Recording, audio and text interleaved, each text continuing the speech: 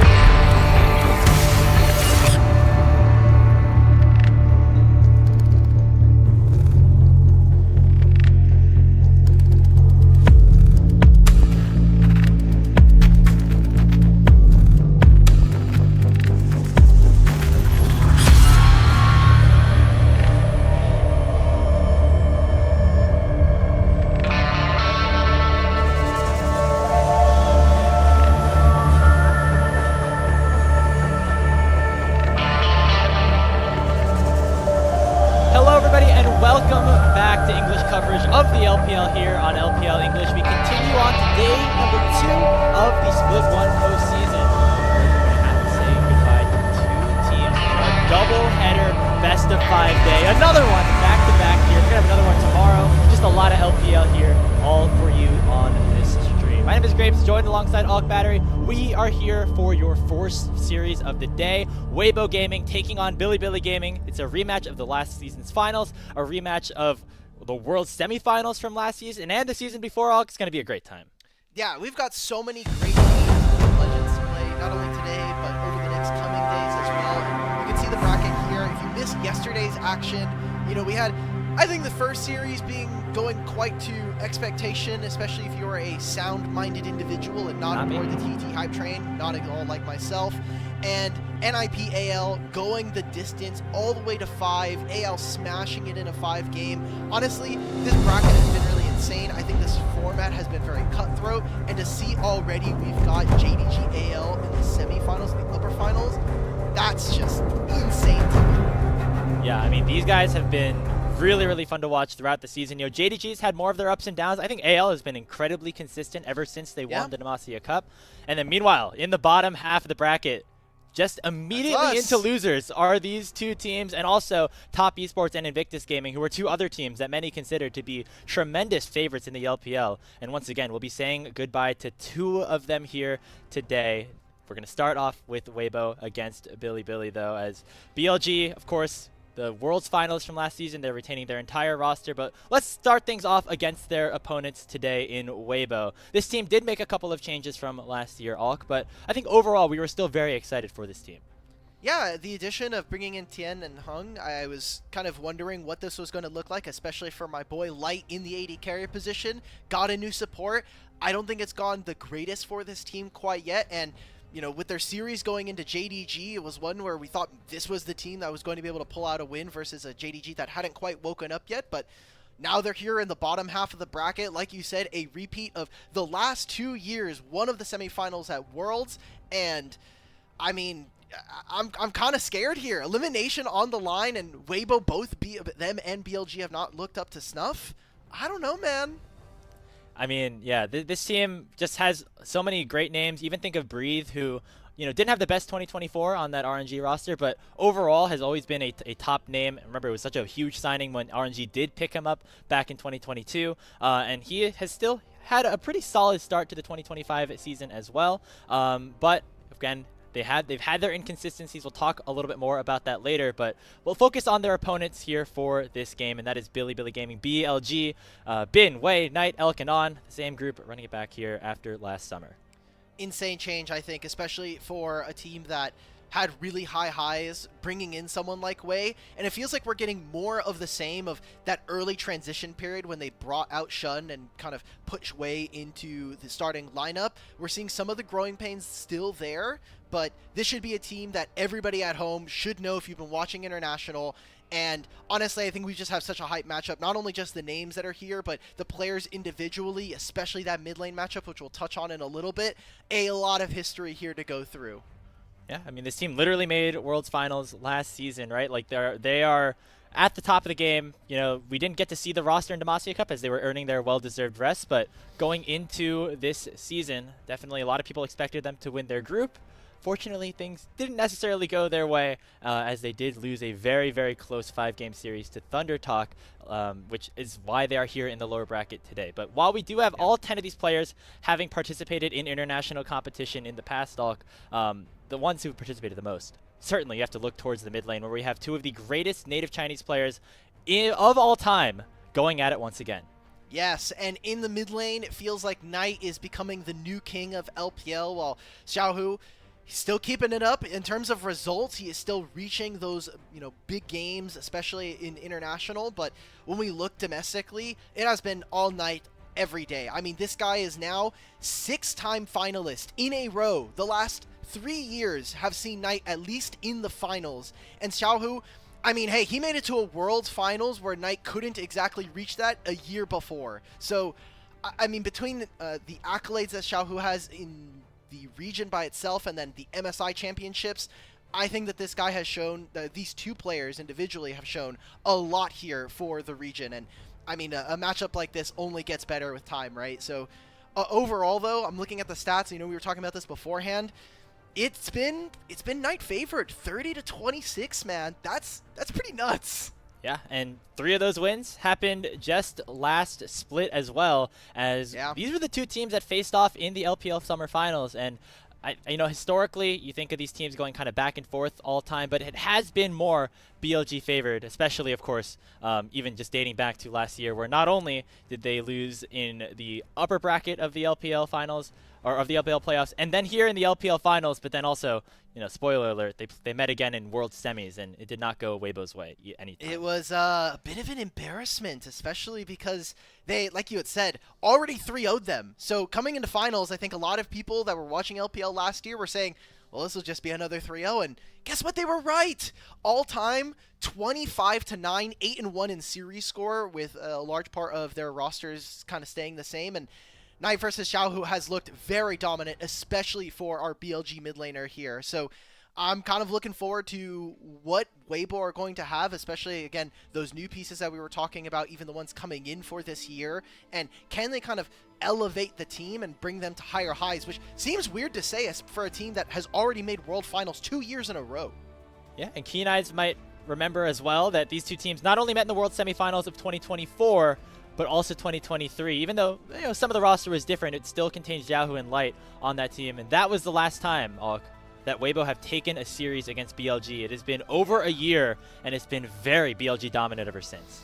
Yeah, the last time Weibo as an organization were able to win a domestic best of series versus this team is 2022 summer. It has been almost 3 years, and the team was a lot different. I mean, Bin was still playing top lane, but Fofo and Doggo were on BLG. There was the Shy and Angel on Weibo. It's been a long time for the side of Weibo Gaming to actually kind of push this team a lot further than what we were expecting. So I'm looking forward to what these two guys can put up, and as you can see from the recent records, it's just been, for the most part, BLG favored. Yeah, and that's a pretty one-sided matchup, especially considering the status and how legendary both of these organizations have become here in the LPL, especially as we have entered the 2020s. And, you know, overall, that is why we are so excited about this matchup. It is a repeat of course, the summer playoffs, the World Semifinals, and everything like that. Yeah.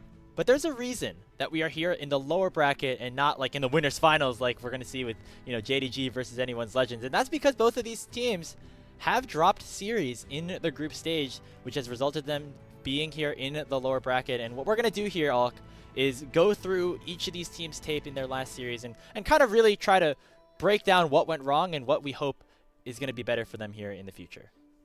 Where we're going to do a little bit of diagnosis here. We're going to try and see if chat can kind of join along with us. If you've been watching the series, hopefully you kind of already know what to expect. But yeah, we can just jump straight in. I know we have some of our presentation points here, so take it away with Weibo.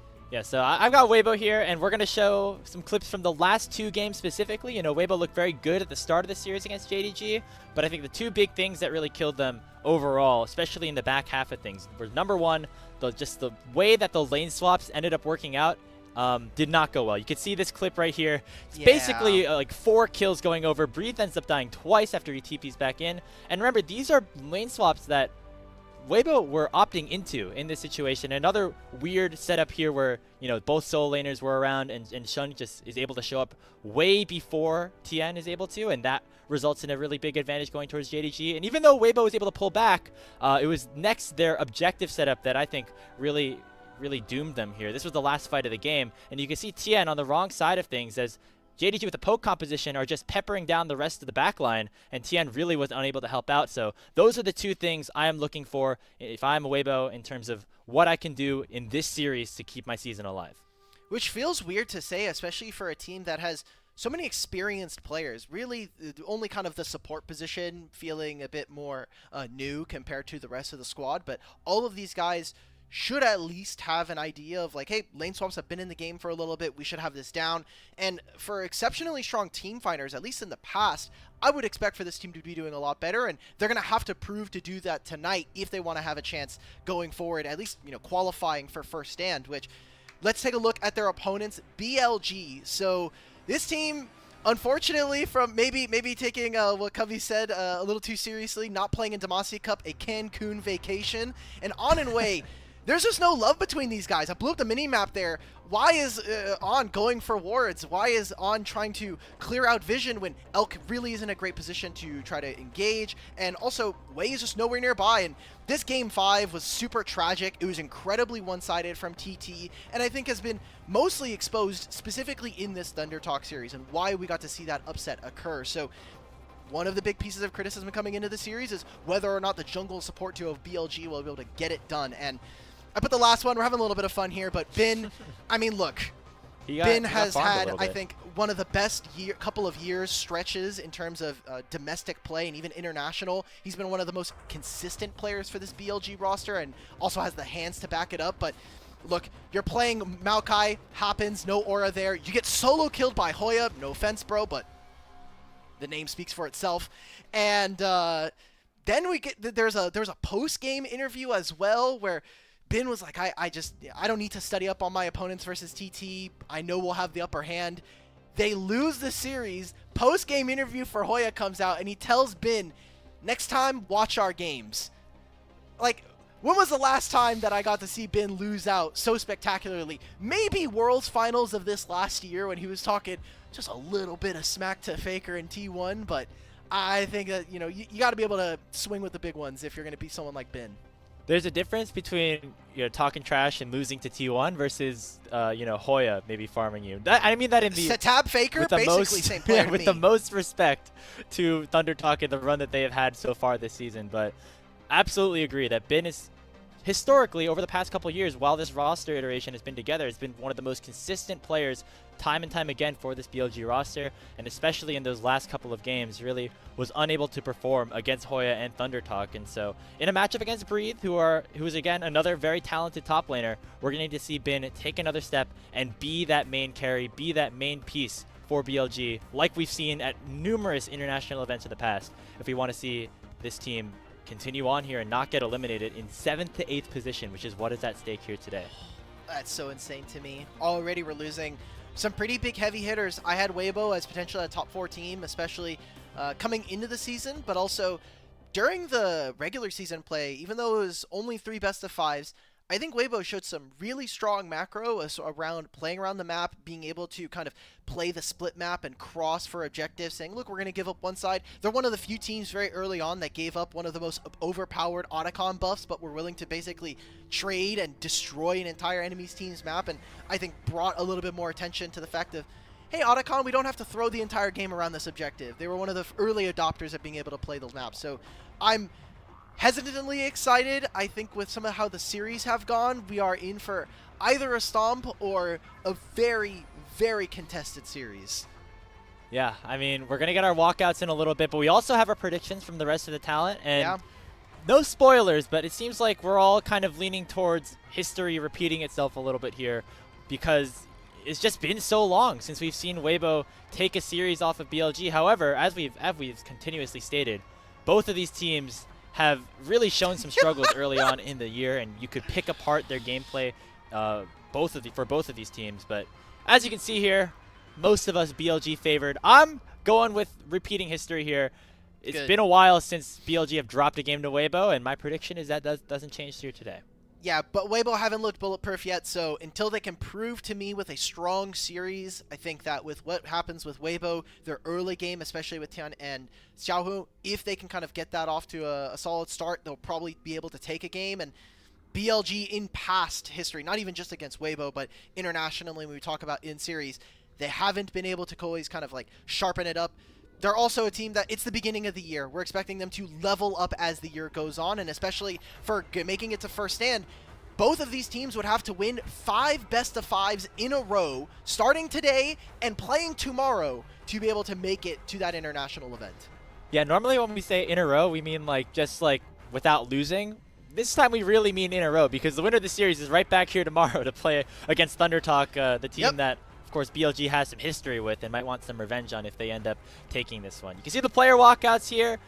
Really, really excited for this best of 5. We talk about BLG running it back. Weibo, they are running a bit of a different roster here, Alk. I mean, bringing in Tien and Hung, as you mentioned, and then Breathe as well. It's going to be interesting to see how they match up against the best of the best.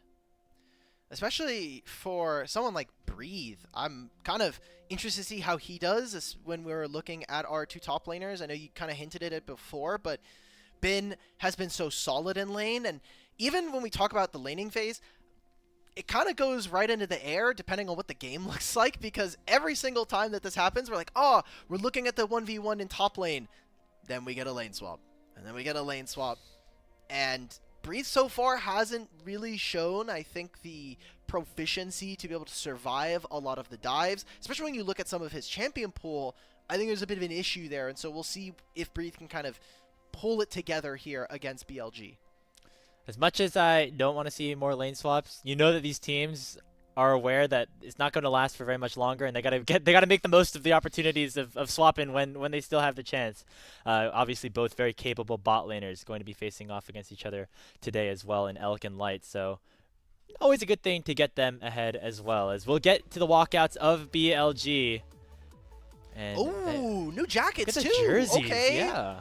Yeah, Slayer is usually the guy that does the fashion fits or fashion wars on here onto the broadcast, but I think BLG's got him here. I don't know. I don't think that they're new, because I remember last year before BLG kind of had like the pink and blue, but it was slightly different colorways. So okay, it does look clean. Bin always, I don't know why every year that they have like a BLG jersey for this guy, I just love it. Bin always looks good in pink for some reason.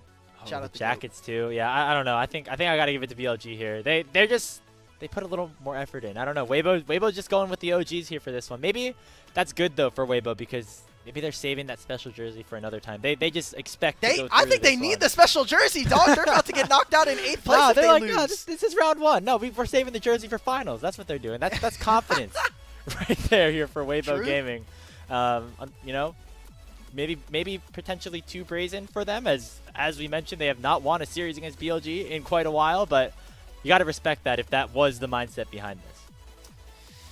They need, I'm going to be honest with you, they need every little bit that they can get in this game, because like you saw with the predictions, unless we get something very exciting going on, I just am kind of, I think that fans at home should be expecting a BLG victory here today, but it comes off of the back of, you know, we were talking about Wei and On not necessarily getting together, and I don't think that that's necessarily the same issue that we're going to be seeing for Weibo.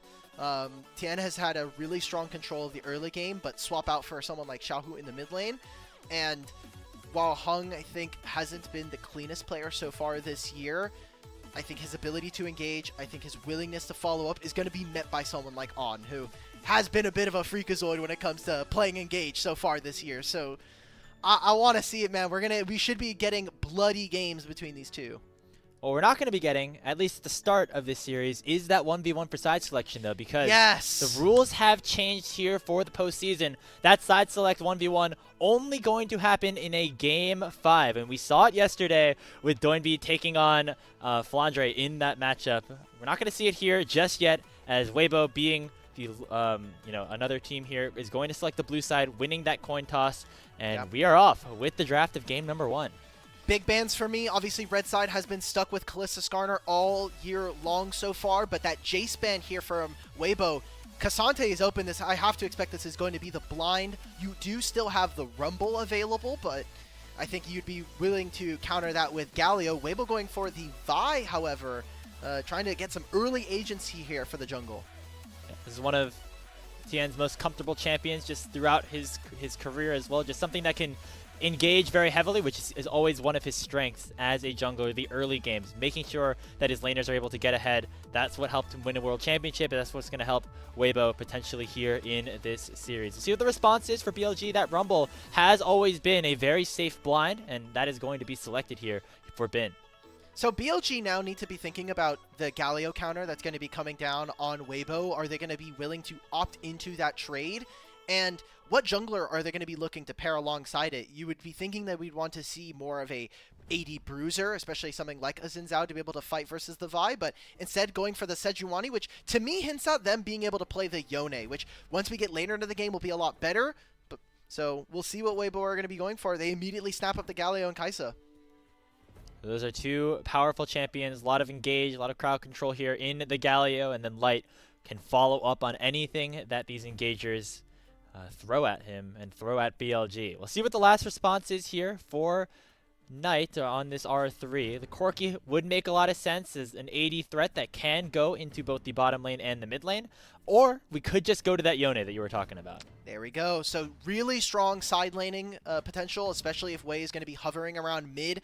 Galio needs to be a bit careful. He'll have a lot of HP early on into the game, but you look at the team fight setup already here for Weibo, and we're expecting an AP Kaisa build later on into the game. The amount of range that they'll be able to do up against BLG. BLG need to find explosive team fights. And as we round out the rest of this draft, what I want to see from Weibo in particular is how they're going to be able to tie in a little bit more damage, specifically from their solo lanes, or are they going to be going for more of those tanks, especially when we're talking about our mid matchup here between these two.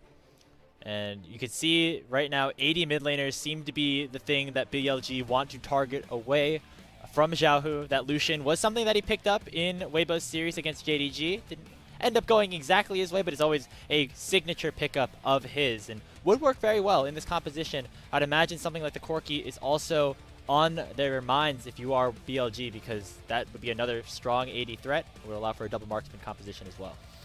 Yeah, what bot laners are we going to be getting here from BLG? We want to see kind of the engage supports especially, and there's not a ton of bans going down towards the bottom lane. I would think that with both of these players really wanting to focus on engage, they're not really privy to some of the range supports, that the support pool will start to get pinched as we get further into the series. So we'll see if that ends up being the case. Last couple bans, more ADs here for Weibo. The Ezreal taken away. It has been a lot stronger so far, especially when we're talking about those first two item spikes. So Weibo are going to be incredibly strong for the first early portion of the game. If they're able to get to 25 minutes, we're looking at 2-item Ezreal, 2-item Yone, and this Rumble. But after that, we're looking at Weibo. They're going to have really consistent team fighting, so maybe a little bit more engaged from the support position and something that's going to at least enhance some of that damage. We're going to need a really strong mid lane blind here from, or not blind, but kind of counter into the Yone coming out from Xiaohu.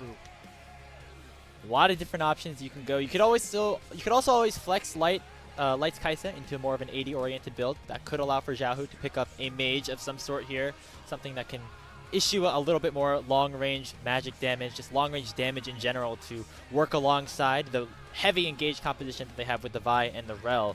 But it looks like instead that Corki is going to be hovered and locked in here for Xiaohu. That means that we likely will also be seeing Light go more towards that AD AP-oriented build, and the response from on the other side is an R5 Alistar. That R5 Alistar just feels so broken right now. Like, I'm playing Alistar into Galio, I've got Kaisa and Corki on top. Like, you can even stop the Rel. I think that on with this Alistar has so much of a burden to be able to help win them this game. Again, early game here for BLG. They have a lot more playmaking tools. Weibo, however, double marksman, higher range, the ability to destroy objectives, especially if we're talking about having double marksman. Weibo are going to be very strong if this game is able to go late. But so we're going to hopefully see from BLG an explosive early game. Just an explosive series I'm hoping for overall here, Alk. Best of 5, again, in that true Fearless format, in the postseason, in the lower bracket. Loser of this series will be eliminated from contention for competing in first stand. We'll have to wait until the split number 2 in order to get right back into play. I know that both of these teams would consider this finish down here at 7th, 8th an absolute failure. Even though it's more of a shorter, more niche split, they both definitely want to win no matter the consequences. Exactly. It'd be a pretty big disappointment. I think we can be honest with the viewers. These are two teams that we expected to go a lot further here in the tournament. Weibo in their series versus JDG, they end up losing that series. They're here now in the lower bracket, and same thing for BLG. That upset, I think, really having to kind of turn up a fire underneath this team. And we'll see which team is actually able to kind of make it past this point, because not only are you going to have to be able to kind of show your best today, but you got to keep going for the next couple days straight. Yeah, another series here tomorrow against Thunder Talk awaits the winner of this best of 5 between BLG and Weibo Gaming. We're on to the Rift for game number 1. Let's get it started. Typical 5-point here. So want to be tracking where these junglers are going, especially when we're talking about our mid jungles. Tian and Xiaohu have been a very exciting duo, and while Wei and Knight haven't necessarily been able to piece it together so far in early 2025, Sejuani Yone is so potent, whether it is in the mid lane or in a side lane. I'm going to be expecting for BLG and wanting to see how they play these outer lanes to be able to grab an advantage, maybe move into an objective, and force Weibo into uncomfortable spots before we get there. Now remember, my little diagnosis here, Alk, in game number 1 is that for Weibo's side, they have not done well in terms of executing on these lane swapped opportunities. They went forward in game number 4, resulted in a disastrous dive of Breathe 2 times over. In game number 5, when they tried to send their solo lanes into mid lane early to get some push, also resulted in them giving up first blood. So we're going to see them try it again, and this time it will be that standard swap. Light and Hung will be around the top side, and they will be matching into Bin unless they decide to overload on the bot side here for BLG. I can understand why we saw BLG not able to cross over the river. I mean, Rel, Kaisa, the 2v2 there is going to be really potent. And knowing that he's not going to be able to do anything in the lane swap here, I think we're already kind of saying, look, we have Rumble mid. Breathe. Breathe. He must have gotten caught out by the bush or something like that. He already has to flash away. Elk has his. Oh Doesn't my want to god. use it. That would have been pretty disastrous if he went down right there. Instead, he's going to look to stick around here. He did start Justice Punch, which means he's not going to either have any wave clear or a ton of defensive abilities here with Shield of Ren as well. Bin actually opting towards coming up here towards the top lane, going to make it a 2v2 with Wei, who has to flash away from the crashdown as Bin will retreat to underneath his tower. All right, happens. We used our flashes, but this does mean that Bin is allowed to catch this wave. Breathe ends up having to recall, so while he caught some of that bottom lane wave, still uses his own summoner spells, which is going to be, I think, an advantage here for BLG. I mean, Bin basically untouched during all of this wave. I'll say thank you to my jungler for doing that. And I mean, look, Tan is on the opposite side of the map. He's trying to cross into this top side. He has no camps to be able to take. They know Wei was up here.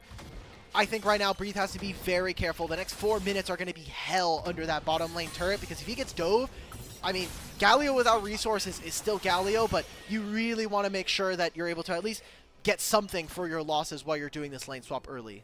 I will say Breathe got not a bad, stick of things, especially after how that early level 1 went. Because Wei went up to the top side to bail out Bin, that means he was not there for an attempted dive once Breathe continued his teleport to come on through. So that means that he's able to farm up some XP.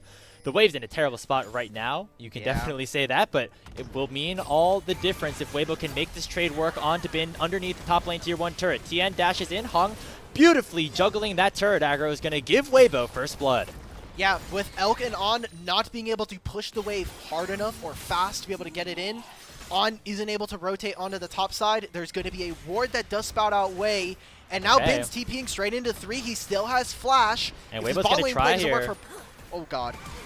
Okay, nice flash away from Bin. Meanwhile, on the bottom side of the map, Breathe is in a little bit of trouble, stuck between turrets. Actually, Bin forces Hung to flash out because he took a lot of damage on that initial dive, and so that is a summoner spell trade that Bin is more than willing to take in that 3v1 situation. On the other side of things, Breathe still alive, although he's losing a lot of minions in XP now underneath his own turret and forced to go back to base. Risky business there, man, because if that bot lane dive, if they're able to either force Breathe or if Bin ends up going down, the opponent team has to be feeling so strong about this. So much focus coming in from Tin on splitting the map here. He's going to be having his entire topside quadrant and taking waves, while Wei, focus on the bot side, hasn't really been able to, he's been really focused on getting some of that farm and clearing some of those camps, but I mean the effect on the map, Tian got first blood, but again, first blood, not all that useful now, considering we have the feats of strength. If he's able to repeat this onto Bin, however, maybe there's some early plays, but I mean, like, we've got grub spawning in a minute. That's going to be the kind of timer that I'm looking at so early on. So it's a summonerless Bin for the next few minutes, and that'll coincide with when these grubs will spawn around the top side of the map. And so BLG keeping their top laner up here does make sense for the time being, as like, on the other hand, Light and Hung still going to stay around there as well, as we have reached the point in the game where the defenses on the turrets are now gone in both top and mid lane. That means that both sides will be able to trade things rather evenly, as we still see Tien just really hovering around this top side. Yeah. With grub spawning in 30, I think it is interesting that we're seeing BLG put a lot of focus towards bottom side, and the fact that they haven't rotated their team. We talked about early how in a side lane, this Yone is going to be very potent, but I would expect for them to be focusing the grubs so that they can empower this champion, but with an early objective need to try to get dragons, maybe they kill Breathe here? Yeah, looks like he's taking a lot of damage here. The taunt not going to do anything to deny Wei, and picking up the first kill of the game here for BLG. Trade on the other side of the map as Tien, under the overheated turret, nearly goes down, but Light's able to pick up a kill and get Weibo back in front, 2-1. Another turret plate here, and while it is the trade going over to the bottom side of the map, Breathe there only trades this. I mean, he's level 4.5. He's full level over his opponent. This will also be grubs going over to Weibo, and while BLG are able to grab the dragon, I will say again, we wanted to see BLG with some early explosive gameplay, them being able to hit their first item power spikes. Weibo, however, have been able to, I think, play this so well early on, and BLG not necessarily punishing, so the game is incredibly even, but we want to look at Weibo as the game goes on. 3 items, I think that they're going to be spiking incredibly hard.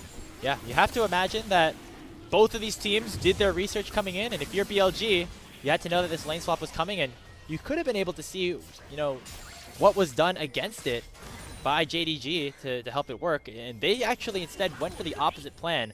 When the lane swap happened in game number 4 against JDG, what JDG decided to do is just overload the bottom side, send all 5 down bot, and pick up a bunch of kills, and that worked very well. This time it was more of a bail bin out situation here for Wei, and so far it has not gone as well here for BLG. Weibo in a very, very solid game state right now.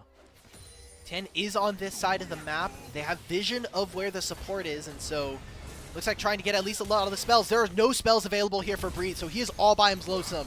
Yeah, flashes away here from the headbutt, but the pulverized lands all the same. Way underneath the tower is still level 6, and with that Glacial Prison should be able to take down Breathe once more. Kill score has been evened up, and however, a lot of both of those kills have gone into the Sejuani, which is maybe not the best place for it.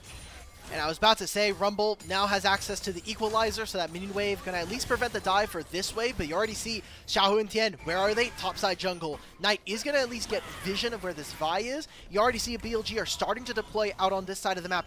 If they're able to win this fight, you have to imagine you're looking at some of the summoner spells here. Bin's Flash is coming up in the next few moments, and with Herald spawning, or the grub spawning in 2.5, maybe there was another play there, but Tien doesn't want to get collapsed upon. None of the members of Weibo are there and has to expend the flash. So that could be something that BLG are going to be looking for, especially with a lot of ultimates up and available. So you look around at the gold right now. BLG have a slight edge, and a lot of that is towards the top side of the map as Wei with the kills, and then BLG Spin with just the farm advantage also has about a 300 gold lead, despite both him and Breathe at 0-2. But that's okay if you're Weibo, honestly. If you're Galio, you don't need too much economy in order to be useful in these later game team fights, and so this is what Weibo opted in for when they went for the swap. They would be okay with Breathe falling a little bit behind if it means that Light and Hung are able to get out in front, and what's going to matter now in these next couple of minutes, Alk, is what Weibo do with this strong double marksman composition and with a Vi who has a little bit of damage as well. Especially looking for when this next spawn of grubs occurs in about 2 minutes. It's all about the setup here. 1.5 minutes. You already see supports moving on forward. On is going to be late, so no deep wards are going to get placed down in the favor of BLG. Knight was covering this topside wave, and they kind of rotated some of the members over, trying to leverage the teleports between the 2 top laners here, especially with the fight that's coming in a minute's time. Weibo so indexed on trying to get some of these turrets already. A lot of demolish procs going down, and that's 4 plates here from the top tier 1, so a lot of gold going over to not only Light in the early game, but now trying to accelerate Xiaohu on this Corki. Yeah, so getting a little bit of gold into both of these marksmen going to be big. Xiaohu does have his teleport, so despite him still being out on the map, he'll be able to come back in time for that grub to spawn if necessary. Looks like he wanted to go for another wave, but knew better of it, especially with Hung going back to base, and so instead opts to back out and reset for this next potential fight. I will say, though, take a look at the minimap right now. Tien is on the bot side of the map clearing out the Krugs, and so looks like BLG might be the ones who are able to get to these grubs first. They may have made Corki more of an AD champion, but oh, wait a minute. Okay, Knight coming in with the Killer Instinct, actually blocking out the Fate Seal. Knight has to flash away, And no summoner spells burned on the other end for Light. That's an absolutely great trade for Weibo. Wow. I think our two mid laners there were like going blow for blow. Knight saw that Xiaohu stayed for another wave, and he's like, you know what? I can do the same thing here too. So losing the flash, losing the ultimate here, I think BLG are going to be a lot weaker for this fight. I don't know if you necessarily want to be able to contest. You do have Heartsteel done here for the Sejuani, but if you're really trying to play on your Sejuani's item power spike, I don't necessarily think this is going to be the fight that they're looking for. No, they're sending it. They're just giving, they're not able to do this. I mean, Breeze should be able to move. He's still pushing the bottom lane wave over. Tien's not in position. Weibo, they got a free start to the Herald or to the Grubs here, and they're going to show up late to the party. They're going to lose all these Grubs. Yeah, no flash, no ulti on Knight, and they still decide it's not the fight that they want to go for Weibo. They're instead just going to let Breeze farm plates on the bottom side. Bin is going to teleport down there to negate that, and now the Glacial Prison comes out, and Xiaohu nearly went down for that. So BLG essentially getting those Grubs for just the price of a plate down bottom. Kind of feels weird. We'll see if they're able to get more off of this play later, but stopping those Grubs, another feat of strength that is kind of stopped from occurring, at least early on. Next kill is going to give us our Warfare, and maybe it's up here in the top side, but everybody's in this area. You see that Tien and Hung in position, Wei and On are taking control. Oh, Hung, he tried to go a little bit too aggressive, and he's going to pay for it with his life. The Ignite is ticking from On, but Wei is going to pick it up, claim that feat of Warfare, and go on a killing spree here for BLG. But what else is getting done on the map here? Because aside from our 280 carries kind of sitting in mid and pushing out waves, all it is going to buy a small amount of time on the map for BLG to take some objectives. Looks like for Wei, it's going to be him taking that top side scuttle and then moving down into the bottom side. But we need to see BLG advancing the game in more meaningful ways, whether it's them being able to sneak a turret on a side lane or kind of get a sneaky kill that opens up one part of the map. Because, again, we are looking at Weibo. First item complete here for Light. Xiaohu's done to getting his Trinity Force almost online. Tien has the Sundered Sky. All of these items are going to be a lot more important as the game goes on. And for Weibo, for BLG, sorry, they're supposed to have this huge spike on 1 and 2. I mean, Trinity Force Ezreal, that should be the one we're looking at, especially with Knight here on this Yone. And they just haven't really been able to piece it together, so still waiting to see BLG Sleeping Giants. Now Hung looking for maybe something here on to Knight, but instead just going to try to get that Demolish proc down and secure that first tower of the game for Weibo. So kills over to BLG, tower over to Weibo. It'll be up to the objectives to say who can claim that feat of strength, and BLG looking to claim it right here by taking it down this Cloud Drake. If they pick it up, it will be theirs, and it's going to belong to them unless Tien picked up the steal. He went for it, but was unsuccessful. And I'm surprised, too, because he went over the wall. That's that moment as a jungler we were like, whoa, hey, wait a minute, wait. Do I have to use Flash to get back over the wall? Weibo have not been on the ball, and that, I think, comes off of the back of Hung dying on that top side, right? With the support down, you can't exactly push for vision down into the bottom side of the map, and Weibo are starting to slip in terms of objectives. They are a team that, I mean, really, in the early part of the season, I think works so well between this 2v2 and the jungle and mid, but Tien has kind of been waiting to look for angles. He's been farming up, and that I think was also a symptom of a very problematic season a couple years ago for Weibo, where Xiaohu in the roster were a team that didn't do very much in the early game.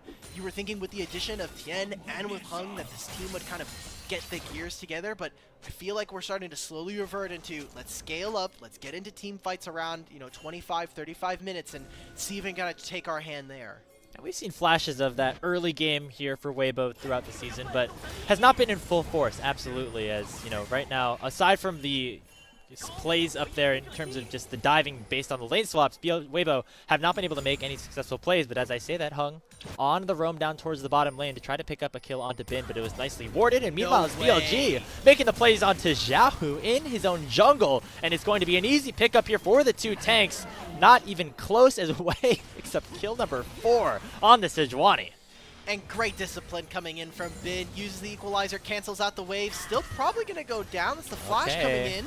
Yeah, and it's going to be followed up here by the Killer Instinct. One more auto, and Hung's going to pick it up for himself. So the trade is made on the opposite side of the map. And while Knight gets his own fair share of the top lane tower, looks like overall going to remain rather even here for both sides.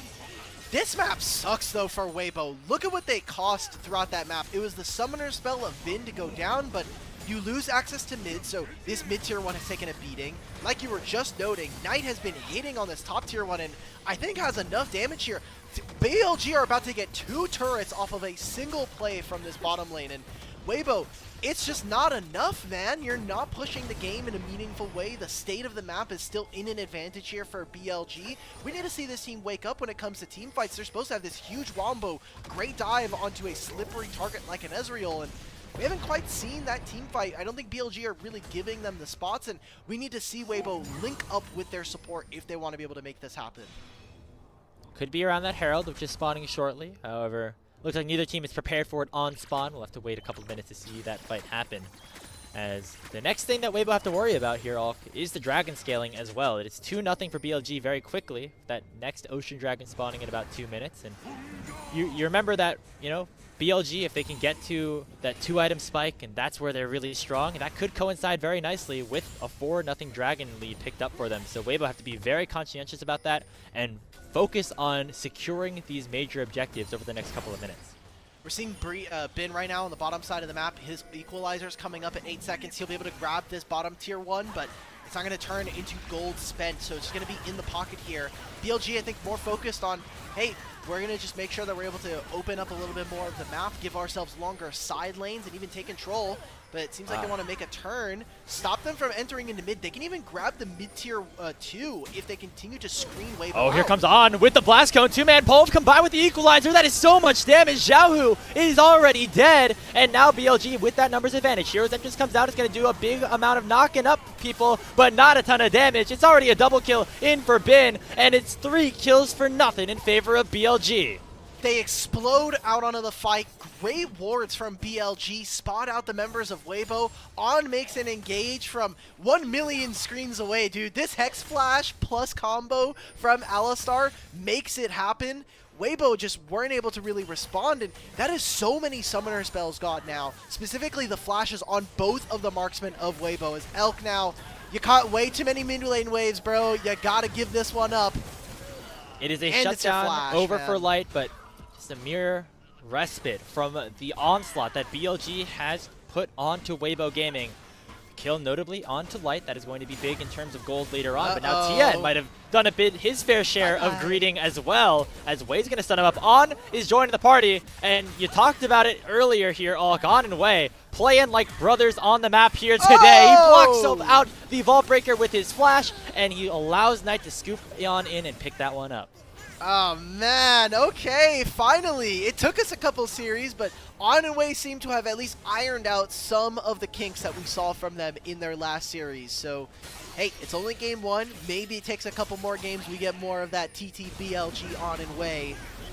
But for the time being, BLG, they're going to continue to destroy this game, man. They're doing great right now. 100% kill participation, and it seems to really be those two basically contributing almost everything to these plays here, whether it's in terms of engage or even damage. I mean, those Wei and On together, despite being just like an Alistar and Sejuani, have been able to do so much on their own. You can see here for On, who's having a great game so far on the Alistar, just immediately pushes the go button onto the 2 marksmen. That Blast Cone, again, that ward that's in the blue buff kind of gave them some vision of the Weibo members, and then just taking the Blast Cone plus the ability to just go right in. I mean, this Galio ult is just too late. The members that were in the middle of the fight were already taken down. The Galio just jumps in to immediately get taken off the map, and just feels like I think the quota for this game is just going to be, we're staying around for one too many objectives, one too many plays here. We are tempo killing our game. It is, you know, the 1 mid wave, the additional top wave for our 2 mid laners. Here it was a Scuttle Crab, so I'm not a jungler, but I get it. You know, the Scuttle Crab is a very tasty treat, but ends up blowing up another kill here for BLG. I mean, I guess, but not like right after the Rift Herald goes down. I mean, especially after Light went back to base. He got the objective, man. That's all that matters. If I also got the Scuttle, I'd be like, look, worth. Got mine. Right, we're from North America, so that's what we believe. So. True. This is an English commentary broadcast, so we got no EU folks, at least for right now. Our second series changes just a little bit, but as we get into this game, we have a little bit of time. We have Otacon spawning now. Maybe there's a fight on towards the top side, but with where everybody else on the map, doesn't seem like we're going to get too much action.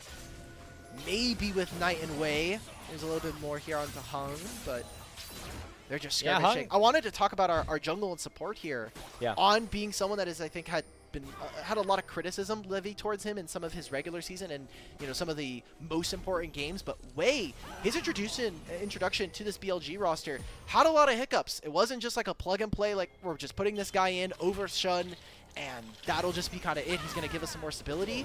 He has, I think, really leveled up this team.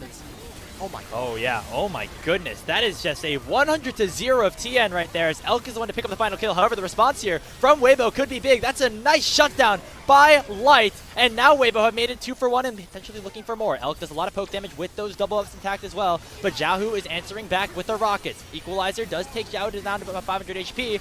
The big taunt onto Knight. That means he's not able to go any further. Shifting forward is Elk to try to land one more arcane shot, but is unable to do so as BLG will head back with Weibo actually picking up the advantage there in terms of kills.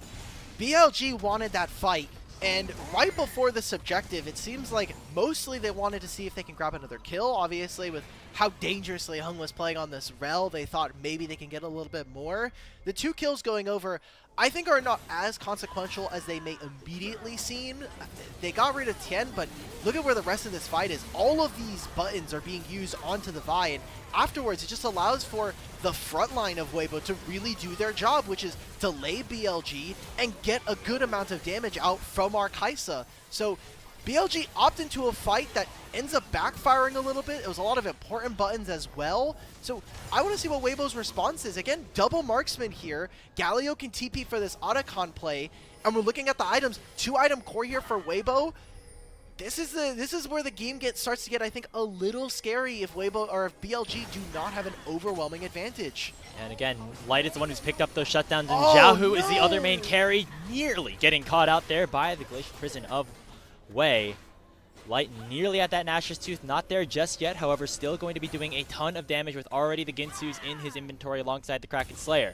Otacon around the top side right now. Got aggroed a little bit here by the Prey Seeker, but I don't think any team wants to start it up just yet. It's going to be vision clearing right now for Weibo, and now they will go on to hitting the Otacon. Oh, look at this. Breathe has an insane but he's flank spotted. here. He sees Wei. Wei will now get spotted after the pink had been moved. So they're going to collapse Spending into the a lot of Galio time. The Otacon's been instead. taken. Yeah, his Otacon is down. That is the revives available here for Weibo, and that will certainly be something that Bin will utilize. But on the other side of the fight, it is Weibo stacked up as 4, and Light picking up yet another kill onto Bin. On goes in with that Unbreakable Will. A huge ultimate coming in from Knight on the Yone, but it does not matter because Light is still untouched, and there are rebirths in for Weibo. Can Light finish off another kill? He got so close to both Wei and On, but he will go back into the fountain. But things go very well for Weibo on that play. They get a ton more kills onto their AD carry, as well as picking up that Otacon. Yeah, the Otacon buff is great for them. I think the more important part now here is Weibo should be in a good spot to contest for this next dragon. We haven't touched on too much of the dragons with how kind of slow action this game has been, but that'll be soul for BLG if they're able to grab that. I take a look at this Otacon. I mean, Breathe buys so much time on this backside. He's with Elk and with Wei. And while the engage here coming in from Weibo is awesome, I think the fact that this engage from On and Knight, it just buys so much time. It wastes a lot of the clock here for Weibo. The follow-up as well. The dragon's taken by Weibo, but BLG, they want to keep going.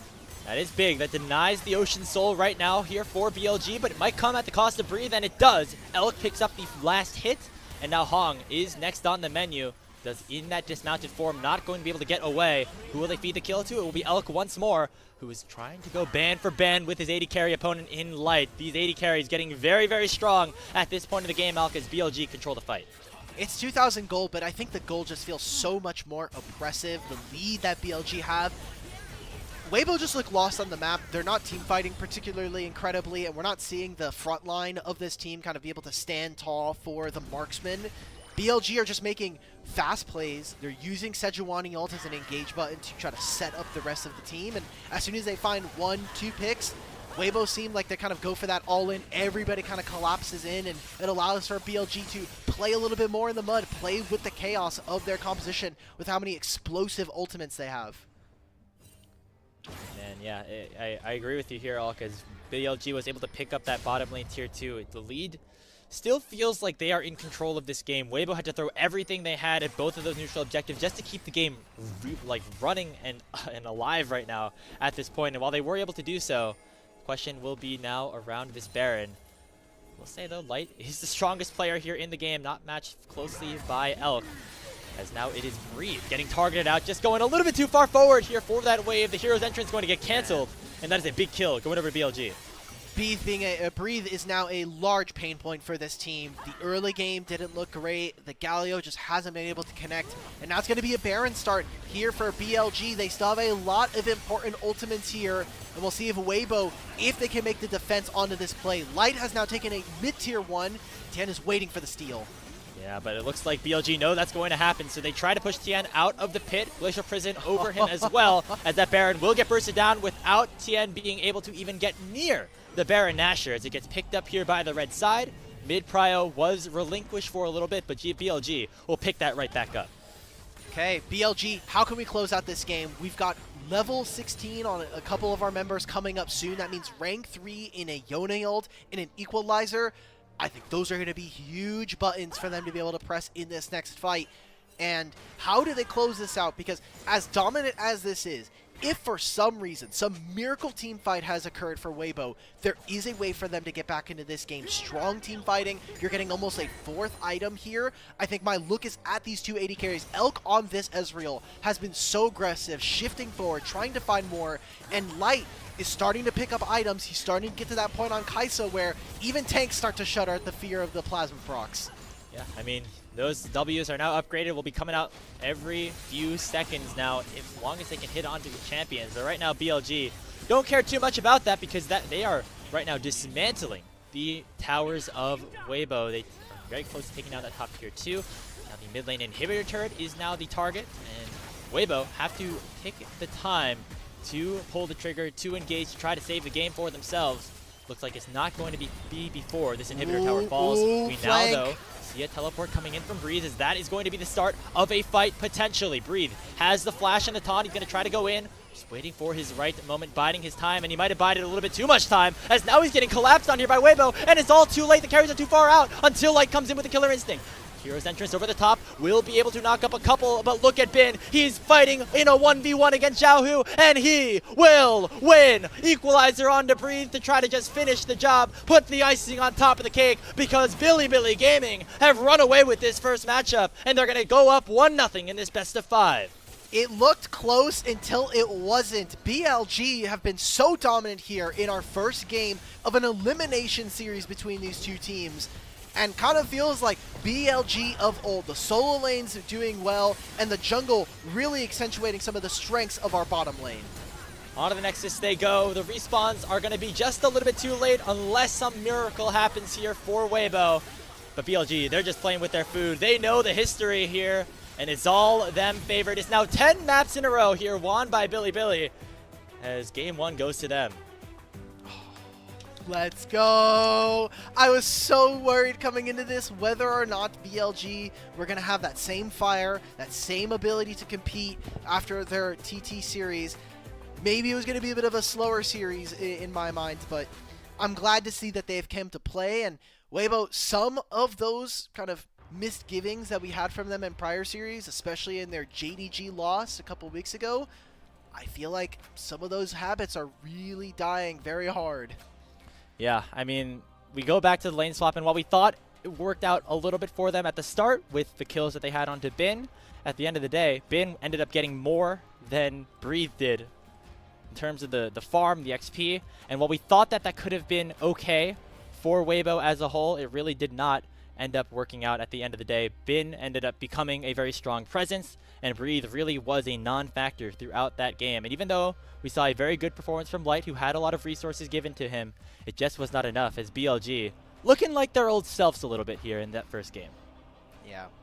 It felt weird when we looked at the lane swap. Again, like the fact that Breathe had to teleport immediately after walking into the lane versus Ezreal Alistar.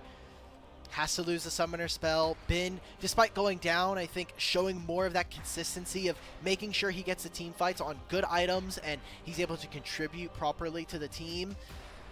It just doesn't feel like Weibo really kind of pulled the trigger. I know that we got to see Tan on this vibe, but I don't feel like we had a lot of great ultimates. We didn't see him connect very well with Breathe either.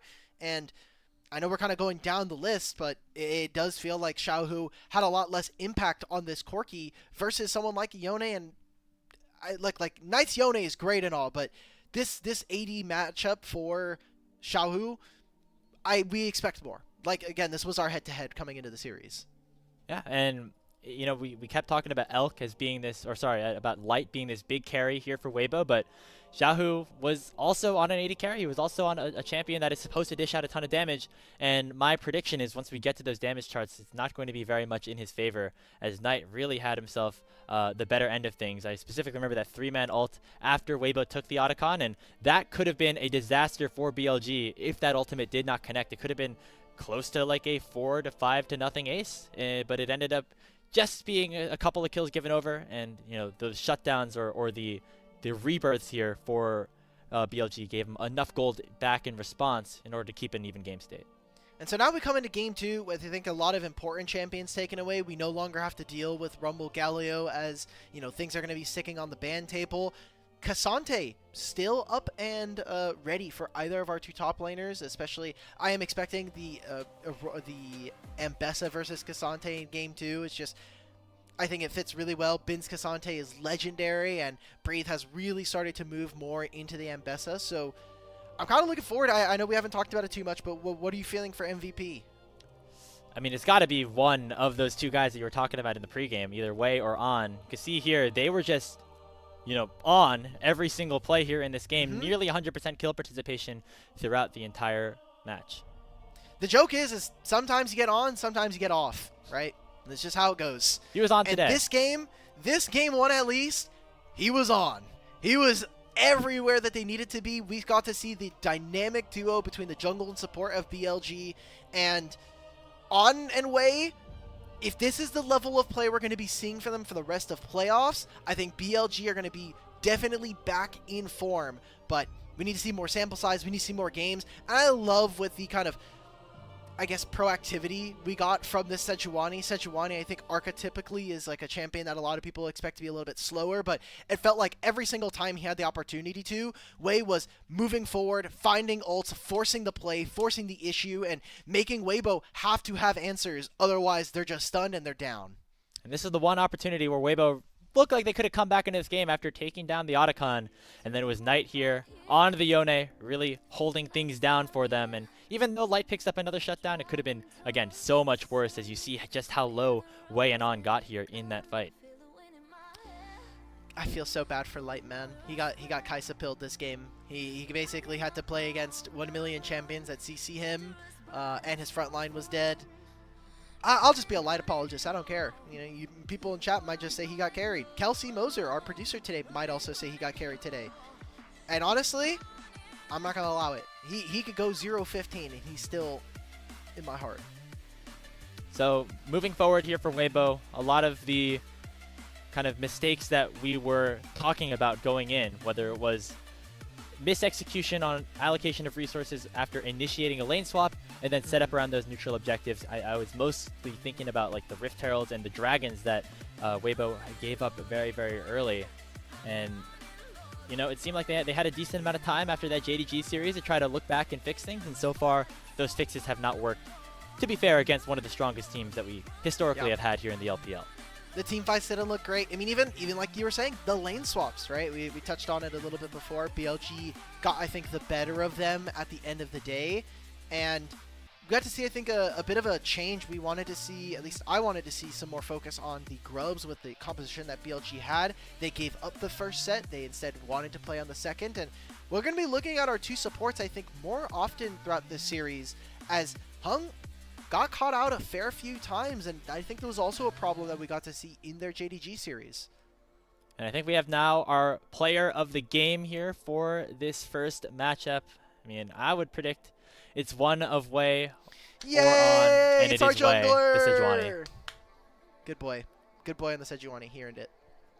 Very, very nice. And we'll see if Wei and the rest of BLG can build off of that performance here in game number 2, or if Weibo have some sort of answer. We're going to take a short break, but before we do so, we want to Give a big thank you to all of you who are watching, and we are extremely grateful to our Coffee and YouTube subscribers who help level up our show. A lot of the initial payments go into upgrading the broadcast, but also a huge bulk of it goes to pay on-air talent and content creators that make the LPL English stream possible. You can subscribe to our Coffee that is linked in the chat below to unlock perks like early access to content and the ability to ask interview questions for our unique on-site interviews that we'll be getting a little bit more later on in the playoffs.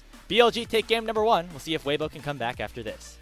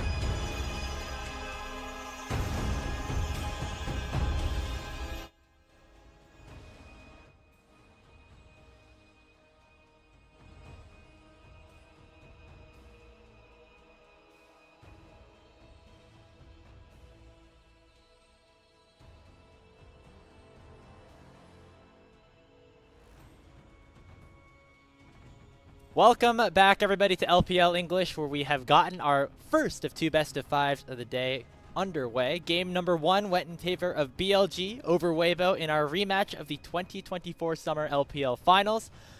And again, just the stakes here. The loser of this series already out in the first round of things. The winner, a matchup against Thunder Talk tomorrow.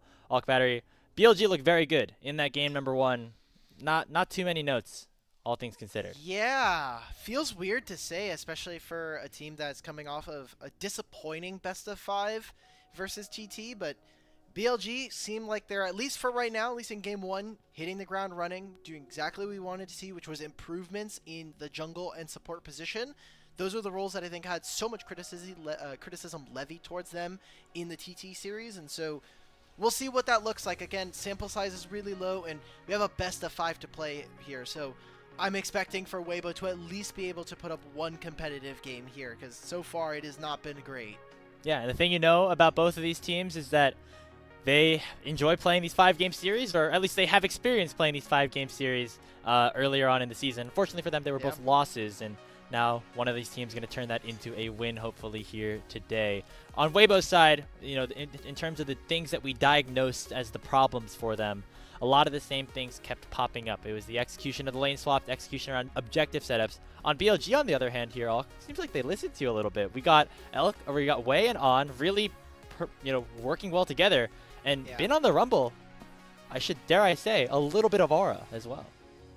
I don't think he did much that game. Nah, he survived he killed survived the top dive. He killed Xiaohu right and then pressed his Zanyas after. That was an aura okay. button. He kind of owned him just a little bit, but I definitely agree with that first part. They must have done some training exercises together. Maybe they put them they tied their ankles together. Yeah, or like stuck them in a room. Now you guys have to do an obstacle course with each other, something like that, because the brotherly love between On and Wei is surely getting on right now. I love what we're getting from them in the first game here. Hey, in game. Okay. It's fine. I'm excited, because if that is going to be the BLG we get for the rest of the season, then I think BLG fans can get back in the chat and start being, we're the top dogs, we're the best team in the league. They can be a little bit more proud about the squad after a disappointing group stage end. And, why shouldn't it be the BLG that we're expecting, right? This is the team that made Worlds Finals, won the LPL last split, has clapped Weibo a bunch of times in the meantime throughout 2024, right? A ton of times, actually, yeah. This is the team that we have expected to be the favorites. They've made it to internationals over the past 2 splits. They've, of course, won those last 2 splits in 2024. And the expectation for this team coming to 2025 is we're going to repeat a lot of that. And the deviation from that was that last series against Thunder Talk, but it looks like they're right back to their successful ways now that they're in the playoffs. I mean, everybody knows, if everybody remembers that 2023 semifinals, BLG were heavy favorites. The finals was supposed to be BLG versus whoever made it out on the other side of the bracket. T1 made the run against all the LPL teams. And Thashai, he had one day of being Bin's father. Yep. And then he went straight back to losing custody. He did not do much after that. He got completely bodied by Zeus in grand finals. And then ever since, Thashai has been just collecting checks to get owned on the Rift. But today, or at least in that series, it was the case. Don't know if we're going to get a repeat of that here today, just because I think what Breathe has shown so far is, like you were saying, he's a competent top laner. I think he has always been one that has kind of stuck around some of the top rosters, and similar into a vein of a player like Ala, I don't think necessarily gets a lot of the credit that he deserves for some of the play that he's put out. Yeah, I think that's because a lot of the time the highs that they have reached have come domestically and maybe not as much internationally. And maybe that's because of the rosters that they're on. Breathe was kind of in elo hell a little bit last year on RNG before, getting picked up here by Weibo. But now with that opportunity on a roster that was, again, also supposed to do very well, this is really his first opportunity in a couple of years to prove that he belongs in that top echelon, in that conversation. You think sometimes in the camp over at Weibo that Xiaohu just is like, hey man, I think you could do this better in the top lane matchup. It's been a couple years, but you think that's the case? Yeah, that happens? He remembers. I will say, I would be surprised if that is a thing going forward. But we saw him with the Lucian pick a couple weeks ago against JDG, and that was a pick that he consistently whipped out in the top lane. So you can tell a little piece of him still thinking about those days. Xiaohu's helping him with the Gnar matchups. He's helping Breathe with the Gnar matchups at home. He's like, hey, look, I'll get you at the practice here. So we're heading into Game 2 draft here, and Weibo, again, on the blue side after losing. They're sticking with a very similar style of bans, but this time Nocturne hitting the table. Yeah, and the standard Skarner Callista on the other side as well. Poppy taken away from BLG. That is a pick that could flex a bunch of different ways on that team. We'll see what the final one is here. It'll be an Aurora takeaway from Xiaohu, as still a lot of powerful picks up on the board right now, notably some big junglers. The Xin Zhao was something that you were hoping to see last game, but maybe as a response to the Vi, this time it's going to be picked blind by Tien. Yeah, especially when we've been talking about, I think, some AP junglers. I thought maybe this would be another game where we could start to see that. There are some AD champions, but Corki and Yonegon, I guess, really disincentivize a team from going for an AP jungle here. So, I mean, Varus, Ashe actually got a buff on this patch. We're playing on 15.1.4, so this is a buff this patch. And no Cassante so far in this draft, which feels so weird. Now here with the Ambessa being hovered, if this is locked in, I am expecting for Weibo on the 2-3 from red side, pick up your Cassante, and then you can pick your pick of the litter, because you talk about AD junglers now. There's no Vi, there's no Rel, there's no Nocturne either. I think backline threat is going to be really, really at a premium here coming into this second game. And so it will be the Ambessa. It seems like Wei was aware that those are the two picks that most people were expecting him to go for. And speaking of, that Cassante most likely going to be the response here for Breathe. And it'll be Bin getting the Ambessa side of this matchup with a little bit more aggression, especially later on in the game. Light going to be locking in that Varus. That is another, pretty signature pick of his, as he will be piloting that one. A lot of physical damage so far in the draft for Weibo. I thought maybe if we're going to be seeing a jungle, I think that's going to be our focus in the back end of the draft here for BLG. If you're Weibo, I'm thinking of bands like a Wukong and similar to the Viego that we saw got hovered here. BLG finishing out their first phase of draft with Ashe Braum, so a lot of great setup and utility coming in from this bottom lane. I'm looking at what junglers can Wei play here that are going to really kind of be able to leverage the power of this 2v2, and what are Weibo going to be choosing in the support position to be able to kind of handle this bot lane matchup, or are they going to try to duck this with a lane swap? Yeah, the Ashe Braum, always a prevalent lane. You can maybe get around some of that with a poke-oriented Varus build, if that is the direction that Weibo want to go as we enter the second phase of bans. Wei going to be the target here. His Zyra is something that has been picked up a couple of times, most notably last summer. But I think right now for Wei, I would expect a little bit more of a utility-oriented champion, and just giving a mage over to Knight as well to round out the composition. If we get Knight Syndra again, I'll be happy. I love watching this guy play. He's one of his most favorite champions. Obviously, I think a lot of the people who are watching LPL will probably remember that 2023 split with JDG. Knight Silas, Knight Syndra. These are two champions that I would just love to see him execute on. And okay. Wow, we may have gotten Shun out of the roster, but you just can't take the Nidalee out of BLG, dude. Yeah, I mean, this was a pick that they used to play when they had a different jungler on their team, and we've seen Jun whip it out a couple of times here this season on JDG as well. It's a pick that has been rising a little bit more in popularity, going to be matched up against Tien Xin Zhao, as look at a rise here on 4-5 for Weibo, going to be picked up blind. Don't expect too much flexing around there. That is most definitely going towards Xiaohu.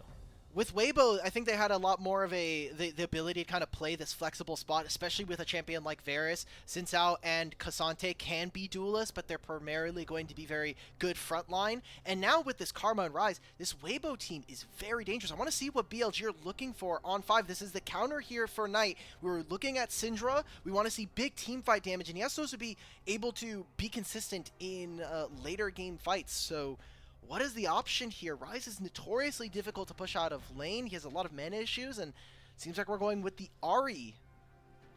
There's a pick that Knight played a lot of last season on BLG's very, very successful 2024 roster. As a little more skirmish heavy, I would say, overall for BLG in that mid jungle. The 2v2 going to be very impactful in terms of the early game. Once Knight hits level 6, using that Spirit Rush to go around the map, control areas of Summoner's Rift alongside Wei. Where on the other side for Weibo, it seems like with their mid jungle, especially with Xiaohu on that rise, they're going to be doing a little bit more scaling, a little bit more split pushing potentially. This is another game where we see BLG have to have an explosive early game. Nidalee, Ashe, Ahri, all of these champions are going to be great at being able to open up a fight with one pick, maybe force some summoner spells, get a kill to start off an objective. But you look on the opposite side here for Weibo, and you have a Varus who can opt for either the poke build or the on-hit build. Both are going to make him tanky or deceptively have a lot of more HP in different ways. And with this rise in Karma, they're just accentuating some of the low range but high damage potential, and as fights go on, they're going to be more advantageous. So another game where we're looking at BLG having to hit the ground running here, while Weibo want to look towards a 35-minute game.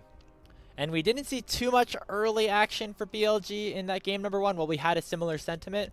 They were biding their time a little bit, especially with that lane swap that Weibo initiated, in order to make sure that when the time was right, they were able to team fight successfully. Skirmishing, of course, going to be a big factor of this one as well. Especially looking at once these players hit level 6, around that first grub spawn, that's where I think things get a little bit spicy as we are on to the Rift for game number 2. BLG took game 1. Weibo looking to respawn, make this a competitive series, and avoid another fate like they suffered in 2024. Early on, do expect that BLG would have a lot more damage early.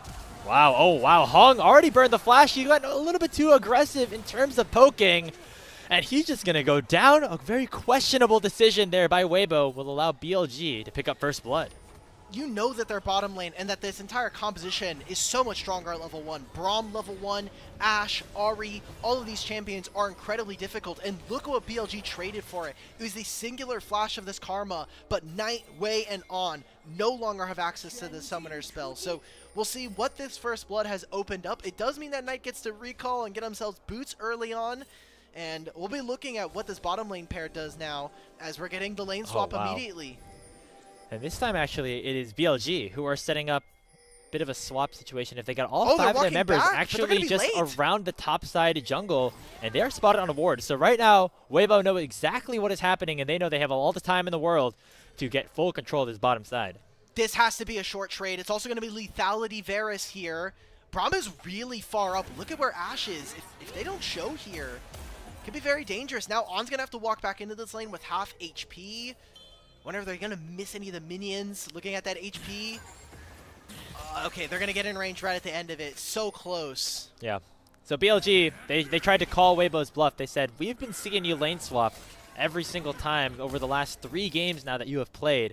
And so they tried to match up by sending Elkinon around the top side, but smart of them to not fully commit to that play and instead giving them enough time to, while lose out on the push, at least get all the XP of these minions here, as level 2 has now been hit up by Light and Hung. Already a heal burn to try to just root down On, who remember does not have that flash from level 1. Could be in trouble. One more auto from Hung is not enough as the potions are healing On up all the way back to base.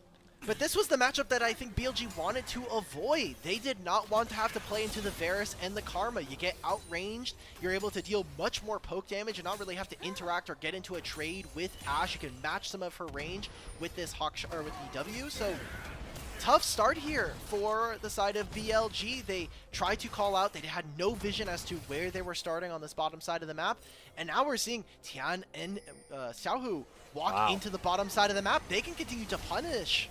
And they're looking immediately for this Gromp. It is on the vision right now for BLG, but now Tian flashes on top of Wei. Remember, he doesn't have his flash either, and that's a big Jin Zhao skirmishing alongside Xiaohu, and it allows for Weibo to pick up their first kill of the game, and now turn their eyes towards the bottom lane and force a teleport out of Knight. Look at where this minion wave is, though. Nowhere near to crashing, so Knight loses his TP, and Xiaohu is very happy with the effects they of land that. the root. Oh, no. And the tether connects as well. The Unbreakable is going to expire. Hung picks up another kill. Weibo getting free kills after losing out on that level 1 because of the missing summoner spells that were given away. and they get to cannibalize Wei's jungle, which all in all, a huge win here for Weibo. We were worried about them not having an explosive early game, and it seems so far, at least in game 2, they've come to play here, getting summoner spells, denying golden experience from BLG's carries, and making them pay for an early first blood. And we said that BLG was a team that was going to want to scrap early to skirmish, but when you lose 3 of your flashes early, things end up maybe not going your way, especially after Elkanon lost out on that early push against the double-ranged bottom lane of Light and Hung. And now it is 2-1 in favor of Weibo. They are up just a little bit of gold and looking very, very good for themselves in a composition that does scale very, very well. Okay, gotta see it. We're seeing them now deploy onto the top side of the map here for BLG. 4 members deep on this top side of the map. Trying to take a few more camps here for Wei on this Nidalee, who typically when we're seeing this Nidalee, definitely wants to be a little bit more farm-oriented, making sure that she's hitting incredible item breakpoints so that those spears and those traps deal a lot more damage, but can still be a bit of an enchanter, especially for trying to empower some of the other carries here. And we'll see what else they're able to do on the side of the map, as Knight's got to get active. Once he has that level 6, I am expecting for BLG to start playing around these really important ultimates between him and Elk. It looks like we're getting some altered lane assignments as well. It seems like now BLG are the ones who are trying to get Elkanon out of this 2v2, but looks like Weibo not having any of it, and they're going to continue to push their advantage down there in the mid lane now as Xiaohu and Knight make their way towards bot. Looks like now those grubs that we talked about going into this game are spawning in about 30 seconds, so TN up around the top side of the map. Wei around the area as well, but right now it really looks like Weibo are doing a good job controlling the map just because of the push that they've been able to get mid. Especially with this bottom lane, I think that Weibo and specifically Tin is playing really, really well around the priority of this bottom lane. So we need to see them continue to snowball this. 10 seconds before grubs, they're getting the wave push. They're playing really far up because they know every little bit of damage counts for them being able to move off. And I love this. Breathe gets a massive wave against Bin under the turret, so then moves in for the objective. BLG have not a lot to play for. Even if Knight pushes out on this bottom lane wave, there's a very real possibility that Wei gets collapsed upon by the bottom lane of Weibo. So Tan has free reign of the jungle. We need to see now Weibo push the state of the map, either getting turrets, forcing kills, forcing summoner spells. Otherwise, we're going to get into a very similar situation from game 1 where there's some early action, we see great priority coming in from them, but not enough to really spiral the game into their control. Right, it seemed like in game 1, Weibo, they did their prep on the first like 5 minutes of the game. Maybe they were using the practice tool and just redoing those moments over and over again. But after that, it was about 2-1 for a while, maybe 2-2 in terms of the kill score. And it seemed like they got the resources in the right places, but after that, did not know what exactly to do in order to execute on their composition successfully. So now that they've picked up these first 3 grubs, it looks like they're going to lose the dragon on the other side. But Weibo certainly happy with where they are at this game right now. They hold themselves a 1,000 gold lead. They've got 2 of those 3 kills that they need for that feat of strength. And they got the gold in the places that they want as well with Xiaohu picking up those Merc Treads, and he's going to be a very, very threatening rise. And the clock is ticking until that happens.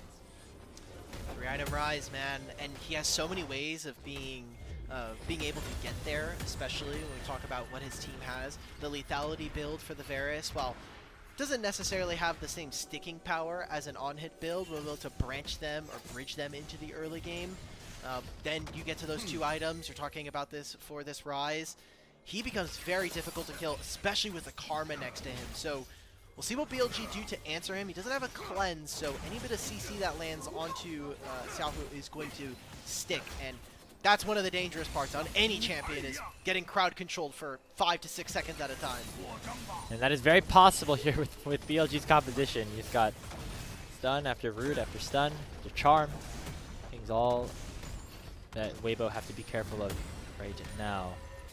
As again, just let's go back a little bit with just the history of these 2 programs as well here, because it's not just 2024, which BLG have controlled. It goes back even further than that.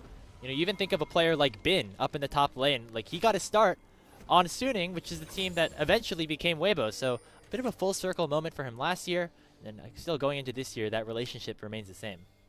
And we even can kind of move across the map as well. The last time Xiaohu was able to win up against Knight was in 2023 summer. It's been a while, and the same thing can be said for the Weibo organization, where they haven't been able to win outside of Worlds in some of those instances since 2023, and even before then domestically. So got a lot of history riding on it, and it would mean a lot, especially for, I think for Weibo, a team that has been doubted a lot of the times. They've been a roster that, hey, you have some great players. Yeah, you can make some deep runs in some of the tournaments, but you're not always the expected favorite. Even think of that 2023 roster with the Shy. They weren't expected to make it to Worlds Finals. Xiaohu last year wasn't really expected to make semifinals again on this Weibo team, and hopefully they can pick up a trophy, because if they get a repeat of last year's finals, then I think it's going to start to sting a little bit for the Weibo organization. Yeah, it's like, surely this doesn't happen 4 times in a row, right? And well, it looks like potentially after that game 1, we could be getting there. And speaking of Breathe, around that bottom side, had to dash away and will be able to escape from that enchanted crystal arrow as we continue to play this early game a little bit slower after that initial burst of kills. I remember that was something that you were hoping maybe not to see from Weibo. Or do you like the way that they've been maneuvering around the map in these last 5 minutes? Weibo has been really strong about making sure that they're getting plates and that they're getting gold for their bottom lane duo. Now that they've chunked out on 30 seconds before the Grubs, I mean, there's no Ashe ultimate. This should be the objective going over to Weibo, unless they decide to index for another one, but maybe it's going to be a turret at that point, because the dragon doesn't spawn for 2, so they're going to continue to push on the top side of the map, utilizing their pair. And then you already see the Tien can have access to cover, but he's just going to take his red buff and move. They also have Xiaohu, which with this Realm Warp can move across the map pretty fast.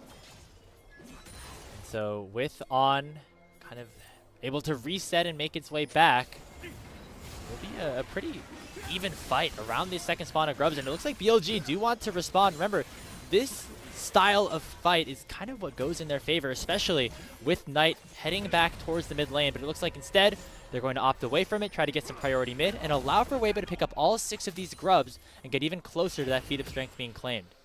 We're also getting some first items completed here, Malignance for Knight, but we also just haven't seen the Spirit Rush yet, so that first ultimate's going to have to be a good one, and he can spam it, very low cooldown already, and with Malignance he's going to be able to kind of shift around the map a lot quicker. I want to see how Weibo are going to be playing around this Rise, because it seems like they want to try to make this play on the top side. We already see BLG are starting to reinforce On and Wei in the wings. Xiaohu walking into Fog of War. They want to get as many plates. They've got 6 Grubs. How much gold can we get for our carries? Yeah, and you know, they're sending 4 people up underneath the top lane turret, but they have no reason or no initiative to try to go for a dive. It is all for these plates, which Light and Hung have been able to collect very, very well here in this game. Allows them to continue to add on to their gold lead. Been hovering around 1,000 for now. As you can take a look around the gold department, it's actually been Xiaohu who's been giving up a lot of his CS to allow for his bottom lane to get ahead. And if Knight is able to make good use of that, it could mean that BLG can get back into this game a little bit, but right now it is all Weibo. Yeah, the lead that Light has in the CS department over Elk does come from some of the laning, but like you were saying, Xiaohu now down a level and a half versus this Ahri. Very important, because the amount of points you're able to put into your ult as Rise is going to be representative of your damage. You get more damage from your Overload passive if you have more points. So, and even for someone like Knight with this Ahri, we haven't seen them really connect into the game yet. There's been a lot of movement. There's been a lot of almost and could have beens. Not necessarily a connection on the play there. Dragon is up. We've got Herald spawning in 3.5. Maybe we get to see them play with this ultimate, with the Ashe ultimate available from BLG. Yeah, I mean, these fights are going to have to result, like, you know, stem from, you know, maybe a good engage found here by that Enchanted Crystal Arrow of Knight, which the Ashe Arrow at this point seems to be the primary form of engage for BLG, if not for Bin on some sort of flank with the public execution. But a lot of the damage is going to have to be pushed out by Knight, who now has that Aether Wisp and is going to get caught out in this bottom side Tribrush by Xiaohu, and that allows for Weibo to make their way down towards this dragon. They want to even up that count, but BLG have other things to say about it potentially. And this is a lot different game than what we saw in Game 1. There was more engage options for a player like Wei, but now on this Nidalee, you are really reliant on your mid and support for making plays happen. Everybody from Weibo is here. Hits onto Hung, but he's way too far away for anything to happen about it. Spear does land onto the dragon, but it will be secured by Tien, who might now have to flash over the wall in order to survive, or they could continue to go forward onto BLG and try to look for a fight themselves. looks like instead just threatening aggressively with their posture and then heading back with the reset and a dragon in their back pocket. This BLG composition is really, really reliant on making sure that you are either first to a play or that you have angles to make plays happen. If you are first, you can deny so much vision, so much ability for the team to walk in with just an RA Charm from Fog or a Ash Arrow or even the Nidalee, right? But without them being there first and the Ash ultimate not landing onto any members that were really in range, BLG are finding it very difficult to find fights and actually get those pick composition to start working. And Weibo are going to continue to scale up. They're going to get tankier. They're going to get more HP. Rod of Age is done here for this Rise. Tian is continuing to build more of those bruiser items. This game does not get easier for BLG, so we need to see them pick up the pace. They need to be able to find unique angles, maybe find flanks, and that comes with denying vision, walking in, and trying to create Fog of War for Weibo. We'll say, you know, the scaling maybe not as strong as it could have been now that Light has gone with the lethality build, but just because of these squishy members on BLG's side, the very, you know, low HP composition that they've gone for, it makes sense for Light to have opted towards this style of build, especially with the amount of gold and the amount of plates that it's been able to gather for himself because of it. But right now, BLG kind of, as you mentioned, playing with that timer, now that the Rod of Ages has now finally been picked up by Xiaohu. Knight still hovering around here this top side, but Weibo have full control around the area. That Rift Herald spawning in less than a minute. You know that Weibo going to have their eyes on that one as well. Weibo dropped a lot during that play, I will say. There's a ton of focus against 6 grubs. You are looking for that first turret. Would also give them feats of strength if they're able to take this. So much range coming in to deal with BLG here. Got oh wow, they're going to go for the fight. On has to flash away. Tian just using that 3-talent strike to force BLG away, as that will be the first tower completed. That is the feats of strength going over to Weibo this time around. Elk has been able to at least get himself on parity with his opponent, finishing off the Yuntal Wild Arrows and closing a lot of the CS gap that we did see from the bottom lane, closing it up by at least 20, so is able to catch a couple of those waves in mid and make good on, you know, just making those item breakpoints. But temporary gold injection here for Weibo, like you were saying with that turret falling. You've got the Herald here as well. I don't know. Weibo can continue pushing on a side lane. They've got Ghost for Xiao. Xiao's actually almost about to hit level 11 as well, so he's going to be very powerful for this upcoming fight. Asher goes missing again. I mean, he was very, very close to hitting Hung, but now, without that ultimate, Elk could be in a lot of trouble right now. He already used both of his summoner spells. Tian dashing in, and Light will pick up the kill onto his opposing AD carry. A big mistake there for BLG's bot laner will allow for Weibo to garner mid control and potentially look for more with all 6 grubs. Look at those little mites charging right down the mid lane. Oh no, the mites are coming. They're getting the teleport out from Knight. Maybe there's a turn play. You see that Bin is starting to move over, but instead gives up on the play. BLG are going to have to just pick up table scraps after that, as it was a lot of summoner spells, but they broke open the map here on the side of Weibo. And so now the gold lead back up to where it was a few minutes ago, as BLG has started to work things back just in terms of the farm department. Most notably now, Light picking up his first kill of the game is going to be big for him. And actually, this, you know, in trade of getting big damage onto that mid lane tier 2, looks like Weibo actually opted to not take the Rift Herald, and it's going to be started up by Wei. I think this is illegal, right? Like there's no way that they're actually able to grab that. I think maybe BLG being a bit adventurous in the fact that maybe they could get away with a fast timer if they were looking to deploy out onto the bot, especially again talking about dragon spawning in 45.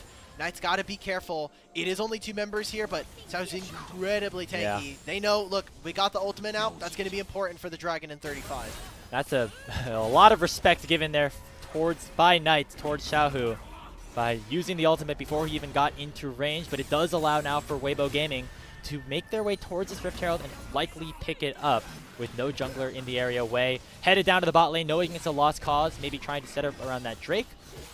We'll say Bin has gotten his fair share of poke on to breathe throughout this whole ordeal. He's still trying to get his way back into this game as well, but right now Weibo really seem controlled and comfortable with how this game number 2 is going.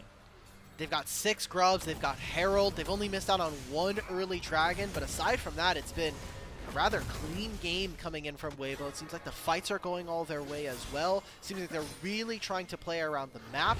And some of that early game, I mean, look, they got the first blood onto Hung, but I feel like BLG paid so much more for that. They lose out on their bot 2v2. They end up still giving over the kill from Elk and On, and now you're in a spot where the Ahri is slowly starting to lose value. Maybe on a second item spike, we'll see BLG really start to fight. And Bin is slowly getting into this. I think if there's ever going to be an X factor, it has to be the solo lanes here. I mean, Knight, his individual history we talked about a lot, but Bin internationally and domestically has been one of, if not the best player in the LPL for years now. So need to see him and Knight really link up if they want to bring BLG to a 2-0. And they're already on the back foot here around this dragon as Wei had to flash away from Tien as they make their way towards this Ocean Dragon. In the meantime, Breathe with those 6 grubs will pick up the bottom lane tier 1 turret and now make his way towards the Tri-Brush where he's going to spot out the Nidalee, who now is in the wrong side of places without that flash. It looks like right now they're going to just leave him be as Tien will spawn that Rift Herald, try to use it to maybe get some pressure in the mid lane, as on the other side of things, Weibo also hitting onto this tier 2 tower down bottom. Just a distraction, and also the mid tier 1 is just so low. The Crash will take it. Bin is getting a top tier 1 at this moment, so some small gold injection. They make the play. Okay, well, they've bought enough time for Wei to actually continue to stick around down there, and they already pick up a shutdown onto Xiaohu. But look at Breathe, he's gone all out in a 1v3 for now, but can turn things around potentially. The Chain of Corruption is going to connect onto Wei, and Breathe will clean up that kill to make it 4-2 in favor of Weibo. Crescent Guard comes out from Tien. He dashes forward onto the main carry. Elk is down. Knight still trying to dish out as much damage as he possibly can. He spear rushes forward. Hung has to flash away from the charm, but the flash follows in from Knight to at least make it a 1-for-1 trade. Light and Bin now duking it out. Bin does not have that ultimate, so a lack of gap closing ability and a lack of crowd control, but he still does not lack in that damage department. Going in towards Light, the Q and the hail of arrows will connect, and it's going to be all 5 down for BLG. Weibo make the fight happen. It starts with their mid laner going down and a lot of summoners traded, but BLG collapse in that fight. Missed spells, missed ultimates, and it's just not looking good here for the side of Billy, as yes, it's this opening pick, but look at how long it takes them to actually find this pick onto Xiaohu, and by the time it happens, the rest of Weibo are on their way. Tien waiting in the wings, stops Knight from getting into the play. This ultimate landing onto Wei stops any play from BLG, and I was like, oh, maybe it's not going to matter. This ult from Bin, him not getting into the fight just a little bit sooner, means that Light is just allowed to free fire through all of this. And it looked like Knight was about to have a hero moment here, but a really nice flash away from the charm from Hung prevents him from getting an extra reset. And then we get this 1v2, which Bin nearly is able to take care of. I mean, if Bin's champion was released any sooner to the release date of right now, maybe he would have been able to kind of win that one. But he's just barely not able to do so. And that's more kills going over to Light and the side of Weibo Gaming. As there's no dragon to spawn around. We're really kind of jockeying for position around mid lane and playing around the Otacon. Oh, on? That's the Unbreakable, but now the Chain of Corruption does connect on top of him. Going to be a big chunk of poke with that piercing arrow, and look at Bin. He's going to be trapped underneath the enemy team, but he's going to take down Hung with him. It's a 1-for-1 so far, but Elk is next on the menu, and Tien will pick up that kill. Knight lands the charm onto the Jin Zhao and will force him to back away. Another 2-for-1 though in favor of Weibo Gaming, with the Otacon up down at the bottom side of the map. All right, Tien's back to being the GOAT again. Maybe it's just having a Kelsey on the show diff, but this guy is playing so well in this game. The Xin Zhao is able to be super effective. I think in that fight, if we get a replay of it, we'll get to see that he knocked Bin right back into his team and prevented him from escaping that fight. That was so well played from the Xin Zhao here. And so, I don't know, man. It's feeling like that game one from Weibo was more of a knock, like a wake up for them, saying, okay, we got to play versus these guys. We cannot let them take the ball and keep running with it. And it looks like that early game aggression that we saw a little bit at the start of game number 2 has carried over here into the mid game, as it is again Tien leading the charge. And you wouldn't normally think to just engage onto a Braum, but this time it worked.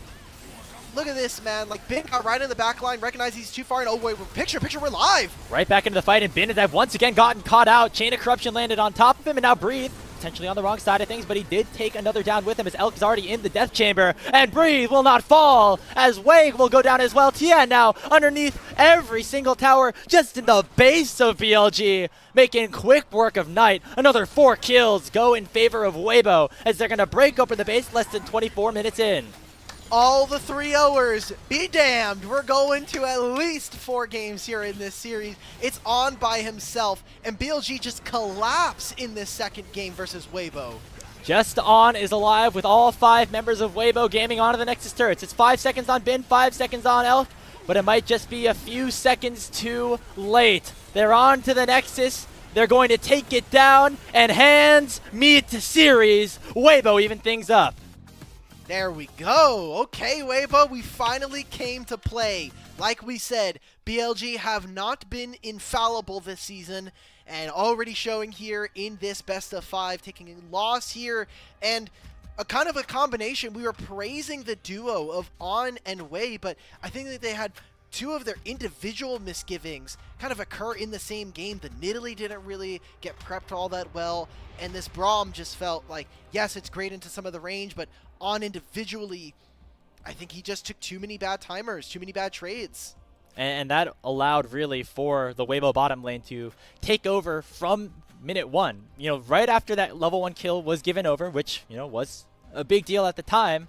It was BLG maybe playing a little bit too many head games with themselves about where this lane swap was going to go, and then it allowed for Weibo to get that early push. It allowed for everybody to get the advantages and the kind of lane assignments that they wanted, and it seemed like Weibo were in control, but I feel like part of us were always a little bit hesitant. They were like, okay, I was thinking, okay, BLG, they're going to come back into this game somehow, some way, but Weibo just won fight after fight, and they won the game before Baron even spawned. I think that sets more of it speaks more of the pedigree and some of the precedent that BLG have already put forward. You know, we're talking about so many games in the LPL where they have really risky mid games and they just win one fight and boom, the game's over. Right? BLG have bought a lot of goodwill and good faith with the community with the level of play they've put up for the last year and a half, but here in this game, it just felt like nothing was working. I think this was another game where we also didn't see the solo laners do all that much. Like, Bin on this Ambessa was just solo farming versus Cassante the entire game.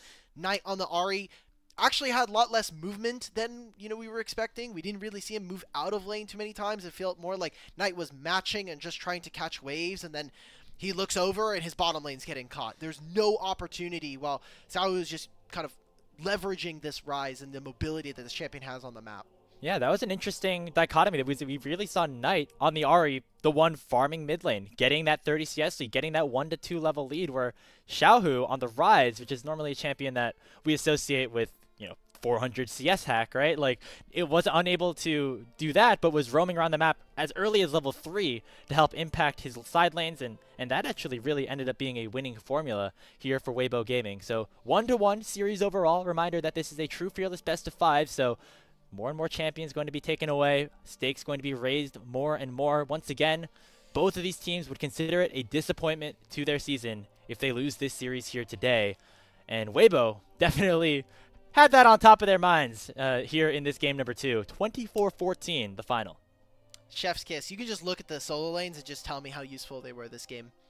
The damage numbers, they don't tell the full story. Stats never do, but, I mean, I loved how Weibo played around this bottom lane, and we can expect more things like this.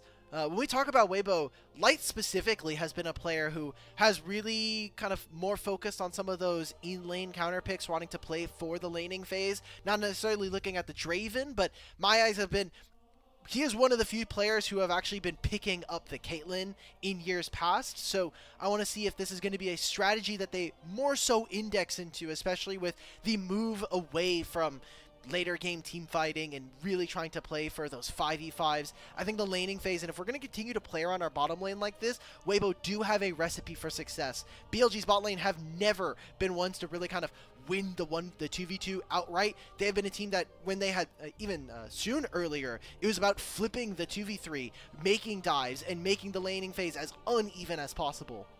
Yeah, and we saw some of those things go awry when Weibo lost in their best of 5 in the group stage to JDG, but I think we saw a lot of that go their way this time around, creating numbers advantages, creating situations that they are comfortable in. As we take a look at some of our replays and some of those instances as well. We saw Bin, we saw Knight have almost good moments this game, but never did they really have that one fight where we were like, okay, now they're here to play. This one just maybe a little bit too far forward from Bin. He gets knocked right back due to the crescent guard, and yeah, just not the way that they wanted this game to go. Yeah, and a lot of this does come off the back of not only the bottom lane play, but Tien on this Sinsao, man. Like, he was doing crazy work. We had the bot lane dives all work well. Him in the bottom lane, honestly, I would not be surprised to see one of the three in those three kind of get the MVP vote, as they really put in a lot of work. Honestly, if you wanted a for fun hung MVP vote, this is the one where I'd be like, okay, fine. It's funny. I just don't know if Karma necessarily earned it, but yeah. You know, he used his body to get 3 summoner spells at level 1. I'd say that's worth.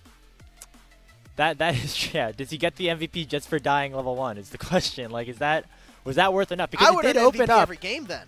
It did open up a lot of possibilities for how, BLG were unable to play the map and how Weibo were able to take advantage of the first 5 minutes of the game. I feel like a lot of the time it's cope.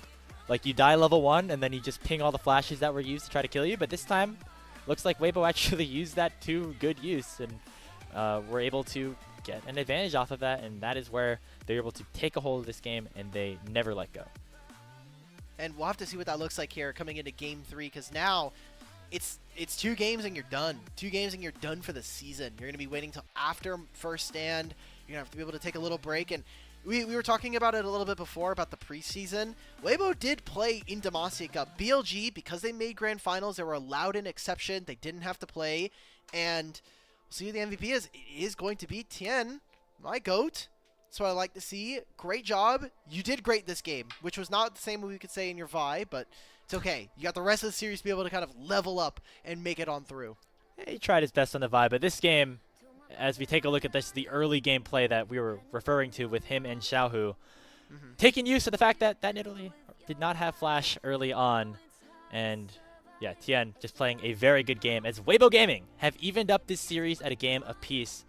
They have broken the streak. It's about 10 wins in a row consecutively here for Bilibili Gaming, but now Weibo have evened things up, as we will head into game number 3 after this.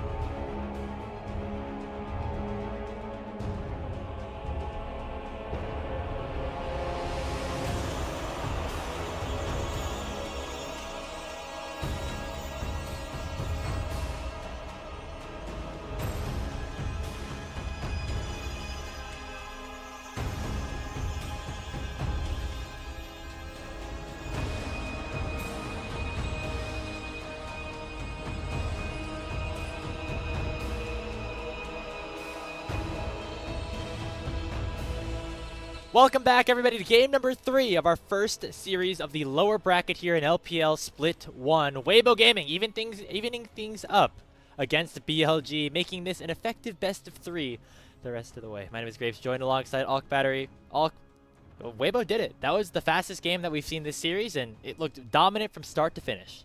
Yay! It's so weird because we're like super excited, and it's like, you won one game.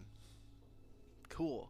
But it was a good start of like a real. It was a very clean win here for Weibo, and they're gonna need to replicate a lot of that success. Maybe they're gonna keep throwing Hung's body out there, just like, hey, tank some summoner spells for us early on, so we can make the laning phase a little bit easier for ourselves. You know, that was the risk that they took. I think they were trying to probably just poke really heavily and didn't think that BLG were going to be sending 5 into one area when they had a Braum on their team. Braum Ash is their bottom lane. You know, I think that maybe was a bit of a miscalculation for them, but it ended up working out at the end. As you said, those 3 summoner spells resulted in Weibo picking up 2 early kills, and that really helped snowball the game moving forward. But now with BLG presumably moving towards the blue side this time around, now that they have lost and have side select, and that has been the default for teams to go for. Things could change a little bit in terms of where champions are prioritized. We still have, you know, now we have to see Weibo pay that Skarner Kalista tax, and it allows for different priorities of champions to come through now that the sides have swapped. Yeah, the priority when it comes to draft, at least here in the LPL, has really been focused because of the Fearless system, making sure that we're getting really strong blinds, whether that's in jungle or in top lane. This series, it seems like, especially for Weibo, they have been very focused on making sure that they give Tian a champion that has some agency and the ability to skirmish/start team fights. So we'll see what that looks like now with 4 junglers out of the pool, one of them being Nidalee, which is not a champion that we're typically associating with a player like Tian, at least in the last couple years. But, I mean, he's been looking fine. I think the Vi game may have been on a softer note, but the rest of his team really didn't do much. So I'm looking forward to what this team looks like now, and there's also still some engaged champions, so I don't think we have seen the best quite yet out of a player like On or Hung. Yeah, still have things like that Nautilus available, things like, you know, if you want to get a little spicy, I know On likes his Blitzcrank every once in a while as well, so that might be a game 5 pick, you know, as we get down the tier list a little bit. You know, I will say it was expecting both of these supports to really prioritize those engaged champions, but Hung was the first player to go towards that Karma, go towards that poke lane, and it did end up working out pretty well for them. And, you know, we've seen Ziggs kind of rise up in popularity as well throughout the back half of the regular season and maybe even into the playoffs. But the thing is, with a lot of those big AD mid laners off the board now, the Yone and the Corki specifically, maybe becomes a little bit harder to both play those champions as well in the jungle. Things like the Zyra and the Lilia that have been so popular might also take a hit down the totem pole. I want to talk a little bit more about the range supports you kind of touched on there, just because coming into this series, neither one of these supports really opted. The most range support we were really going to get is something like a Nico, potentially, from either of them. But at least the Karma feels like it's a little bit of a shift here, because both these players are not necessarily known for their like enchanter play, the stuff like the Lulu and Seraphine we've been seeing in other series across the LPL playoffs. So I think this could be a good sign for them, and it does open up their drafts. You think about how pigeonholed some teams might be able to be if you're like, oh, we can only really pick engage. Well, it's like, okay, Hung, I think the Karma still needs a little bit of work, but that is something that going into the future teams are going to have to start thinking about. And even now, like, does Hung have other range supports ready to go? Like, what do they look like, and what are they exactly? Because in a Fearless system, that is exactly the kind of edge you might need to be able to win you an important series. As you see the players lined back up here, ready for game number 3. I'm sure the bot lane will take heavy priority here in this one. In terms of, you know, some other supports, you know, we saw On in that game 5 whip out the Taric. Didn't necessarily go the way that they wanted to, as things really fell apart against Thunder Talk there. But even the game before, actually whipping out the Lulu in a Jinx lane with Elk, that really allows for a player like Elk to get a lot of that heavy carry threat. So On has actually been somebody who has been experimenting a little bit more in the support position compared to some of the other supports that we have here in the LPL. You got to give him some credit for that. What I don't want to see is Elise. I feel like it's just had such a horrible track record. It's been so bad. Come on. It's not I been feel good. like Elise is the perfect champion for these two. It has the very clear, like, here we're going in on this target, and especially for a player like On and Hung, they need the get out button as well. The repel does so much heavy lifting for these two guys. So I feel like Elise is the most prototypical champion when I think of these two players. Maybe Hung a little less so because he's been so notorious for his hook champions, but yeah. I don't know. Something about it just is too squishy. Does a little bit. I don't know. I don't know how much. I don't know how much I like it here. We're getting ready here for game number 3. Again, just the legacy of these two mid laners on the line, two of the best Chinese-born mid laners that we've ever seen in League of Legends esports. As we will kick things off with that game number 3 draft, BLG on the blue side, now that they have side select. And difference in drafts here, different in bans from BLG. The Poppy staying the same from both teams in the last 2 games, but Silas, a bit of a different tech. So what exactly are BLG setting up for? Maybe wanting to get more of those mid-mages that we had been kind of signing up for Knight? Could be potentially on the table here early on with that Silas takeaway. The Aurora ban has continuously been on the table here over these last couple of matchups, as we will see now what BLG want to prioritize. You know, the Cassante and Bessa trade that we have seen time and time again, now no longer available, being in that Fearless draft. The Maokai Hover would be an interesting one. It is a flex pick, as Bin did whip it out in game number 4 of their series against Thundertalk, and it will be locked in. It's a 3-way flex, right? Can go top, jungle, or support, especially if they want to allow on the ability to just flash engage onto someone. Weibo do have the option to counter. We haven't seen Wukong yet so far in the series, and for a player like Tien, that is a champion that I'm looking forward to, especially with how strong it is and the ability to start team fights. And we'll see what the response is here for Weibo. Surprising that the Leona has not been picked up just yet, as it just is one of the next supports off of that tier list, as we mentioned here for Hong. As now we'll see if they want to pair it alongside a bottom lane. You know, things like the Kai'Sa normally up in play, but not this time around. But Breathe going to get his hands on the Jax, and this is something that both of these top laners really prioritize. I think that's a huge steal when we're talking about Fearless, being able to take away the Jax for someone like Bin. Big takeaway. We'll see. Also, surprising to note, no Pantheon quite yet. So I wonder if that's going to be something else that we start to see. Big one, especially for someone like Weibo. As now BLG, what exactly are their answers? What exactly are they looking for in the first part of this draft? The Xayah, I'll be honest, not a huge fan of it. I'm glad you got the support pair. It's not great for the Rakan into Leona, but Xayah just feels like, yes, you have the tools to get out of fights, but I don't think it matches, and I think that this champion is pretty bad right now. It does allow for that synergy in the 2v2, but you know, just when you think of some of the other bot laners that Elk could have picked up, you even, you know, saw him hover one in the Jinx. Not going to be that one this time around. That'll wait for potentially another game, as the Misfortune will round out that bottom lane. A classic bot lane pairing. You land the Solar Flare on top of the bullet time. You're going to have a good time if you are Weibo, and that will send us into the second phase of bans. So what mid laners can we expect to see from these two? Because there's no Aurora being already banned here, and typically so far this season we've seen Xiaohu tend towards more of the control mages, moving away from our Silas's, Akalis, and now the addition of something like an Aurora. For BLG though, Knight already playing the Syndra game like you had noted already. I think that I want to see more explosive mid lane picks coming in from BLG to just kind of use Knight as a weapon. He was the golden left hand of JDG when they won all those splits in 2023. Now I want to see something a little bit similar to that. Him and Wei really be explosive, especially if we do think that this Maokai is going into the jungle. And some champions that I have been a little bit surprised to see not hit the ban table so far. Most notably, one champion is the Nocturne. That was taken away in the first phase last game by Weibo on blue side. And Zhao Hu is a very good Orianna player. That could be an option here for Weibo as well. As we finish up this second phase of bans, still the flexibility of that Maokai can also become a factor, as we'll see if Bin wants to flex up into that matchup.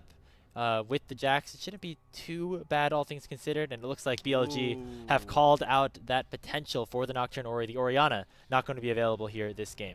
I think the Nocturne still does well for someone like Weibo. They will need some kind of mid laner that is going to be able to set up the rest of the team and kind of lock down BLG, but I think would still have the ability to fight. And going up against the Rakan, it seems like Weibo really want to build out a strong team fight, but Jax on a side lane is going to be really potent, and you don't really have too many members that are going to be able to hold the enemy team in BLG for this misfortune. So now, what do BLG on blue side go for? They're going to be the ones to take the Nocturne. They want to try to outrange their opponents, utilize the Maokai and this Rakan to snap with the Nocturne. They need big damage coming in on 5.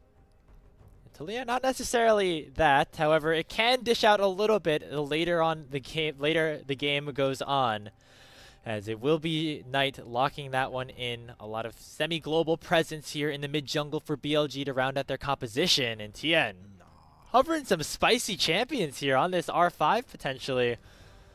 Could it be the Volley Bear? Could it be a flex of the Jax into the jungle to get a better matchup here for the Maokai, as Volley Bear does very, very well into tanks?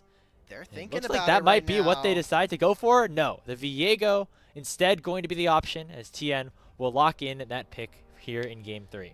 Good damage coming in from mid and bot here. The Viego, the last pick here for Tien, and if he can find resets, that'll be a big win for Weibo, as long as they're able to get this bullet time down, get the ultimate from Victor. And for BLG, they need to make the mid 2v2 unlivable for Xiaohu. When you are playing with this Taliyah and this Nocturne, anytime Victor has flash, you need to be able to look to blow it with the seismic shove, get good team fight, and they have setup. They have a lot of crowd control. I think the Unraveled Earth coming in from Taliyah is going to provide so much work.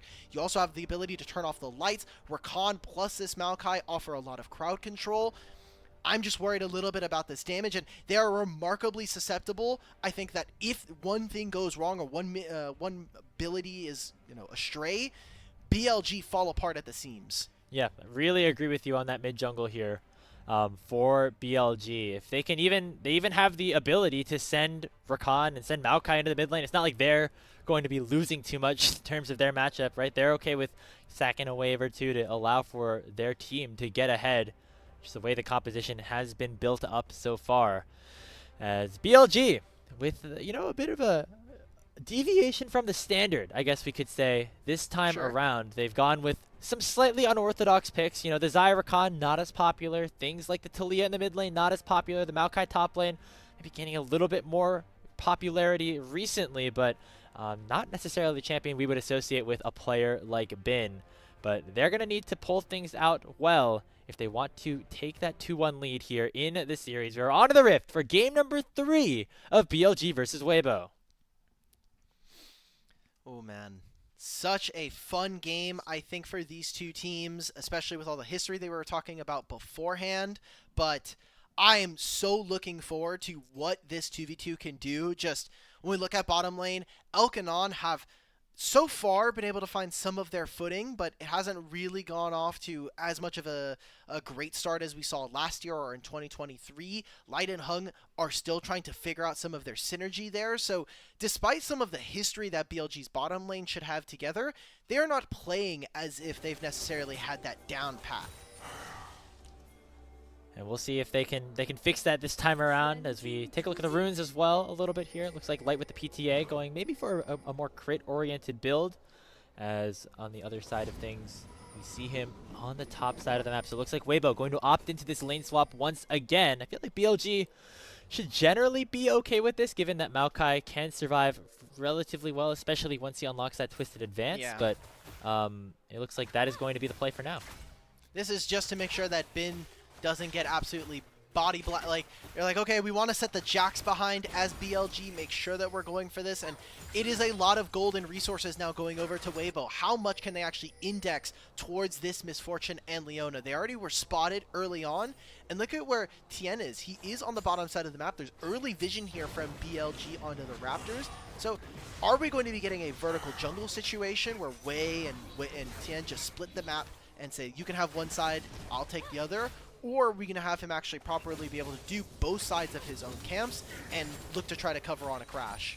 I'd imagine it'd be a little bit more standard. Just, I would think, invading when the two-man bottom lane is in the area would be a little bit risky here if you are either jungler, and so looks like maybe we're going to be playing a little bit more in terms of standard lane swap protocol here. Both junglers pathing towards their strong sides, as both top laners are very sad and very much looking forward to the next patch where they won't have to deal with this anymore.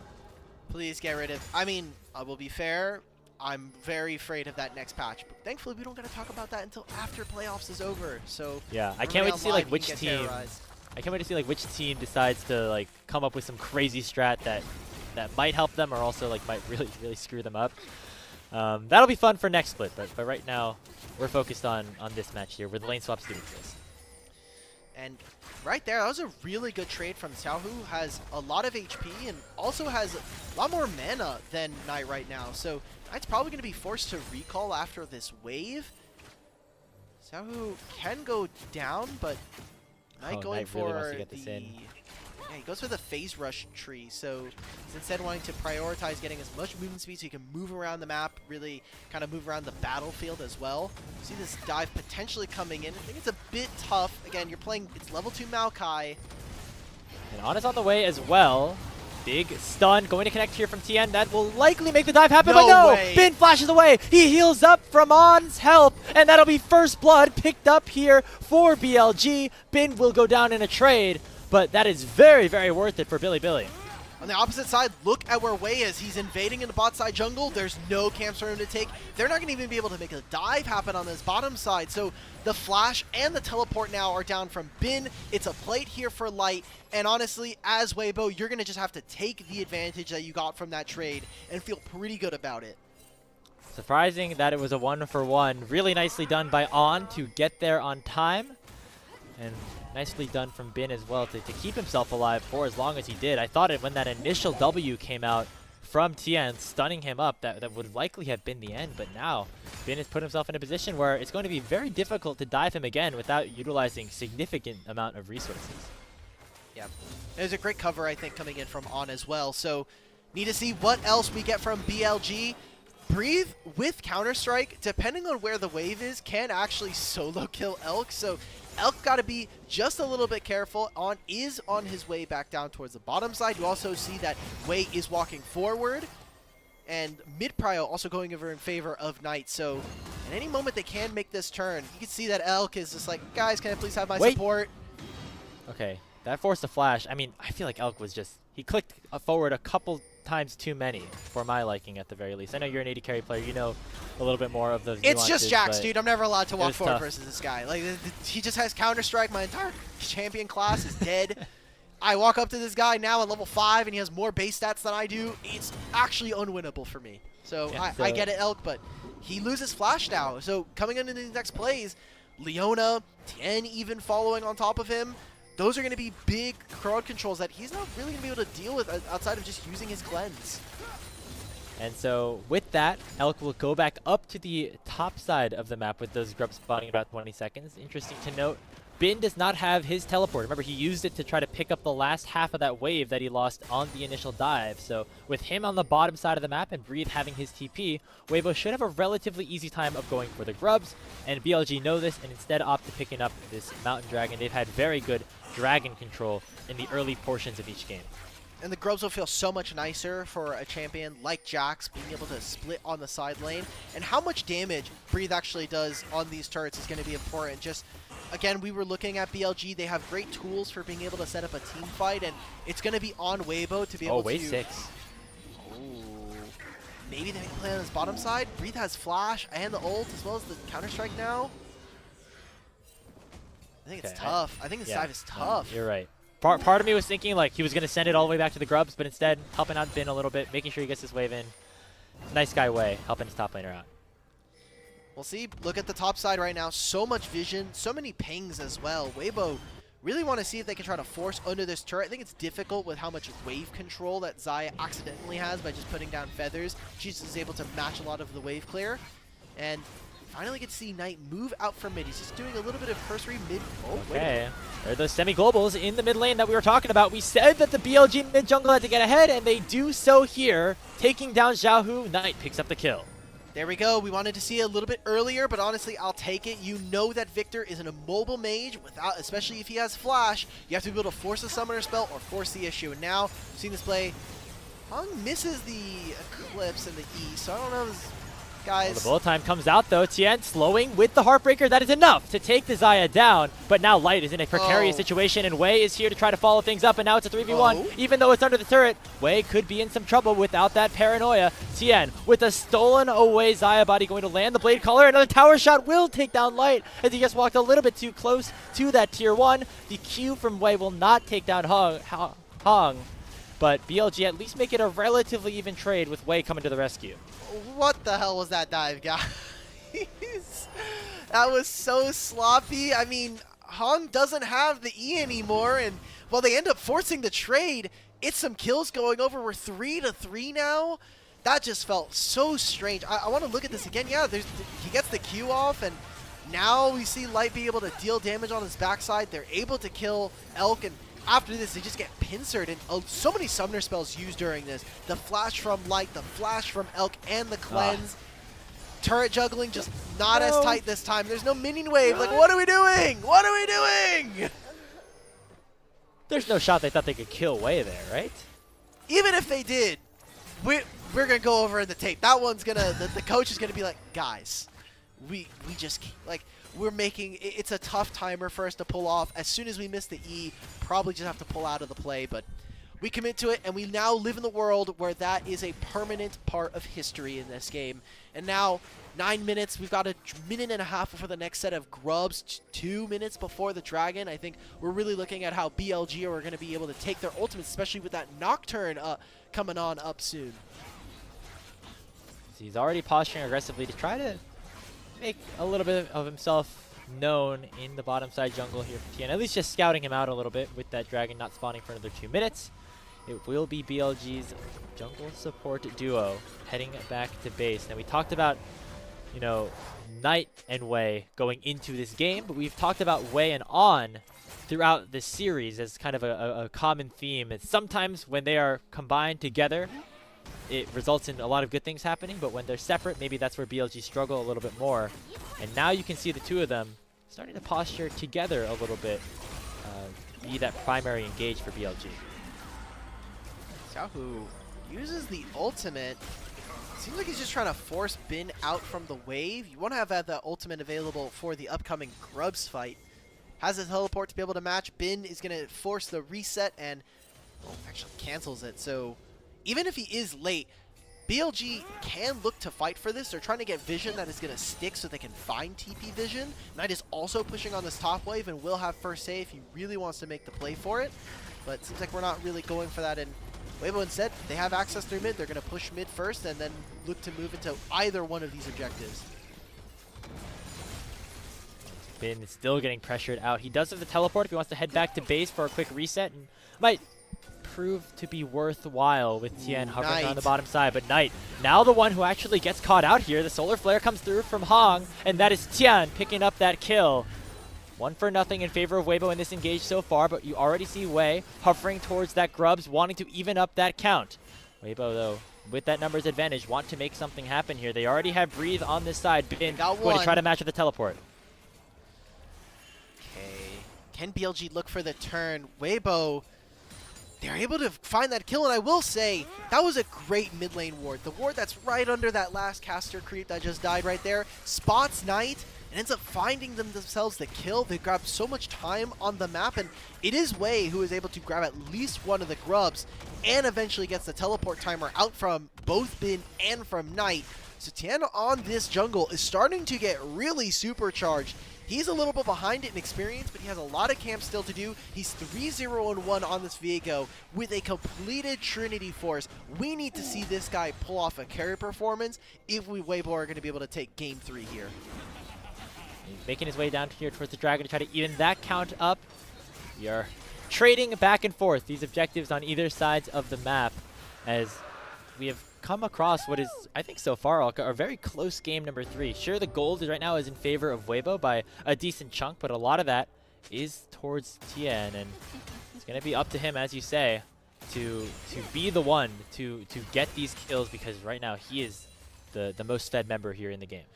And they've completely neutralized a lot of the impact that when we're talking about regular laning. Wei has not really put a lot of focus towards Bin. Rightfully so, he's playing Maokai, right? But whenever he's allowed to cover him, he does.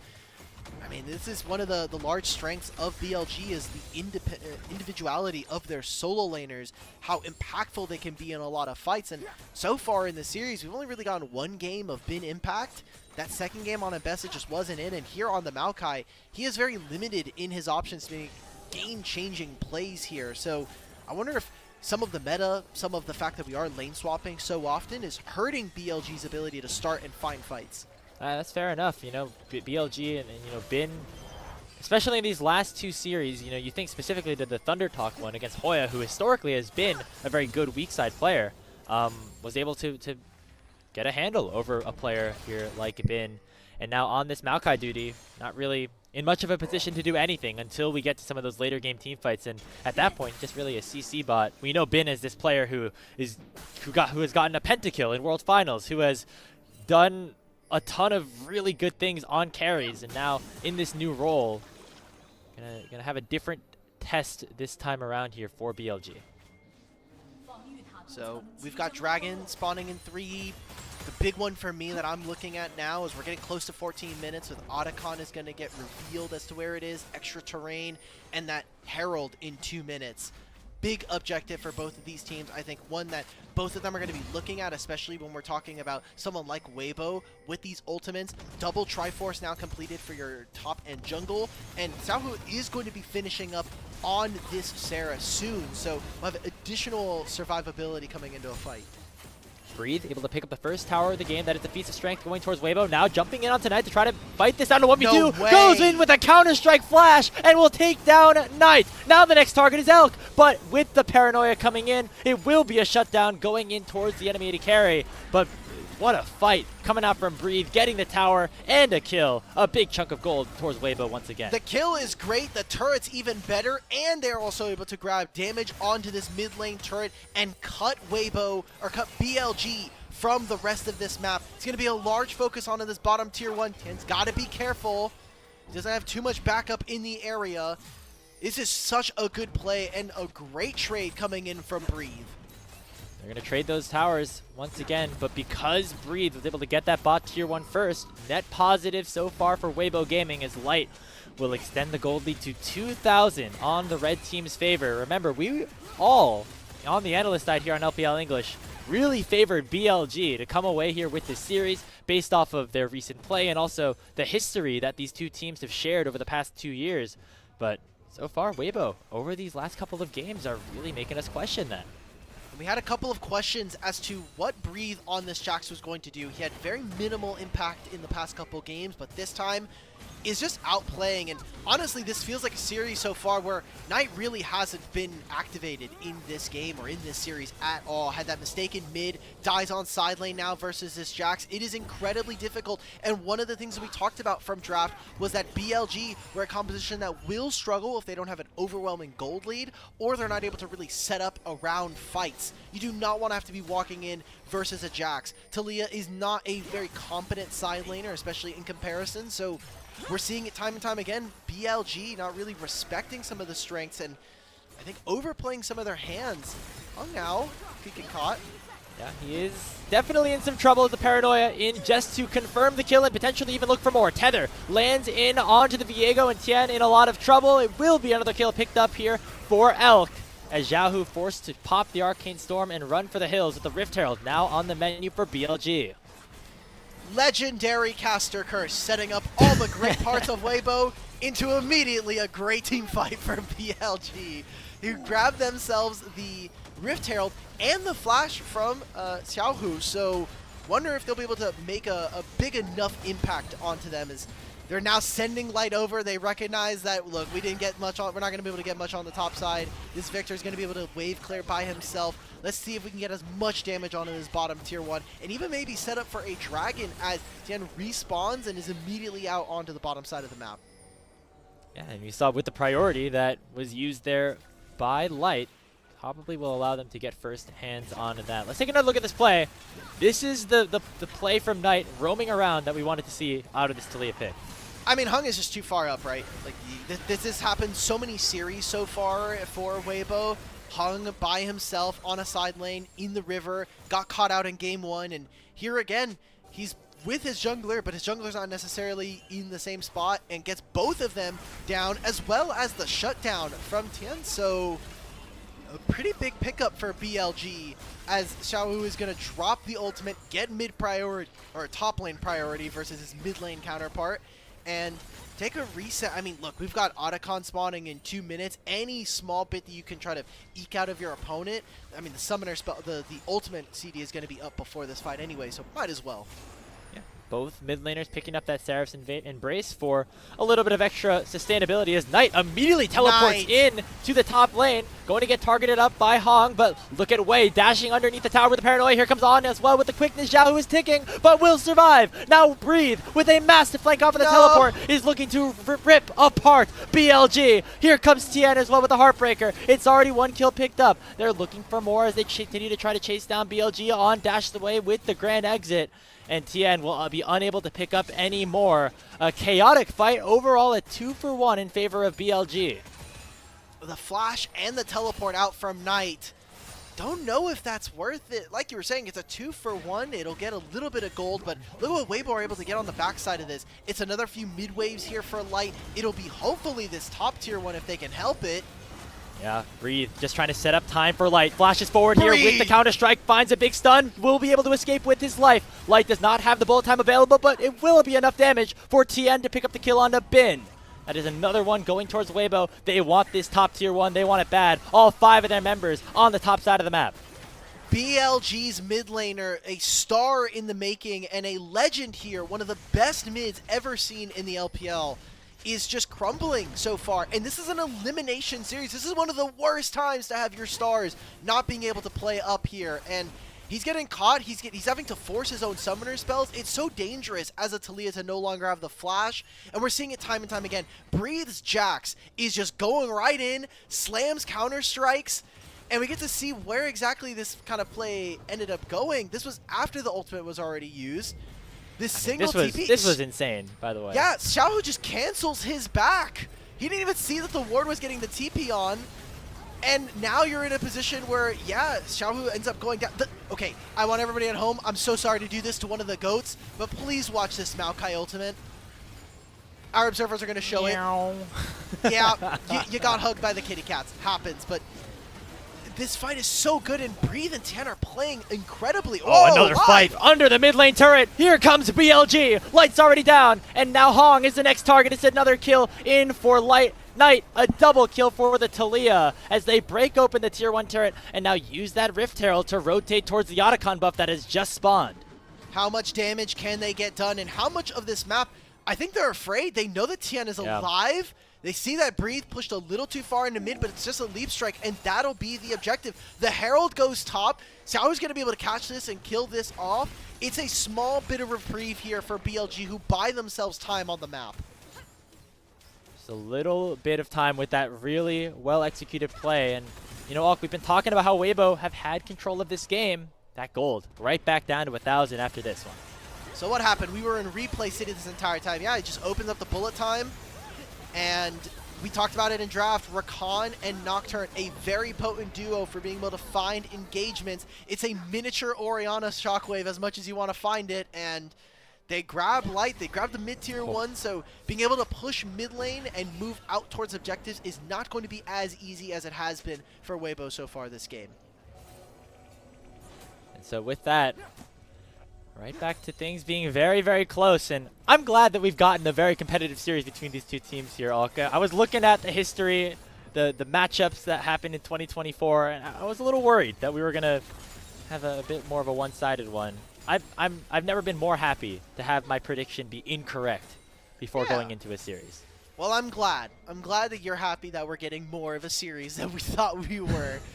Weibo have been, I thought that Weibo were going to be a top 4 team, and they need to be able to prove it. Uh-oh. Another fight being forced here in the mid lane is already Xiaohu is forced to flash away. Teleport in from Bin is very far forward, but he's going to be matched alongside Wei. All the way forward, BLG do dive, but look at Breathe cleaning things up on the back line with a teleport flank of his own. Already just a 1-for-1, looking for a little bit more as Bin finally will drop. as TN gets himself another reset and potentially looking now towards the dragon that Weibo want to control. Oh my god, Xiaohu gets caught in mid, so much damage coming in, and it took a long time for him to die. He was getting shielding from the locket from Hong. You also had the Seraph shield as well, which provided so much time, and look at the summoner spells that were used there. Bin TP'd into that play. He wanted to try to make something happen, and they were able to trade a couple of great summoner spells. No flash from Tien, no flash from Xiaohu. Want to catch exactly how this happened here. Okay, so On was looking for an engage. Elk putting some pressure down with the feathers. Yeah, the fact that Xiaohu lives for so long in this play is at a detriment to BLG. I mean, that was such a big shield that he was able to generate. I mean, it looked like Xiaohu was just going to be immediately dead, but the fact that he lived for so long was massive here as Tien now on this Viego. 7-1-1. Now, I remember I was maybe a little bit critical of Tien on this Viego when Weibo was playing in game number 5 just a couple of weeks ago in their series against JDG. But so far, it's been all good here for him, for this player. You're going to curse it, man. You're going to curse it. What happened in that game 5 versus JDG? Yeah, no, you're right. You're right. Okay, Weibo looked like they were in control. I'll shut up. It's fine. Let them close out. Let them close out at least. And then we can be like, you know, hey, you did a much better job I'm just trying to do my job. And you are harassing me, heckling me. Come on. Look, someone's got to do it. Someone's got to do it on the show, okay? the chatters are not enough. We're not even looking at Twitch chat, okay? So if we want to feel bad about ourselves, we gotta take charge. We gotta ruin our own day before they do.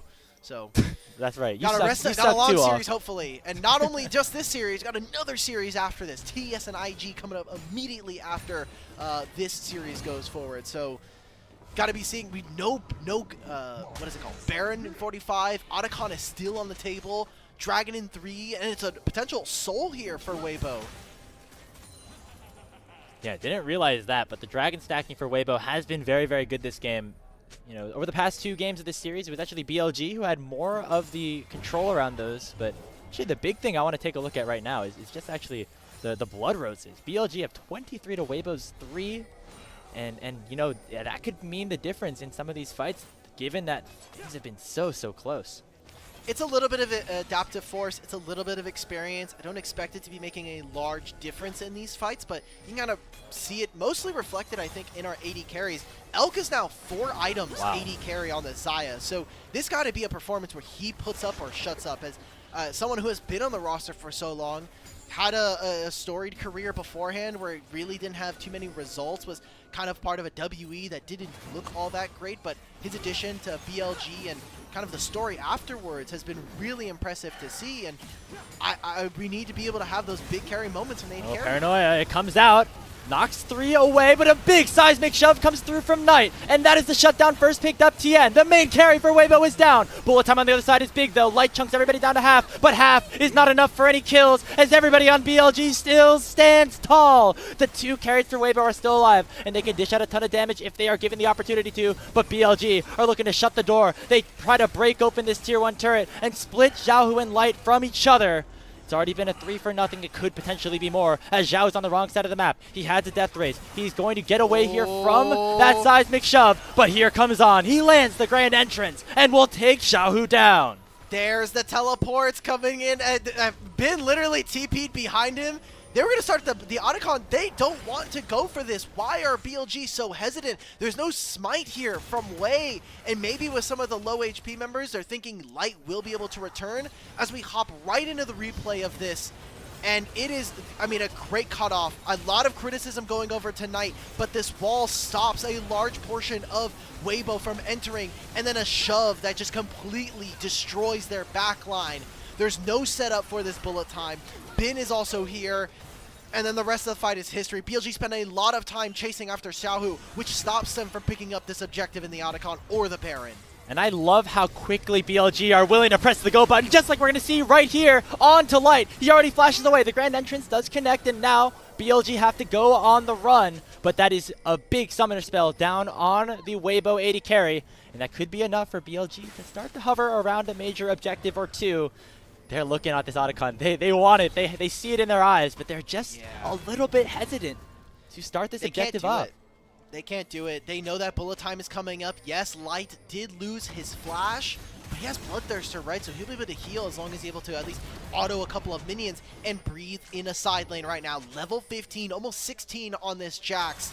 He is going to be a menace for BLG to deal with. Now that Bin nor Knight have teleport, it is very difficult for them to match on side lanes. So they either need to be able to match on lanes and then move, or overload onto a play, which seems like that's going to be the case for them as the Dragon is spawning. And this could be Soul for Weibo, but Tien took too late of a recall. He's not anywhere near this position. And BLG not even starting it. Look who's recalling. Them not starting it has allowed for Tien to get back here and make it a 50-50, so now BLG have to be careful and can't actually just decide to burst this down 100-0. Now gives Weibo a little bit of angle. Dragon gonna reset. Bin, blast cones over the wall, and now the battle lines have been drawn. Ultimates available for every single player as this could get bloody. Here comes the Nature's Grasp. Weaver's Wall going to try to block out Tien as BLG going to burst down the Dragon, and it will be secured by Elk. But look at Breathe on the flank. Has the Counter-Strike procced, but does not want to pull the trigger as he was too far ahead of the rest of his team. A rough early game has now turned into a pretty solid mid-game here for BLG. We're almost 30 minutes into this, and now Weibo feel lost. There's no ability for them to interact with the Talia wall. It stops them from getting into a play. It stops them from this massive flank in Breathe, and they take a mid-tier or two off of it. They'll be able to take some more jungle camps. I wonder if it's just one more fight before BLG pull the trigger on one of these epic monsters on the top side. And again, just really love the initiative that BLG have taken in terms of starting fights, because it means that, you know, the wombo combo composition that Weibo have never really gets the full opportunity to set up. But I wish they just would, you know, pull one of these Barons, pull the Otacon. I feel like they are very strong in the 5v5 right now, especially if they are the ones who are forcing Weibo to fight. This is such a tense part of the game. The snap engage that we saw from game 1 that led to a success for BLG is back here again. And can they take control of mid? They're using Xayah and this Talia to really zone them out into this river brush. Agreed. He's got to be careful. Yeah, and now Hong is the one potentially caught out. He's chunked down to half HP with a Nature's Grasp already coming out. The Leona is dead before she can cast a single spell. And now it is going to be another kill over to BLG as Breathe will fall. Here comes the Weaver's Wall. Knight with a seismic shove to take down Light. It is another one picked up for Elk. Another 3 for nothing for BLG as Tien and Xiaohu are forced to run for the hills. Now with 3 members on their side in their advantage, will this be the time that BLG starting up an objective? And the setup is just so sloppy here for Weibo. They are not able to get damage down. They're not able to stop this Talia. It's just so clean here for BLG. They're making really good snap calls onto, hey, we're turning onto this objective, we're turning onto this player, make sure that we're focus firing them, and they'll take the Baron. Knight's gonna TP, they're gonna start up this. Otacon Tien is in the area, but he'll have to walk over Vision, and he just does he has no way of entering the pit. Wow, so after that one fight, that was the play that BLG needed to take both the Baron and the Otacon in the top side of the map. We'll take another look at this one, and Hong just was looking to pull the trigger, but gets caught out a little bit too early on. I mean, my boy Light, this ultimate does nothing, bro. We're parting the Red Seas here. No one's allowed to enter the red ramp. Cool, says BLG. We'll take the control of the rest of the map here. And Knight, hey, he uses his flash this time as a offensive measure. Moves forward, grabs a couple of flashes, forces Tien to have to say, oh, wait, maybe I have to back up here. And they grab some kills. So BLG seem like they have found their footing in this game after what was a bit of a wonky mid portion. And now I think I might have done it all. I might have cast to Chris Tien. He was 7-1, and dude, since then he hasn't really done too much. What to tell you, man.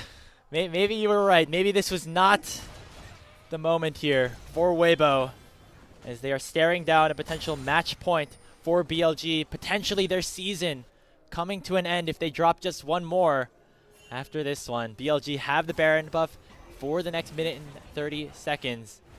And they're going to use that to try to add to their gold lead, which is approaching 5,000. Weibo have been so sloppy about making sure that they're getting gold that now they're starting to fall behind as well. Yes, it's Breed that does have an advantage, but we talked about this bottom lane. Elk is now up 30. Mid lane as well, as the case here for Knight. So they're slowly losing out on resources, and you already see almost level 18 here for Knight, and Tien just can't do anything. He has to use the Heartbreaker to get out from mid. They're just losing everywhere. And now the Nature's Grass comes out. That will at least lock up Xiaohu and maybe Bin looking for the play. But instead, BLG just going to take down this bot lane inhibitor with mid lane next on the menu, with another wave crashing in very, very shortly. On, going in forward, just trying to lock down Breathe right now, who forces to go golden. Bin flashing over the Weaver's wall. Again, the bullet time not doing too much, but is it enough to take down Bin? The answer is no. The healing is there, and Billy Gaming are ravaging this team fight. Hong is now the next target with the Eclipse. Light tries to flash forward to pick up something, but BLG will reign supreme and take us to match point in this series. They kill Xiaohu, and that will be it for game number 3. Weibo with an incredible opening are not able to close it. It's 23-9. Game score would have told you this was a one-sided game, but the complete different here for the rest of the game. And now 33 minutes, and we're at match point for BLG. And you talked about it going into the draft, Alk. It was the mid jungle for BLG that needed to make plays. It was the Nocturne Talia combo, these champions that have these semi-global ultimates that are able to work their way around the map. They started their plays towards the mid lane, but then once that happened, they were able to influence the sides, and they were able to decide when they wanted to fight. As soon as anybody on Weibo was caught out just a little bit, that paranoia came out, and that team fight was won. Same thing happened in game 1, where with the Sejuani and the Alistar, weighing on, they found engages. They were like, oh, you actually stepped up a little too far there. We're going to throw all of our ultimates at you and make sure that we're able to open up a fight for our team.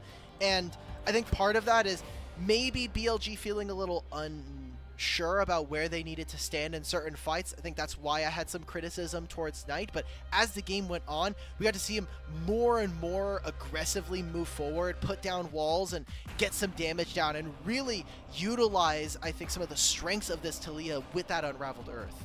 Yeah, we were a little bit hesitant even going into the game of, does this team have enough damage? Is that Talia on 5 enough to make this a composition that is able to win fights in the late game?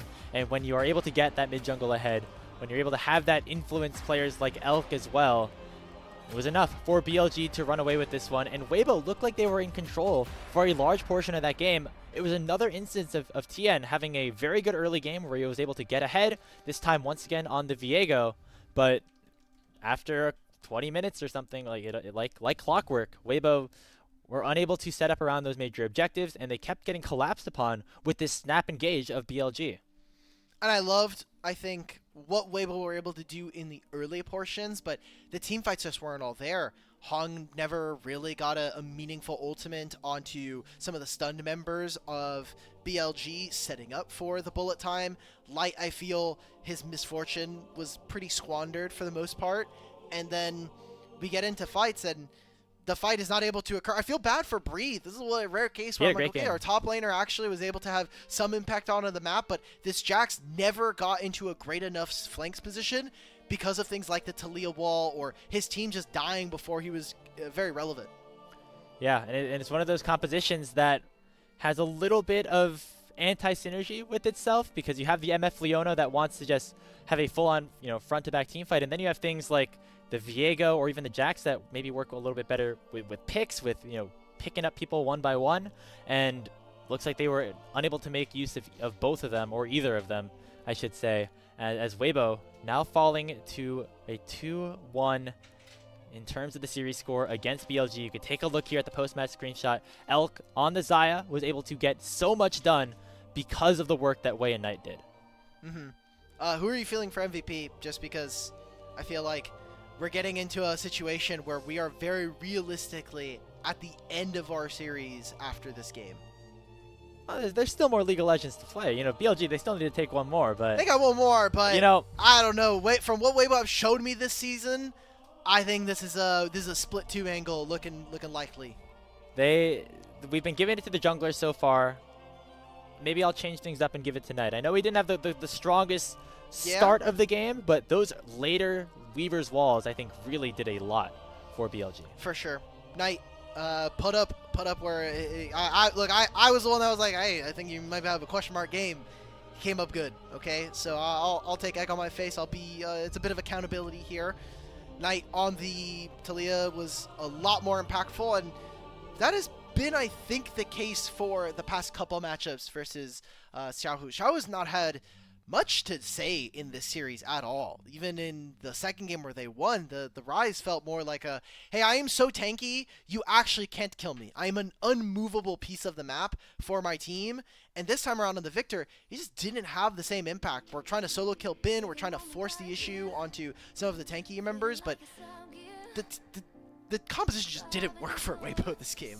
Yeah, and you know, you could think that maybe BLG's style of the way they played those fights ended up countering as well. You know, Weibo is one of those, it seemed like Weibo were a team that wanted to play the fights out a little bit longer, have things go more on the extended side, but BLG were so all in on just, you know, making things happen immediately and never let that full composition for Weibo to, you know, never gave him the time to cultivate, to grow, to really develop into that team fighting monster that we thought could have been when we saw the draft here for Game 3. So already now, Weibo down to match point. I mean, I feel like still a lot of the issues that we were talking about at the start of the series, retaining into the mistakes that they've been making here. Any changes that you want to see from them going into game number 4? I want to see a mid lane champion that's going to let Xiaohu get more active. I know that they have been on the red side, so they've been banning stuff like the Kalista, the Skarner, and now the Aurora, but I feel like those champions were really good at letting Xiaohu move. The Lucian champion that we saw in their JDG series, kind of similarly, I want to allow Xiaohu to have plays early. So I think a Silas, I think again like the Aurora. I don't want to see Xiaohu LeBlanc again this season. Maybe give it a little bit of time. Maybe in Split 2 we can get that back. But I want to give him the ball so that he can play with Tien. Because that, I think, was some of the best we've seen from Weibo earlier on into the season.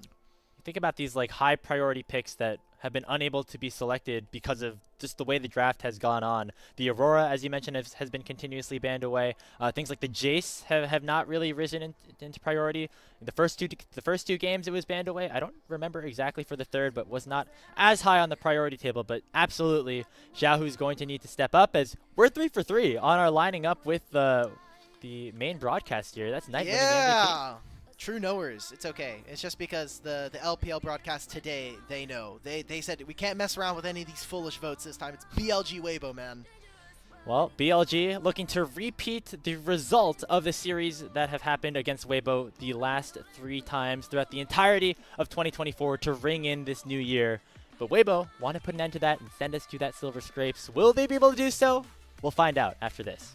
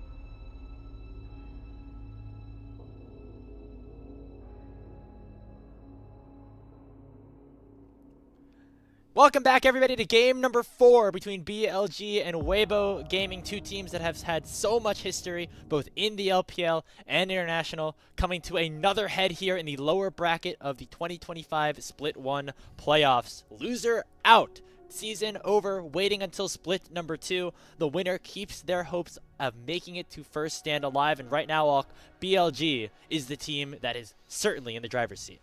If they want to make it to first stand, we got a long ways to go. We got a lot of best of 5s in a row to play for BLG or Weibo if they're able to take an upset here, but so far so good, and the path to that starts now with a win tonight.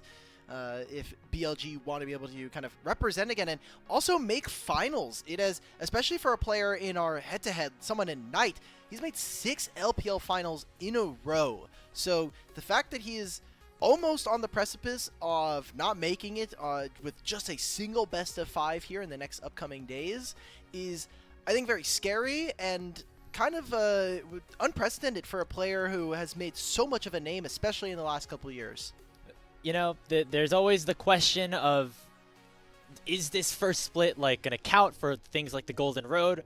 The way that this tournament has gone so far, it really does feel like it counts. Like, it feels like we've gone through a full season, especially in the LPL, with so many best of 5s, so many really hard-fought series being played by all the teams. And for BLG and for Weibo, these players, they're not keeping track of that legacy. They just see a tournament that they want to win. And Knight has been in the finals of every single, domestic tournament that he's been in for the last 3 years, and he does not want that to change here today.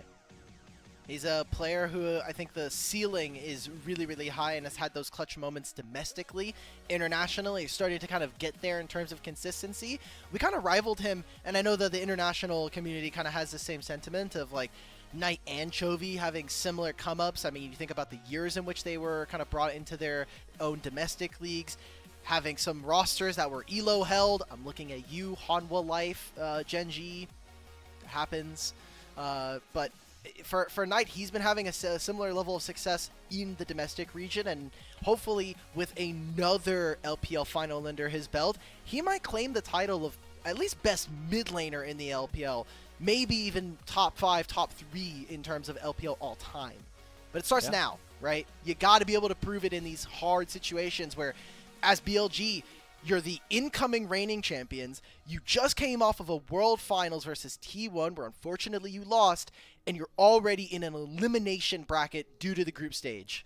Yeah, there's, the question of legacy in terms of international success versus domestic success for a lot of these players, and that's something, Knight has not won that World Championship just yet, but you can't have international success if you don't have domestic success, because you have to get to the international tournament first. And right now, BLG in the lower bracket still has a long way to go to get there, but a player like Knight, very driven, and he's got the team around him that is capable of doing so. Of course, they've won the last 2 splits. They're looking here for that three-peat in a way here in split number 1, and they're just one map away from doing so, and also setting themselves up with a rematch against TT, who I feel like certainly they want to try to take down after what happened last time around. Too many narratives for that game. I wish best of luck for whoever is on the casting desk for that one, because that one's going to be a lot of fun. And now here for Weibo, the veterans got to really dig deep here. Someone like Tian, someone like Xiaohu, who in our mid lane head-to-head, again, just regionally one of the best mids, and even internationally. We're talking about like the MSI titles he was able to gain for himself, the fact he's able to do it in 2 different roles, the fact that this guy has made so many deep runs at international, and obviously a world champion in his jungle to his left. I think we need to be able to see them kind of pull out a carry performance, because this could be the last game they play for the next month and a half. And they don't want that to happen. This is a roster, as you mentioned, you kind of picture them in the top 4. I feel like a lot of us, including myself, had them in that conversation of being the teams that we'd expect to qualify into the World Championship, even though 3 out of their 5 members from their semifinals run last season looked different. The core of Xiaohu and Light remained, and the pieces that they brought in certainly looked capable of making this another solid team. But so far, we have seen holes in their gameplay, most notably around their decisions to, choose fights, or how they decide to set up for major objective fights. Hasn't really been successful for them. The one win that we did see them have in game number 2 was a game where they really didn't need to teamfight too much because they had full control of the map from minute 1. Yeah. So we're getting into draft number 4 here, game number 4 of the series. And BLG back again on red side. Bans we're expecting to stay the same. Skarner, Callista, and whatever third they want. Aurora probably the most likely. And for Weibo, big focus on the APs. The Akali and Lilia. I wonder if this is going to be yet again another Sylas takeaway, or if they're going to be focusing on that jungle position. I think Poppy is a champion that has been sitting in the ban spot for a pretty good while.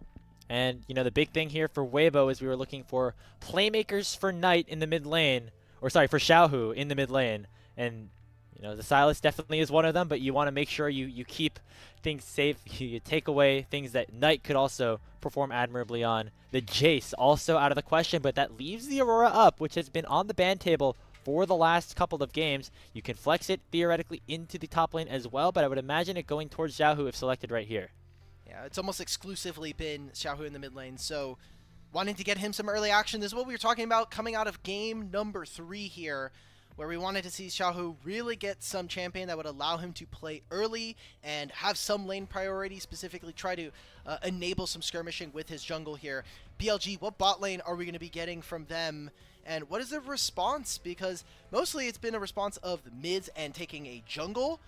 We're getting the Elise Caitlyn here. Okay. I will admit, I was a little hesitant on this. However, On has found success on this Elise pick so far early on in this season. I think has gone 2-0. Has at least won one of those games on it against LGD, I believe so, or LNG, I should say. So certainly a flavor of the month pick, but we're gonna see if it has some success this time around. You can, you know, match up that Cocoon with the Caitlyn trap to allow for a little bit of extra damage there, as Light will match things up with another utility marksman of his own in the Jhin. Okay, so strong laning coming in from BLG. They need to be able to smash this bottom lane. So I'm expecting from BLG they're going to be picking up a jungler that does allow them to get into dives, look for situations where you are shoving them under the turret.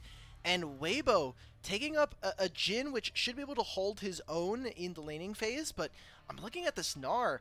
Blind Gnar. There's not too many champions that are really up in priority, and Bin has a lot that he can counterpick. He has a deep champion pool, especially for Gnar counters. I'm thinking of like Bin Camille in particular. Yep. You also have like a couple other champions that haven't been banned yet or are still available. Gragas could be here for BLG, so I think this is tough.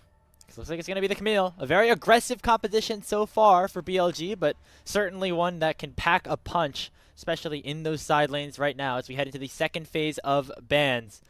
Mid-jungle, the last thing for BLG to select, whereas on the other side here for Weibo, they're still looking for that support pick to match alongside the Jhin for Hong. So many junglers out, especially when we're talking about the ones that are going to be able to be like 80 bruisers, and thinking of like any APs that are available, the next highest up we're thinking about is either the Zyra or the Brand, especially with Lilia gone. So wonder what we're going to be seeing from either of our teams. And like we see reflected in the pools, so many supports are gone. Rel and Leona taken away, Alistar as well, alongside the Rakan. So Nautilus being taken kind of means that Poppy needs to be the next highest prio if we're talking about engaged supports. Otherwise, we're getting into like the Thresh, we're getting into like Blitz and the Pike that like we have seen from Hung earlier on into the season.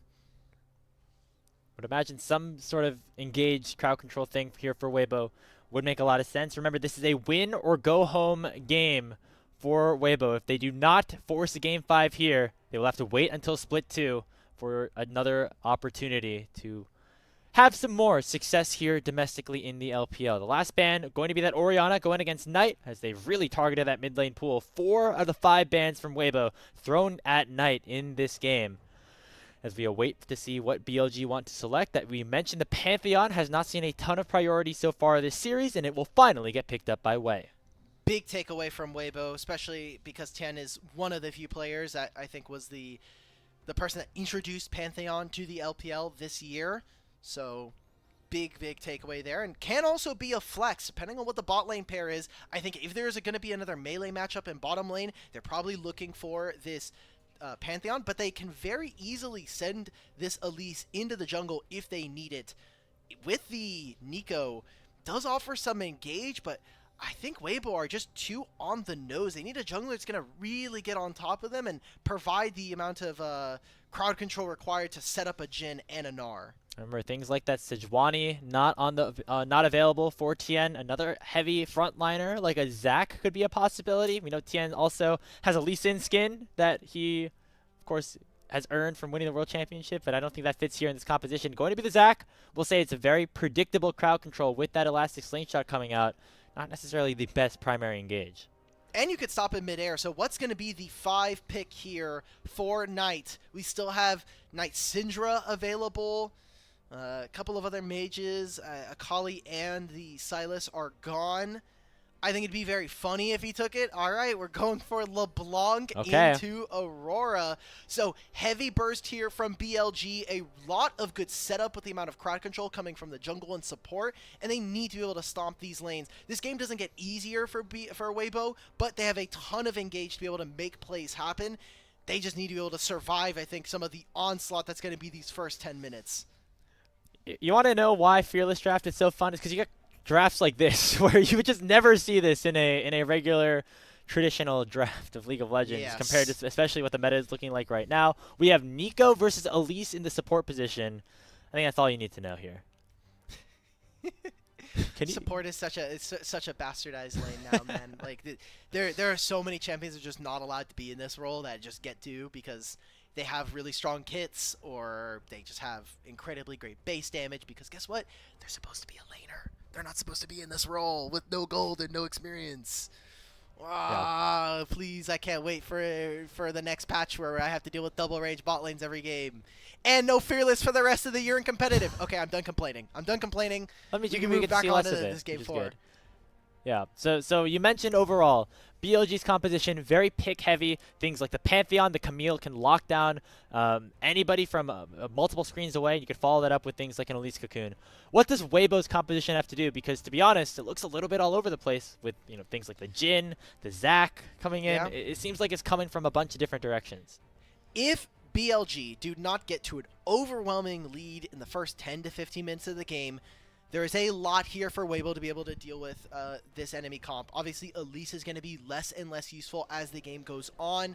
You're also going to have the really strong engage coming in from a Zac and this Nico. I think the fact that Xiaohu and this Zac can enable someone like the Jhin to land the Deadly Flourish is something that can be very dangerous. So we need to see if Weibo can make early game plans to prevent action from BLG. The more vegan approach here for Weibo is the name of the game. As we're on to the Rift for game number 4, what could be the last matchup here in this first best of 5. Reminder, you got to stick around after this series is over because we got Invictus Gaming versus Top Esports coming up right after this one. Another elimination series between 2 potential title contenders. Another level 1 shenanigan set up here as On takes a decent chunk of damage. There doesn't seem to be too much of a threat of any early kills as none of these champions have super strong level 1s. You say, oh, okay, wait a minute. They might still try to force for this. I mean, you've got Pantheon, you've got LeBlanc. There's any, you've got Elise as well. You can force anybody you want out of these lanes, and there's really not much for them to do here. So, looks like we're getting a little bit of vertical map here. It is an advantaged lane. Hold that as this bot lane pair. Walk in, great use of the repel. With the Gnar versus Camille matchup, it's very easy for Camille to be able to punish, especially if Gnar does not have Hop. But if Gnar is able to get a couple of early kills, especially with the jungle like we are expecting, this can be very difficult for Camille to have a lot of impact. And eventually she might just be relegated to hookshot bot, similar to kind of like an Elise, right? Yeah, potentially, but I mean, it's going to be hard even for Tien to get into the enemy topside jungle. You can see the vision already placed in the river, and with Bin having that early lane advantage could be a little bit tricky for him. On the other side, BLG already getting the push and forcing Light and Hong to be wary of a potential dive coming in early from this Pantheon. You already saw that Wei was doing a really smart job of making sure that he's trying to avoid being in vision, knows that the bot lane could have roamed, so he backs all the way up, still had the camp leash, and they're going to go for this dive on the bottom wave. This has to go well for BLG. Now, there is teleports available for both solo laners of Weibo, but I don't know if they want to utilize it. Flashing away already is Hong, and Light has to cleanse away from the Cocoon. Already the Ignite's ticking on top of him, and the first blood is picked up by On, who uses the Repel beautifully and is able to avoid the tower from taking him down. Now Hong is dangerously low and will be taken down. It's 2-0 BLG. That's exactly what we wanted to see, and I love this from Knight. He goes into the top side, tries to get vision. Now he needs to be able to survive here. It is going to be his clone being taken down, but getting vision onto Tien is such an important move here for BLG's mid. So 2 kills early on, the summoners as well. All of the summoners gone from this Weibo bot lane is such a huge win. And that's disaster for Tien as well, because Knight went to face check and chunk him out. Will not have enough time to even clear away the enemy red buff, so that is just a net gain in camps as well for Wei, who also got that dive down to pick up 2 kills for his bottom lane. Already a 1,000 gold lead here for BLG, and you said it, that they were favored coming into this one, and definitely he is looking like it right now. So Tien's, for lack of a better term, pretty homeless this game. Yeah. He cannot do much, man. Like, he's like, okay, cool, I've got my respawn raptors, yay! And then he's like, okay, well, I don't have any other camps. And Pantheon's going to get 4. He's going to have all of his topside camps that he can take. He's actually going to continue potentially looking towards either bottom lane and shifting between these 2 lanes. Great job from Tien to be able to find this, but they're just going to be like ships in the night. Yeah, now Xiaohu is very far forward as well. Wei using the E to get a little bit extra movement speed and forcing the flash out of the Aurora. Another big summoner spell, but not much other than that. But you can just continue to see the pressure that BLG is putting onto Weibo, as their options are running thin here in this early game. Oh, we're getting a replay. Okay, this is a while ago now, but we get to see how they executed this. Flash immediately from Hong before there's any summoner spells used. Light flashes forward to try to dodge on what I'm assuming is a spell shot, some kind of spell usage, but there's nothing going towards him, so I feel like Weibo's bot lane got a little bit freaked out by what was going on. They're like, Jesus Christ, these guys are diving us on level 3 again. We can have no fun in bottom lane, and they just lose their composure. Yeah, there was 2 traps that were stepped on that Elk was able to get headshots off of. One onto Light, one onto Hong, that eventually led to their demise. Now, I'm not saying that that was the main break point, or the dive would have gone unsuccessfully if the traps didn't connect or weren't stepped on here from Weibo, but that's kind of goes to show the amount of pressure that these guys potentially are feeling right now. And they're in a tough spot. However, we did say that, it's around the 15-minute mark where Weibo's composition will start to come online and BLG's maybe will start to fall off a little bit.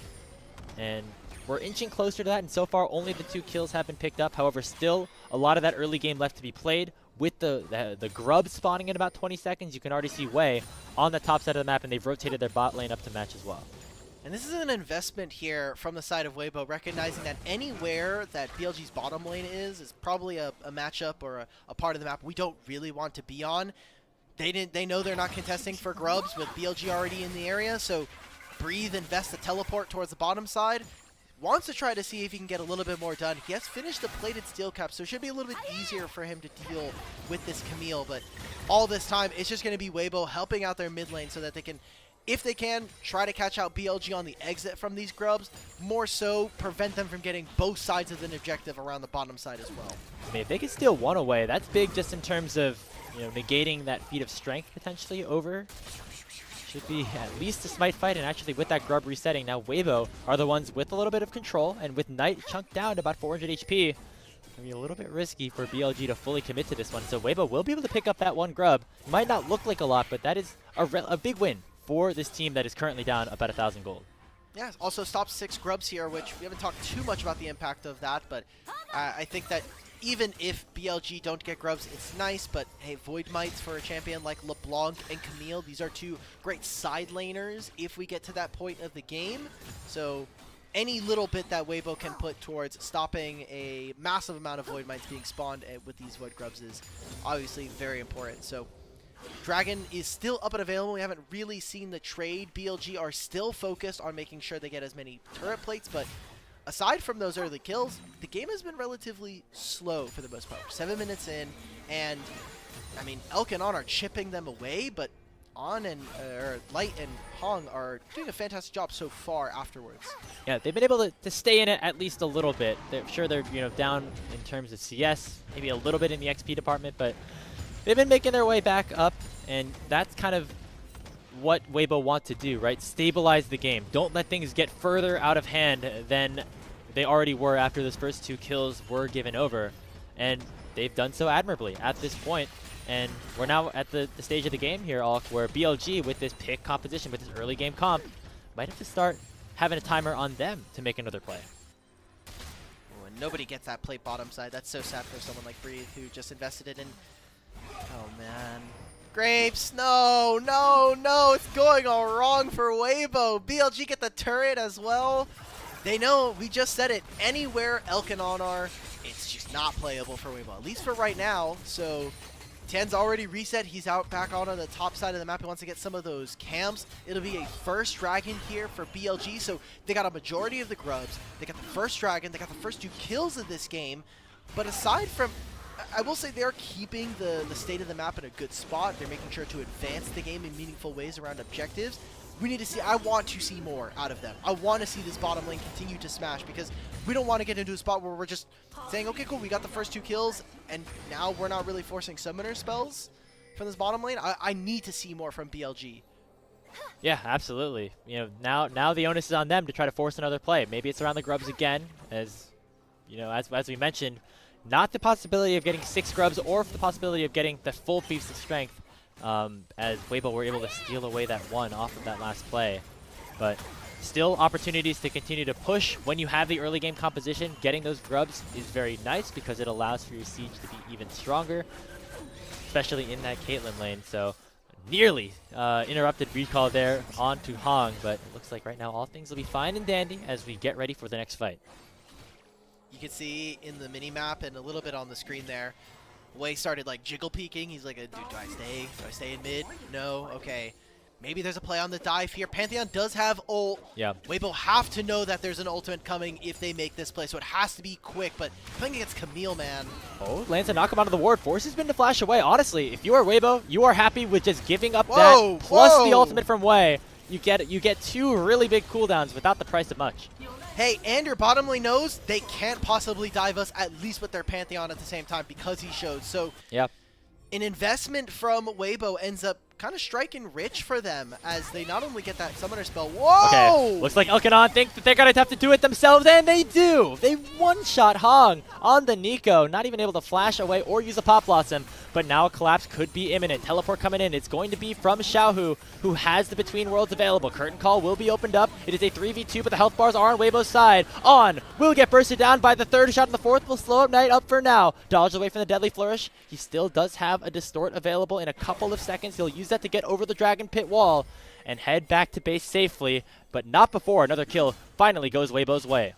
It's a kill, but that does go on to On, right? Like, that kill going over to him is not in the best of hands. BLG have now spread themselves really thin on the map, which means Weibo should be able to get these sets of grubs, putting them at 4-2, and oh my god, Xiaohu might actually just get a free kill here. Oh, gets a teleport out from Bin, though. Yeah, and Xiaohu has the flash and a lot of movement speed there, so no danger of going down, just forcing BLG to respond with another summoner spell, as Bin has now neither the teleport nor the flash, and that allows for Weibo to actually pick up all 3 of these grubs on the top side, as well as picking up plates here up top lane. Breathe actually jumping forward here. The repel is forced on from On, and he is still in a lot of trouble. 4 members of Weibo are going to collapse and pick up another kill. The Gnar with the flash into the wall from Breathe is going to stop down Wei. 2-man wall up as well. It's a double kill picked up for Light, and they're potentially going to look for more. They still have that numbers advantage and are trying to trap Elk and Knight between the 2 towers. Another Deadly Flourish comes out. Elk is forced to use the 90 caliber net to escape, and Weibo will control yet another wave and get even more pressure as they get themselves right back into this game. That top play from Bin, when he got engaged upon and had to use his flash, we are seeing the ramifications of that play still here. With them not being able to invest all of those plays towards topside, Tien finds an angle onto the bottom lane with his mid laner. Xiaohu ends up going down bottom lane, and they are able to grab some of those kills on the back end. Elk ends up staying, which then forces Bin to teleport down to the bottom side, and then they're going to grab all those kills on top. Weibo are making really good on some small overreactions from BLG.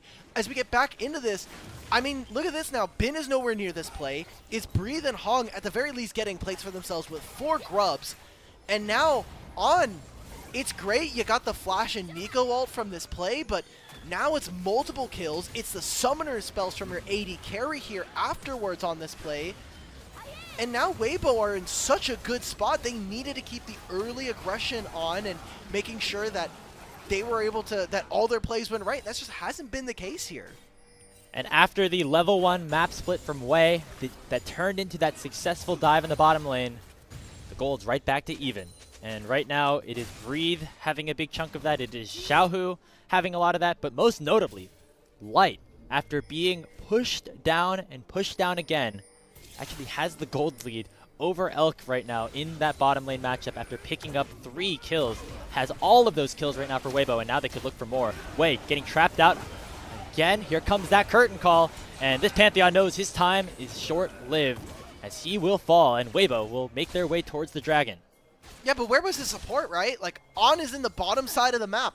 We cannot be clearing that. There was no prio as well from Knight, so good punish coming out from Weibo opens up the dragon. And this is a game 4 that is so important. Obviously, if Weibo win, we send ourselves to a game 5 here. And BLG are 1 game away from qualifying to the next part of this playoffs tomorrow. But, I mean, cool, you find Breathe here maybe? That's the Caitlyn Elise combo we're talking about. The cocoon into the trap, but right now that's just not enough damage even to take down Breathe. Okay, yes it is. There it goes. Ace in the hole comes out, and that's a big chunk of money headed towards Elk. Now trying to get some damage here onto this bottom lane turret, but Tian is here. He's going to just clear out that wave. So good. Great job from BLG in their bottom lane to find that pick onto Breathe, but I think it's maybe a little too late. Wei's looking for the ultimate. They want to try to grab this turret. Starfall goes in onto Tian, lands a stun, and it will be flashed away from as the cocoon does not connect. Teleport comes in from Xiaohu to try to save that tower. It likely will fall, but actually with Hong in the area means that nothing will be able to pick up. And now Xiaohu pops it between worlds and locks down Wei, but here comes Knight. Lands the cocoon onto Hong, who's now chunked down to below 100 HP. Light now arrived to the fight as well. Curtain call is available, but they don't want to use it without the health bars being too low. And so it's just resources sent down bottom for Weibo to delay the inevitable of this bot lane tier 1 going down. So many summoner spells as well, and there was really no play. Breathe has not been able to connect for the rest of the team this game with, I think, the disparity in the teleports. BLG, they're able to at least equalize this a little bit more, grab themselves the gold lead for now, and opening up that bottom tier 1. I want to see more of what this Elk and On duo could do, man. They need to be able to be, slamming turrets very early. We're already at 16 minutes, and they barely were able to get 5 plates. Teleport towards top lane. They're looking for Breathe, trying to get something back here as Bin procs Hextech Ultimatum. Knight and On are on the way. Knight flashes forward to land that tether, and the chains will get doubled up. Breathe will get bursted down. Beautiful execution as the crowd control chain will find the top laner of Weibo. All right, Knight, my bad for ever doubting you, dog. Like, that was just beautiful. Flashes to, like you were saying, find the chain there. Opens up a timer here for BLG. Yes, they'll be missing on some of their spells, but, I mean, LeBlanc ultimate is so low of a cooldown. They're going to start up this Rift Herald here. Not without the current call open.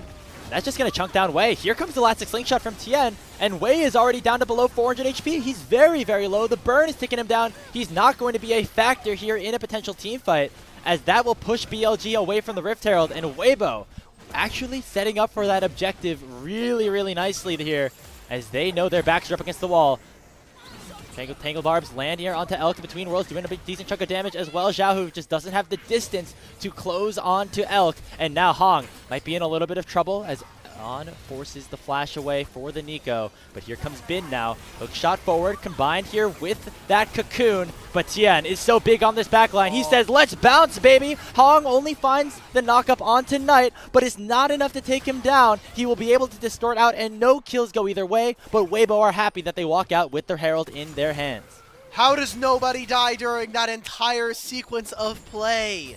That was incredibly close for both of our teams, and the fact that is with Weibo, getting out with the Rift Herald. They were also able to squeeze a couple more summoner spells out from this.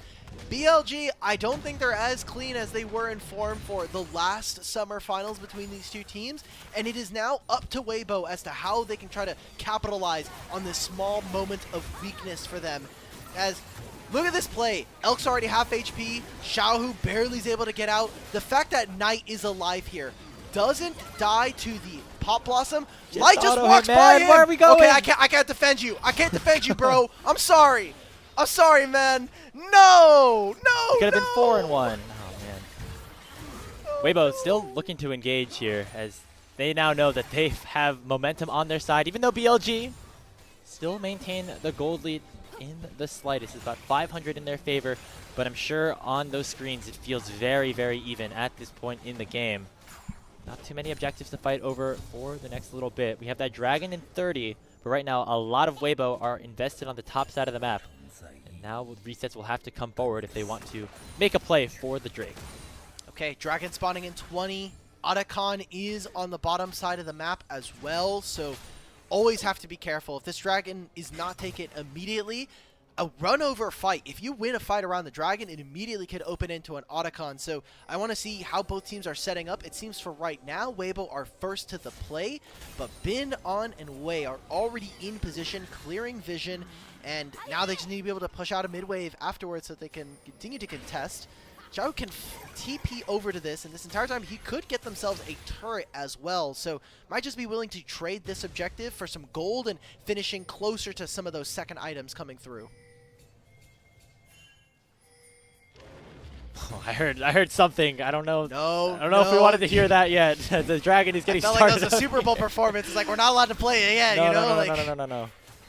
We don't want to cast a curse it. I'm not going to say what we heard, but it's going to be a tower picked up here for Xiaohu, as now Wei will make his way down towards the dragon and pick that one up for BLG. That is 2-1 dragon lead in their favor, but the rest of the map going very much in Weibo's control. They are up in rose petals. They are up in grubs. They are up a little bit in gold. They're also going to take top tier 2 here as well. So they traded a single dragon for mid tier 1, 2 top lane turrets, and maybe you lose this bottom tier 1. I think this is a huge trade here coming in from Weibo. And one of the strengths of this team was the fact that they are willing to cross map for the Otacon. They're one of the first teams to do it in their series, in their group stage. So to see it here now, I feel is more of a reflection of the level of gameplay we've gotten them from before. So maybe they trade this Otacon. There's teleports that are available for Breathe and for Xiao, but no one's nearby. Yeah, it's like it's just way too late. It's going to get bursted down too quick. Knight comes in with the teleport to confirm the kill of the Otacon. It's going to give BLG those temporary revives, as it was just a trade in towers on the other side of things. Weibo were able to pick up the top tier 2. But now we're going to have to play a little bit more passively for the next few minutes, as BLG have a big buff on their side. If BLG don't meaningfully advance the game state in 2 minutes time, I think that's a huge win for Weibo, right? We'll kind of check back in at 23 minutes, but if they don't actually, or if they're not able to use these revives that they get access to, then I think this is a huge win for them. I mean, look at the objective timers too, right? 3.5 before the next dragon, 4 minutes before Baron. What can BLG reasonably execute on that isn't just like someone walking into Fog of War and just AFKing? There's nothing to play for, and look where they are. They're not even able to group at this point. So this is a good spot for Weibo. Yeah, I would say if you're BLG, maybe try to siege this mid-tier 1. It's still open, and if you end up losing a couple players for it, you'll have that opportunity. But instead, they're going to look for a pick onto Xiaohu, using that tower that they took down earlier. It's a really nice engage from Wei, and that's a big chunk of gold going towards Knight, as now Weibo looking for maybe a bit of a counter towards the mid lane. And now that mid-tier 1 certainly on the target to be taken down. Instead of continuing on the bottom side of the map, Knight and Wei want to see if they can open up something in mid. If they can get some meaningful damage onto this mid-tier 1, then I think BLG will be very happy with the next passage of play afterwards. A minute left on these Otacon timers. Looking for a dive, but Breathe has no Mega Gnar. Oh, look at Knight. He's just diving so far forward. He knows he has a revive, already chunking down Light to 30%. Tian just waiting for the opportune time to go in, but doesn't seem like there's going to be one just yet. Finally finds the engage on the way, and they will send him back to the fountain with 200 gold going towards Tian. But it comes at the cost of the mid-tier 1. Lots of map pressure now opened up for BLG. Good job. Great job from BLG executing on the fact that LeBlanc has so much mobility, the fact that she can kind of just pop over a wall, deal a bunch of damage, and then leave immediately. Fantastic stuff from them. And now they're starting to equal up some of those turret trades that we saw in the Otacon swap from Weibo. If they make this dive happen as well, it's so good for them.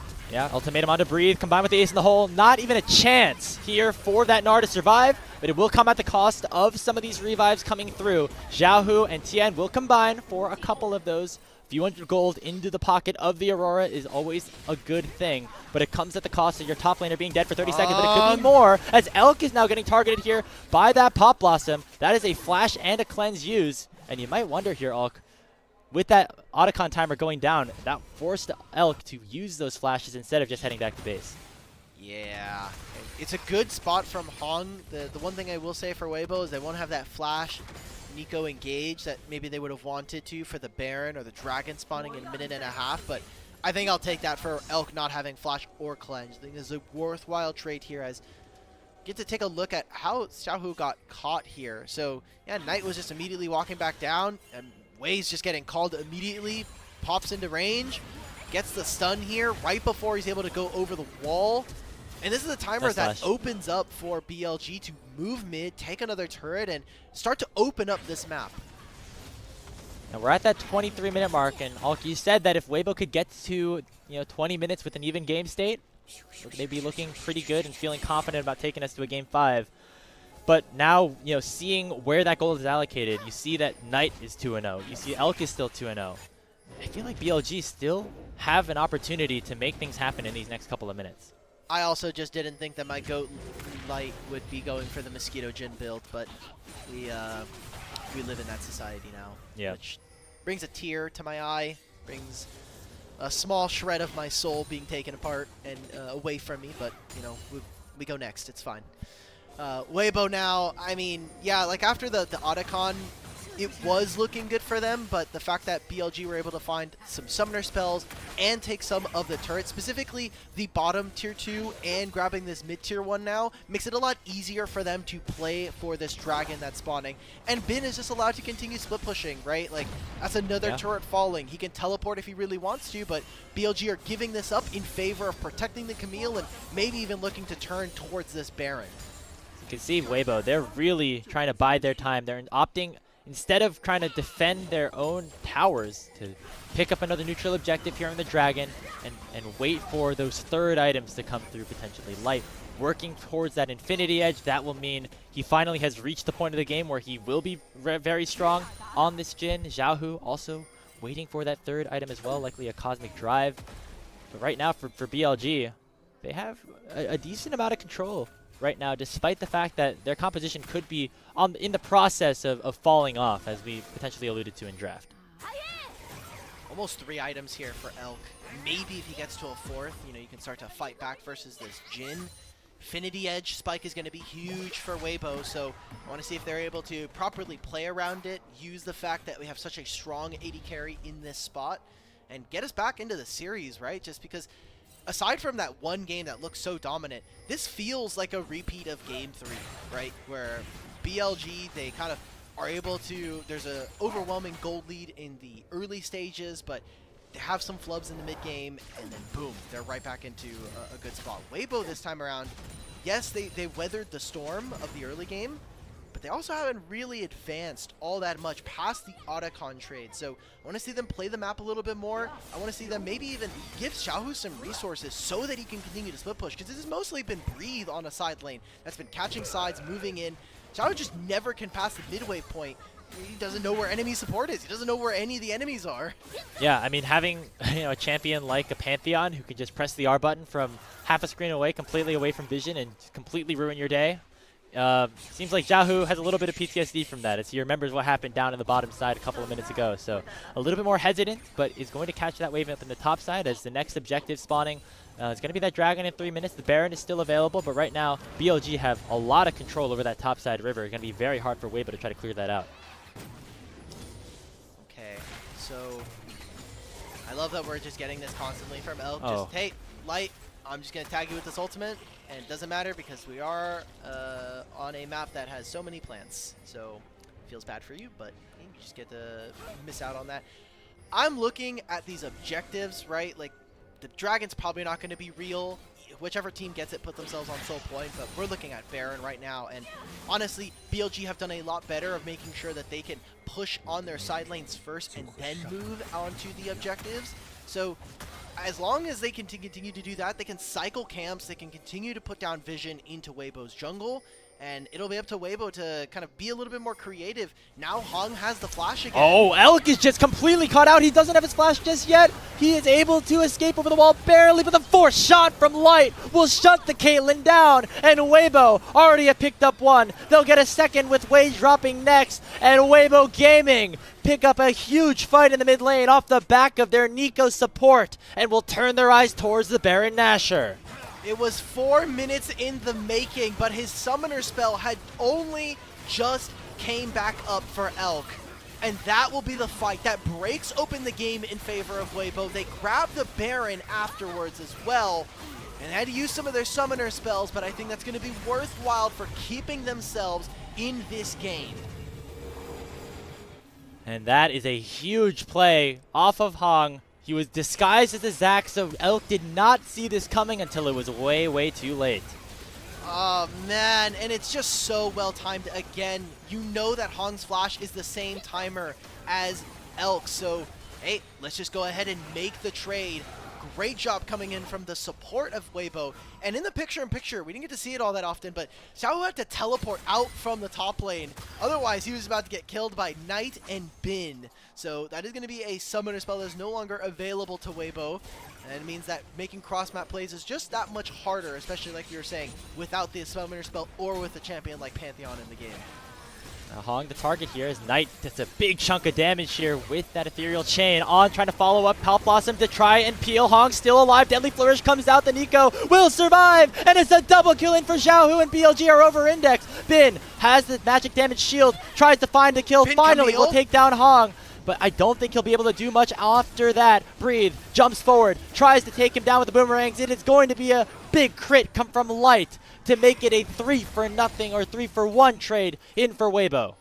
BLG, they're starting to get caught up in the ways. This game has been dirty on. Why are we flashing? He There's tried no to find the need for one-shot onto this! Xiaohu. Gonna cost him his flash and a repel. The cost of the curtain call in from Light. Breathe is still exhausted here. Elk now has the flash and will be able to use it to get away from that elastic slingshot and maybe even force the passive of TN. Let's go, Elk! That is going to be enough for that jungler of Weibo to fall as BLG get a little bit of breathing room off of that Baron push. Are BLG going to be contesting for the Dragon? The HP for Weibo is incredibly low. Oh, it's a bait. Oh, it's Knight just by himself, though. Oh, He he's able to distorts dodge out on the backwards. Deadly Flourish. This now could be the the part where P-shooter. Weibo have thrown their Baron. It looks so good, but now Tien spawning in 30 seconds. It is going to be Soul Point picked up here for Billy Gaming. And they're right back into this one. It was a nice Baron power play here for Weibo. They got about 2,000 gold. They got close to the inhibitor towers, but they were unable to crack any of those crystals open. And that's a big win if you're BLG.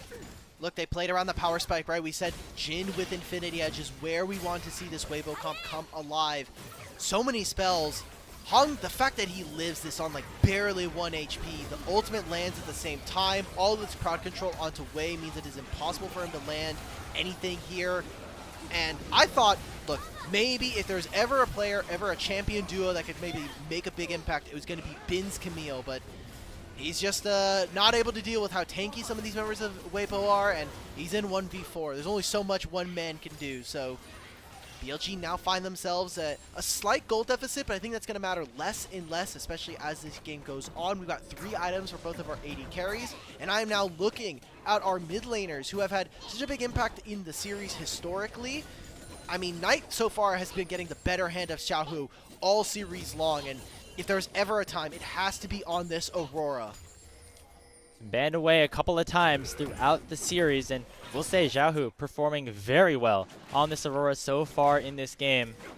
A double kill there, picking up a big advantage for Weibo, or at least stabilizing things a little bit as Tien continues to be very, very aggressive, although this time without his passive as it was taken down in the previous fight. Weibo do not have the Baron at their disposal this time around, but still want to siege onto this tier 2. Have to be careful of Knight's flank, but right now TN is the one leading the charge on this Zac. Elk is nowhere near. He's back in base. What is he buying? Is he buying another item here? Yeah, he finished his LDR. Wow. Huge purchase for him. And there's no Mega Gnar for Breathe, so if there's ever a time now, BLG does have a window where there will be no Mega Gnar available for Weibo. They're just going to protect their base, protect their inhib. They should be looking to cancel recalls, buy Knight some time. He has a ton of AP. He's probably going to be able to one-tap this turret anyway. We'll be able to pick that one up very easily, and we'll say Wei still has that ultimate and that flash if they want to go for a play. Hong going to force the initiative, land the two-man pulse blossom onto Elk, and the Caitlyn is dead! The main carry for BLG is down to the wayside. It's a 2-for-1 overall. Xiaohu is now forced to push forward as Knight is on the retreat, forces that back to be channeled, and the Nexus turrets are under fire. BLG have a 3v4 to try and save this game, or else Weibo will force the game 5. In comes the Starfall for Wei to try to at least clear out the wave, and he will do so successfully and force Weibo to go onto him instead. This is the ultimate that may save BLG in this game. That could have been the end here in game number 4. Wei is going to try to escape. I mean, he has a lot of mobility, also has the flash. I don't think Weibo are going to have time to be able to catch up with him. Oh my god, no. Don't jump over. He doesn't see him.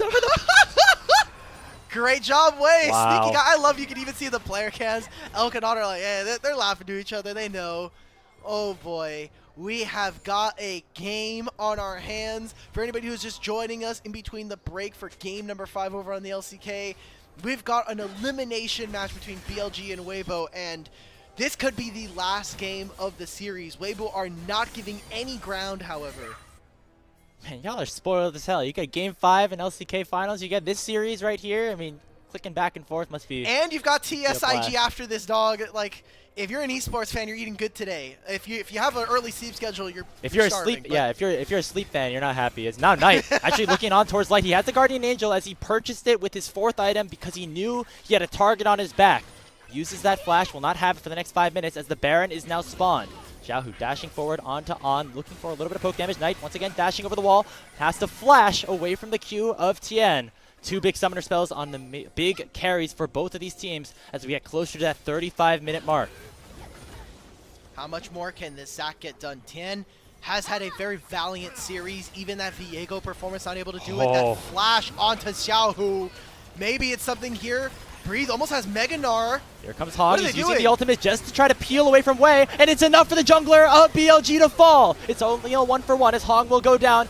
A Knight and Elk are still alive. They're still doing a lot of damage. And look at Bin with the Hextech ultimatum, doing a big chunk onto Light, proccing that GA. But Knight is still alive. Xiaohu still on the escape, but Weibo might have bitten off more than they could chew. Here's Bin on his Camille. He'll shut down Light. It is an ace picked up for BLG. My god, the carries of BLG just went crazy in that fight. Knight and Elk getting all of the summoner spells, and look, Wei, he threw his body in. He maybe took a couple of notes from Hong in that Karma game. Man, oh man, we've got a series here, and BLG Weibo want to perform. BLG, they want to play against TT. They want to get their revenge here in the playoffs. And when they last game between them and elimination, it seems like Weibo, they may have spent all the gas in the tank. And that's going to be a Baron picked up for BLG as well as Bin teleports back after clearing the super minions. Another look at this fight. Dude, I just want everybody to watch what Knight does on the side here. One, he's able to kind of stop this. It's great. Knight and Elk with the DPS this fight completely deletes Hong from the fight. And then Elk is just firing away. Headshots. Breathe with the flash. He flashes out instead of applying pressure onto the back line. So with this, it's the Baron going, or it's BLG winning this fight. It's BLG now having Ocean Soul as well in the picture-in-picture. And it's great for Bin to be able to clear this up on the back end. This finally feels like BLG, they've loaded into this game, and this is the team fights that we should be expecting from a team of this level. And Bin just got so rich on that play. It was plus 1750 in the gold department just off of that double kill alone onto Xiaohu and Light. Gold lead back in favor of BLG, but this game is far from over, Elk. Weibo still in this one, although they are now going to have to fight against an Ocean Soul as well as a Baron buff for the next 2 minutes. how much can BLG hold on. Knight is doing such a fantastic job of applying pressure on the side lane, moving into Fog of War, making a very big nuisance for Weibo to deal with. Like you were saying, that Ocean Soul just feels like a shot through the heart immediately here for Weibo. Such a soul-crushing last few series, going to 5 games, going up against JDG, and just barely eking out a loss there thanks to Pays just summoning, you know, the God Hand on his Ezreal. And now here in Game 4 with a good win in Game 2, a close game in the 3rd, and now in the 4th game, it just feels like not enough engage. Also, breathe on this Gnar. I think that our solo lanes here for Weibo are not performing in this last game. Not there just yet. Breathe had a couple of nice plays early, but has since been unable to really provide a major impact in one of these team fights. It's been a lot of Tien and Hong in terms of engages so far for Weibo, who now have to withstand another 50 seconds of this Baron power play. We'll say, with that inhibitor in the bottom lane taken down for a couple of minutes, it did stall out the Baron push as no inhibitor towers have been cracked open on the Weibo side of the map.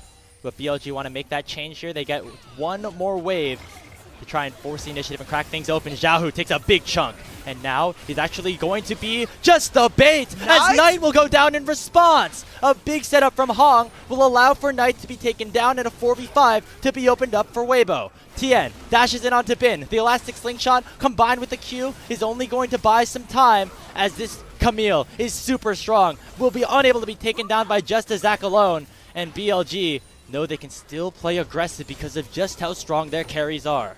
This is so insane, man. Like, not only the fact that Knight gets taken down, he's playing LeBlanc in this matchup, but Bin is starting to put on a mechanics masterclass on this Camille. How many champions does this guy have named after him? Bin Camille, Bin Fiora, Bin Sante. Like, there's so many champions that this guy has had, like, mechanical excellency on. And I want to see if he can pull it together in this last game. Put everything together for BLG to bring home this game.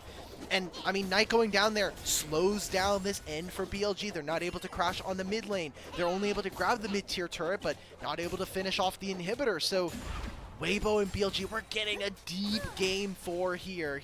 And it only takes a single mess-up. Both of these teams in position to win this, but it takes one fight.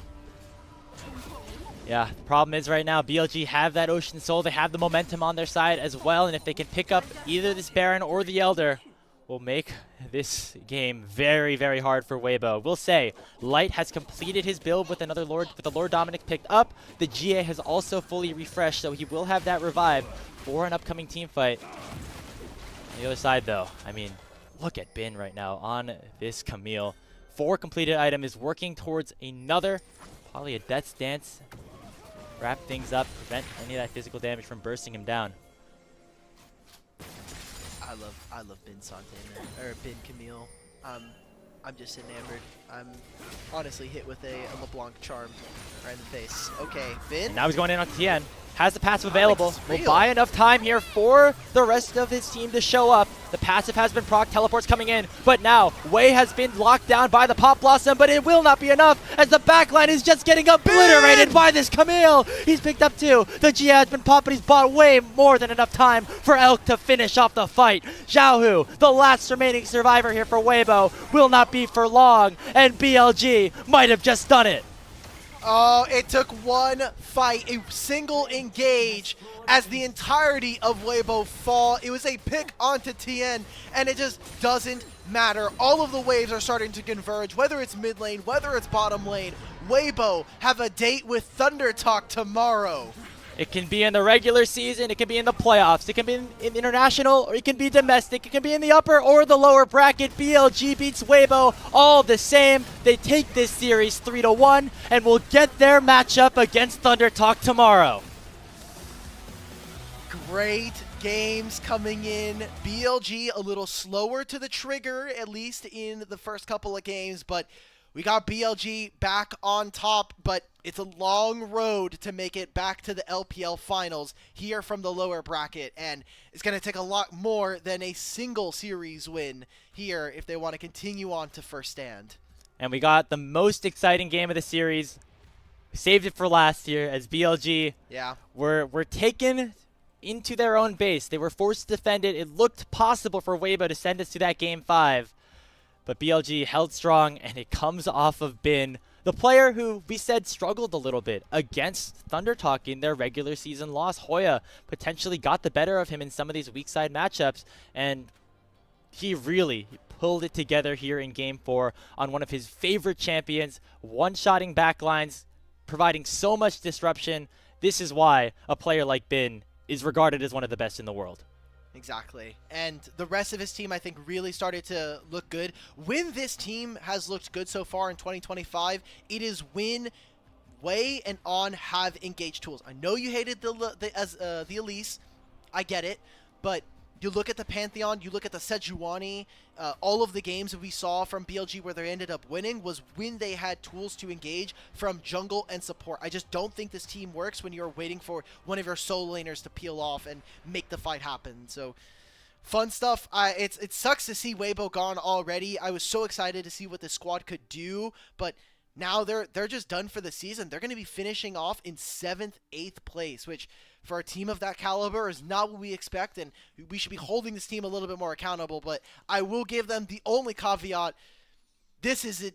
The format is cutthroat, man. Yeah, it's really tough. You make one little mistake. I mean, you remember Weibo were at JDG's Nexus in game number 5, and were unable to close that game out. They were at the Nexus turrets of BLG to try to force the game 5 in this one, and then a nice Pantheon ultimate from Wei to cut the wave off allowed for them to stay alive and allowed for Weibo to be going home a little bit earlier than they probably expected, given the caliber of their roster, the way that they were playing at the start of the year.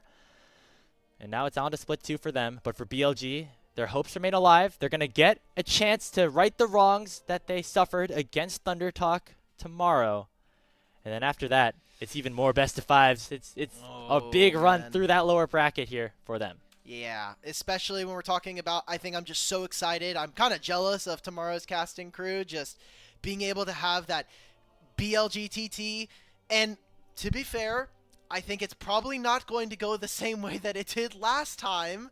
But the storyline's so good. I know, the storylines. What if they do it again? If TT do it again, then, sure, whatever, bro. But I'm not going to let myself get one guide like that. Just BLG looked really strong, and now they need to kind of pull it all together. They'll get another pick-me-up tomorrow if they're able to smash that series versus TT. Then they go up against the winner of whoever wins tonight's series after this, TES and IG and NIP going off against each other. That'll be another banger series. I don't know. I love how this format is so small and like you just run through it very fast, but I think the fact that we lose some of our great teams so quickly is a bit of a bummer. So unfortunate to see. Well, it's not as long of a break as maybe we've seen in some other regions. They'll be right back at it sooner rather than later, and play in maybe a more robust, fuller regular season here in Split 2. This is meant to be the warm-up split to find a quick representative for that first stand tournament and go on from there. And for Weibo, fortunately, it's not going to be them, but as we've seen from last season, they are maybe a bit of a scaling team as it goes later and later on into the year. So maybe this Split 1 is where they could be at their weakest. Here's the damage chart. Look at Elk and then Bin. I think probably 25 or 20 out of that 25,000 damage came like after 30 minutes. Yeah, maybe. We didn't see too much from our 2 top laners fighting all that much, but maybe if we pull out the pro view, pull out the POV, and Bin is just like forcing this guy, really make him play on the margins. Who do we have for MVP, man? Because that game was a little all over the place. It was an early game that was kind of weird at certain points. Yeah. I want to give it to Bin because of his late game performances. I feel like I'm more biased towards the fights that win your team the game versus like the situations that set you up to get to that point. And so that's why I'm maybe leaning a little bit towards Bin, but I want to give some credit to Knight as well. He played a phenomenal game on the LeBlanc. I know we were a little bit hesitant about that pick as well. Yeah, I could see it. The Knight LeBlanc ended up being really, really useful once they got into later portions of the game, and being able to apply pressure on side lane, being a competent side laner, and making sure that it also just has the kill threat. Him and Wei worked really, really well in this game in particular. So, yeah, I'm cool with giving it to either of those solo laners. I'm probably more partial towards giving over to Bin because it felt like agreed. LeBlanc is pretty one note, and Camille has a hard time this game, I think, operating when there's I think she has a much easier time to operate, sorry. When you look at what's on the enemy team, I'm playing against I'm playing against Jin, Nico, like, all these champions just get one-shotted by me if I get into a team fight. Yeah, and this is one of those fights where it started to really turn on its head a little bit. This is where Bin got his first kill. This was still Weibo favored overall, but it's this next one here, that really turned the tides. As we take another look here, Hong, I think the bot lane for Weibo overall deserve a lot of credit for this series. Even though the results didn't necessarily go their way, I think Light specifically had a really good best of 5, even though, of course, here in this game 4, didn't result in a win. I'll shout out secondary MVP to Wei, bro. He put his entire soul into every single fight. And he was like, guys, I'm willing to give up my Pantheon body. Just take it and let my team win the fight. He was inspired by Kratos. He's like, LPL, please let us win, and I will give you my soul. There you go. It works. Yeah, hey, it does work. And for BLG, gonna take some selfless acts from players, like Wei, who is maybe more forced towards a utility style role when you have such all-stars like Knight and Bin on your team. But all of those pieces are necessary in order to have this roster succeed. There's a reason why, once Wei got subbed back in onto this team, BLG started to find some more success. And, I think overall, as we look forward to both this next series and just the rest of the LPL playoffs overall, showing the level of parity that we have here. There's a team here in Billy that won the split last year that is going to have to make a lower bracket run to get to the finals. And we still think that a lot of the teams towards the top could easily contest with them as well. I mean, there's just so many good teams right now. Yeah, and we also haven't seen a lot of them do any cross-group play, right? Because of the fact that we had our group stage, it went on for a bit. We also had to do it during the Lunar New Year break as well. So we haven't seen a team like BLG face off against a JDG or an AL. So I'll be interested to see what exactly that matchup looks like as we get further on. And one of those teams will have to face off in the lower bracket. As we can take a look at our final player of the game for this series. Remember, do not go anywhere. We've got Invictus Gaming versus Top Esports coming up after this one.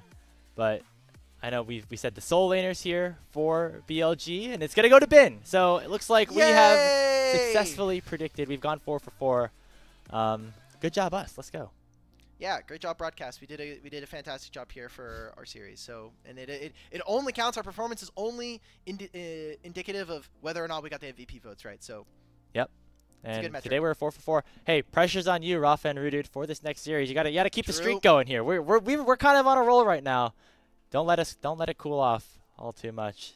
Well, they've got a great series, so hopefully they we can continue on with a lot of the hype. TS versus IG. I don't want to take too many of their points, but I mean, we've got this super roster for IG that's supposed to come on through. Jackie Love playing up against IG. So many great storylines available for them, and I'm excited to see what that matchup holds. Definitely looking forward to that one, as we're going to be heading towards that in just a little bit. But before we do so, just a quick shout out to everybody tuning in and watching this series, as well as our production team, Zell on the socials, as well as Kelsey Moser, who is going to have herself a bit of a longer day here after how this series has gone. Salute to you. On behalf of Alk Battery and the rest of us here on LPL English, we thank you so much for tuning in. Final score here in this first best of 5 in the lower bracket. BLG 3, Weibo 1. We'll see you in a few minutes as we get ready for Top versus IG.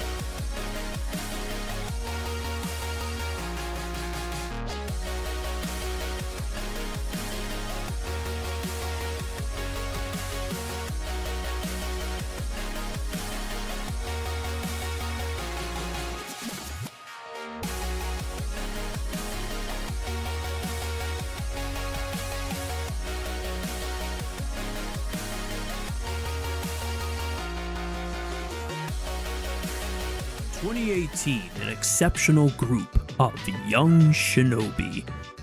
Oh, actually it says League of Legends players. Led by the veteran leadership of Rookie, triumphed to win the first World Championship for the LPL. At the center was prodigy Jackie Love Uchiha, but not long after, Jackie Love betrayed Team 7 to join the Akatsuki. Or something like that. The following claim is backed by very rigorous data and not at all just anecdotal social media glances, but there is a massive overlap between anime fans and League of Legends esports watchers. And in no example is this more striking than the rivalry between Top Esports and Invictus Gaming, which fans have since 2020 dubbed the Shinobi War. Jackie Love was quite possibly the most anticipated player debut in the history of Chinese League of Legends. There were whispers of a crazy talented rising Draven player as early as 2015, and he joined the Invictus Gaming roster as a trainee when he was just 15 years old in 2016, and yet not of age to play in LPL. IG limped along with several placeholder AD carries, including Rookie in the position, in the intervening years until finally the anticipated prodigy came of age. Just as impressively, somehow the year Jackie Love debuted in LPL, he and IG brought the first World Championship home to the region. But a year later, at the close of 2019, yes, the same year IG got swept by Team Liquid at MSI, Jackie Love chose to leave Invictus Gaming. Rumors suggested he had agreed to terms with RNG, and then that agreement fell apart in not the greatest of circumstances, which I only bring up because fans still held out hope that their favorite AD carry would return. However, that did not come to pass, as on April 3rd, 2020, Jackie Love officially joined Top Esports. And this is where the fun begins. Joke videos, photoshops, and more started emerging through the internet around the move. The controversy around Jackie Love's departure from IG and his eventual appearance on the Top Esports roster lended itself in fans' minds to parallels between Sasuke leaving Team 7 for the Akatsuki, the gifted prodigy that betrayed his friends. See it now? The color schemes and logo designs definitely helped as well. Some even traced the source of this parallel to a Weibo post made by G2 Esports of all things, where they posted the following GIF and commented, "There is no right or wrong choice. Leaving and betrayal are not connected." I cannot confirm that this is the original source for sure, but if so, that's even more entertaining. If the comparison just stopped there, however, that would be one thing, but fans began assigning characters of Naruto to every IG and Top Esports member. Baolan, as Jackie Love's bot lane partner, became Sakura. Ning, the IG jungler, became Naruto, since it was fated that he would be World Finals MVP. He also was quite energetic, developed a large stream following, and made facial expressions fans considered similar to Naruto's. That made Rookie the obvious choice for Kakashi, the mentor of the group. The Shy became Might Guy for his mechanical prowess, and notably 369 became Kasame Hoshigaki because of the perceived rivalry between the two top laners. Fans dubbed Knight Orochimaru, partly for a Cassiopeia play, and partly because he's, wait for it, left-handed. It did not stop with IG and Top Esports, however, as Damwon Gaming's top laner Nuguri became Rock Lee as the Shy's disciple. Clearlove became Gamamaru for predicting Ning saving the LPL, and several others with connections almost too tangential to mention. While the memes were entertaining, with fans going so far as to heavily edit openings of Naruto with IG and Top Esports players for millions of views, the rivalry also became intense. Top Esports members credited Jackie Love's experience and skill for their rise from just out of top contention to winning playoffs and the mid-season showdown. In the semifinal, Top Esports and Jackie Love defeated IG and his former teammates 3-1. With all the fervor and excitement, players also joined in. Karsa at one point streamed an Akatsuki cosplay. Rookie commented on how he thought Kakashi was cool, but kind of weak at the end of the show. Players like Zoom and Tien, unrelated to the confrontation at the time, changed their IGNs to put themselves in the universe. Even the LPL official Weibo account used the fan-made hashtag LPL Renjit and posted several photoshops in universe. By the way, that means LPL Great Ninja War. Kind of banger, right? But in summer regular season, IG 2-0'd a matchup fans stirred up a great deal of excitement for and dubbed the fourth Shinobi War after the conflict in the anime. The rivalry continued into 2021 with Ning benched and commenting on it on his co-stream. But IG didn't have nearly the success in subsequent years, and eventually the remaining marquee members left. That could have been the end of it, but with Rookie and the Shy returning to Invictus Gaming for 2025 and Jackie Love still remaining on top esports, fans once again took to social media to celebrate the Great Ninja War. Even the hashtags return on Weibo, especially with IG and Top Esports facing off in the Demacia Cup. Perhaps the most anticipated aspect of that Demacia Cup match was the 1v1 between the Shy and 369 for side select, which only barely ended in 369's favor. Even more old videos from fans started coming up, including a really funny clip between Rookie and Ning. They're talking about 369 and the Shy, and Rookie is just super amused because Ning is crashing out over the fact that anyone would dare compare 369 to the Shy, and all while he's ranting and just popping off, it's just a montage of 369 solo killing the Shy multiple times, so quality meme right there. While the anticipated rematch ended in something of a landslide for Top Esports, excitement that the Shinobi War will continue into 2025 has bubbled to the surface. Perhaps, with LPL starting up again, we may even get another taste in the Split 1 playoffs. As Rookie has said to Jackie Love before, "You Wimbo, wait for me." In 2018, an exceptional group of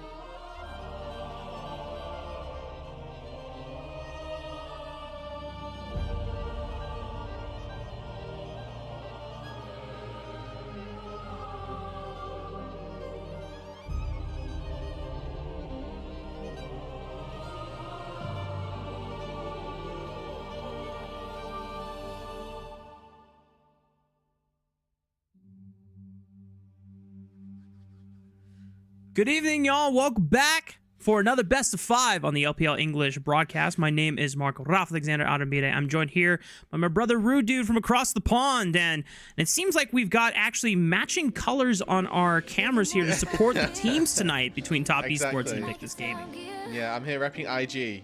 We won't check prediction graphics. You're muted. See how that ends up playing out. Unmute Rude. Okay, that's fine. Hello.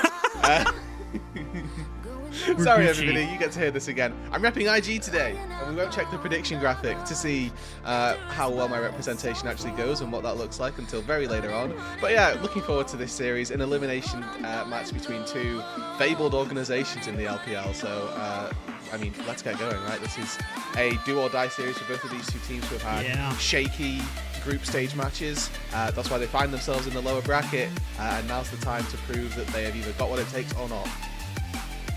Yeah. We got to remind everyone at home what that bracket looks like now, especially considering in our previous Best of 5, BLG were able to overcome Weibo Gaming. Me and Rude were in the green room. We were chilling, thinking that maybe Weibo was going to send us to Silver Scrapes for Game 5, but Gigabin on the Camille. Too much of a Chad, was able to find the angles and take out Light and the entire backline of Weibo, and now they'll be taking on Thunder Talk in the rematch. That is going to be super exciting to see. But of course, tonight's Best of 5, the victor will get a chance to face off against Ninjas in Pajamas, and potentially, if IG were to swing themselves into the triumphant position of winning the series, then they would get a chance to rematch against NIP. Yeah, there's a lot of potential rematching that could go on tomorrow, right? If we end up seeing an IG win like we highlighted too, they will get their opportunity to have a revenge match up against the NIP. And IG, I think, a team that have slowly grown into this series, into this split, into the hopefully now some sort of playoffs success for IG fans. And for the most part, they need to continue their winning ways, right? They had a shaky start to the beginning of the split where they lost a series versus NIP, but since then have been able to find series wins. And again, competition a little bit weaker, but Top Esports definitely going to pose a bigger threat. Yep.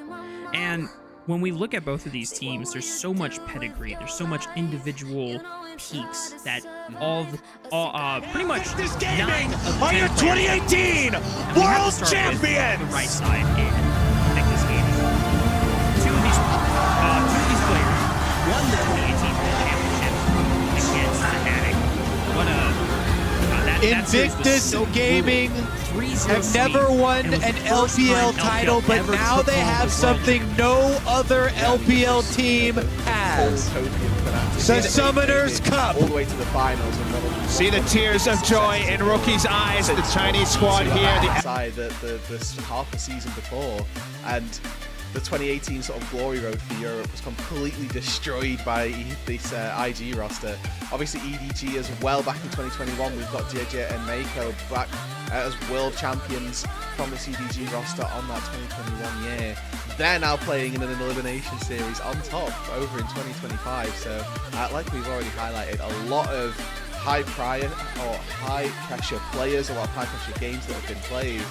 And we get to see now, like we mentioned, two world champions on either side going up against one another and seeing who's going to be able to make it to just the next stage of the lower bracket, not even to claim another LPL title, not even to get a chance at the final, just to stay in the tournament.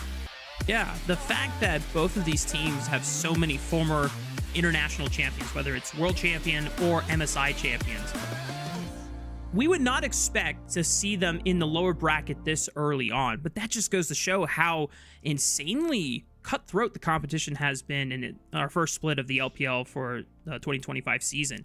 And on the flip side for Top Esports, there are no, strangers to winning international titles themselves. I mean, across the board, you've got Kanavi and 369 who won MSI in 2023, part of that almost golden road for JDG during that year of 2023. Jackie Love, world champion with IG in 2018, and Crisp, world champion with FPX in 2019. Again, just so much sort of pedigree. Yeah, there we go. Look at all of these international titles among these players. There's a lot to be concerned about when you're staring down this top esports roster. The pedigree that they have, right? It speaks for itself. We get to see how powerful this roster can be, and especially for a player like Cream as well, who's coming into this with a lot less experience, undoubtedly. He's now looking to join this team, get himself some international titles as well. But that starts by making domestic championships happen, right? This is all off the back of, all of these international titles are off the back of domestic success. And for the moment, Cream not quite reaching those same highs, and are going to hope to have a bit of a better split than, you know, what a lower bracket exit here would allow for. Yeah, and it's not to say that Cream hasn't been at least notable within his own LPL career so far. I mean, he was on OMG for what seemed like the longest time, being able to net himself at least an all-pro nod. I don't remember what year it was. I think towards the end of his OMG stint, or maybe his first year with Top Esports. But the fact that Cream has been at least community recognized by a lot of, you know, notable LPL content creators and streamers over the past couple of years. Like, we've been waiting for Cream to really evolve throughout OMG, and Top Esports was kind of his first big step with an organization that can actually take him to the heights that, you know, he has the potential for. Hasn't shown that consistency this split so far, but now that both of these teams with their pedigrees are in the lower bracket, now's the time to really step it up and clutch up if you want to make a run for the title. Yeah, exactly, right? There's so many famous gauntlet runs that have happened and that can continue to happen as well in the lower bracket. For IG, they're going to have to try and make one of those as well. Again, talking about the pedigree of these teams, IG themselves, they've got, you know, no lack of domestic and international success as well. We already highlighted JJ Mako, their world championships from EDG, several Rift rivals, the Cheyenne Rookie, their world championships as well. There's so much, sort of, like we've said, pedigree across these rosters that there's a lot to keep our eyes on, and there's a lot to really fear as Top Esports as well, and begs the question really how they found themselves in this position so early on in the playoffs, where, you know, we've got all of these international successes, but they're in the lower bracket of the LPL super early. Well, we'll definitely get to that part of the conversation in a little bit. I think the one thing that we do got to bring up, though, is the fact that there is... I don't want to... Technically, in our run of show, we call it betrayers. But that might seem too harsh of a word because, you know, it's not necessarily always on, you know, the players and where they go. But, you know, for the sake of banter, we're calling it betrayers. Now, Mako, who is on this IG roster, I think you alluded to it, Rude, was previously on Top Esports in the prior year.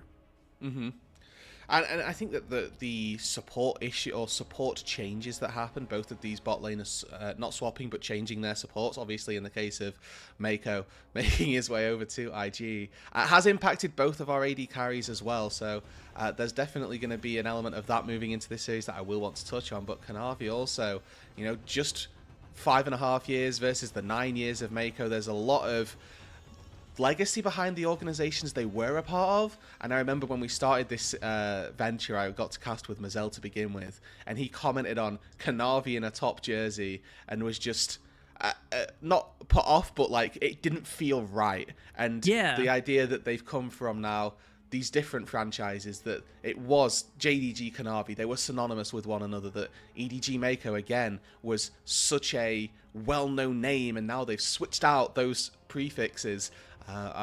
Maybe there are some growing pains going on there, and that could be to do with why they find themselves in the lower bracket. Yeah, just to give like any of our Western fans watching, or audience watching at the moment, you know, if you're an NA fan, this is the equivalent of like when Bjergsen went from TSM to Team Liquid, right? Or if you're an EU fan, this was when Reckless went from Fnatic to G2.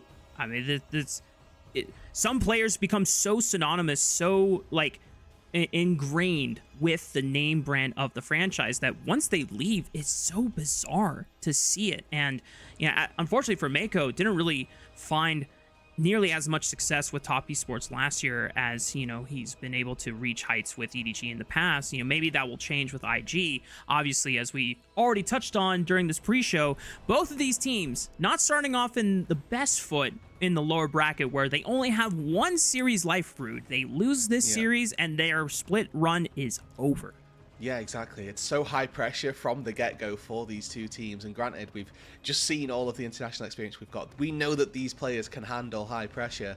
But if you fail here, it's a quick little break. You know, you don't get to go to first start. You don't get to play the rest of what is as well, by the way, a grueling week of playoffs for the LPL. Like, even if you win here, you've got another game lined up, all up until next Sunday, where we get to seeing finally up to, you know, that best of 5 final to decide our champions that go to first stand.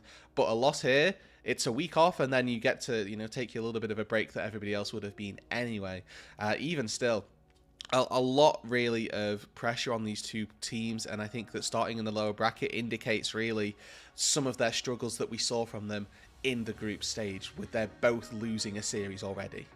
And let's take that opportunity to look at some of those struggles in the group stage, because we have to be quite honest and frank. These are two teams that we're very excited about just based on individual star power. But the reason why they're in the lower bracket is because their group stage play, frankly, was not clean. It was not consistent. And they're struggling against teams like LGD and World Elite, where they should be in fairly better footing and should be putting away these teams with relatively low difficulty. But you see these moments, as you're going to see both from Top Esports and IG on screen.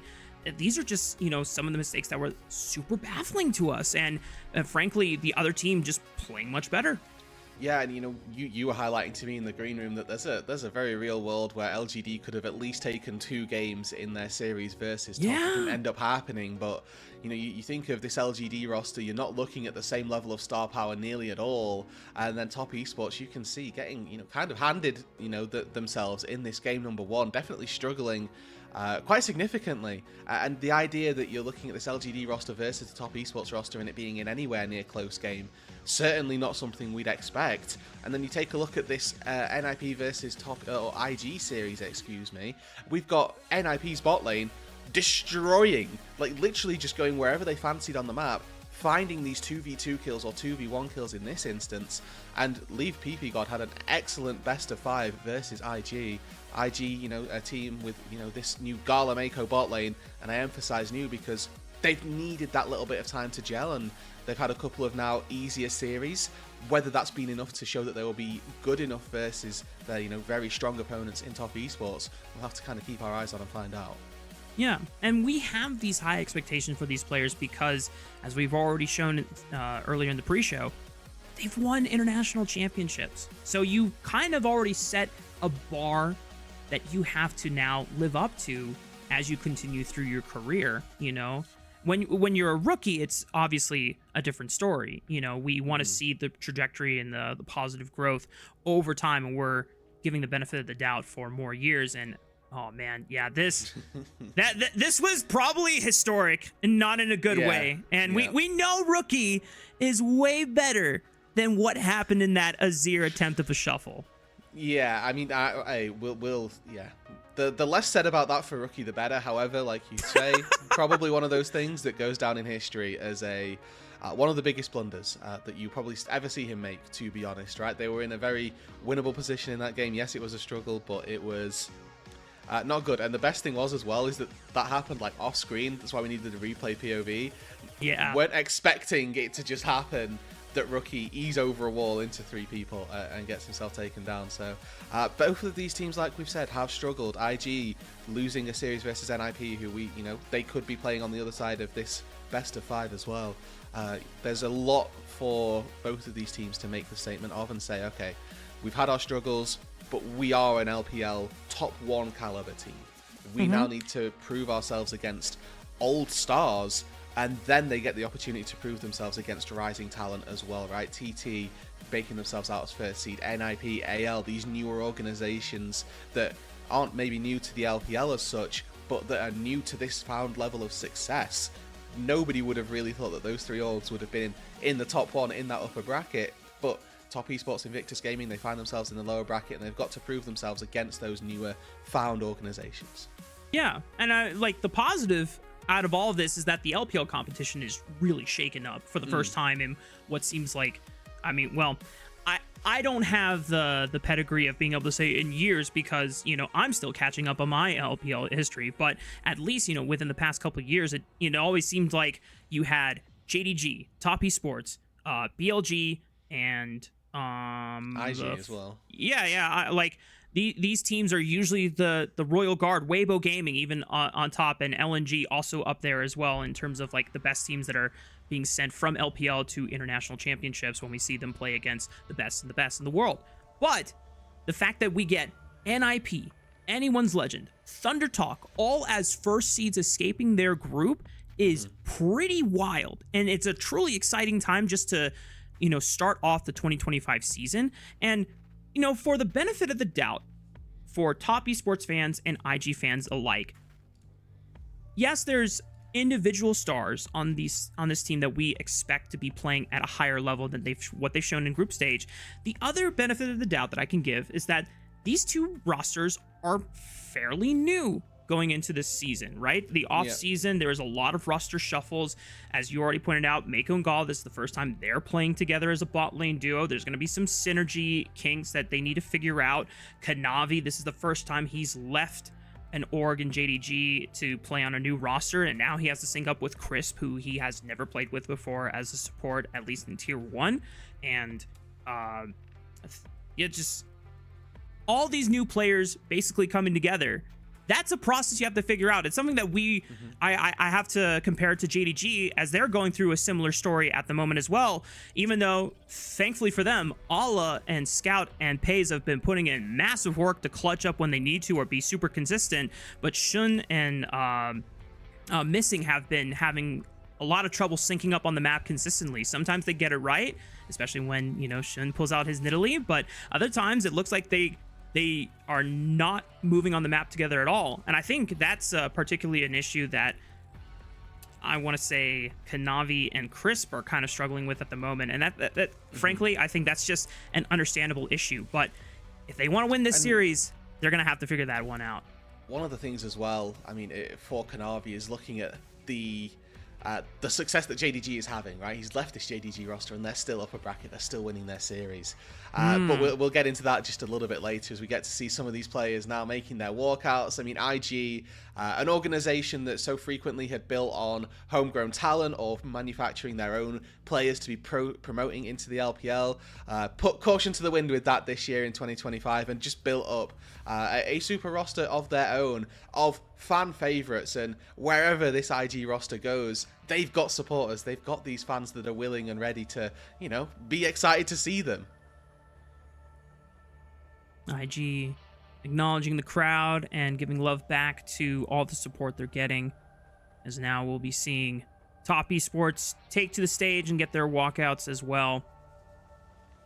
We were commenting on this yesterday, Mark, me and Slayer and I, the notion that so far they've been tame walkouts. You know, we've just seen teams literally just walking through, and we were sort of taking bets on when the big walkouts would happen or if they would happen at all.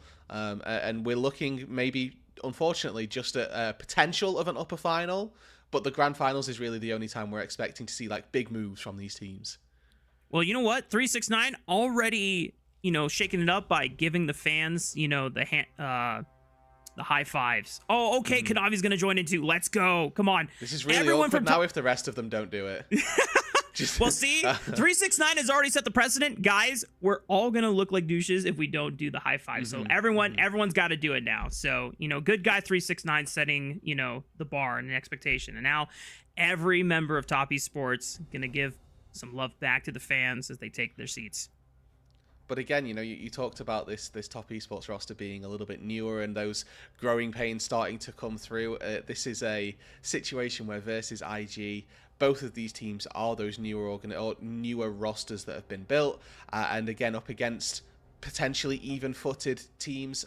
We've kind of got different expectations across the broadcast team of what the series might look like, how one-sided or not it might end up being. But I think that coming into this series, just to give my own 2 cents, I am personally favouring top esports as they all get sat down and about ready to start making things happen. I don't know if you remember where you laid your prediction down, Mark, but I want to know if you're if you just have any ideas, what are your general thoughts going into the series period? You know what? Let's throw it up because I think I just said 3-2, and it might have been. Oh, am I a liar? Where I said 3-0 top esports. Oh my We're goodness! aligned. Wait. Oh my goodness. Well, interesting. Dude, I know I can't reach you over in the UK, but I'm extending my hand. Handshake, brother. Handshaking. Yep. We're very happy. Okay. So there's a wide range. This didn't happen yesterday. I don't know if it's happened in any series where we've got literally the full spectrum of results at least predicted for. Notably, you know, the Discord joining in on 3-2 there for Top Esports, so a little bit aligned with us, maybe not in the score. And you know, you're wishing for a good bedtime, like an early bedtime for yourself. I'm just here looking for Top to clang IG. I'm not gonna lie, Rude. I don't know if I. Do you want to take this back? Are you flip-flopping? It's not that I'm flip-flopping. I don't remember saying 3-0. I see. I thought I put 3-2 because when I was looking back at both the teams' tape, I'm like, man, like IG's not consistent, but Top Esports is not consistent either. So like, this is one of those matches where it could really swing either way, just depending on the day, and that's why That's all very well and good, Mark, but that means that you're calling somebody on our team a liar, and I can't have that. So you put 3-0, and you're going to have to stick to that. All right, well, I guess I'm on the 3-0 train with you, Rude. You know, if you're wrong, I'm wrong, and we're both wrong together. And all this after you tried to handshake over the ocean as well, then to call it back and say you weren't actually part of that team. How dare you? Well, my bad, y'all. And oh my goodness, wait. Our fellow caster Alk is calling me out in our prod chat saying I am a liar. Apparently, I did put 3-0 for Top Esports. So good. Okay, you know what? Yeah. I guess I'm gonna have to stand by that. My bad, guys. Well, we're into the draft for game one between IG Top Esports, as IG are on the blue side, and I know there's been a lot of discourse around the world about how OP blue side is, and you know, win rate for blue side is pretty high. LPL is one of the few regions where the red side win rate is not that far negatively skewed, actually. where it's not super apparent. Yeah, well, that's nice that we get to see maybe a little bit of competition between these two teams, not just whoever gets blue side ends up winning. But IG starting off with the Aurora Open. Again, great flex pick. Rookie has played a fair few Aurora games already. Whenever he gets his hands on this champ, he's more than happy to take it. Notable picks that are still available. I'm looking at the Nocturne especially, and I think that Top might want to use that this game. They can do Nocturne Orianna this game round and probably find some decent amount of success with it. Still looking at pretty much every AD carry being open as well. The only ban taken away is that Kalista, so we may end up with the Ashraris trade or Corki Ezreal, some Kai'Sa maybe thrown in. Yeah, I do like that Top Esports are putting Kanavi on tank duty though for game one. I think that's kind of alleviates Chris from having to also be potentially the only tank on the team, since game one you still have a plethora of supports that are, you know, engage bots for your team. But a lot of the Top Esports have been games that I've seen kind of struggling when Chris was the only person on engage duty. It definitely seems like if they relieve that responsibility to someone else, then Crisp has, you know, definitely a better time. And for IG, just recognizing that, hey, they have long range tools in both the Equalizer and the Glacier Prison, so gonna lock in that Ezreal and gives them that little bit of extra mobility and safety for Gala. Okay, Top Esports locking themselves in a very powerful topside trio, it's worth saying. Double melee with Sejuani. Again, stacking up that permafrost passive for the Sejuani for her to get a stun in before she's even in range. Looks very good. We saw this literally just ran yesterday by Tarzan and Shanks, and they absolutely tore it up in a game 5 with this Sej-Yone combo. They're going to be looking to replicate some of that success for the next round of picks and for this game as well. I like this Kai'Sa ban taken off the board. There's a lot of dive on this Top Esports roster, so getting rid of the Kai'Sa for Jackie Love definitely makes sense. It's also a very good matchup versus the Ezreal as well. And you can see disengage options being taken away. Braum may be something that they might consider picking Top Esports here, maybe banning it away as well, because they don't want to find themselves engaging and then being met by Idol of Durand, being met by this incredible Braum disengage that they've got as well. Or being taken off the table as well. They're just trying to get rid of any methods of reliable engage or even counter engage to deal with the fact that Top Esports pretty heavy on the dive so far. I will say that IG have decent makings for this Viego composition, but they are lacking any engage tools, which is a great thing that Top Esports have sniped 2 of them away. Now, Cassante was banned, Mbessa was banned, and if you're looking at like champions that can set up that engage for you, what do we think? The issue for IG here is that you would take engage on support, but if they take engage here, it means they're going to get bromed, they're going to get Ash bromed as well, which is going to be a devastating 2v2, so they have to lane swap, but they're kind of forced into it unless they go for some sort of top lane engage. That's their only real option here, and I like the idea of pivoting away from this, that okay, we're going to have to play a little bit of range, and they just take the Karma, which I think has been hit or miss, let's say, so far in the LPL. There have been notable really bad Karma games, and notable, maybe not so awful Karma games as well. But IG taking this, I would expect it to be paired with the Ezreal just to try and match some of the Ash's laning prowess. And in fact, IG just saying, all right, we're going all carries, essentially, right? They don't have that true form of engage now. Maybe the emphasis on whichever one of these players takes the Sylas to steal away some engage and maybe use that for themselves. But that's about as good as it gets for IG here. Yeah, I mean, we had a fun feature video about Shinobi War, and, maybe whoever pilots the Sylas is using some Genjutsu to steal some engage tools from the side of Top Esports here. I mean, you can steal the Ash Arrow, the Glacial Prism from Kanavi, hell, even the Fate Sealed if you feel courageous enough to dive deep into the backline. And Top Esports going to round it out with even more powerful engage in the Magnet Storm. So Top Esports, their objective here, Rude, is one direction, and that is forward. Yeah, and I don't want to discount as well the side lane capabilities that Top Esports have. I think that's something that they can really look to leverage this game, with the Yone especially, that they can put on a very solid 4-1, and if we end up seeing a little bit of side lane neglect, let's say, there's a very real world that Yone can start taking turrets quite quickly.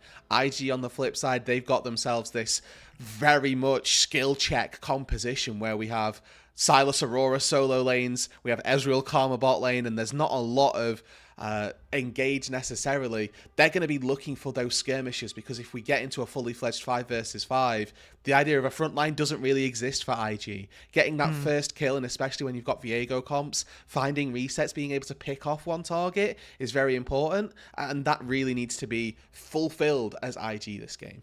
I mean, the one thing about Viego compositions is you always want to have a lot of burst damage reliably scattered throughout your composition. And, well, IG's got that plenty in supply here. Pretty much every single champion on this roster can deal a decent bit of damage, if not a ton of it, right? The Sylas and the Aurora on their item spikes going to have plenty of burst in supply. Ezreal can whittle down opponents from afar with Mystic Shots and True Shot barrages. Hell, even this Karma for Mako going this the Airy Rune as well is going to be tagging people with those Mantra Qs as well. So it really is coming down to potentially a banger Game 1 opener for JJ on his signature Viego, the World Championship skin he won in 2021. Especially when you're playing up against this Karma Ezreal lane, you need to be looking for those lane swaps, spotting out where people are going. You can see IG also trying to do a little bit of that themselves, making sure that they know who's going into which lane. So there is going to be some decent amount of information given to both of these sides, and I expect that Top will try and initiate some form of a lane swap. They've got, they're playing against Ezreal Karma on one side, and they're playing melee versus range on the other as well. So no expectations for Top to try and do anything standard, and you can already see that Jackie Love and Crisp are making their way up to this top side, and at least attempting to try and find a advantageous position for them to lane.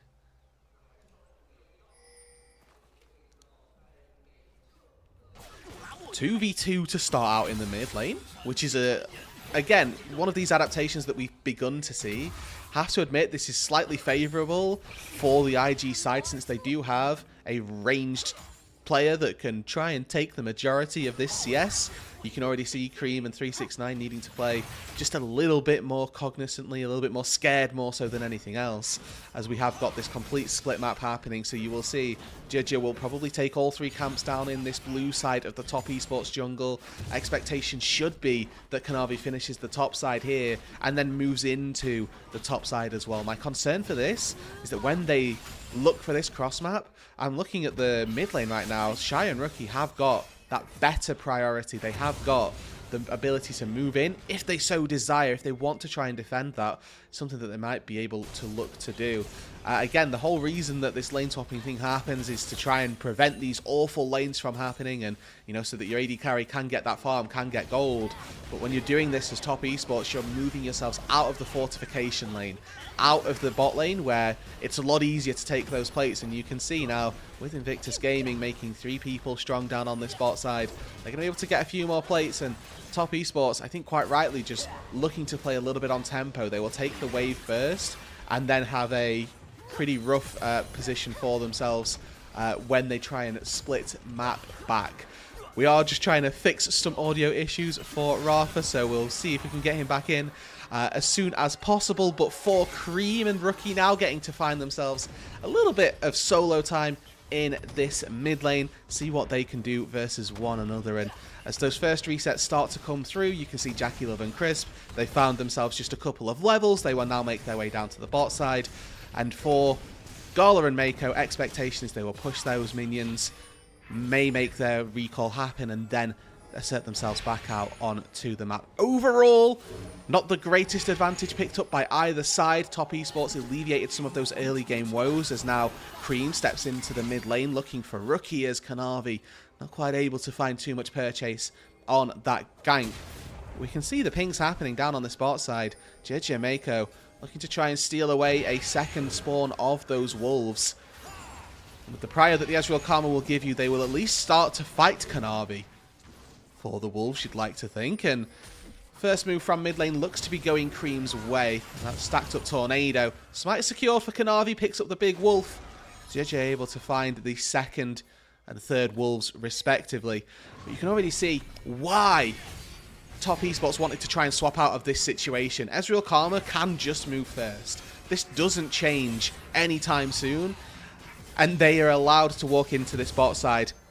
And now again, looking at the solo lanes for IG, they have got prio, they've got the control of their lanes of their own. So if Kanavi tries to invade here, there's a small risk that he gets collapsed on. Now unfortunately, he's got plenty of warding down, so he can at least track his way through this river, but he's a little bit homeless right now, so ganks are his only real option. And again, it's being read by IG, as we see 369 had himself just a little bit of a freeze on this top side, but there's so much vision, so much coverage that doesn't really have to be scared and can just know when and when not to be pushing forward, pushing on up. Kanavi once again just makes his way into this mid lane. And one of the things that I wanted to talk about before this series as a whole is this is an opportunity now for IG to redeem themselves. This is a rematch of a Demacia Cup playoff series that we got. Granted, that was only a best of 3, but it was a best of 3 that top esports took 2-0, and even despite Rookie's best efforts on the Aurora, we'll remember, to try and keep them in this game, in that game 2 that they ended up losing. It was a clean sweep for top esports. They found themselves 2-0 quite easily, and IG, coming into the regular season of the LPL, or at least into the group stage of the LPL, we were thinking they needed to do some form of redeeming for themselves. As now 369 going to get tethered up on this top side by Mako, but no support from the rest of the squad just yet means that he's able to walk it on out. But this isn't just a best of 5 for IG that keeps them in the LPL, despite it being their main priority. It's one that gives them a chance to redeem themselves versus a top squad that has bested them previously. So far so good for this early game, as we're now seeing a lot of movement up to this top side. Top esports going to have to concede these first 3 groups.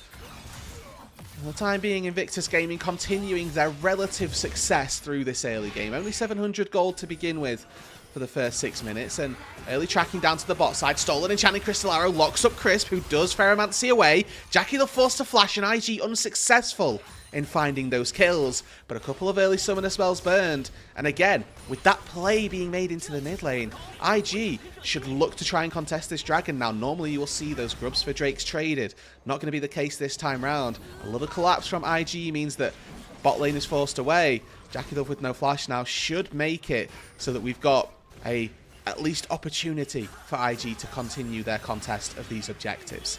369 forced to equalizer up on this top side just so we can find a recall and not lose out on too much on the flip side. But for the most part in this early stage, you can see why Top Esports wanted to swap out this bot lane, make sure that their Ashe Rel weren't laning against Ezreal Karma, and even despite that swap coming through, Gala Mako, they still have decided advantages in gold in the bot lane. You know, it may only be 300, but when we're looking at no gold having been exchanged through things like kills or assists, just the CS advantage and just the plates advantage that they've been able to find is proof enough that this is going to be a devastating 2v2 to lane against. I mean, you say that, Rude, but it feels like I just got back in 8 minutes and there's been no action. What have I missed? Oh, yeah, well, there has been very little action, Mark, to be honest. It's been me gaslighting myself into thinking that these two teams are going to make me work for my play-by-play check, and they've kind of been grateful, or rather respectful, of your tech issues more so than anything else. I got to do one flash. JackeyLove got his flash burned, but that was about it, really. Dang. So we didn't get to see any real testament of Rude's play-by-play abilities. And that's something that, you know, the people may not be sad about, but they will be grateful for if it happens to need to happen, you know? Like, they'll soon realize, this was a good thing, I see. Gotcha. Well, IG now trying to get ready for this first dragon of the game, and they're well past the ready state. They're just going to take it now. The fact, will Top Esports try and contest and look for a pick here? The Glacial Prison still connects despite the flash. Oh, Rookie tried to sidestep and dodge the ulti. Sedge damage? He should go down. There it is. Kanavi picks up first blood. Yeah, one more whack with the flail. Kanavi able to find it. You see, you come back, Mark, and they start fighting. They were just waiting for you to return. Top Esports. So respectful of them. And honestly, respect has been the name of the game for Top so far this game. They lane swapped out their bot lane so that they didn't have to lane versus Ezreal Karma.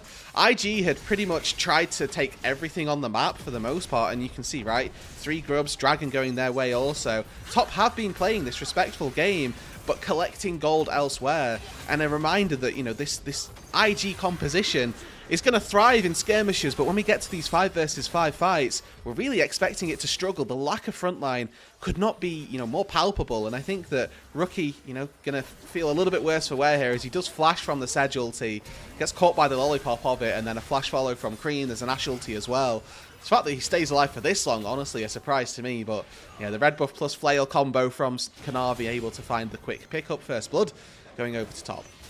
Now, gold lead is still pretty even, and IG can at least be content with the fact that they've picked up the first 2 neutral objectives of the game. Second rotation of grubs is spawning in 25 seconds. Rookie is down a flash, but so is JackeyLove. So if JackeyLove shows up to the fight, that could be a target that IG want to look for and try to pick off. Now, JackeyLove is already heading towards the mid lane to at least help contest for mid prio, since Mako and Gala are already here doing the same thing.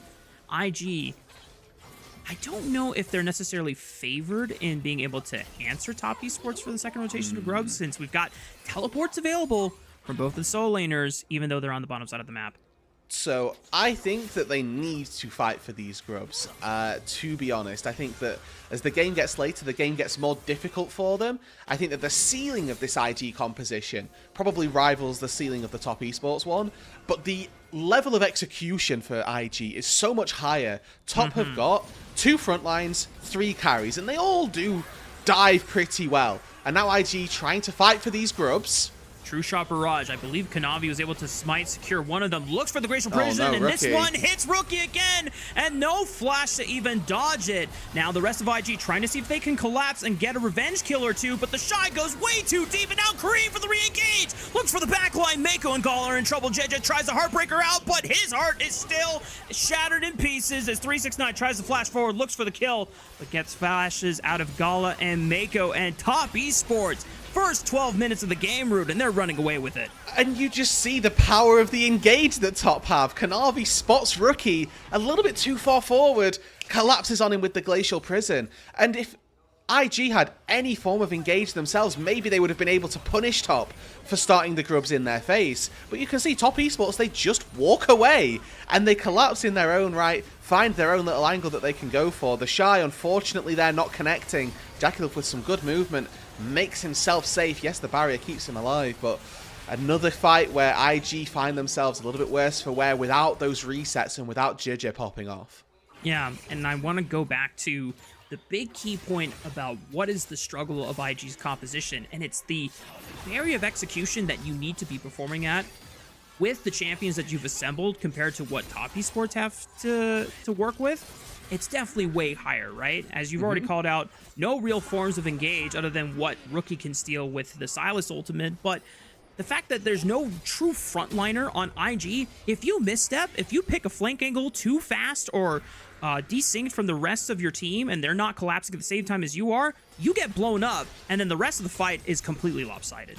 And then you start to think, okay, well, as long as we've got poke, right, the fact that we haven't got engage isn't the worst thing in the world, but then you look at the poke that IG have is, well, I'm looking at Gala, and that's about where it ends. Maybe Mako, but you can see he's building, you know, Forbidden Idol, looking towards that redemption for his first item again.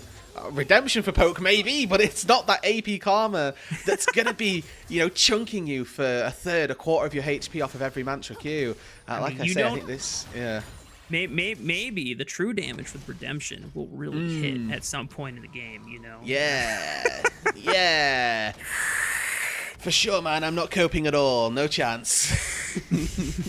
You know, I obviously this is only 13 minutes into the first game, and it's a solid 2,000 gold advantage for top esports. It's not, you know, doomsday scenario for IG, but when we're looking at just already the problems that we saw both of these teams were having in the group stage, already one of the teams is seeing those inconsistency issues and the level of execution required to be able to perform is starting to show itself once again.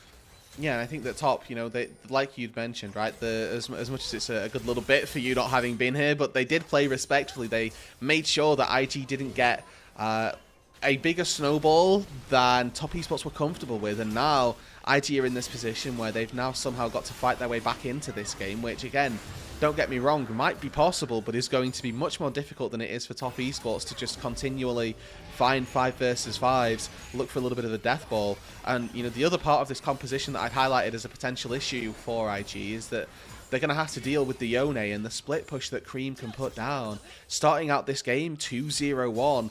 Again, the start for Cream this game has been phenomenal. One of the players that doesn't have the same pedigree as the rest of his roster, and that has honestly struggled in this year and in this group stage of the LPL. But a good start to game number 1 here, the best of 5 going well to begin with. This is a chance for him to right some of those wrongs, and with the Shy now in trouble bot lane. The Shy already popping his W. Does he want to throw out the ultimate? Kanavi is not going to take that chance. The fact that they're able to pressure the Shy off the turret is good enough. Meanwhile, 369 just evaporating the wave very quickly with the equalizer. Pretty standard stuff for Rumble in these scenarios, and just want to be able to get a quick back in while the rest of your team is making a play on the other side of the map so that you're not in danger. You already see that JJ potentially looking for an opportunity to try and punish 369 if he overstays for another wave here, but assuming that top esports are playing the map pretty safely and correctly here, they should just get a pretty easy turret trade with no repercussions on the other side. Yeah, you know, turret trade, I think it might just be a turret, to be honest, and 369 now going to be the prio on top side. Ah, okay, well, 369 may have overextended for the wave. He thought, hey guys, maybe I can get this wave in, and, you know, yeah. Unfortunately, you're not allowed to do that, but it's okay. I respect it. I've played with enough top laners now when I understand why they go for that wave, and he, for his credit, he got a majority of it. I think I've been in call with you, Rude, and you're just like, yeah, I'm gonna die for this wave. I definitely said that. But what I would never say, never, joking, is I'm going to die for this Rift Herald, and that may end up being the consequence for 369 here. IG, they've got the numbers advantage in this top lane. 5 versus 4, they should be able to take this, but Top is still posturing aggressively and TPing in. Oh, the Q flash looks for Rookie, but he flashes away in time. Cream now fate sealed right back onto the Shy. JJ looks for the Heartbreaker, but doesn't get the reset. Cream is out of there. Jackie Love in trouble, though. Gala's on the front, looks for it, and forces Jackie Love to flash. Now, Top Esports, without their damage dealers, they are in trouble because it's just frontliners without any abilities, and Kanavi's now in a world of trouble, and this is where the IG composition can thrive. Pro skirmishing and all the power to them when they can thrive in the chaos, and Top Esports are actually stumbling. Will be able to net themselves the Rift Herald as well, which in the long run probably finds them that turret that we were scared of them losing in the first place, and getting some kills back now, evening up that gold graph and making sure that they're not out of this game just yet. Quick true shot barrage into that top side to spot out 369, potentially secure himself a faster recall as well. But overall, IG, you know, just when we were thinking it's going to be a little bit more tricky for them in this game, it didn't get easier for them. They showed that actually we've got a couple of hands of our own. The reason that this fight is so much better and so much easier is Gala is left completely unchecked. That one form of poke that we were talking about is able to fire off consistently, able to isolate Jackie Love, so he's never a part of this fight. Able to take some damage onto Cream as well, forcing the flash out of the Ashe, and it allows for this 4 versus 3 to happen on the other side of the fight. And in that situation, yes, IG are able to, you know, keep themselves alive and then begin to find those resets. They get everything that they're looking for in that fight. A flash out of Jackie Love, the Rift Herald off the back as well, and just again, like we said, scared for how the game was going to go, they make it turn back around. Well, now Top Esports are going to see if they can get revenge, but Jeje is hovering the Shy. However, he's got no flash, and that Glacial Prison in the Ashe Air from downtown just says good night to the top laner of IG. Little red dot on the top of the Shy's head there as Jackie Love from downtown snipes him out. And they're not really going to lose anything for this either. Little dash forward from Gala to get some poke damage back, but Top Esports again answering very aggressively. This side lane that we sort of highlighted could be a concern. Continuing really to prove to be exactly that. Cream finds himself yet another timer on this bot side to be alone, to start hitting turrets. And again, this neglect from IG to respect the side lane is costing them. It's the Shy getting caught on a side lane. And for IG, so far, we've only seen success when they're able to create these pulling apart Top Esports in these multi-skirmish scenarios where champions are picking individual 1v1s.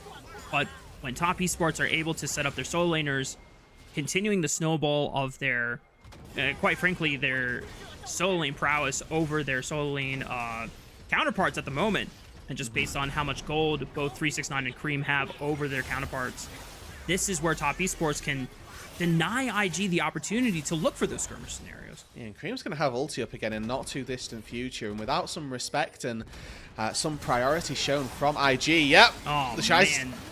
They hate the Shy, man. He's not getting a chance to play the game. Already 4 deaths in, but a punish on the Cream, but a good Q3 over the wall gets him out to safety. Navi and Crisp also here just to escort him out. Didn't even need to use his ultimate that time round either, so there's a very real opportunity for Cream now to try and make a play in this mid lane. And I love the way that Top are moving from one side of the map to the other. They make sure that they get a pick on one side, they leverage that into an advantage on the rest of the map as well. IG have to play respectfully as there's a little flank here. Rookie's looking for Jackie Love, but he goes for Cream, but then dashes back onto Jackie Love. I mean, what the was the focus there? I mean, maybe they can turn it around, but as I say, that Jeje also falls in an instant in Top Esports. That just looked like 2 kills gift wrap for free. And Jackie Love will more than happily take them. A double kill for the Ashe, and Jackie, you know, has no flash. Should have been the attention of IG, but he's able to mind control Rookie into sending him one direction before he pivots his way back. And again, just a little desync. The execution of this composition for IG. The bar is very high, and in that fight, they weren't able to meet it. This is Rookie lurking. He's sort of torn between 2 sides. Baiting in initially, Cream and Kanavi, but they immediately turned back onto Jackie Love. No stolen away ulti really used, and it was a little bit questionable, we can't lie, and it definitely costs IG big. Yeah, it's so bizarre. Now, if you have like a brawler Silas build and you're super durable and, you know, you're just trying to buy time for the rest of your team to collapse, that makes sense. But this is Electrocute Silas, Proto Belt. You have a decent amount of burst, and I feel like if you're going to go for the kill, you got to dump all your cooldowns into the same target. So the fact that we saw Rookie initially go to Cream and then to Jackie Love, it made me trip up. I'm like, what am I watching? But, you know, IG, they have the capabilities of playing better. And I do think, Mark, as well, I want to talk about what the stakes are, not just for IG. Okay, I'll hold as Chris gets out of the tether. But the stakes for the IG organization, right? Yes, if they lose here, they go out of the LPL. But the story of this IG roster build for 2025 was a complete switch up from previous iterations of IG. They've splashed out on a super roster, this super team of players, for the first time in a long, long time. And if they get knocked out of playoffs, the first chance they get, that is an unequivocal failing. IG, an organization with a massive fan base, Rookie and the Shy, massive fan bases themselves. Their fans don't want to see them get knocked out in the first round of playoffs, and struggling in game 1 of the best of 5 is not the indicator that they'd be looking for. Yeah. Well, they have plenty of a series and games to play out just in case they need to go the distance here. Down 3,000 gold against Top Esports, who already had way better showing in this first game so far. Both teams getting ready for potentially a fight over the Otacon, which has spawned on the top side of the map. Still a couple minutes before Baron spawns, and then 3 for the third or fourth dragon of the game, I should say. 369 already applying pressure on the bottom side. That's going to force the Shy to answer. And I will say the sort of shining light in the dark right now for IG is Gala. He's been continually able to force JackeyLove out if his team is, not losing on side lane, has this prio push in mid lane, is up just a little bit of gold versus his enemy AD carry, and is really the only part of this game so far that looks to be going well for IG. If some of these fights end up being won, you can expect it to be off the back of some good Gala poke and those resets coming through from JJ. The solo laners of IG, Shy, Rookie, those massive fan base players, franchise almost with IG, from their win in 2018, not having the stand-up that they need to so far in game 1. Yeah, 0 or 1 and 7 collectively on the solo laners. I mean, these are the two responsible alongside JackeyLove, who they face against them on Top Esports side. They were the 3 members responsible for bringing LPL its first world championship back in 2018, and then that began an era of okay, he was running out of the timer. Yeah, that looked awkward for a bit, but there's so much that goes into being able to net your region the first world championship, and that's why we have such high expectations for these players, because it's not like that was the peak and that was it. Both of these players have been able to see, illustrious careers before and a little bit after. But, in this lower bracket, where both teams are in similar positions of not having the benefit of 2 lives of had they started in the upper bracket, it's just the 1 series loss you are afforded before your split is over. And I think as well, for Rookie specifically, made it to won that World Championship in 2018, and in recent years has been, hailed as one of the best LPL mids that we've got, but never made it to the international, not had that same level of domestic success really at all for the most recent years. And again, this could just be yet another notch on the belt of Rookie failings, or instances where we were expecting great things, but they weren't quite happening. And Top Esports, this team that, again, has also struggled as Gala eat forward. Good cleanse, but the Arcane Shift and the Flash are forced out. JackeyLove is still on the front. Maybe it's a punish. Good for JJ to get the reset, but he's in the Ash, and he's going to provide the slows. And now Top Esports, they're the ones that overextended. And here it comes. Wait a minute, Kareem on the back. Soul Unbound finds Gala, but it's still only the solo laners of Top Esports left to fend for themselves, while IG still have 4 to play with. And what are they? They're looking for the dragon here, I suppose, but would have much rather they turn toward the Atacon. It's a much bigger objective, and I think that the way that they're playing out this game, they're going to need it to try and stave off some of that aggression from top, and a rare misstep almost from Kanavi there as he goes just a little bit too deep. Gala once again. Yes, he's the one that goes down, but he's able to bait in so much of Top Esports. It opens the floodgates for IG to create these battle lines that allow access to Jackie to the backline and make sure that that Ashe ends up falling. And it feels like whichever team are the ones looking most aggressively are the ones that are typically finding themselves struggle. See Gala, as soon as he eats forward, JackeyLove massive on the response. But Gala able to find himself enough cooldowns, gets another Arcane Shift back up and ready, and you can see that IG have complete and unfettered access to the backline. And importantly as well, they're 5. They were ready. 369 and Cream didn't get to the fight until just that little bit later, and they ended up losing out for it. Yeah. And these are a couple of the decent inconsistencies we've seen from Top Esports throughout the group stage play, right? And it's not showing up at the most convenient of times since they had such a nice lead against IG, but they're burning down this Otacon fairly fast. JJ cannot get in. Good warding by Cream to just block JJ's entrance. That's the Otacon secured for Top Esports. And I mean, that's a product of IG looking for the dragon as opposed to looking for this Atacon off the back of what was a one fight, and it feels like that's almost just been neutralized immediately. Yes, they're going to get the push in on a mid-wave, but that's about it. Rookie now in a little bit of trouble, backs off immediately as soon as Cream shows up.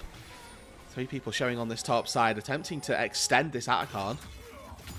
He's waiting for Rookie to use a W. Oh, the Glacial Prison goes wide. Fate Seal doesn't quite land. Rookie still gets clipped on his way out with the Fate Seal. Maybe it's enough damage with the Soul Unbound. Yes, it is. Q3 goes right through him. And Jeja can't do anything to bail out his mid laner. The record will show that they used their ults and they got the kill. That's all that's important. We don't need to talk about how many of the skill shots actually landed. But taking Rookie out, a 30-second death timer now, 27 minutes into this game. Feels like it's been a bit of a slow one, but those objectives have spawned. We've got a Baron up on the map. Top Esports not looking for it. Jackie Love's in trouble. Instantly popped by the Shy. He's got the Otacon GA, so he's going to be back on the field. But the rest of Top Esports are fancying this fight. Maybe it's just all of the back of Cream. He gets another Q3 and takes out the Shy alongside Chris. But Kanavi's going to fall. Otacon GA number 2 is expended. And 369 was pushing through top lane all the same. Okay, so a 2 for 2, quote, quote, in the long run. A couple of fake deaths burned from Top Esports. And the Shy here, despite being 0-4, but whatever score he had going into that fight, found himself Jackie Love and took him out of the fight pretty easily, to be honest. The 2-item Aurora were able to handily deal with the 3-item AD carry. And Jackie, going to need to be a little bit more cognizant of that going forward. That top, or mid-tier 1 rather, still stands. You can see the Shy starts off with an E to find the slow, recognizes this is his window to go for it. Yes, he ends up getting taken out. But Cream commits very heavily for that, not able to find much more as Top have now turned to the Baron. Okay, Top Esports are burning it super fast. Jeja is chunked below 50% HP. 1400. Steal! He stole it! Jeja, and Heartbreak, he doesn't escape, but he did his damn duty. He stole the Baron, and now all IG's got to do is just live and not give over any more deaths. And man, they're fancying more, but Cream finds the angle. Fake sealed onto Gala. Rookie saves him, and he gets back out with a solo unbound. Gala is still surviving through it all, and 369 tries to flash the abilities damage from the Shy, and he wins the 1v1 just barely. Oh, Rude, we have a banger on our hands as Rookie is looking for a revenge kill, but 369 gets out with that blast cone.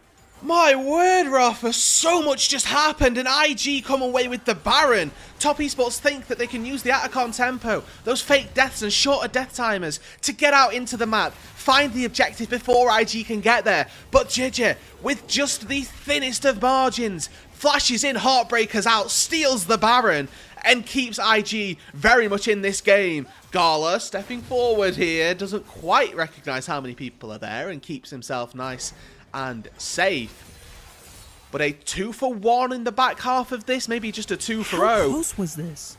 So JJ flashes in, steals with 23 HP, Heartbreaker's out over the wall, still goes down to a Jackie Love auto. They burn another fake death as well, worth saying there that Mako ends up buying enough time in this front line to sort of zone off. And then Gala, E forward, and I thought this was a step too far, but he's got the support of the Karma, he's got the cleanse, he's able to get out. 369 here, knows that with the flash, he can make this work. Flashes out on the Q of the Shy, just keeps himself safe. As now IG with this Baron are looking to take turrets. And suddenly, even though they're down 3,000 gold, they have the means to be able to gain some ground back on the map, being able to take that bottom tier 1. This is going to give them a little bit better vision line control as they can push it further into the jungle quadrant of Top Esports just in time for the next dragon spawning as IG are trying to get mid control at the same time. And I think that this story of the game is most best reflected in those gold charts down on the bottom of your screen that you see. Jungle and bot lane relatively even, but the solo lanes absolutely being destroyed as Top Esports. 3k gold lead in that mid lane, 1.5 on that top side as well. And Rookie has had a rough game. The Shy has struggled in this first match. 369 and Cream, you can see experience leads, gold leads, everything that they have is going their way. And You know, if they just want to top esports here, find themselves a stable situation, setting up that 1-3-1 might do very well for them. As Cream, you can see flexing himself here. He's got Blade of the Ruin King for a little bit of lifesteal. He's also got that Immortal Shield Bow fairly early on for that innate safety that he can look at. And then, of course, Infinity Edge to make sure that he's not just a tanky Yone, he's a damage one as well. I mean, I think if this guy gets 3-4 seconds alone with Gala, Gala's just dead. Not and even, Cream but yes. should just yeah, I mean, he should be able to shred him, no difficulty whatsoever. And the fact that Cream is having such a good game one is definitely such a remarkable thing in a room, in a lobby, with 9 other players that have won some international title, whether it was MSI or a world championship in the past. Cream is someone that came up through the OMG organization as someone that was a melee specialist, an assassin player, as Kanavi tries to fish for and engage on the mid lane. Mako just flashes it away. And now Cream. Mikhail's also used, it's worth saying, so if somebody else gets caught out, they don't now have that safety tool to keep them alive. Gala's cleanse is just coming back up off cooldown, so that was their one window to try and fish for something.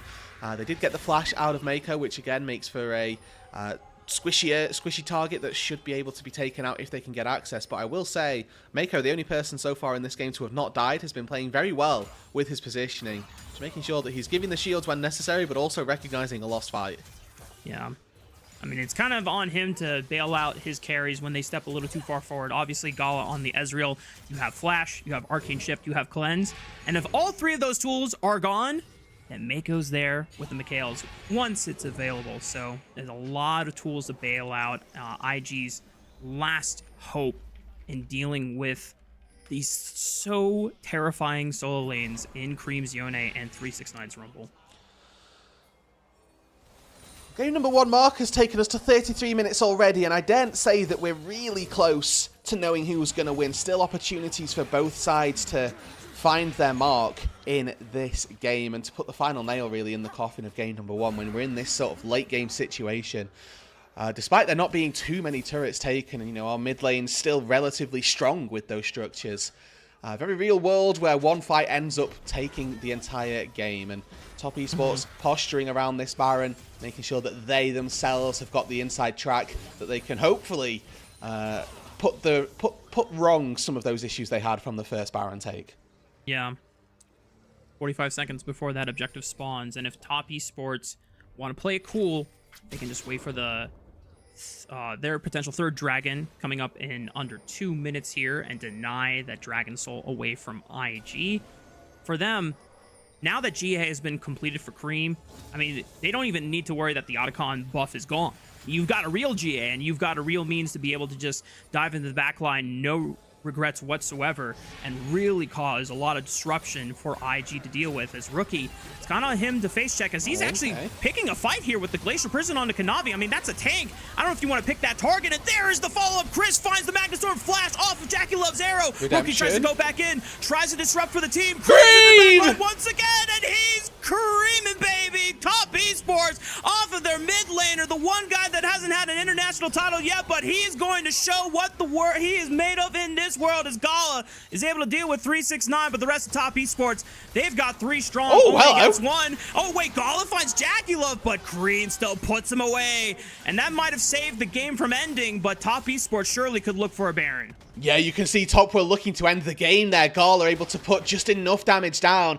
to maybe save the game, taking out Jackie Love and 369 on the back of that fight. Baron, though, will be the consequence that IG suffer. And Cream popping off in this team fight yet again on the Yone. 7-0 and 8 this game. An absolutely titan performance to start out this best of 5 series.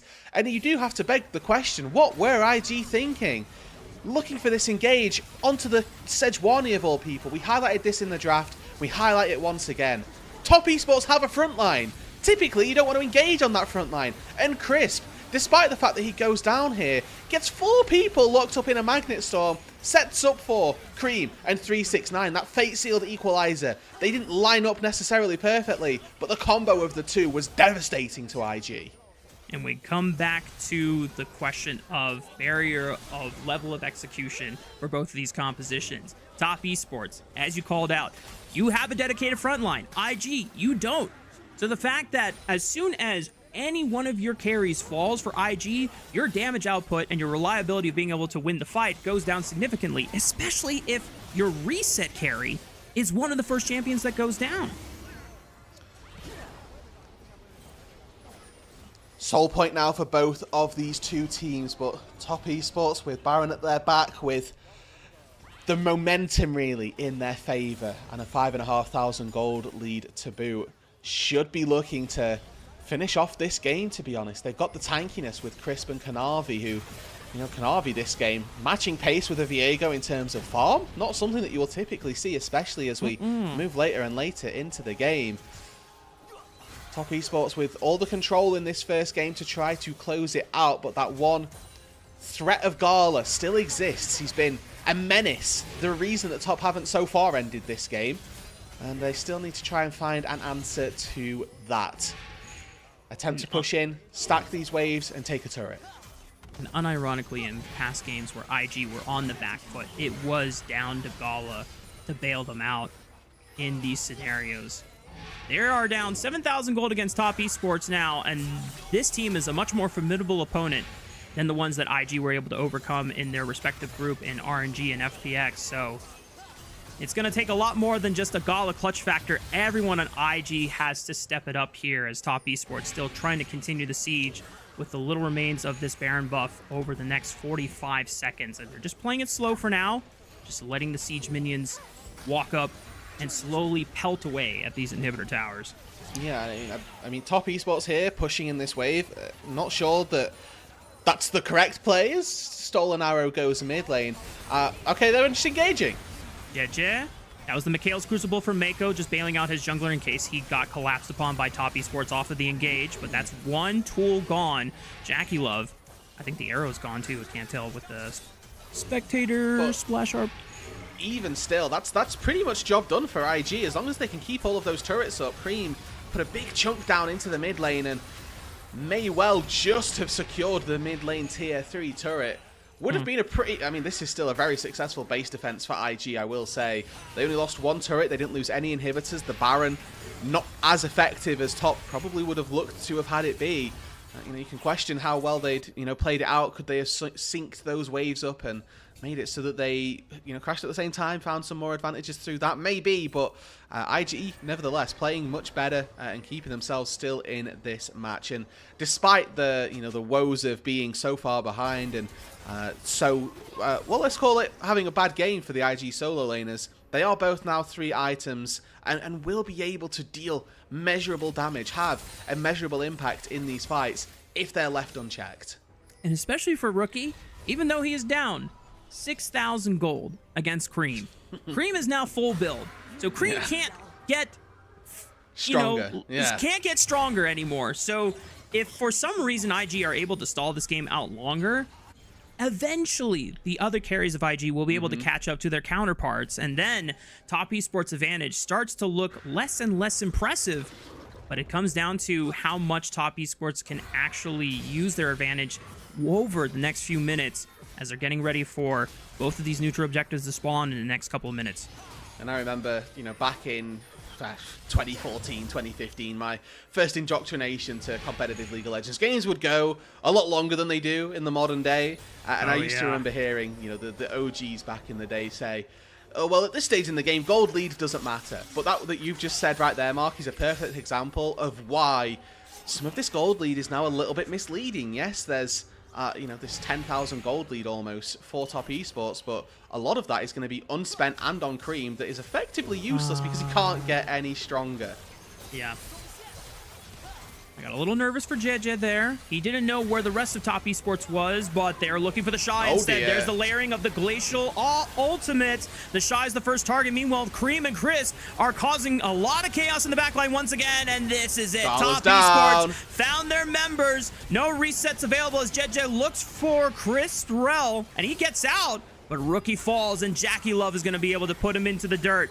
JJ, I don't know if you could pull off a miracle. You're down 1-4. It would be quite awesome to see, but the Q3 connects and clips him. That's the ace for Top Esports, and that's game 1 going over to them.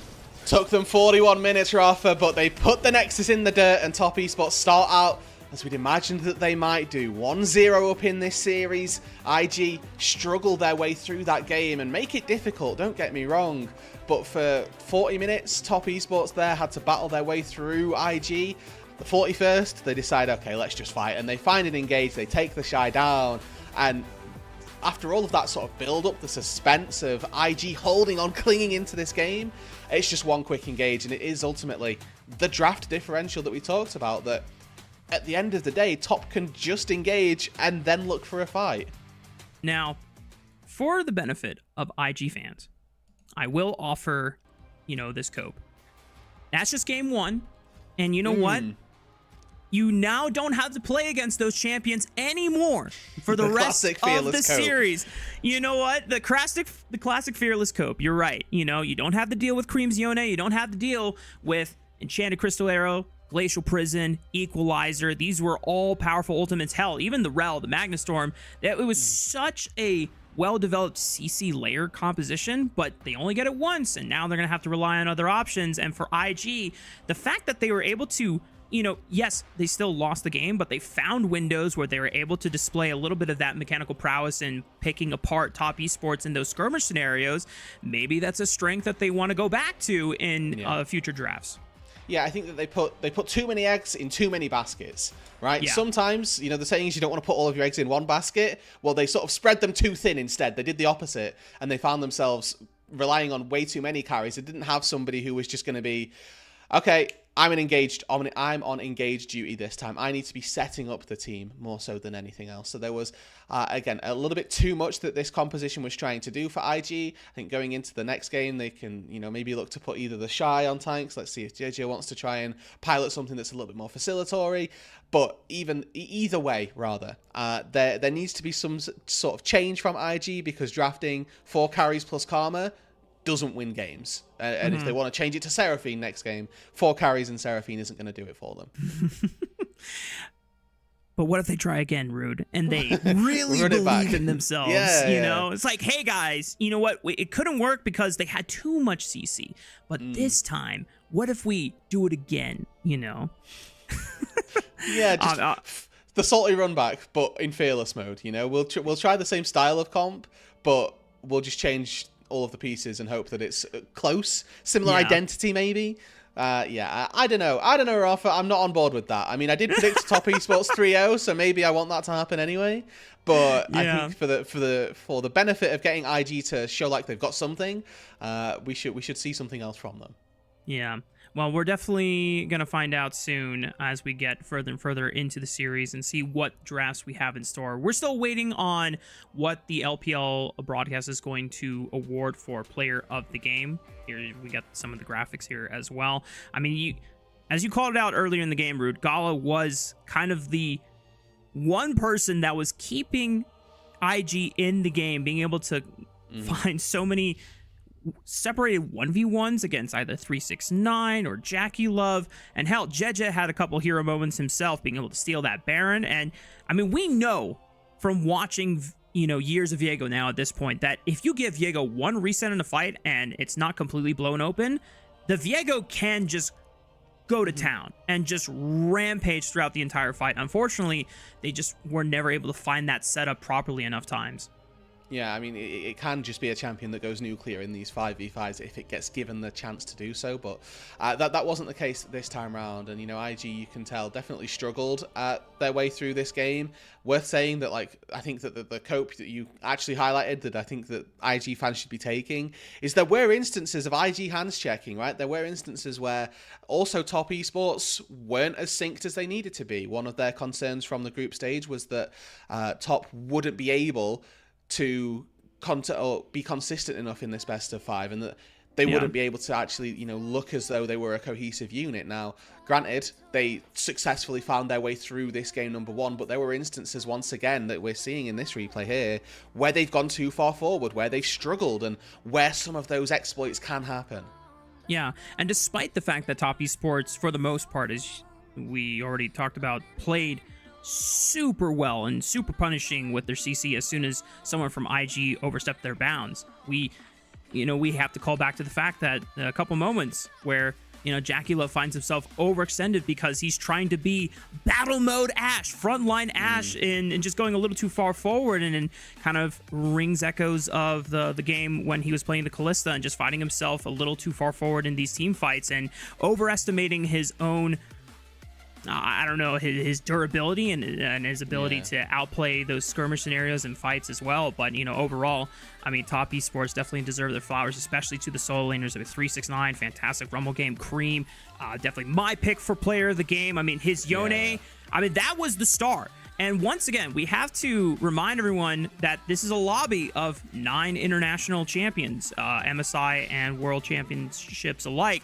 except for Cream. The most that Cream has ever gotten was an all-pro nod, I think third a year ago or 2 years ago. And this was someone that, through OMG, that was kind of like their biggest star that they wanted to nurture and develop and facilitate over, multiple years. And finally, even though he was still the shining part of OMG's roster for several years, he finally got a chance to get away from the organization and try and see where his new ceiling could be on a team like Top Esports last year. Obviously, they weren't able to, go as far as they like. They at least, were able to go to the World Championship, and that was awesome. But this is now, once again, a new jungler that Cream has to play with, since last year it was Tien, and now it is Kanavi.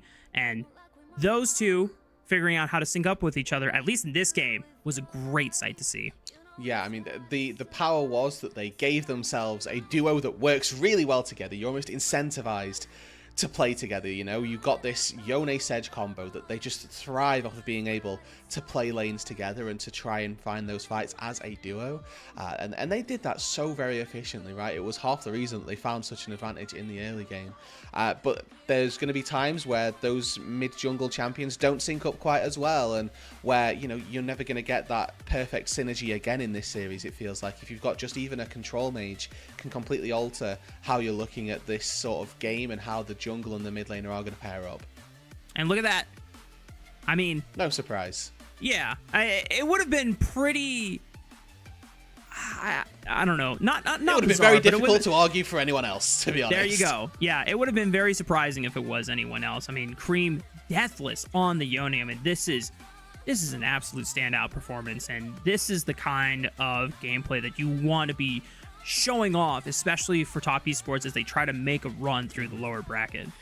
Yeah, and I mean, Cream, or rather Gala, had 3 deaths this game. They were all at the hands of Cream, right? There are 3 instances of Cream just ulting onto Gala, finding him in a lineup, just looking especially at the correct target. And yes, we get to see so many replays of him looking for picks on the other side of the map because he was just everywhere. But even in this fight, he gets double knockup with Fate Sealed, sees Gala, turns on him immediately. There's so many instances just recognizing what his job was. And it's just a worthy MVP. No more, no less. It's almost a shame that we're not going to get a chance to see his Yone again this series. This is because that was beautiful, absolute masterclass on the Yone. But something we have come to expect from the young mid laner who developed such a big name for himself on these melee carries and assassins during the early developmental years, and now has obviously put enough time into those control mages. But before we go to break and get ready for our second draft, we want to remind everyone at home that we're extremely grateful to our Coffee and YouTube subscribers who help level up the show. A lot of the initial payments are actually going into upgrading the broadcast, but a huge bulk of it pays on our talent and content creators. So make sure to subscribe to our Coffee, link to the chat, to unlock perks like early access to content and the ability to ask interview questions for our unique on-site interviews, which, by the way, one of our unique interviewers, Patty, is on site for all of the playoffs. So shout out to Patty, who made the trip out of her own pocket. GOAT, legend, love Patty.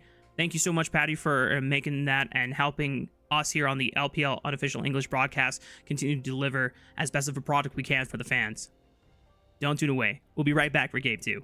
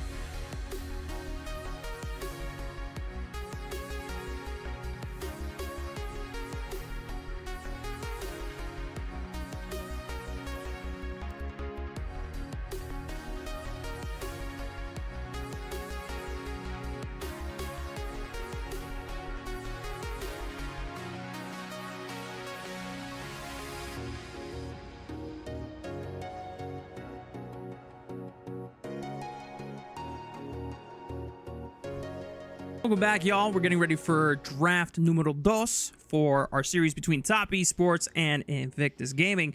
And if you missed the first game, well, let me tell you, Top Esports had a hell of a wombo combo, I should say. Yeah. And IG were trying to see if they could limit test just on their individual mechanics alone. And, well, Rude, how'd that work out for them? Well, the scoreline reads individual mechanics 0, wombo combo 1, as far as you've defined it. And in fairness, for the most part, I think the top deserved to come away with that game. There were a couple of shaky parts where they sort of overextended, they got caught out on picks, and IG did punish them for that. But by and large, the engaged nature of their composition, their ability to engage, I guess, more than anything, and the pitfalls of the IG comp let them down as well. There were a couple of instances where a fight could have gone a different way had they had somebody just CCing and letting the rest of the damage do their job. Worth saying that I think Gala had a relatively standout game on this IG roster that was struggling in that game. So maybe look towards leveraging some more Gala prio in this series. Yeah, I mean, give this guy the keys to the kingdom. You know, Ezreal, you can only do so much. You have a lot of safety and being able to pick your own battles, but the problem is when it comes to being able to take over fights, Ezreal rarely gets to do that, especially when the front line is so vast and far that you have to get through a Sejuani and a Rel first before you can start tagging some of the more squishy and less durable champions that a Top Esports have. So for me, Rude, I'm thinking more, you know, let's give him a Jinx. Let's give him some reset carry that he can really steamroll a game over. Yeah, there are plenty. I mean, even just Varus, right? Something like that, where you have the ability to get through a front line and then access backline also. There are plenty of picks for Gala that I think can work well, and I think that just getting some facilitation onto Gala might work well. And again, in fairness to IG, I think that they tried that with their first game. They picked Ezreal Karma as a bot lane duo, right? This bot lane came out of the I'll call it the early game because there wasn't really a laning phase. They came out of the early game with an advantage, but that wasn't enough. The composition let them down, and there wasn't really the tools there to be able to keep Gala ahead enough and to a point for him to be able to carry. I mean, well, on the flip side, Top Esports, even though they don't have access to the powerful composition they drafted for themselves in Game 1, there is still much to look forward to throughout the rest of the series that is in the back pockets of all of these individual players. I mean, Cream being able to pull out such an impressive Yone performance, now I want to see if he can get his hands on something like an Akali or even some of his more signature picks throughout the years. And hell, I mean, his Sway and Orion are both 2-0 so far in the first split of the season. He's done a great job of being able to adapt his notable and signature melee and assassin play into being able to pick up those control mages, and he's done a great job so far. And one of the things that you mentioned, Rude, is that Kanavi and Cream need to continue finding these champion duo combos that work well together. Nocturne Oriana is one of the first ones that popped in my mind. Okay. And we'll have to see whether or not one of those gets banned away. Typically, it's Nocturne that you take away, and then that sort of alleviates the duo. IG banning Renekton here suggests they want an Ambassador. Shy had an incredible Ambassador game in the last series that they got to play, so wouldn't be surprised to see that taken as first pick here. Again, is a champion that we very infrequently see get let through multiple games of these Fearless drafts. Top, though, back on red side now with that Rise ban. Could be looking for a bit more again of that slippery Good style shot, champion. Just getting rid of the Rune Prison. Thank you. Yeah, you called it, man. I mean, the fact that there's no answer to the Abessa, that would have been much more difficult in either the Cassante or the Renekton. They go for that first pick. And now Top Esports, they've got, you know, access to a couple more champions that maybe not necessarily as threatening as the Ambessa in terms of just overall mobility and disruption to the backline. But, I mean, Jace has been such a signature staple, especially on that tank build. Shout out to Flandra, who has now caused the terror of all of our games with, you know, full damage Jace going to the wayside, and now it's either at least Bruiser Jace or Tank Jace, where this guy still puts out a decent amount of damage over an extended period of time, and he's just too damn tanky to deal with.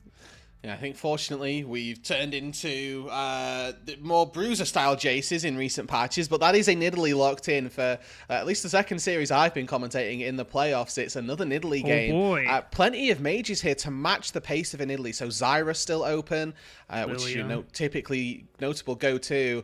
Lilia's also up there, but maybe just wants some hard CC. Lilia's the one that gets taken for Jia, so we're going to be looking to match pace for pace. And again, so far this time round, it's a lot of these hands check style champions. We're looking at Mako, we're looking at Crisp to be those facilitators this game. The Varus gets locked in for Gala, as I was hoping for a little earlier on. But for top specifically, you mentioned that they struggled when it's Crisp being those engagers. Locking in Nidalee Kanavi means that it has to be Crisp. Yep.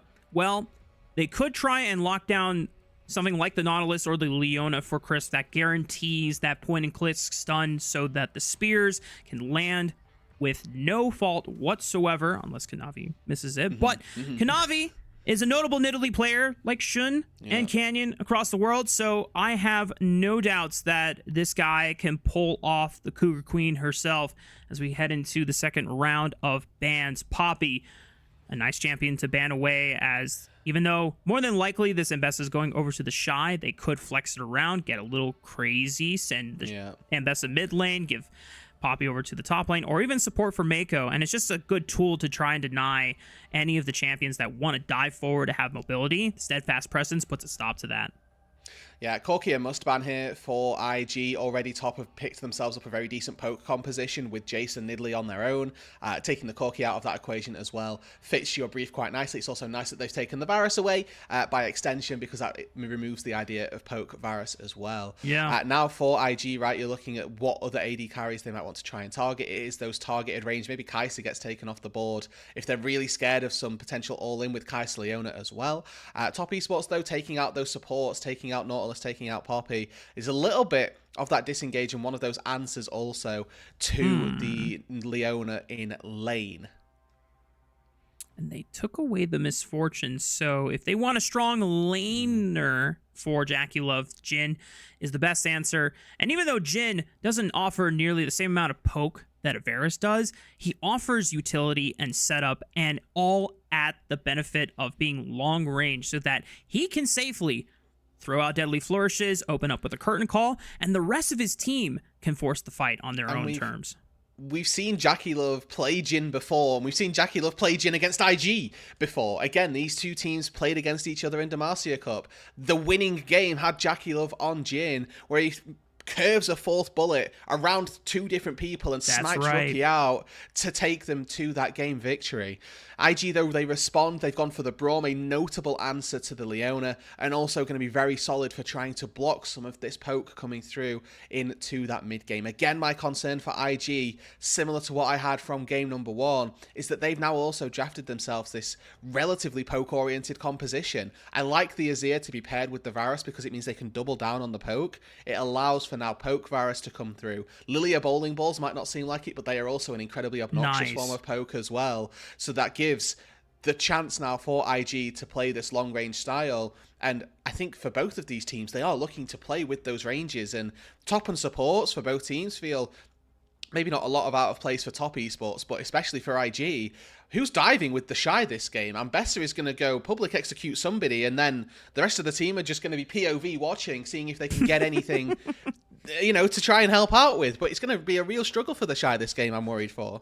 Yeah, I didn't mention it before when JJ locked in Lilia, but if you lock in a Lilia that early, then the other enemy composition wants to draft immediately long-range damage. Champions that can space themselves, because Lilia thrives when it's a bunch of melee champions that she can easily proc her abilities and continue sustaining herself while, you know, dealing percentage HP damage across throughout the extended team fight. This is not going to be one of those cases. This is going to be a Lilia that might be forced to just, you know, send herself in with a Q flash ult engage and just pray that the rest of her team in IG can follow up and finish off the rest of the top esports here.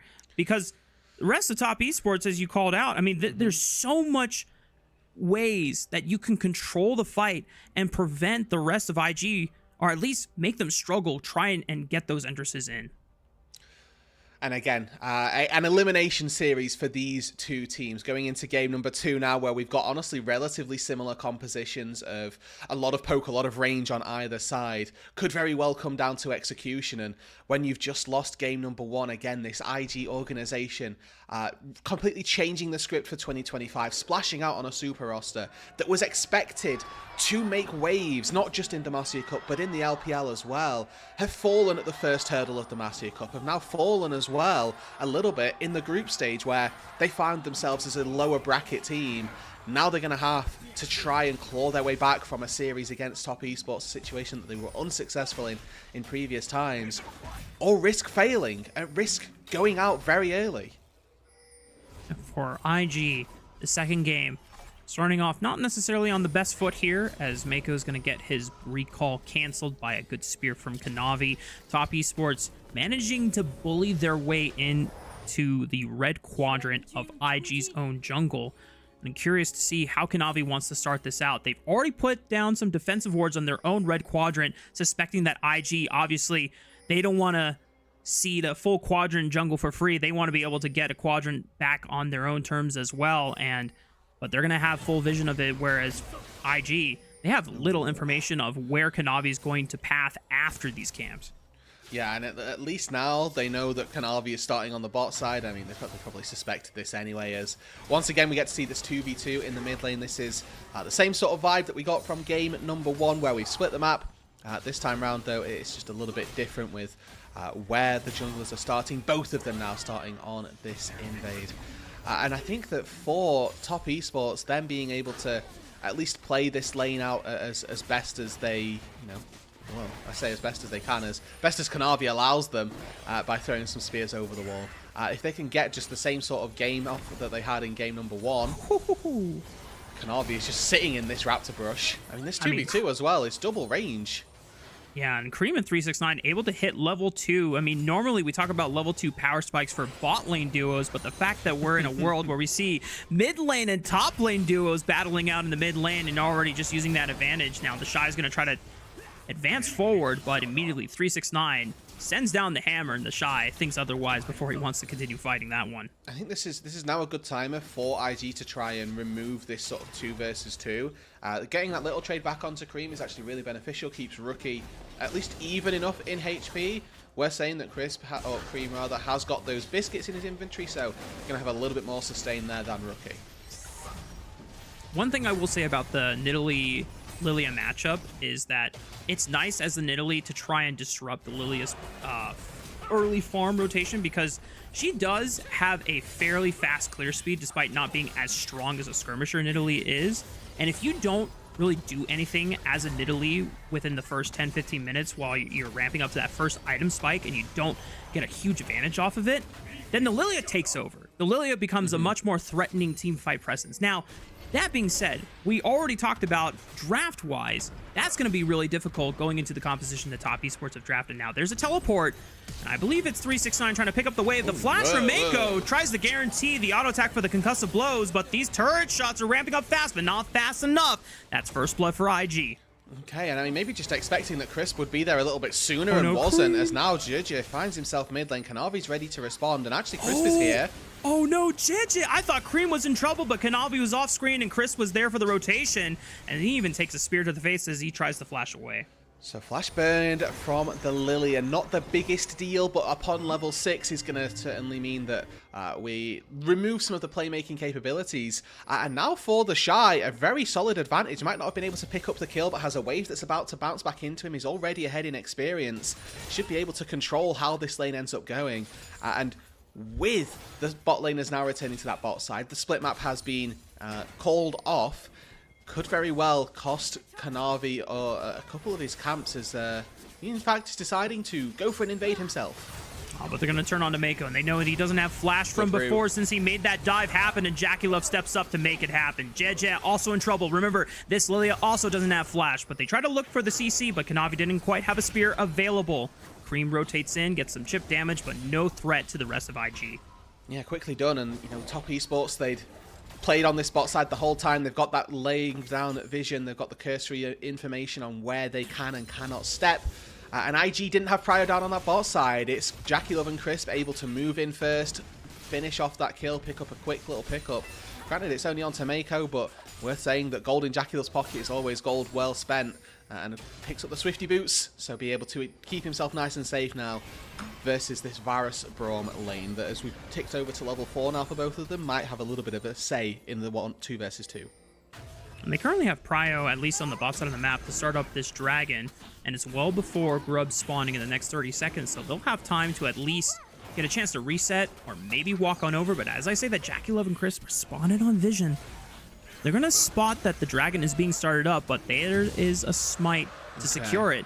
Now the question is, do Top Esports want to try and pick off a member, but they just can't get there in time?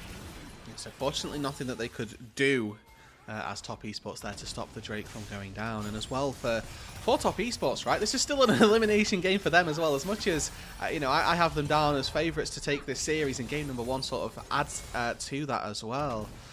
They're an organisation that want greater success this year, and that doesn't start from in a lower bracket. First of all, it's a failing on their part to have lost out on that position to begin with. But getting through Swiss stage, yeah, but then they immediately get 0-3'd out in the quarterfinals of Worlds. This is their first chance to get back into the limelight, and if they, you know, can turn themselves back to going up to first start, finding a bit of a success in the LPL in 2025 split 1 to begin with, is how they right those wrongs. But they also have to correct their narrative. Both of these teams, one of which will go home, have got a lot to be correcting from last year and from the start of this year as well. Yeah, and whether the correcting comes through successful matches and series throughout the lower bracket, or if it comes in when they return in the second split, you know, only time will tell. As Top Esports, maybe Cream is in a little trouble. He has Flash, and so we'll definitely use it to get over the wall. Safe for now. No other tools that IG can use and try and punish while he's checking the river, but IG are able to net themselves a crab here. And I want to go back to kind of the expectations that you were setting up, Rude, for both of these teams. I mean, we have to remember that both of these rosters were set up kind of as not necessarily, you know, big roster shuffles, but IG, and you already pointed out that this is the first time that they went for a super team formula. They had mostly been known for being super developmental and trying to bring up players through their own LDL teams before trying to give them a chance to play on the main stage. They said, nope, we're bringing back Rookie in the Shy. We're going to pull in JJ and then see if Mako and Gala can work out together. And so far, obviously, we've seen the inconsistencies and where the ceiling could be, but obviously they have so much to climb. Whereas for Top Esports, not quite the same story, as Top Esports has been fielding formidable rosters for years now, but it's just a shuffle of, you know, one superstar jungler in TN going over to Kanavi, who made such a legacy for himself on JDG, but not able to find, you know, a world championship, which he was so close to with JDG in 2023. Yeah, I mean, that was the roster that should have golden roaded and wasn't quite able to make it happen, right? And Kanavi as well, especially for this player in particular, making the move to Top Esports and seeing his team do so well, right? Tian, or rather with JDG as well, just playing out of their minds recently. You know, yes, they came out as having shaked their way through the group stage. They still were top seed. They've still won their upper bracket match. And, you know, that JDG roster now without Kanavi is thriving. And that's a real point of Kanavi's contention, where you'd like to think, well, actually, he's kind of got to step up as well and prove that he's the one who should be coming out better of these trades. And I think that on the flip side as well, there was so much talk for JJ about being stuck in EDG jail for the last couple of years, where he was just this player that was by far and away the best player, was stuck with pieces that he could never have expected to win with. Well, this split, he's been given 2 former world champions, and if that again isn't enough, if that failing still comes through, the questions start to have to turn to, well, is it just a piece of, you know, is JJ the problem, or is it that actually these pieces of former world champions aren't good enough? Yeah, I mean, he's even reunited with his support that he won a world championship with in 2021 on EDG. So, you know, if this formula isn't good enough, then what else is going to make it work for IG? Now, obviously, this series is only 1 game in.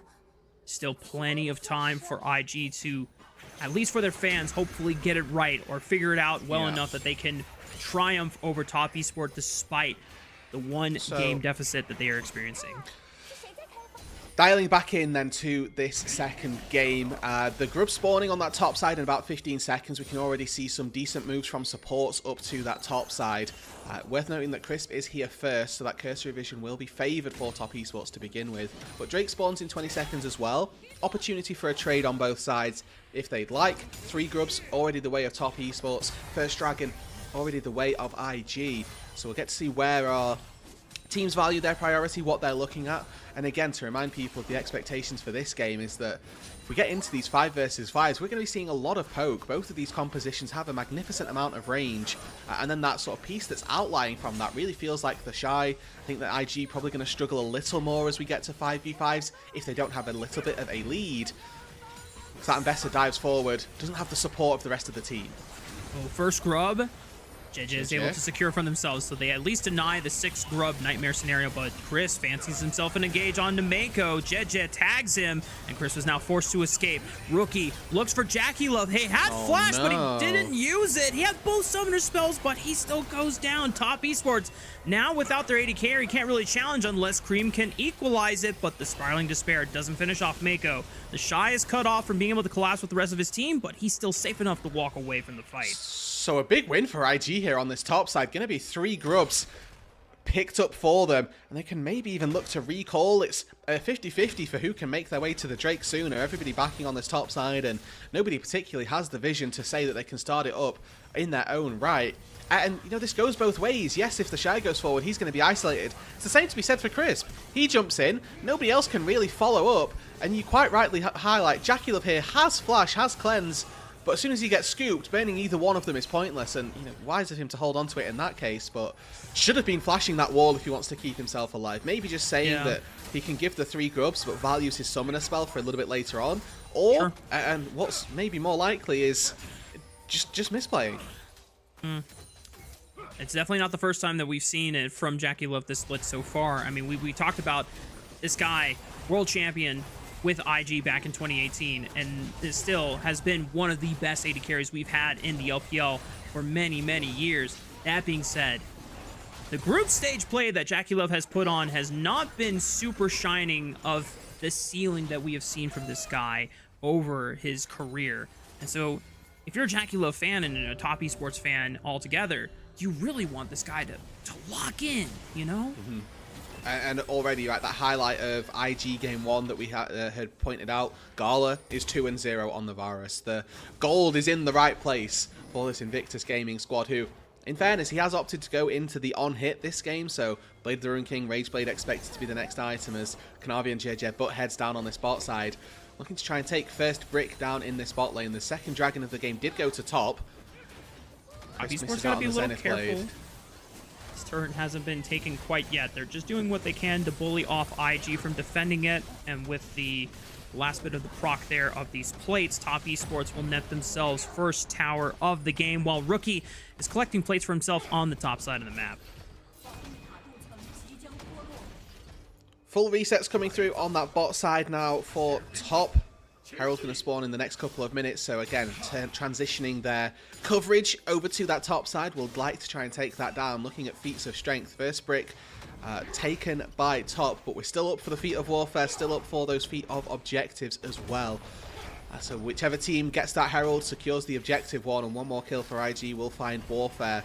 As top beelining it out to the top side with these chem plants, they're able to find so much move speed as well. Not able to defend the tier 1 turret on this top side, but you can see already just every team, or both of these teams I should say, know where the play is going to be made.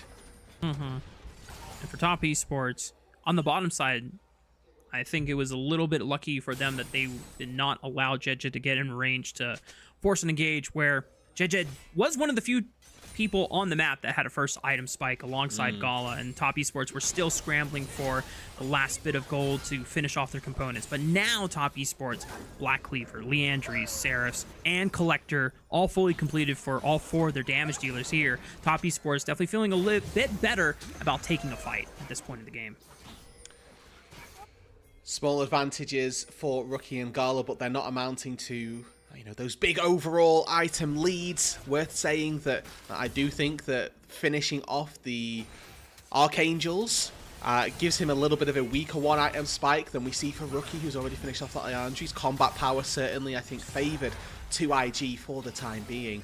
And that probably doesn't lead into anything other than a fight around the Rift Herald, and maybe we get to see a bit of a trade down on that bot side if, you know, IG or top think that they're not particularly in a position to try to take that fight.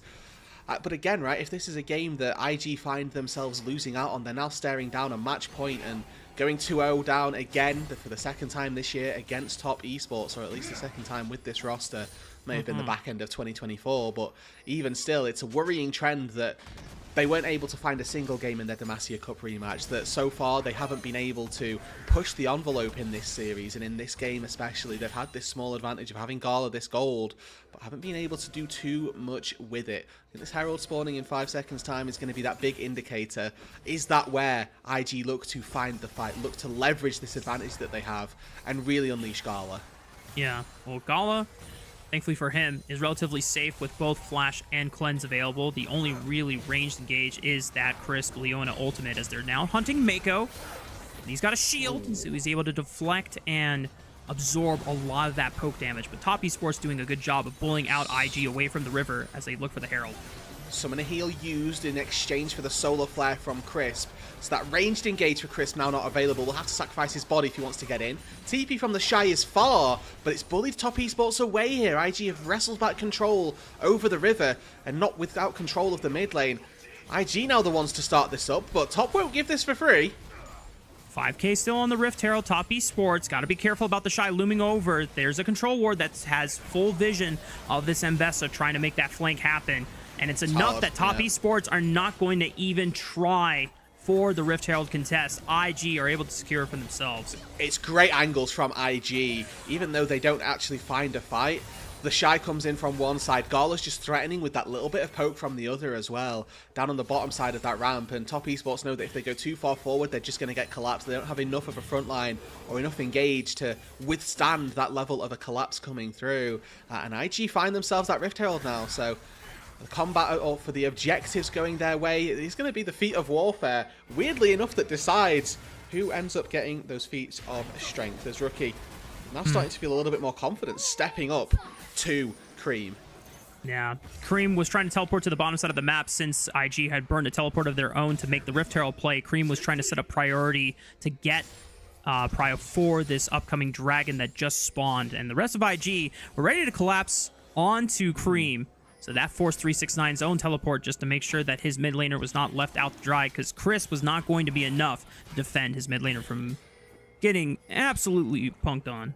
Yeah, and I do think there is an element right now of IG just recognizing that they've got slightly better items, and Top Esports maybe recognizing the same Herald down in the mid lane, not just to force prio in here, but also to put a decent chunk down onto that tier 1 turret. Drake is the overall goal for both of these two teams, and now it's bot lane prio for Top Esports, so that better angle now generated for 369 on this Jace with the grasp. So not as much poke, but he's given that up to try and join and reconnect with his squad, and IG once again with just enough control and enough bargaining chips in the early game to find themselves at least purchase on this second objective.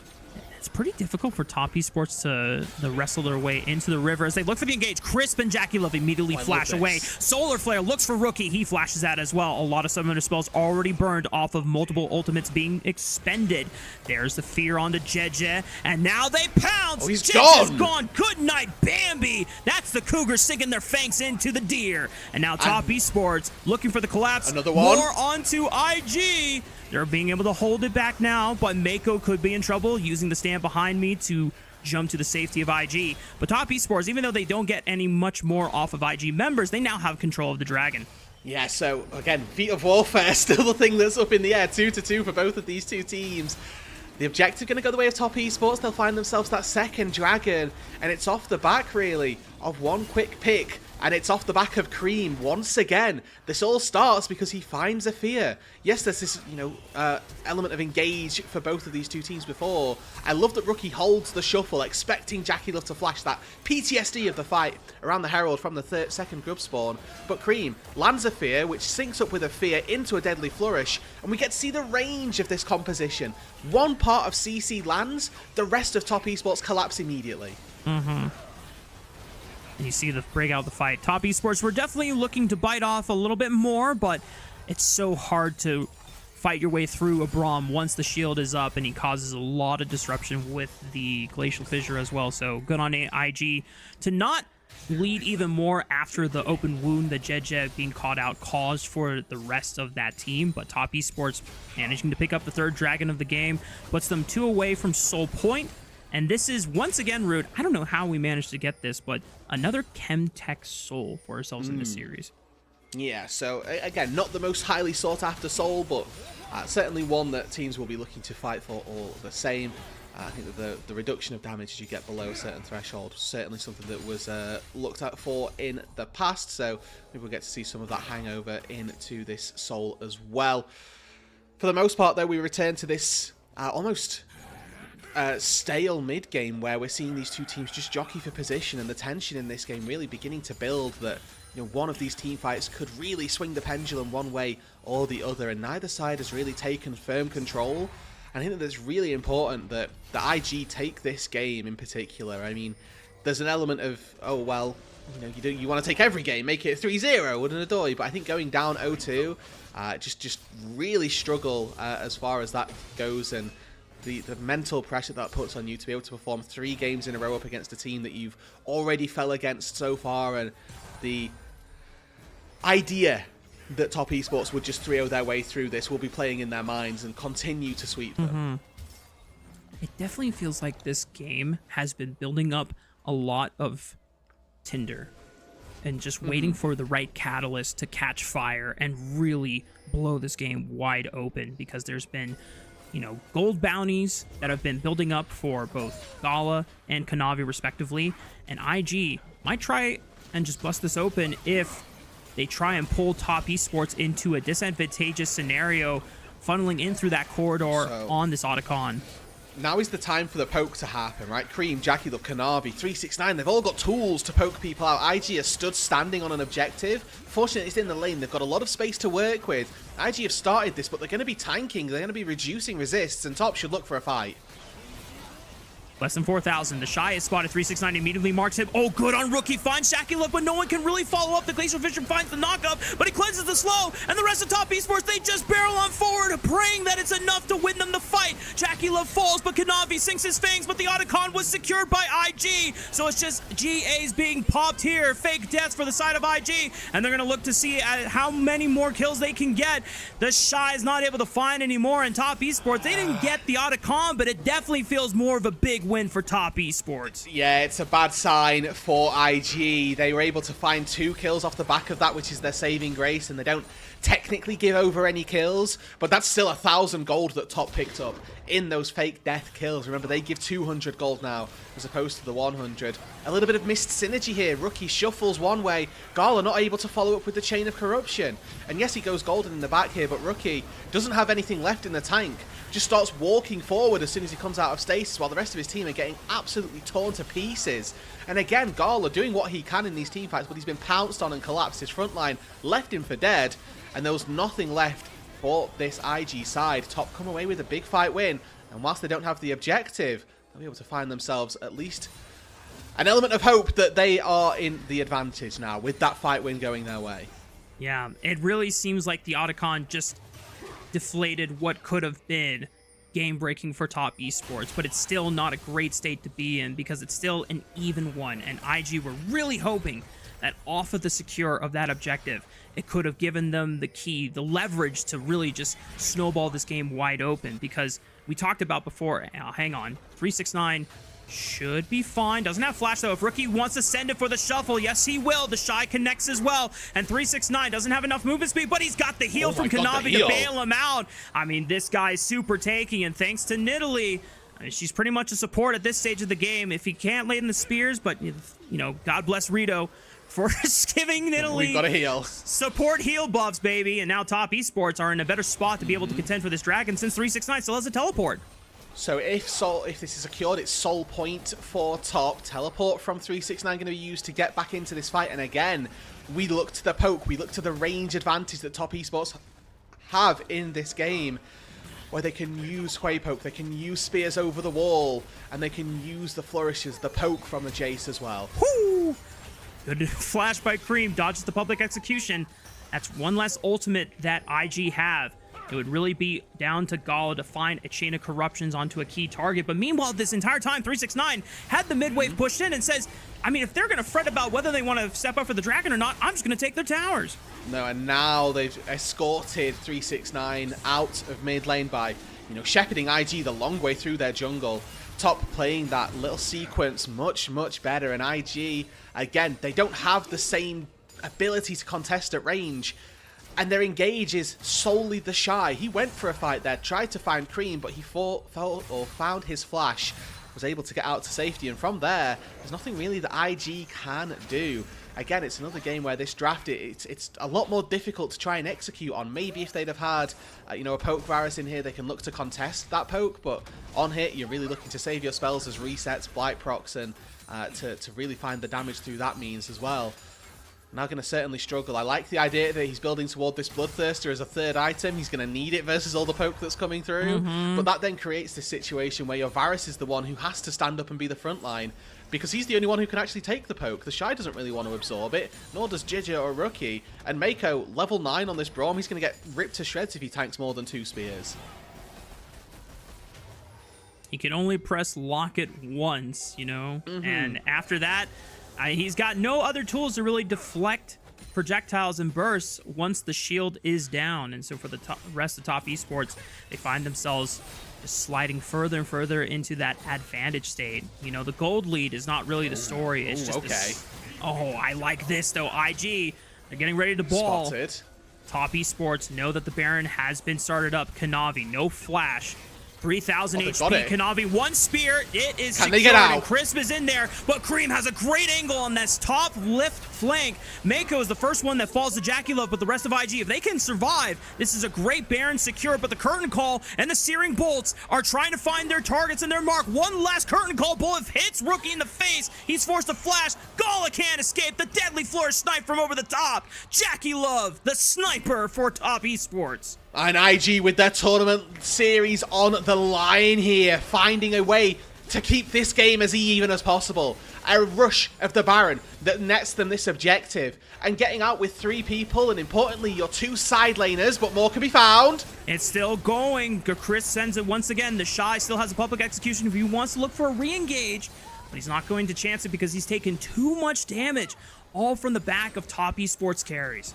So I love this for IG. Yes, they lose out on Gala and they lose out on Mako, and granted, double summoners for the Varus being lost feels pretty rough as well. But I would love to see now a 1-3-1 setup for IG. Keep Mako or keep Giga in the mid lane, as there was a teleport down to this bot side by Rookie. He wants this tier 1 turret. They've got a chance now with this Baron to really put a dent in that gold lead. Gonna try to take as many structures as they can with this push. There's no teleport from... I lied. 369 and Cream have teleports if they want to answer on the bottom side of the map, but they're just going to take the long walk as 369 answers towards the top side of the map. Going to get a chance to look at that replay once again. It was just such a fast Baron from IG. Massive respect. Yeah. And, that's the power that having on-hit Varus and Azir gives you, is that they could have got through that Baron and did so to get out. Giga able to run his way out to safety, and Gala, sort of left a little bit to the wolves. You can see Rookie thinking about, do I need to defend him, do I not? But he catches one shot too many. Burns his flash to get out to safety, and in the long run could have probably just left Gala to die and accepted that they'd have got out either way. But now that question of where do IG look to leverage this Baron, because they've got 1 tier 1 so far. If that wasn't just a Hail Mary to keep themselves in the game and they actually wanted to make something of this Baron, they've only really got a wave or so to do it. And looking at where those waves are positioned on the map, they're going to need to do it on this timer or not at all. And you can see with how deep mid's getting pushed, they don't really have the opportunity to do that. Feels like this Baron was just that stop the damage, stop the bleeding. But that again, when you were so even in gold in the first place, speaks to how far they actually truly felt behind. Yeah, I mean, Baron buff is about to time out in the next 20 seconds, and they didn't even go positive, let alone break even with this Baron buff like they were hoping to. And it's so difficult to try and do that when you make a Hail Mary play like that and then just try to bum rush the heck out of there before Top Esports can punish any stragglers, which obviously we saw in the replay that they did. And Top Esports still taking their time in just pulling apart IG as they continue setting up vision lines once again for what should be their soul in the next 30 seconds. As the Solar Flare connects on the Jet, but no commit from Top Esports. That's the beauty of Solar Flare. You just throw it out and see what happens, and if it's not good look, then, you don't go on it. Yeah, but that's now a big ultimate that's still rank 1 and won't be available for this Drake fight. Really good Unbreakable as well from Mako, so any skill shots that did come through would have been protected. As you can see, Jidja sweeps out several deadly of those traps that we've seen Jackie Love be placing for the last couple of minutes. Soul now spawned, and once again, Top Esports. How good's your poke? Can you land those skill shots? Kanavi, 369, eyes on you to set up the HP to weaken IG so that you can find this dragon. And honestly, Rude, it might not even come down to the poke, but just the traps, because with I think it's coming down to the poke. Well, okay, it didn't fit my narrative in that moment, but Well, that's because they were missing. That's because they were missing the traps. The poke and the traps, all combined, they're going to do their work on the IG as they're slowly losing health on these bars. Jet looping around the bottom side, looking for an angle. Q-flash onto a couple members. 4,000 HP on the Dragon. The fight is stalled out. Public execution falls onto Cream. He's the target, but he flashes away. But the Shy has the mobility to be able to tag him down. The Cream falls, but Kanavi secures soul for the rest of Top Esports. Rookie is down. The rest of Top Esports, they can fend off for themselves without Cream, but the Shot, this is the highlight moment. This is the time to make up for IG being able to come back in this game, and Christmas still on the run. Kanavi throws out a spear, is able to get vision for now, and gives an escape path. He's going to take his chances to get the shot. I don't know if that was wise enough, but he's got the heal, he's got the blast cone, he's going to hop, skip, jump away, and this Kanavi is just one slippery cat. Yeah, and that's a win for Top Esports, even though the fight doesn't go great, even though they lose all 3 of their carries. They've got double TP for Cream and 369. They've now got Soul on all of their carries as well. And they should just be able to take fights at an advantage from here on in. JJ with a great flank starts off this fight with a double sleep. Unfortunately, doesn't quite catch Kanavi. This sets up for the Shy to find Cream, and find Cream does he, as the Hui gets absolutely minced. There's nothing for him to do there. But then Jackie Love autos a plant instead of Mako because he dips into the bush. So he has to choose now with his final remaining bullet. Who am I actually going for? Decides the better target in taking out the Azir. But Baron spawns in about 30 seconds time here, Arthur. And remember, Top Esports have just secured themselves a combat soul. So even though the gold is dead even, they've now got all the power that these dragons are giving them. That little bit of extra movement speed. 3 Chemtech Drakes as well stacked up. And big note, there's no flashes on Jackie Love or Cream. So for IG, if there's any hope left in the upcoming fight over this objective, it's the fact that the 2 main carries for Top Esports are that much easier to lock down and try and find. I'm looking at Rookie, I'm looking at Jeje and the Shy to be able to coordinate their ultimates and really punish the fact that Top Esports backline is down without their escape tools. And Rookie has a real opportunity here to reconsolidate himself as one of those players as, has had so much legacy in the LPL as being one of our top mid laners. He's got flash. He sees 2 immobile backliners who don't have flash. This is an opportunity for him to go big and keep IG from going down to match point, to going down to tournament point and getting themselves knocked out of this game. Top Esports take their time in pushing out the mid wave before eventually moving their forces into the river. A teleport from 369, trying to cut off the Shy. He has no flash. He would have to look for a public execution angle, but he's got the mobility. Deadly Flourish does not connect. Rookie waiting for his moment, trying to see if Jackie Love steps too far forward. Cream, good enough for Top Esports, not right on top of Jackie Love, just to separate and make sure that they're not too close. A little bit of stutter on the frame as Mako gets caught by the Deadly Flourish. There's a Spiraling Despair. This just could be the IG support going down for free. The rest of Top Esports now find themselves in a 5-on-4, and IG is seemingly a little more difficult to try and find this fight. Crisp. Whoa, good flash by Gala, but now I don't even think Cleanse is quite up yet, so he has to be careful when he steps up again. So Top are going to start this Baron, I think, in the face of Rookie and the Shy, both of which still have ulti, especially in a pit versus Azir. Rookie can go huge. Deadly Flourish connects onto Rookie. He's in trouble. He pops the stasis, still has a flash if he needs to get alive. He starts to flash in. He was stunned momentarily. It's a 3-man shuffle. It's going to be enough for Top Esports, but they have the GA for Jackie Love to survive, and Cream is still full HP. Chain of Corruptions, 2-man tag with the Lilting Lullaby, but no IG one are can doing follow it. up because IG, they're pushing through, but just not enough strength and confidence to be able to push through the river to punish every single member of Top Esports. Only 369 fell. Kanavi! Looks for the takedown! The Nidalee combo! That's it, baby! Kanavi, one of the best Nidalee players in the world, finds his moment to snipe out Gala. And now Top Esports looking to run down another straggler in the Shy. Solar Flare connects. Deadly Flourish follows up. It's beautiful. Mako tries to bail out his top laner once again. Spiraling Despair connects onto Mako. The Shy still taking more damage, but Mako has done his job and bails out the Shy. Kanavi flashes onto Gala and they start to tear the house of IG down brick by brick, taking the fight onto the Shy afterwards. Taking the fight to Mako, has to summon a heal to get out to safety.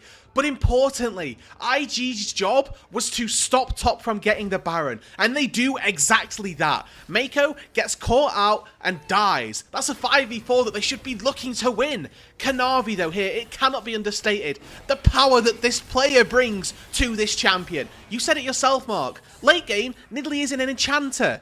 When have you ever seen an enchanter flash and one-shot a level 16 Varus? One beautiful thing about Nidalee as hold, Rookie still no flash. The Shy is going to block these curtain call bullets and make sure that Rookie isn't completely isolated.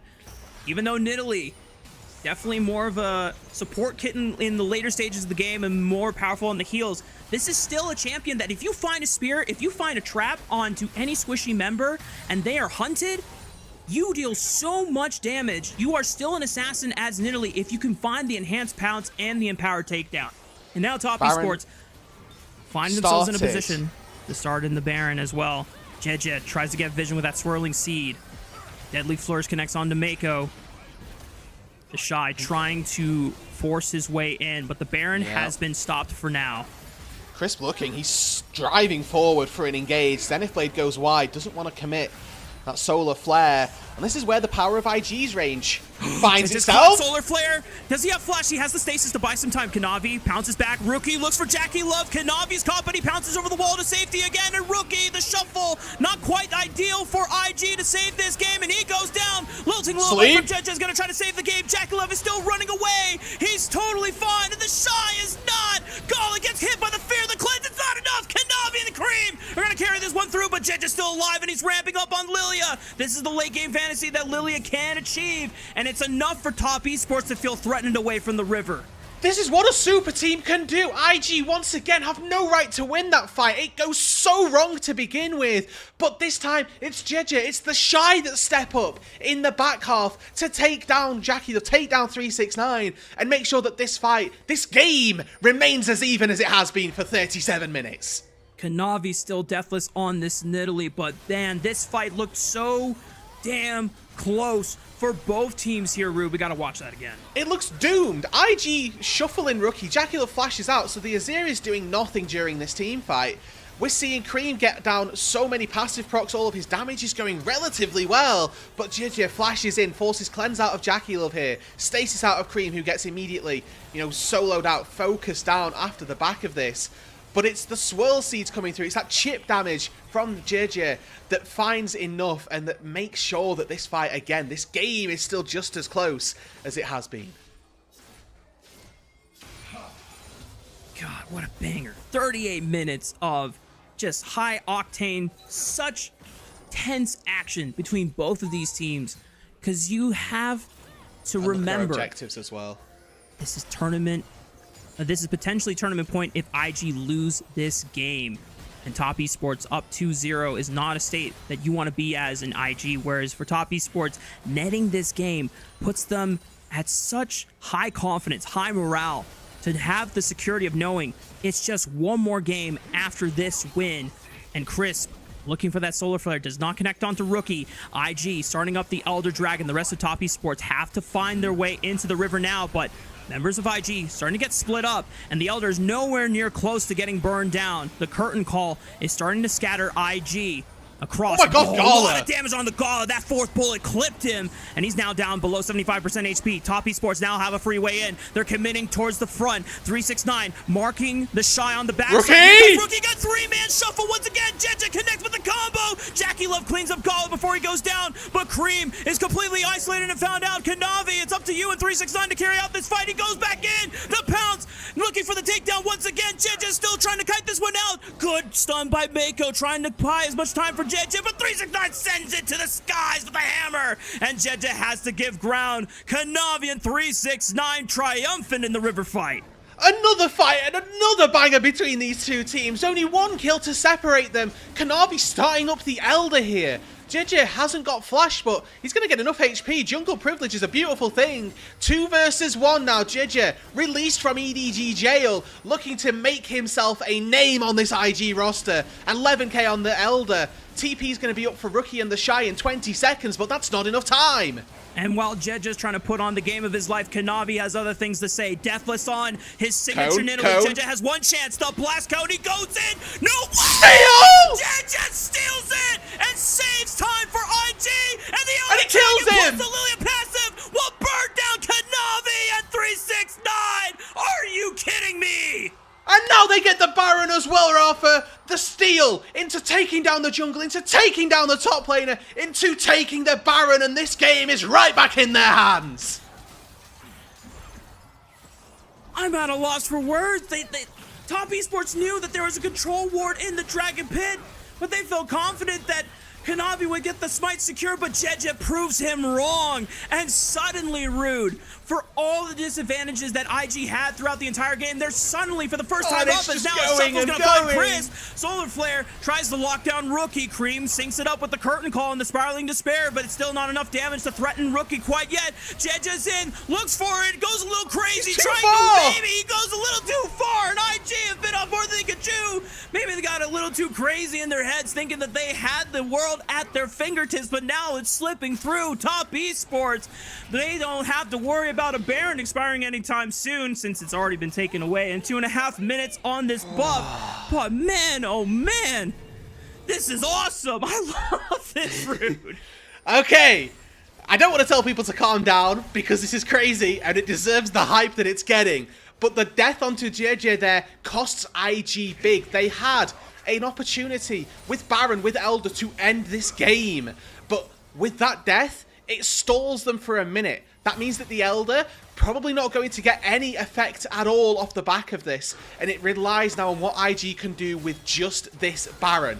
The Shy spotting out Kanavi, but in a massive sequence of plays, after all of it, we're fighting again. They still are looking to skirmish. Are they willing to throw the game all on the line for a red buff? No, not quite yet. IG, it looked a little dicey as Top Esports were ready to throw down the gauntlet once again with the solar flare, but it did not hit anyone. We have to look at this again. Let's go all the way back to when just slithers his way in. Q plus smite secures it. Perfect timing, perfect damage, and the stasis as well. Kanavi can do nothing as he just watches himself bleed out, tick down to the Elder. And again, we return now to a game state where IG begin to be favoured now, where they are that little bit further ahead, where JJ finds himself now 3,000 gold over his counterpart. But other than that, we're largely even across the board. Jackie Love with a small advantage. He's almost 6 items. Cream as well. Nearly there. If a couple of kills had gone his way and he didn't have 14 assists, maybe he'd have been in a pretty good spot. But IG with this Baron, they've only got 45 seconds left. Their objective should be to break open the base, but I'm looking at it, Rafa, and it doesn't look too likely. We're 43 minutes in. We've already had an Elder and a Baron. I think we're due for another one of each. Oh man, don't tell me that, Rude. It just means that both of these teams are going to go for another round. Oh, hang on, the Shy might be the target here. A lot of CC, and he's still very tanky to be able to live through it all, but the bleed of the Death Stance almost taking him down, but not quite enough as he's able to survive and sustain through the use of those shields. Steric's Gauge also providing him with enough durability to survive what could have been a big pick for Top Esports. And again, it's a now neutral game. All of those advantages that IG found and all of those situations that Top had put themselves in, not really important anymore. We return to who can get prio over mid lane, who can set up for these objectives in an appropriate fashion. JackeyLove hitting that full build. We look to summoner spells. Everybody on Top Esports pretty much ready to go with those. Just missing Crisp's flash as another means of engage. JJ looking to get his flash back up. The Shy won't have that Ambessa flash for any fights that happen around those objectives unless we're able to stall for 4 or 5 minutes, even when they are live. Mid lane prio goes the way of Top, and in a series of 2 teams that are looking to not get knocked out of the LPL, this is exactly the type of fight I'm looking to see them put up. Yes. Everyone on both teams giving all they got, because they know what the stakes and the repercussions could be to drop a game at this point. For IG, dropping a game means that they are putting their backs against the wall, match point, tournament point on the line going forward. Top Esports, they drop this game, and suddenly the morale, the momentum shift that they could have had is now lost, and it's back to even state. And it would be a mountain for Top Esports to climb, especially having such a advantageous and strong early game that they slowly built up. It would be so crushing just to lose it now. And I love the little toggle there from the observers. What routes is JackeyLove running? Is he running Gathering Storm? Quick little hit marker. Oh, yes, he is. 791 AD on this Jhin at the minute. That is a abnormal amount of AD to be able to find in a game. And if we tick over to 50 minutes mark, which I don't know that we'll get there, but that's going to go up once again.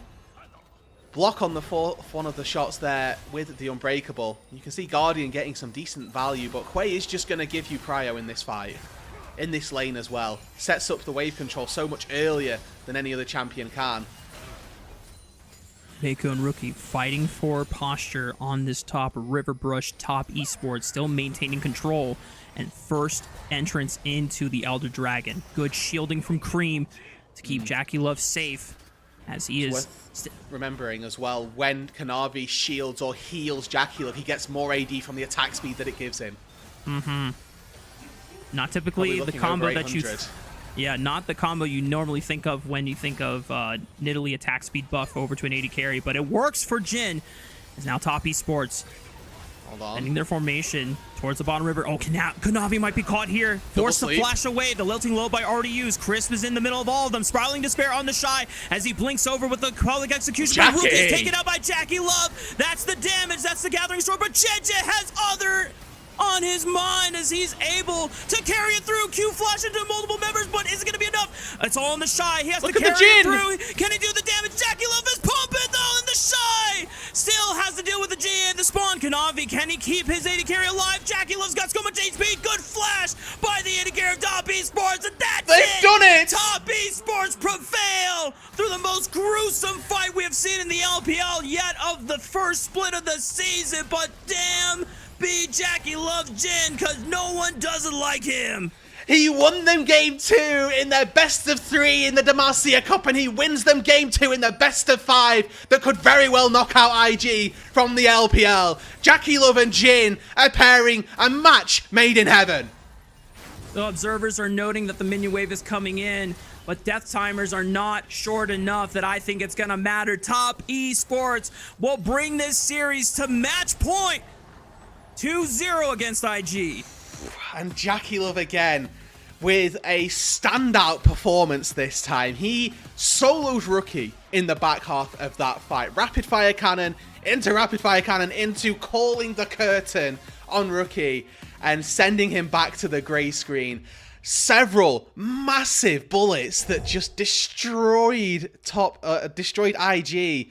And Top Esports coming up in the clutch, they put themselves to 2-0, and it's another game where IG fought and they battled and they did everything that they could. And JJ in particular, I think this time round, game number 1 we were highlighting Gala for his miracle performance. Game 2, JJ still deserves MVP, even though they lost. I mean, game 1, he stole a Baron. Game 2, he steals an Elder Dragon. And it's just so heartbreaking that it's still not enough to bring IG back from the brink. I mean, Jeja is literally doing his damnedest. Now, it doesn't necessarily excuse a couple moments where he got a little too overextended, but man, Rude, when I look back at that game overall, that was the closest and definitely the best fighting that IG have put up yet against Top Esports, not just in this series, but overall over in the Demacia Cup when they first faced off against each other. And I have to say, Rude, there's 2 words, and I want you to get your hands together, put them up like this: absolute cinema. Absolute cinema. I mean, JJ's play around the Elder Drake, it deserves it, right? It was such a clutch play, but the, again, talent of Top Esports ends up ringing true. And we were questioning, okay, what's Crisp going to look like on these Leona engages? This was a composition that was built around Crisp being the engage. Our criticisms of Crisp and of Top Esports had been around when Crisp was looking for those engages, and by and large, Rafa, I think a marked improvement on Crisp's work in this series and in that game in particular, right? That was a lot of Leona ultis. Yeah, maybe sometimes you're fishing and you're not quite landing, but occasionally he was burning Cleanse, burning Stasis, burning just enough of a tool to give Top that fight. And there was that one shaky engage, right? Second set of grubs, IG come out on top, Crisp throws his life away by Zenith blading forward. Then on in, he learned his lesson. There was some very adaptive practice there where he was like, I will stop and I will no longer throw my life away if my team can't follow. And that instant recognition is ultimately a tool that led them to take this game. Yeah, and I just have to give massive props to not just Chris, but also Kanavi being able to be in such greater sync this game alone than, you know, compared to a lot of the games that we saw over the course of the group stage and even Demacia Cup as well.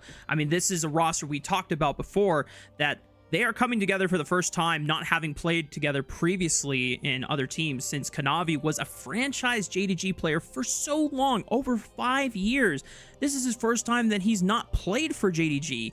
I mean, there's going to be growing pains whenever you come to a new roster like that. And obviously, a lot of those growing pains showed quite disturbingly in the group stage. I mean, the Olaf game in particular was one that, frankly, hopefully gets erased from history's existence for Kanavi's sake. But he showed up big time on this Nidalee, man. For me, there's 3 Nidalee players in the entire world that I always am overjoyed to see being pulled out.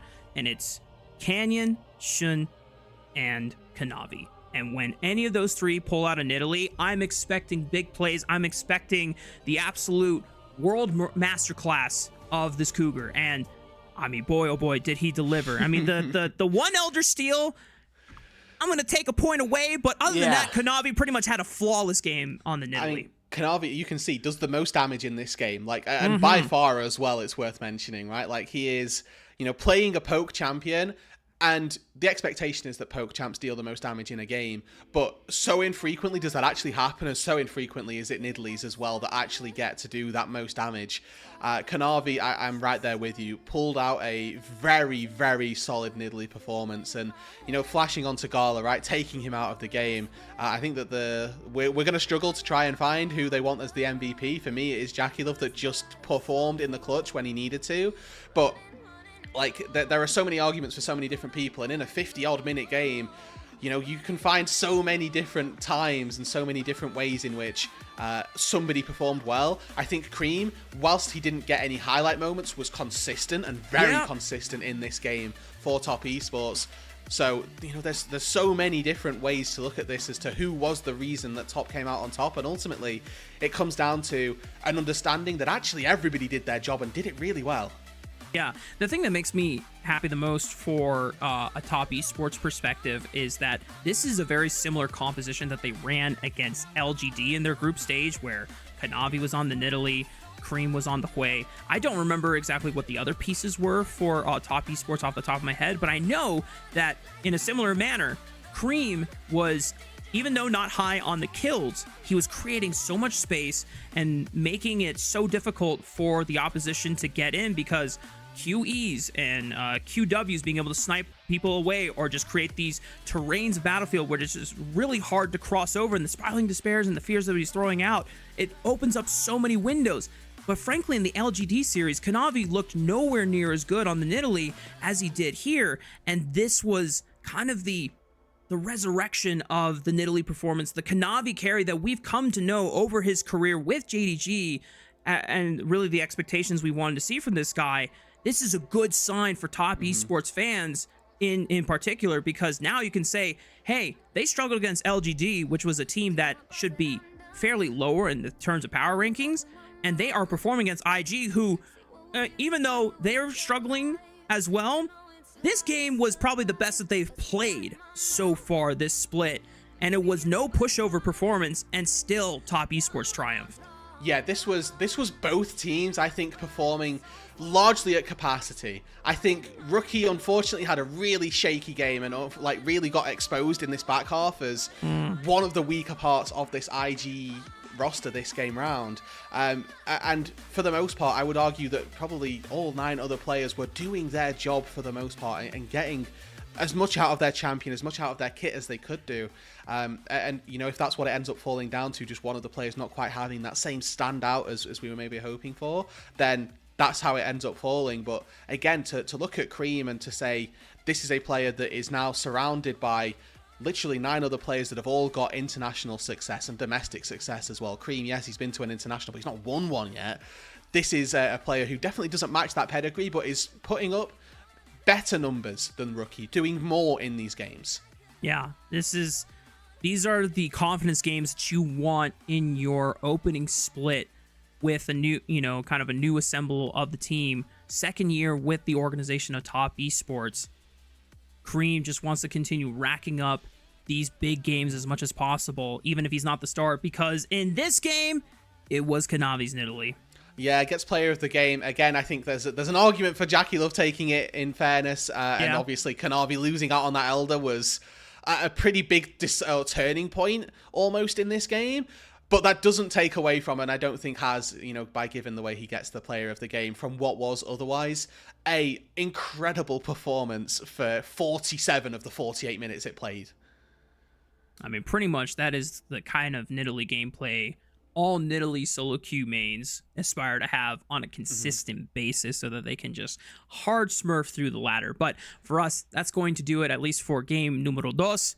Game 3 will be coming up soon after this break, and it is match point for Top Esports. Win this game, they send IG home, and they continue through the lower bracket. Let's find out what happens after this break.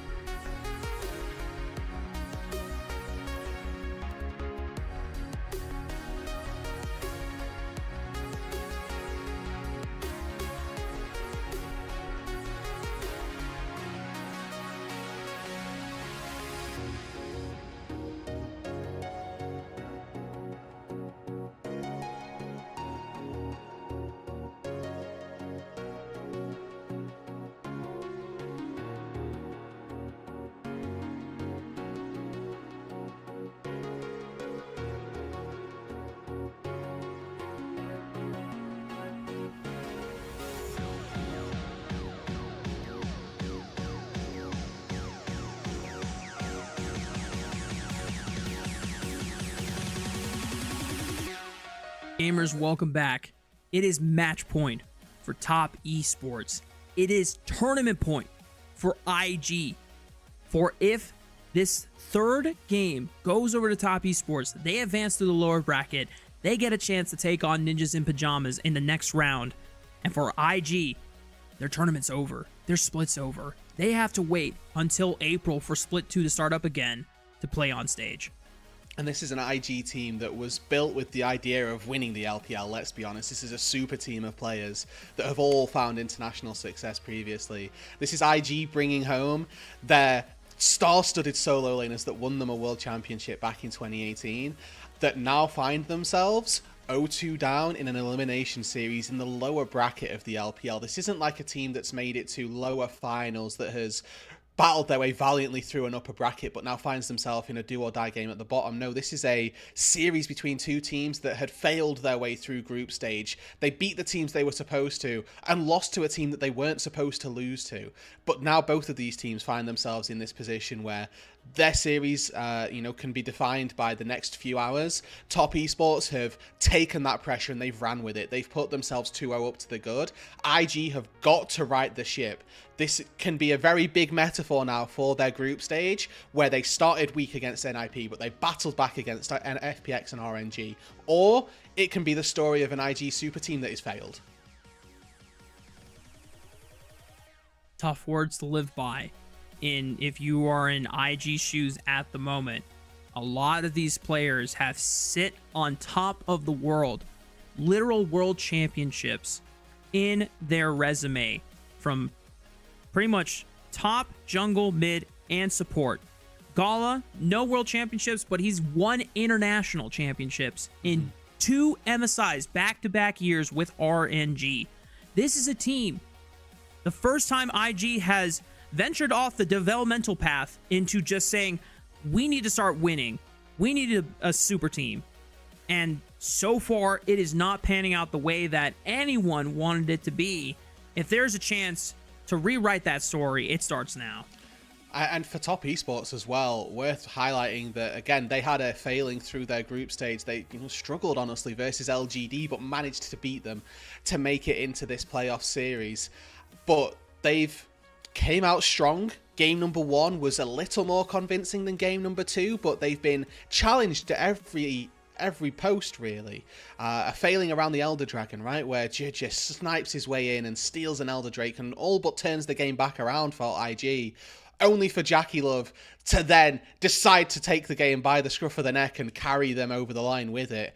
I think that Top so far can be happy with how they've played. They are 2-0 up, but they cannot get complacent. They cannot look at this series now and think, okay, we're good to go. We've got this in the bag. IG have been pushing them, and IG are going to continue to do that.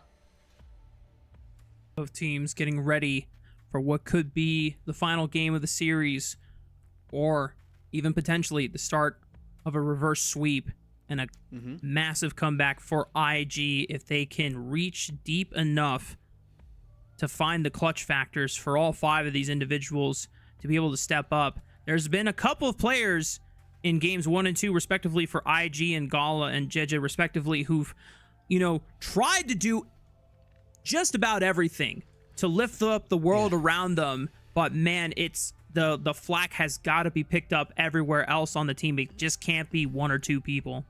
Yeah, it's that power of, well, game 1, Gala's putting out as much as he can. Game 2, JJ's doing absolutely everything that he can to keep them level in this game. But then you're looking at the rest of the map. Well, the solo laners really need to pick up some of that. And maybe if all of that high-octane gameplay performance by both of the solo laners picks up, as well as this Gala-JJ duo continuing to perform at these high levels, then I think IG can easily take this. They almost took game number 2. It was so close to them having to be able to win game number 2. It just wasn't quite on the cards for them.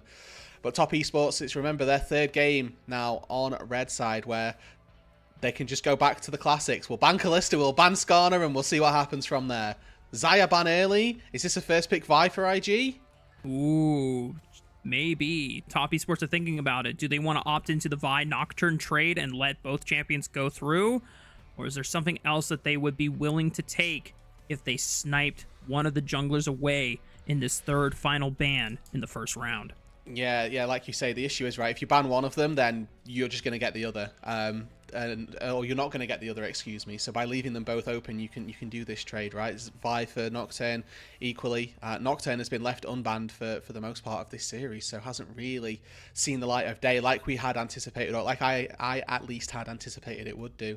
But a Xayah ban, definitely indicative of looking for something very dive focused for IG, regardless of what you're looking for. And yeah, is that Vi coming through first pick? And this is the thing that IG were thinking about. They took their time because they knew that as soon as the Vi was taken, things like the Cassante, something that was banned in both games, was also available for the taking. Top Esports wastes no moment in securing that blind pick tank for 369. Someone that we know has been, relatively a weak side king for, multiple teams in his career and his past, and he's super happy to be able to pick up this champion that has been pretty much untouchable for the remainder of the series, and Kanavi picking up the Zyra too. This is a powerful setup.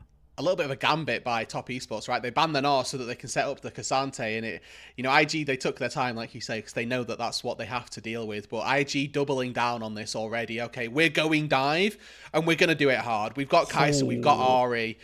Now, again, we're looking at disengaged champs for Top Esports. What can they take on for? And IG looking at the same. Can I ban Renata? Yes. Am I okay to ban Janna this game? It's a champ that we never really get to see, but is it worth looking at that? Maybe they also just want to take out a powerful mid pick that would be able to shut down Rookie. So they've got a couple of options as for what they're looking to get rid of in this second round of picks.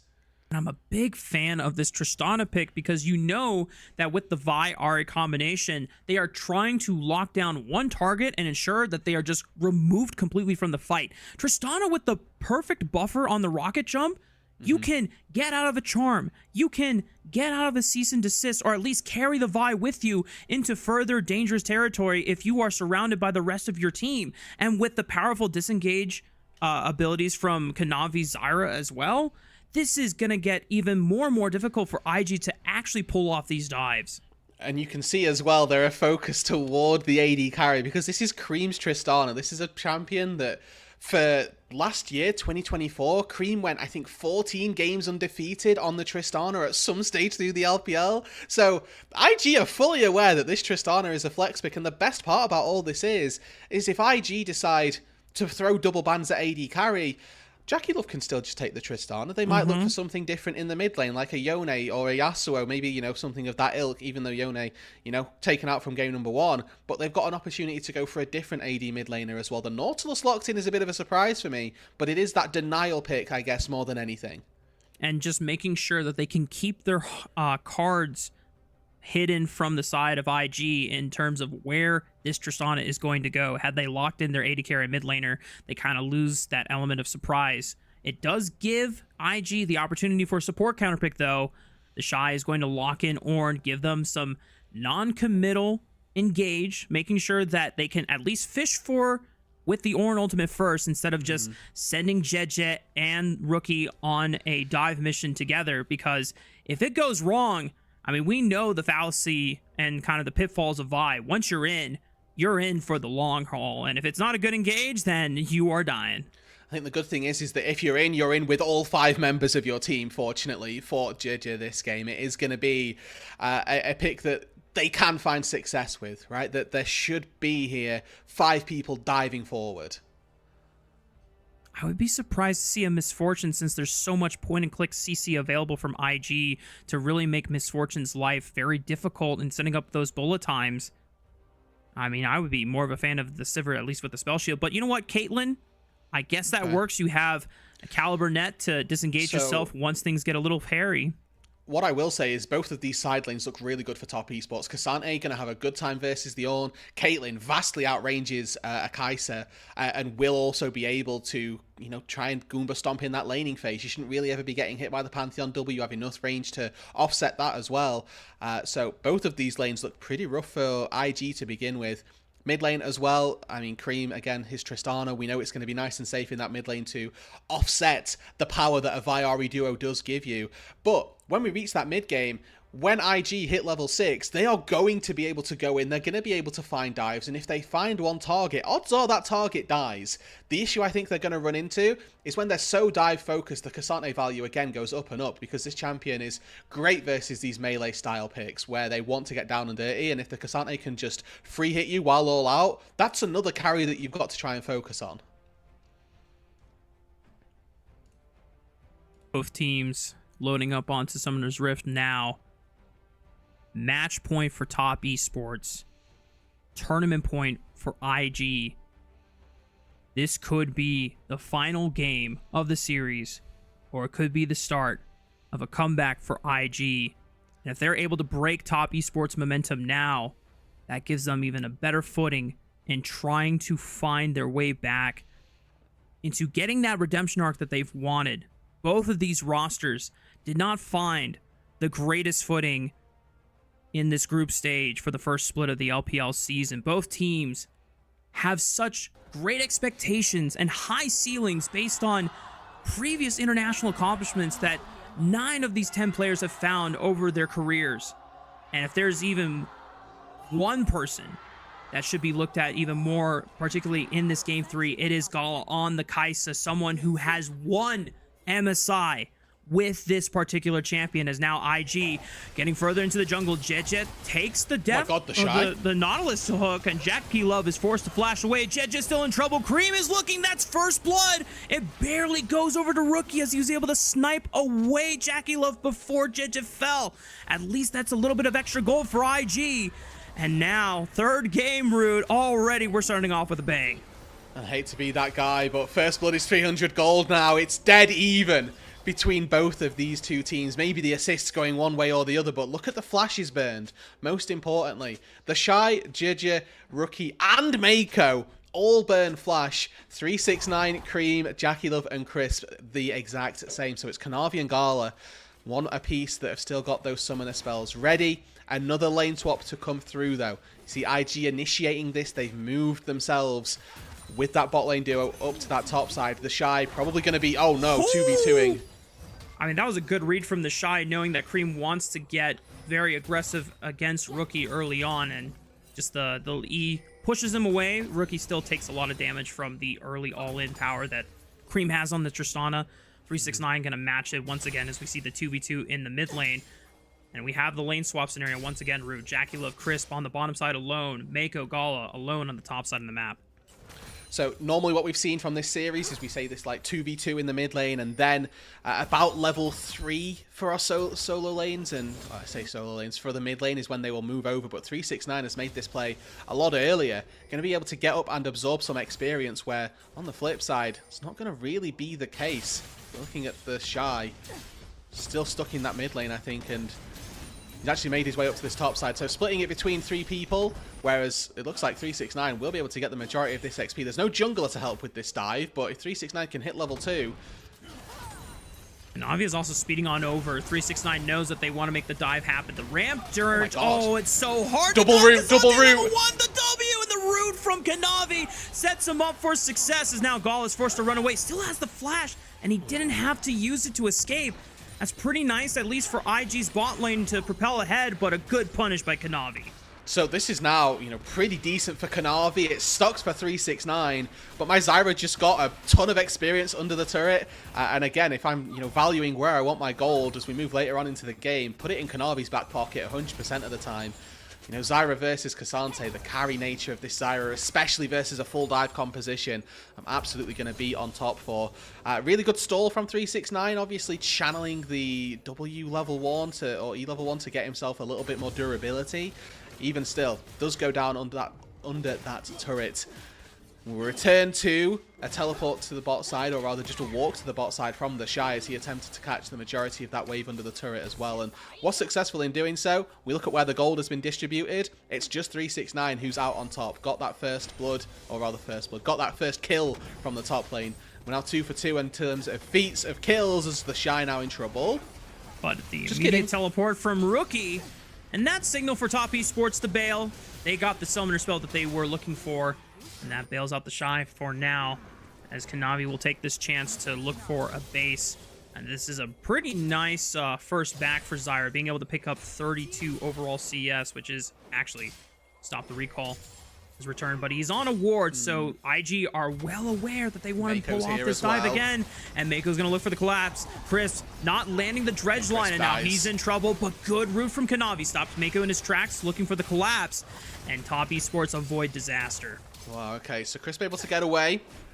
Some good, like you say, good route from Kanavi, peels the space, buys the time, and this is a very tense early game. Both teams, you know, it can be so easy as IG in this situation to try and sit back, scale your way up, get to that level 6 marker, and then start to look for plays. But they've been looking from the get-go for how they can find an advantage and really take the game to Top Esports. And, you know, Top as well, they've responded in kind. They're looking for these dives down on the bot side. We're not getting another one of those, you know, 13, 14-minute feet of warfare games like we had in game number 2.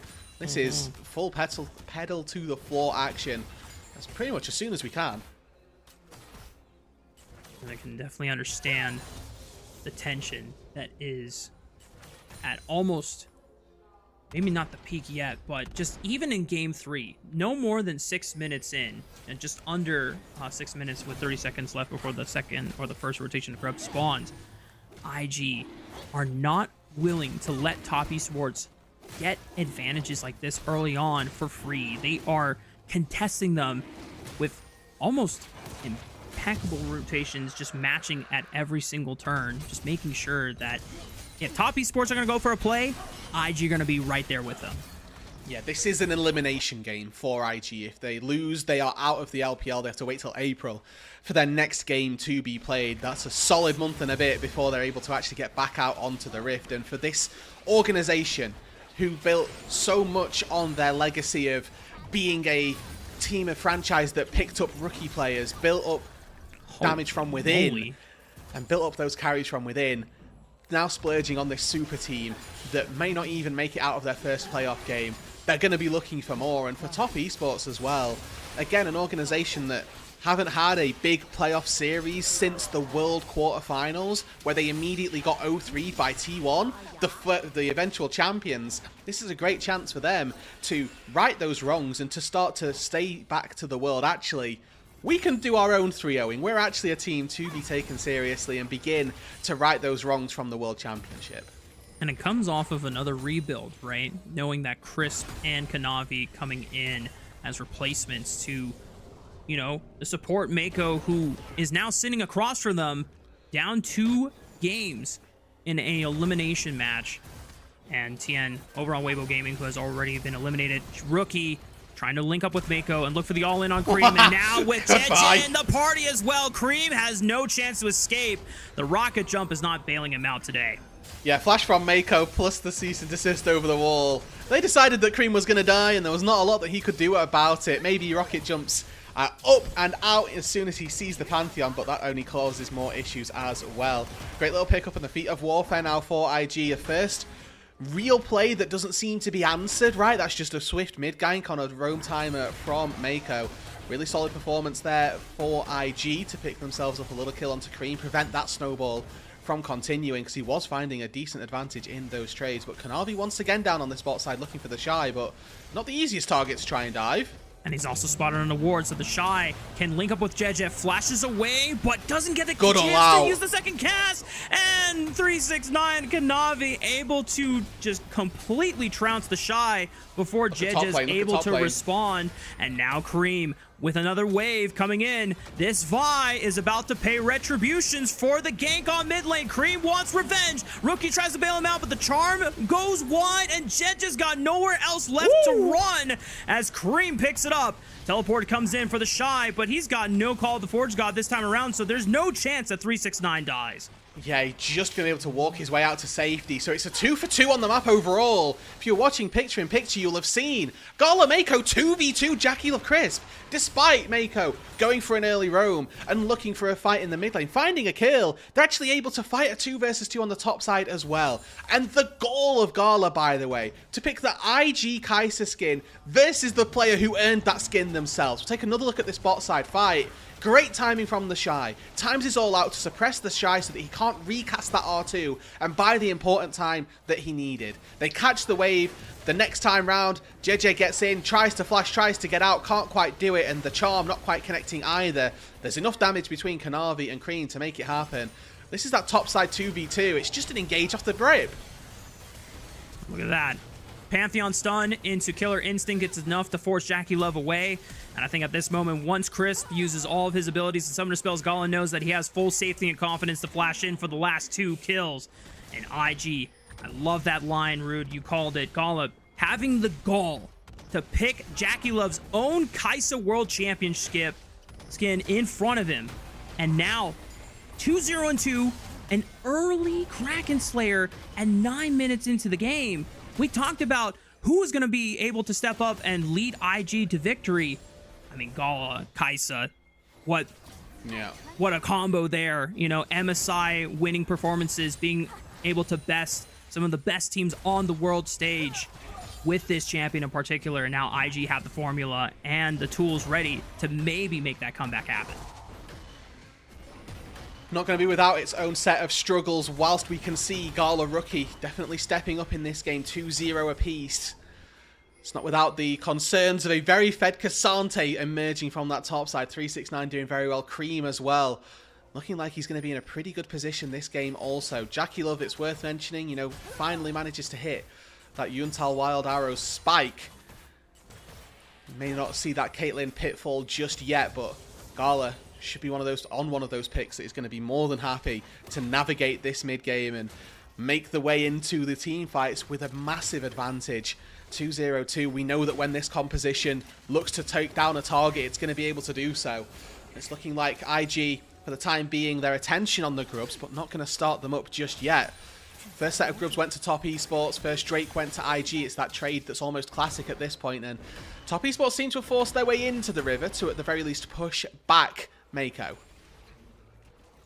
Just to at least get some vision into the pit, but they can't actually secure it for themselves. Not even one, as all 3 grubs reset. Cream has teleport, but he's going to put some pressure onto Rookie as he's pushing into the turret.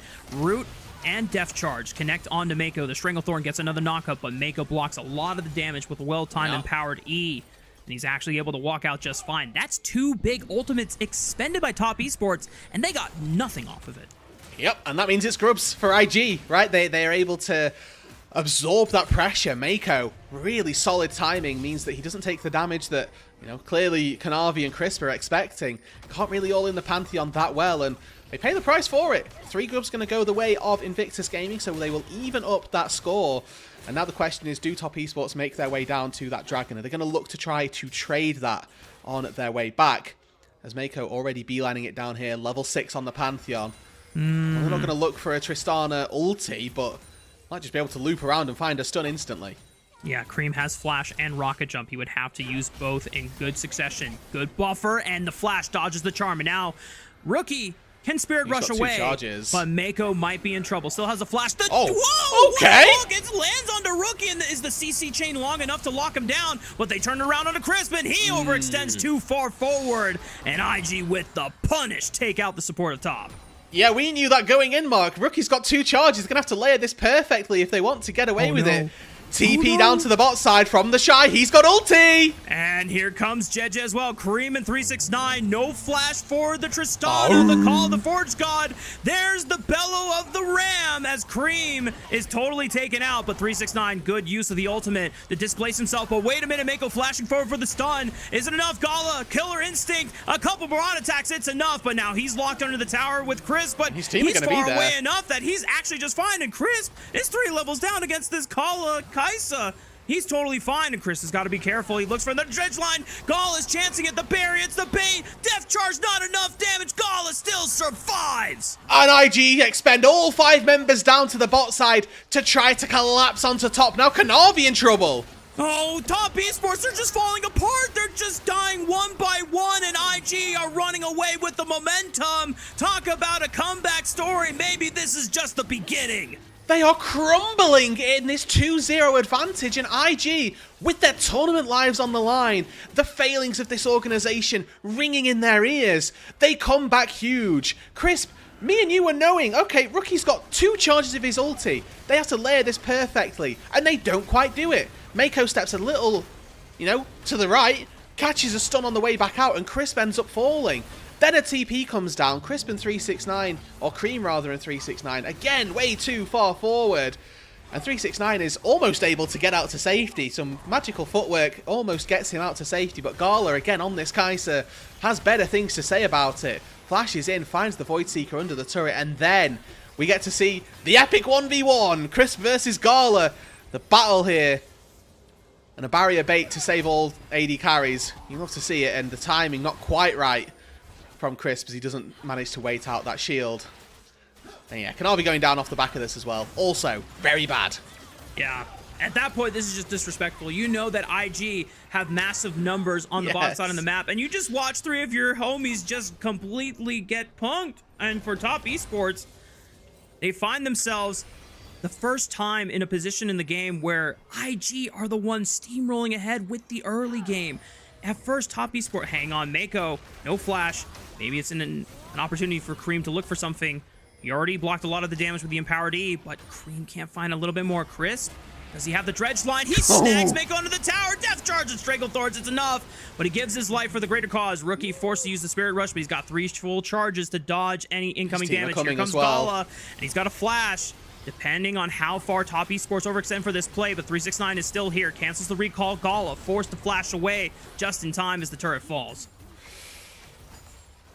A lot of movement on the map, and it's worth saying, despite all of these kills going in favor of IG, top esports have been playing the cross maps very, very well. Still dead even in gold, despite all of those kills. There were, I think the graphic showed 7 plates that went the way of top esports, so they were cashing in on turrets whilst IG were making all of those plays. Jackie Love somehow being relatively even on this Caitlyn is an absolute miracle, but that's the case. He's only 400 gold behind. Kanavi, you can see, has been farming up a storm, has an experience lead on Jirja, has a nice farm lead also, 500 gold there, and the real advantage had been 369. Now Crisp and the Shy looking to go toe-to-toe. Crisp blocks him down. Kanavi's there as well for another route, and there's nowhere that the Shy can go. Just overextended on pushing that wave. Rift Herald already spawned, an IG in position trying to solo it out as fast as possible before top esports can collapse. And they might not even need to collapse. Cream was bot lane, but he's teleported in, so 5 versus 4. IG should have to give this. Rookie's trying to hide in the darkness, look for a flank. Oh, they're going in! Flash the charm, they're looking to burst the plant lady, and they pull it off, and Rookie just gets out alive, but the Ignite is trying to take him down. Jackie Love is hunting for the Fox. Meanwhile, top esports have to deal with the fact that Gala is still alive and completely eviscerates the remaining members of top esports. Jackie Love, unfortunately for him, didn't find Rookie in the back end of it at all. That's star power for you, baby. IG take a 5 versus 4 and come out on top. They lose nobody. Rookie is running rings around the red buff, rings around Jackie Love, and they come out on top. They take the Herald. They'll take this top tier 1. And that gold lead, it may have been neutral beforehand, but IG have just put themselves in firm control. When we take a look back at the replay, there's so much action that happened in the past couple of minutes here, Rude. Yeah, so we get to look at the bot lane first of all, where a good hook stops the escape from Mako, but it ultimately costs a 1-for-1. Gala flashing away there, maybe expecting Kanavi to pump out a bit more damage. But JJ Rookie, this Viari combo, it took us till level 11 for us to get it. But Kanavi never really got to do anything in that fight. And you can see Jackie Love flashing through, trying to make his way through and find one last hit onto Rookie. But the entire time where he's, you know, trying to kill that, his team are dying. Rush, Kanavi, no flash available this time, and the charm lands true. Rookie finds another one with another Spirit Rush charge. Picks up Crisp on the back half, and Jackie Love, they know that he doesn't have a flash. They could at least try to burn the cleanse, but he walks away safely. But IG are doing it, Rude. They're steamrolling these early game. The snowball is coming through, and a 3,000 gold lead is netted for them at 18 minutes. And much like the story for this series, Mark, the stories for this game for IG is that the only way out is through. The only way for them to win this game is just to keep forcing fights, and they're doing exactly that. Consistently finding people. Yeah, Gala's got. Oh, no! Turn off the camera! Oh, no, Cream! Okay. Good news, everybody. Mark's going to be staying up a little bit longer. Oh boy! Well, 369 was trying to find Rookie with that Q flash, but it gets flash out of Rookie as well, and 369 still has enough HP to walk out and survive a collapse potentially from JJ and Mako. But man, I mean, you can see that Top Esports, they had so much morale, they had so much confidence in the first 2 games, and now it's starting to affect them, especially Creamus. Now 369 might be in trouble, but good use of the Pathmaker. He's able to survive the charm and just brute force his way back to safety. If by some miracle Top Esports are able to force their way onto this dragon, that really does just speak to the respect they give as Mako. I mean, he's lucky, I think, there, that the hook is a little fatter than usual, catches the wall, and Chris not quite able to find the fight that he was looking for. But Top Esports have no business trying to contest this. They don't have the items, they don't have the gold, and they don't have the levels. They gotta be careful here. I mean, Top Esports are playing like it's an even state, but, I mean, if they're not checking the items, they should know that they're down a fair amount of gold across multiple members here. Cream is back, but no flash after the debacle on the top side of the map. Dragon being bursted down by IG. Rookie once again in the shadows, looking for that flank. This time Cream trying to mark him, but the Call of the Forge got summoned by the Shy. Gets the engage down. Makos flies in. Rookie also once again on the right flank, and Cream is forced out of the fight. Tries to get a little bit of damage, but Gala is untouched. And when Gala's untouched, he reigns supreme on this Kaisa. Picks up the triple, and IG are well on their way to bringing this series back. From the bot side and to the top side, they have made Top Esports drop. The dragon will fall. Turrets will fall. Game 3 is firmly in IG's hands. 20 minutes, 22 kills for IG. This is the most dominant we have seen from this squad. This is the peak that this team was expected to deliver. And the group stage may have been a lot of stumbles, but Game 3, elimination point, with their tournament lives on the line, they are finally coming alive. And you can see the second that Top crossed the threshold of the river, Rookie goes in. Grand Starfall from Mako. Engage from Judger. Everything collapses in an instant. It is perfect. It is split-second timing. And IG execute flawlessly. They take down all 5 members, and they have very little retort. Yes, Mako falls, but they do not care that they lose their Pantheon, because they get 5 people as well. And to just rub salt in the wound right now for Top Esports, Gala is styling on Jackie Love's own damn World Championship skin. I mean, that has got to add to it. And Rookie looking again for another flank. This time, Jackie Love is able to get out alive, but Chris is burned down. Another Q flash from Jet as he connects with Gala onto the back line, and it's just a slaughter! Top Esports, there's no ground left to escape from the terror that is IG when they come alive. This game's done, baby. Gala is too fed. And IG, they're going to take us to another game. It may take them a couple of minutes, but this Game 3 is signed, sealed, and delivered. Invictus Gaming backs against the wall. They pull out the shotgun and snap back. IG are going to use the Rift Herald to crack open the base. And like you said, Rude, I think this game is pretty much done and dusted. Not quite a 10,000 gold lead for IG, but with the massive advantage that Gala has on this Kaisa, where Rookie sits on this Ahri, Otacon being picked up as well, this game is pretty much over. Yeah, look at those roses as well. 50 to 14, right? Like, the quantity of experience, the adaptive force, it's all far too much. Get another look at this fight. Let's just, I mean, IG have had their fair experience so far this series of being shoved around. It's good to get a showcase of what they can do in their own right. Gala with 3 items at this point. There's no chance that Cream can look to contest, and it's just, again, too well played. At this point, IG can afford to make some mistakes in these team fights. As long as they're all going in at roughly the same time, they're probably going to be fine. And Top Esports taking their own jungle is a step. Oh, the Shy gets canceled in the second cast by Chris, but he still falls anyway. Mako diving into the backline. 2v1! When the Pantheon is soloing Jackie Love, you know that this game is in dire straits for Top Esports. IG, oh, that Void Seeker nearly clipping Jackie Love on the back end, but he survives. And the fact that Top Esports are able to slip away with only 2 deaths is pretty much the best that they could have asked for. It's better than the most recent fights have gone. They didn't get aced this time round, which is, I guess, an improvement, but they are losing their structures. Tier 2 will fall in this bot lane. They're not going to lose too much more, and for me at the minute, it's a caution for IG that they can't get the Baron, right? They've kind of had to go elsewhere. If they had Baron up at this point, probably would have taken it.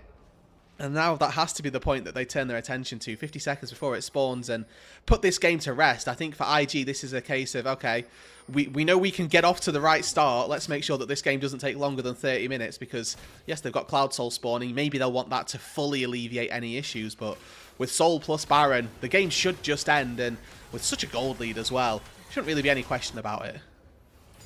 With how much praise we've given to Gala, I want to make sure we're also giving praise over to Rookie, who for the first time this series is actually stepping up massive. The first 2 games, the Silas and the Azir, shaky, and just not enough of what we expect from a player of his caliber and degree. But he's been performing well with IG as now they force the engage onto Kanavi once again. No flash on the Zyra means that he's an easy target. Here comes Rookie over the wall once again, looking for Jackie Love. There's Gala styling on Jackie Love with his own damn skin. Another triple kill, this time for Jeje. And 369 is the only straggler left alive, but the best that he can hope for is try to cut off this minion wave. But Rude, I think we're going to game 4.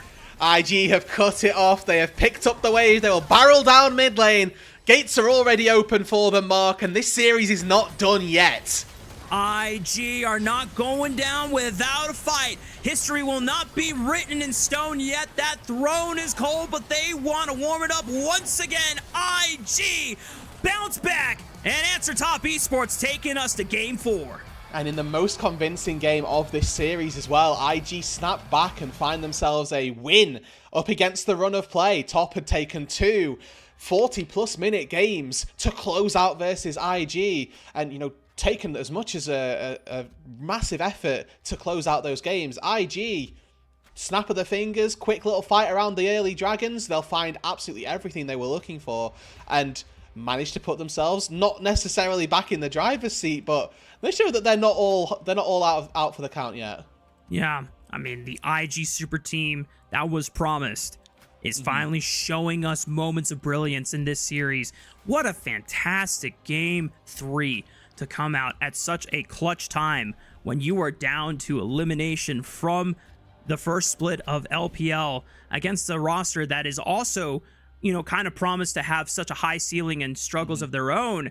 But it just gives comfort to IG knowing that, hey, they got here in the same position that we did. We know that they are not immortal. These guys can bleed, and they found the holes to be able to drive the wounds even deeper. Yeah, I mean, for Top Esports looking at this game as well, this is a little bit of a good check for us as well coming into this. We were talking about the inconsistency. We were talking about the issues that this Top Esports roster has faced. Things like them getting solo kill 2 versus 2. Granted, it happened in the top lane, but we saw Jackie Love fall to Gala, and that 2v2 on the top side went the way of Top Esports. The real thing that cost them this game was a overzealous play down in the bot lane that they just weren't stat tracking for. Has top lane got TP? Has he not? Well, the Shy TP's in behind 2 of Top Esports' members, finds a quick double kill, and that really snowballed the game, put them much further out ahead than we'd really anticipated. And from there, IG never looked back. They got that small lead, that small advantage, and yeah, it took up until we got level 11 JJ before we saw the Viari combo really come to fruition. But once it did, it was rinse and repeat, and like on cooldown they were looking for those. Yeah, and when we asked that other members of IG needed to step up, I mean, we got our response. We knew that Gala and Jeje had put in their fair share of the workload throughout the series in games 1 and 2, respectively, but Rookie on point with the Ahri, linking up with Jeje with the Vi ultimates and just sniping out targets whenever he went in on the Spirit Rush. The Shy playing a less starry role this time around, just being the Ornn. But you know what? The Call of the Forge God is still one of the best ultimates in the game and allows the rest of your team to follow up for engages. And Mako on the Pantheon got to a point where he is by himself soloing out and forcing the backliners away from the fight. And we know that from previous games when IG are able to force the chaos into Top Esports and blur the battle lines to the point where it's just multiple skirmish scenarios, that's where IG thrive. And they didn't waste any time with that either, right? Level 1, we saw 8 flashes burn in a topside jungle fight. It was chaos from the very get-go. Yeah. And we got to see really that IG thrive in that chaos, and Top Esports seem to value a bit more order more than anything. And Top Esports, on the flip side, as much as roses we've been giving to IG for a standout performance and something that we've been long expecting to be delivered, Top Esports, not a good look in this game 3. But the comfort is that Top Esports, you can look at this one game and say, okay, guys, you know what? They got their one. Let's shake it off. We can come back with a new draft.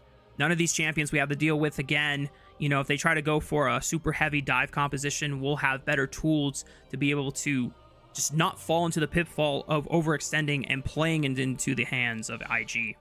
Yeah, it was very clear that IG had a plan for this game, right? Like, from banning Xayah on first phase to taking the Vi, it was very obvious that this was a style of composition they were looking for. They didn't waste any time on the second set taking Ari and Kai'Sa back to back. They knew exactly what their composition was going to do, and they managed to fulfill that as well, which I think is, you know, the second part of that, where yes, you can have an idea of what your comp's going to do, and yes, you can have a very good idea of what your comp's going to do, but being able to execute on that, something entirely different. But IG showed that they had both of those right and ready. And this is probably the first time in the series where, you know, we have been giving so much praise to Cream for being super damn consistent.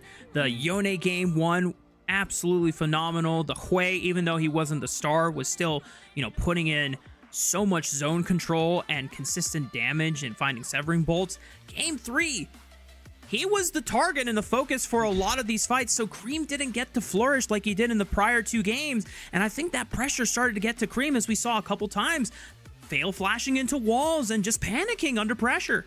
Yeah, I mean, when he was the focus of that pressure, definitely didn't hold up nearly as well as we've seen from him in previous games, where, you know, game number 1 on the Yone, he had an absolute stellar performance. He was given so much control, was given the agency to be able to pop off, but you know, in this game, not given that same thing. And, you know, maybe with Kanavi playing something that was a lot more centered toward himself, and with Cream having to respect a little bit more, this IG roster cost them quite dearly. Yeah, we talked about how important it was for Top Esports to draft themselves strong jungle mid champion combos. I mean, the Yone Sejuani banger combo worked out flawlessly for them in game 1. And in game 2, even though Hui Nidalee isn't something that you typically think of as like a good combo, it's something they already tried and made in only just needed a little bit of perfection, which they were able to excel in game 2, since they pulled it out before in their series against I'm blanking on LGD. So, but then in this game 3, you know, maybe the Tristana Zyra, the fact that you had to deal with Vi, you had to deal with Pantheon, you had to deal with Ari, and then on top of it, a Call of the Forge God, you know, a giant ram being thrown at your face. There's only so much that Cream can do, and Kanavi's not on a champion that can help peel for him this time around. And I mean, come on. Who else could have received it other than Gala's Kai'Sa that game? Yeah, he had a mammoth performance, right? Was genuinely incredible. I mean, again, like we say, the idea that he, in an elimination game where he's 0-2 down, would lock the champion that maybe Jackie Love is most notably known for, because he has a world skin on it, lock in that champion with that world skin, and then ego check a 2 versus 2 and win it. Yeah, I mean, there's no doubt. Scala, big MVP performance. Yeah, confidence has been shaken across multiple members here for Top Esports, and IG finally find themselves on a huge footing. Can they carry this momentum forward? Can they rewrite history and make the comeback happen? Can they pull off the reverse sweep? Only time will tell. We're going to find out after this break when we come back with Game 4.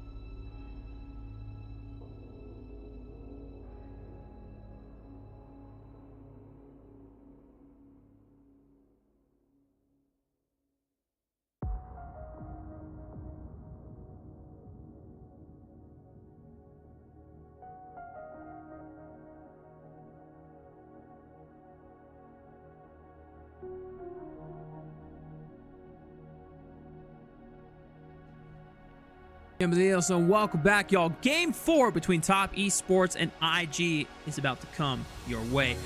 And for us, we were expecting, with the state that Top Esports was driving each of the first 2 games, that this was about to be a 3-0 sweep, and IG, their tournament was about to be completely finished, but they put on a hell of a performance, all heralded by Gala's Kaisa.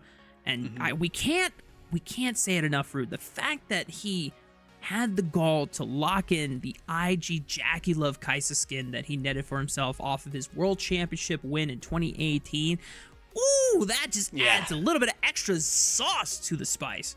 Yeah, more salt to be rubbed into the wound. And I think that the other part of this matchup that maybe needs a little bit more additive to it is that IG had spent 2 games making these games as difficult as possible for Top Esports to win, but still losing them, where when IG found themselves a small lead, the game was over in 26, 27 minutes. Like, it didn't take them that long. They steamrolled through Top Esports, where Top have been much more measured, much more calculated in their approach, and even then still almost lost game number 2, found themselves in really tricky spots. So as much as the scorecard reads Top Esports winning, I do think that this series still very much up in the air. And yes, Top came out with 2 of those game wins, but they were not easily come by like the IG game win was. Yeah, stark contrast in how IG manufactured their leads and closed out their games compared to the slow, methodical games that Top Esports had. And, you know, to give them credit, IG were at least extremely competitive in game 2 and brought it to, what, 2 Elder fights? Where Jeja steals the second one against Kanavi's Nidalee, and, you know, and unfortunately in that scenario it wasn't enough for IG, but the fact that they took Top Esports to almost a 50-minute banger, and then they answer back and say, you know what? We might have just found our stride. We clear your guys' base in less than 25 minutes. And now Top Esports have to find their ground and make sure they're not losing all of their momentum that they had built up over the past 3 games. Yeah, I think that this for IG, I think if they win game number 4, they're set for game 5, honestly. I think the reverse sweep is much more likely. My concern is that composition for IG was very one size. Like, it does one thing and it does it well, and it's very difficult to rebuild that style of composition, especially in a fearless draft. There's opportunity for you to go dive still, you know, but you're then relying on a Sivir in the AD carry role, and it becomes a lot more, or it becomes a lot different, right, on how that comp plays out. And I don't think it's as easy as just picking the same 5 style of champions going forward and it will work. So cautious of how IG look to draft this game, especially from the red side as well, because no doubt Top will just take blue side and be absolutely fine with that. So there's that little bit of caution that I need them to have in their back pockets as well. Yeah, the first time that Top Esports will get a chance to be on the opposite side of the map since IG has been blue side for the first 3 games. Not victorious in the first 2, but finally finding their stride in that game 3. And for Top Esports, having the advantage of not having to do the mandatory bans of things like a Skarner and a Kalista every time in the red side, it opens up their draft and strategy plans. They get to force the options of what gets to be available, what gets to be picked for them in the first round, and it puts the onus on IG to make the hard decisions of saying, what are you willing to give up? I mean, Skarner and Kalista just feel like staples. They feel like mainstays almost on that red side. So that's you know, the tricky part is that you kind of be put in ban prison or ban jail anyway. And I wouldn't be surprised if, like, I mean, yesterday we saw Skarner get let through for one of the games. Tarzan got Skarner and he walked the game with it. It was a bad idea to let it through, but we've seen these, I don't want to call them lapses because it was a conscious decision, but we've seen these ideas that we can let through some of those picks happen, and they've festered in the LPL. Maybe that'll happen again here, as, you know, we could very easily see the draft become a little bit more altered by the bans. I think that obviously moving later and later into Fearless, there's only so many times we can hash this out, but now 30 champions off the table. There are going to be 36 by the time we get to see any actual picks come through. So for both of these squads now, you're starting to think, what does our draft begin to look like? Can we still form a cohesive 5 versus 5 that actually does the thing it's supposed to do? And so far, the overarching themes of what plays into the strengths of both teams, starting with IG, is just when they can have a bunch of champions that thrive in skirmish scenarios when they can just pull apart top esports of being able to play that methodical front-to-back 5-man death squad that they've been so successful with in the first 2 games. Now as we head into the draft for Game 4, a couple bans to note: Rise and Nocturne taken off the table, and that denies a possibility of a Nocturne Orianna combo that IG could have picked up on this first round. Yeah, so another Gnar ban here. I mean, you're not looking to take Cassante this game, obviously, but it could just be another one of those tanky top laners that you don't really want to get poked out by, and you want to have an advantage in that side lane. I mean, Jax is still open, and we've seen that be a couple of picks that have been getting second round bans. As we move in later and later to the series, there are fewer and fewer top laners that people value quite as highly. So maybe Jax gets picked up. We've already seen it played by the Shy a couple of times as well, so could be one of those highly contested picks. The Victor, the pick that gets taken out by IG, so opting to not allow for Cream in that. There's a Lulu first pick. Love that. I love that. And the thing is, this is something that me and Cubby talked about on our series of Thunder Talk and JDG. Once we got to the Game 4 possibilities, pretty much all of the staple support picks for tanks and engage are gone. No Leona, no Nautilus, no Rel. And so that opens up the pool to say, hey, we can now play enchanters. And knowing that Gala would love to have a Lulu paired up with something like a Jinx, that gets denied as the premier support for a hyper carry. So my concern here is Blitzcrank. Now, it's still open, but it's the tried and true combo for getting, getting rid of Lulu lanes, essentially. So something that Mako could look towards. I like the idea of taking the Jinx here and removing that pairing, that duo that can be so powerful. But there are plenty of other Zeri lanes or Lulu lanes rather, that you can look to. Zeri notably one of them. I mean, you've got the option of things like the Twitch, but when the Jinx is available, I do think that Lulu's Jinx is just the way to go. And that Maokai as well for IG, very flexible, can be played top jungle or support. We've already seen it piloted by Mako in that support role. I think that versus a Lulu Jinx, it's probably going to do a little worse than you might have anticipated or might like to. So probably going to be seeing Jidja on that this time round, maybe even the Shy. And I like the awareness from IG to snipe away this Maokai too, because in a world where there's no... Whoa! Wait. I'll finish my point. Insta-locked. Insta-locked, by the way. Yuumi for Mako. Guys, if we're talking about World Championship skins, we saw the IG Kaisa last game. We're going to get the EDG Yuumi for Mako. Okay. We're throwing a little bit of caution to the wind with our bot lane duos, and Zeri is a champion that had been largely left under the radar, I think, for this year, but with a small buff to Yuntal on 21.2, I think. A lot of these AD carries started just Yuntal Rush as your first item. Zeri is one of those champions that can get away with it and that will do very well, especially with a Yuumi on their back as well. It's a full-on disaster because we used to hate seeing these bot lane duos come out, to be honest with you, Mark, but it's one that Gala and Mako will look to find success on here. Good awareness and what from else IG. They've done as well, sorry, they've taken the Maokai for themselves. What point and click is left? Vi's gone, Nautilus is gone. Exactly. Where are they going to go? Yeah, I mean, in a landscape where there's no cease and desist available now, Maokai was pretty much your only tool available that could have locked down something mobile like a Zeri. I mean, point and click stuns now, I'm racking my brain. Even no Pantheon either. That would have been like another tool. Look at the bans from IG. They knew what they were looking for here. Galio Camille taken off the board, right? Like, they've taken both parts of that combo and just said, absolutely not. So, for the time being, really in love with how IG have looked to facilitate this Zeri, and the fact that they've done it in a later part of a Fearless draft has opened them up for this, because those other point and clicks have been taken off the board. For top, though, still need to try and find something that they can look at as that point and click CC, or the easy to land CC, if nothing else. Orianna locked in for IG, so they've got that staple mid laner, leaving the counter pick for the Shy. Do it.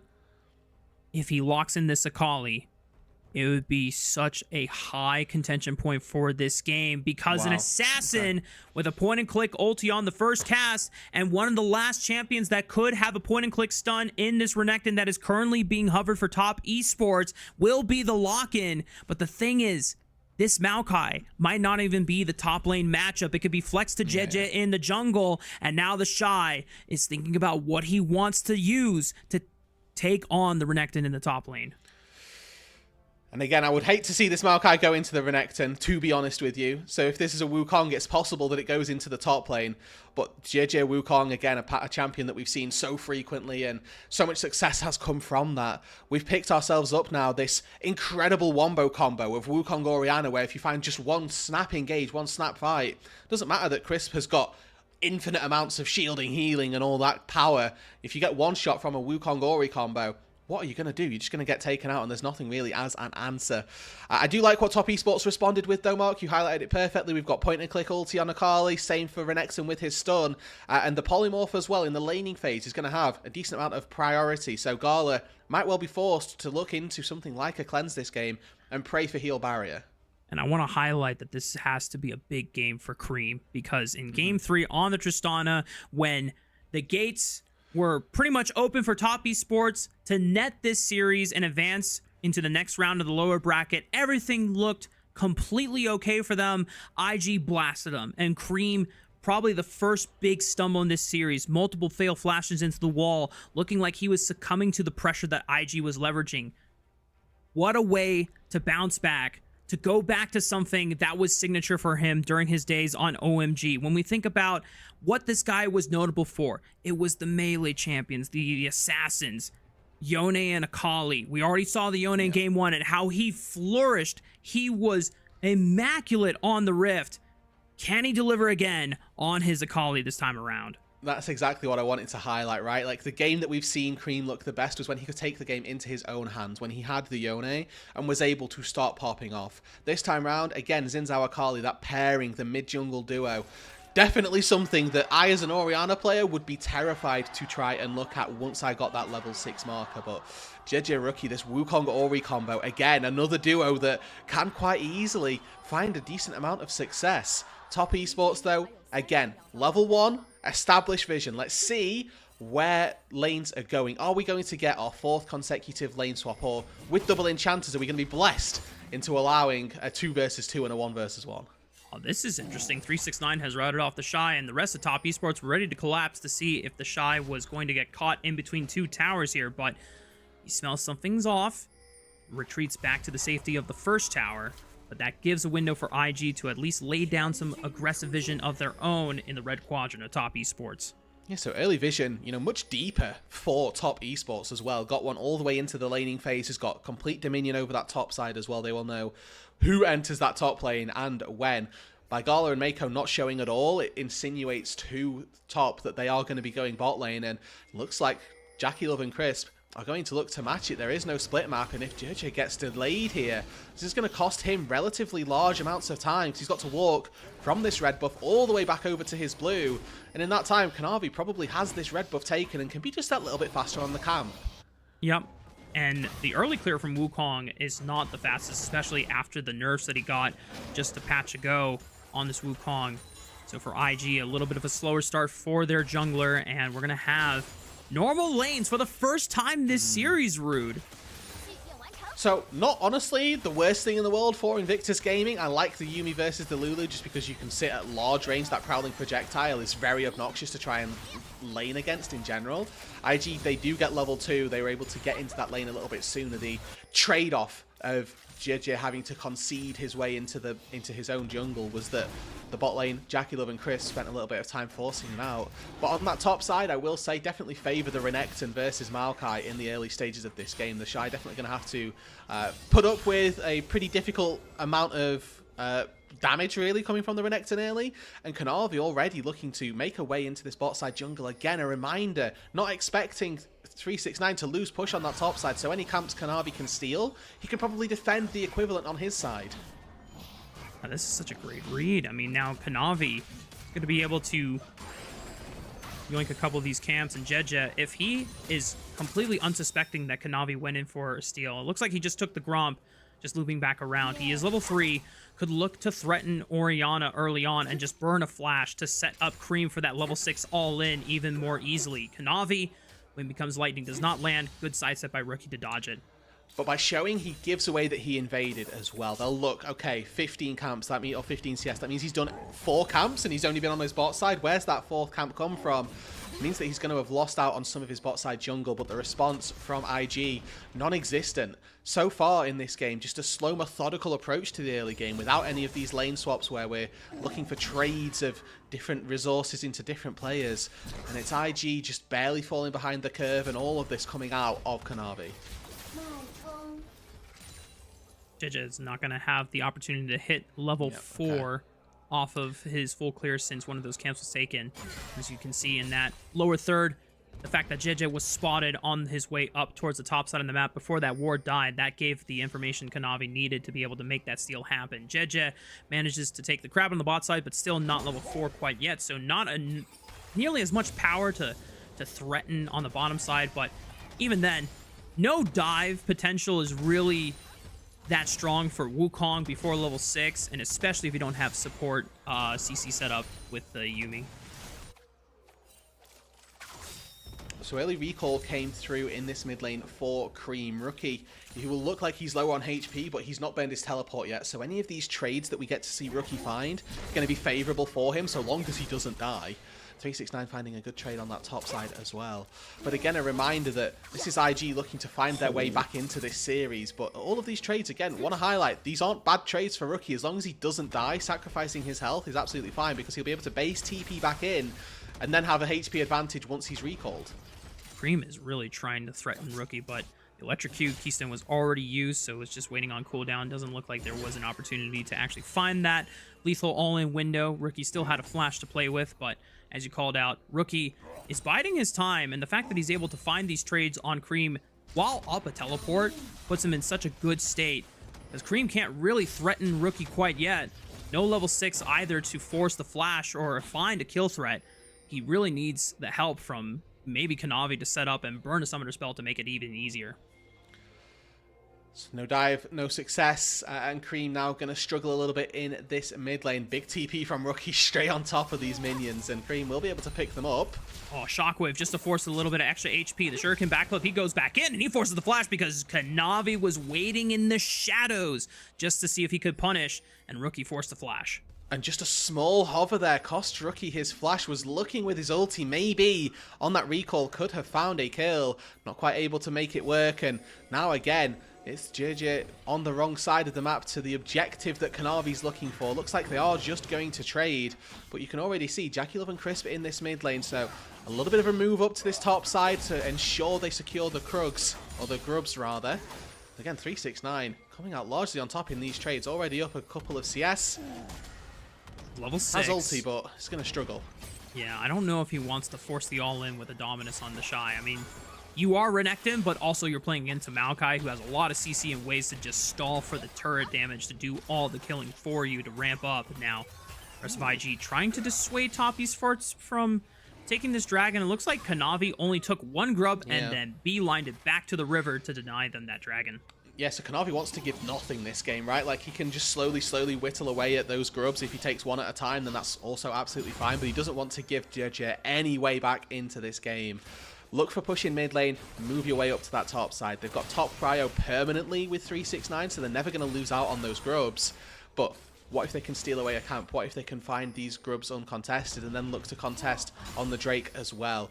They'll happily sacrifice Cream for a little bit here. He's done the hard part where he's had to lane versus Orianna and not go down. Successful benchmark. Now he's got to do it versus the Zeri and the Yuumi, which is a much easier type of fight. It's actually a really cool trade from Top Esports, because normally once you send your duo mid lane, you would expect that the opposition would do the same. Otherwise, you lose prio for both the objectives. However, they don't want to put Rookie, who's down a flash, into a side lane where Cream has both flash and ult advantage, because then that puts Rookie in and wait a minute, he's going to go in looking for JJ or trying to force him off the dragon. The Shockwave pulls him back in, and he's got Yuumi to at least give him a little bit of extra heals. He secures the dragon. Cream is forced to flash over the wall, but JJ's going to flash over and follow up. Cyclone for the kill. First blood goes over to IG. Maybe Cream just went a little too deep. 369 trying to get the retribution kill, but he's not going to find it. And Gala's now got the pepper fire to be able to push them back. And in and out. I'm not sure what Cream was thinking as he goes in 1 versus 4, maybe even 2 versus 4, you could argue, but gets exhausted and gets absolutely cleaned. Akali not having the impact that it would have wanted in that fight, and Jackie Love and Chris were able to take a couple of plates up on this top side, but in exchange for losing the Dragon, getting a kill onto the Jinx, onto the Zeri as well. This is a full-on disaster for top, and again, you just have to wonder what his intention was, because Mako hops on, pops in an exhaust, and it's just like you've got no opportunity to find JJ here, who dings level 6 from taking down the Dragon. Level up gives him Cyclone, and gives him a little bit more durability as well. Yeah. I'm so puzzled. We knew that this Akali would have an advantage into Rookie for the next couple of minutes, who was down a flash, and I figured that maybe that's what Top Esports would just be more patient for. I don't know what the call was, thinking that, you know, Cream could pull off something in a 1v4, or at least get a lot of health bars threatened, so that the collapse from Kanavi was coming in, but maybe it was just a desync call, or just a little head rush from Cream there, but just kind of throwing away a potential advantage that they could have had in the side lane play. And again, speaks to the consistency issues that we've been looking at for Top Esports. They're looking to secure themselves a matchup against NIP for the first time this year, where IG are looking to, you know, keep their tournament lives alive, but also redeem themselves for their first best of 5 that they played in the LPL. Another matchup against NIP, one where, in fairness, Doinby, you know, our current MVP, is coming off of the run of a really rough series just yesterday, so definitely an opportunity for the winner of this series to be able to capitalize. And I think, you know, regardless of the way that this series goes, I think the discussion around the mid lane is going to be incredibly important. Whoever has to play against Doinby is now the Shy looking for a 369 gank. Yeah, 369 definitely in trouble. Pops the Dominus, but he's going to get locked down by the Maokai CC, and the Cyclone just bops him up to Kingdom Come. IG up 2-0 on the board. And it's double kills for JJ. Once again, this Wukong going to hit that Trinity Force nice and early, and that gives them control over this mid game without doubt. Jinx, until she hits that 2-3 item marker, is not going to have the same amount of control, not the same amount of power as a Wukong, and even with a Lulu in their back pocket, it's going to be really tricky for this Wukong not to just steamroll through the backline. That pairing on top of a Maokai that will go in, Shockwave as well, and now Kanavi forcing Shy's flash, but not going to be too much else to get from this. Very happy with IG. Unless, no, he's got the third cast of the 3-town strike, and 369 is able to slice and dice his way through the minion wave, but the shot is still too damn tanky to take down. Kanavi and 369 are going to brute force it, and they find the kill, and Jeje, no Cyclone, can't stop it from happening. Chris with the polymorph is going to lock down Rookie, and go! Oh, Jackie Love with the super mega death rocket finds Rookie, target on lock, and Chris even gets the wild growth to get the knock-up as well. Battle Yumi there, a really good shockwave from Rookie, stops Cream from getting involved and keeps that Akali about out of, you know, reach in particular of the 1v1. But Crisp just walks up, battle Lulu, takes down Rookie. Maybe you were targeting the wrong person with the shockwave. He absolutely wasn't, but it was a really nice little play there, and a quick little sequence for Top Esports puts them back in the advantage with the gold. Cream able to find a plate on this top side as well. So despite the best efforts of Rookie, you know, all of that gold that we're now seeing on Jeje, he's going to have to put it to good use, because there are carries across the map that are starting to get a little bit more fed. Jeje finds his way onto the top side, and as you called it, Rude, an early Trinity Force spike.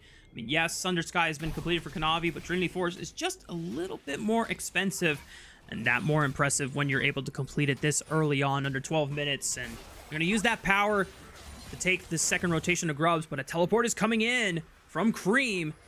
He's not had the best of showing on the Akali so far. The first fight of the Dragon was not living up to what we know this guy can perform on with the Akali, but this time around, the pressure alone at the teleport forces the rest of the members of IG away from the Grubs, and it gives Top Esports the win to the secure 5. And a reminder as well that this is IG down elimination game and an elimination match. If they lose here, they go home, don't play till April. An organization, again, so frequently building up on their LDL rosters and being that organization that will build up from the ground up. This time, 2025 splurged out on a massive super team roster that are already in the lower bracket, that already struggled through the group stage, and are struggling in a game 4 where if they lose, they go home, up against the Top Esports roster who are also, you know, looking to write their own story and reforge their own path. But a failing here for IG is a failing for an organization and a failing for a lot of fans.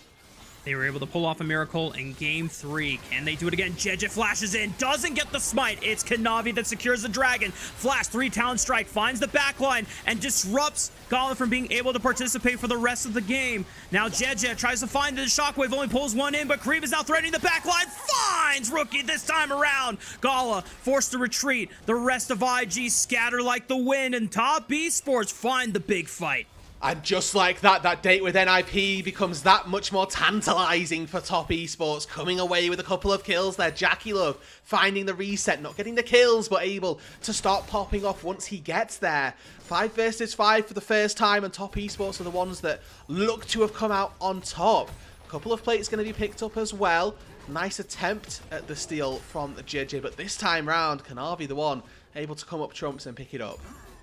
We're going to take a look back at that replay once again. JJ fancies his opportunity to smite steal away, just not at the right time. Yeah, 7 HP off of the perfect calculation, but not quite able to make it. Again, Jackie Love at this entire time, not really under threat. You can see the Shy looks to put some damage down onto Crisp as opposed to the Jinx, and as soon as that first reset comes through, is largely unchecked. And as much as we've been criticizing Cream for his early game fighting and the decision making that he'd made, in that fight right there, popped up, did exactly what he needed to, and found a couple of kills for his squad.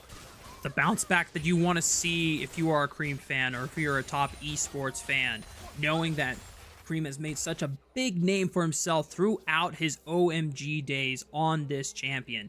That first Dragon fight, very questionable, but bounces back with a great strike and being able to eliminate one of the big carries for IG, and now finds himself with a Proto Belt and Sorcerer's Boots to boot. This is a great spike for Akali to work with. The Electrocute, a Keystone, alongside other Domination Keystones, were buffed on this patch in particular. This is a chance where Assassins can thrive in a scenario where there's so many squishy targets to choose.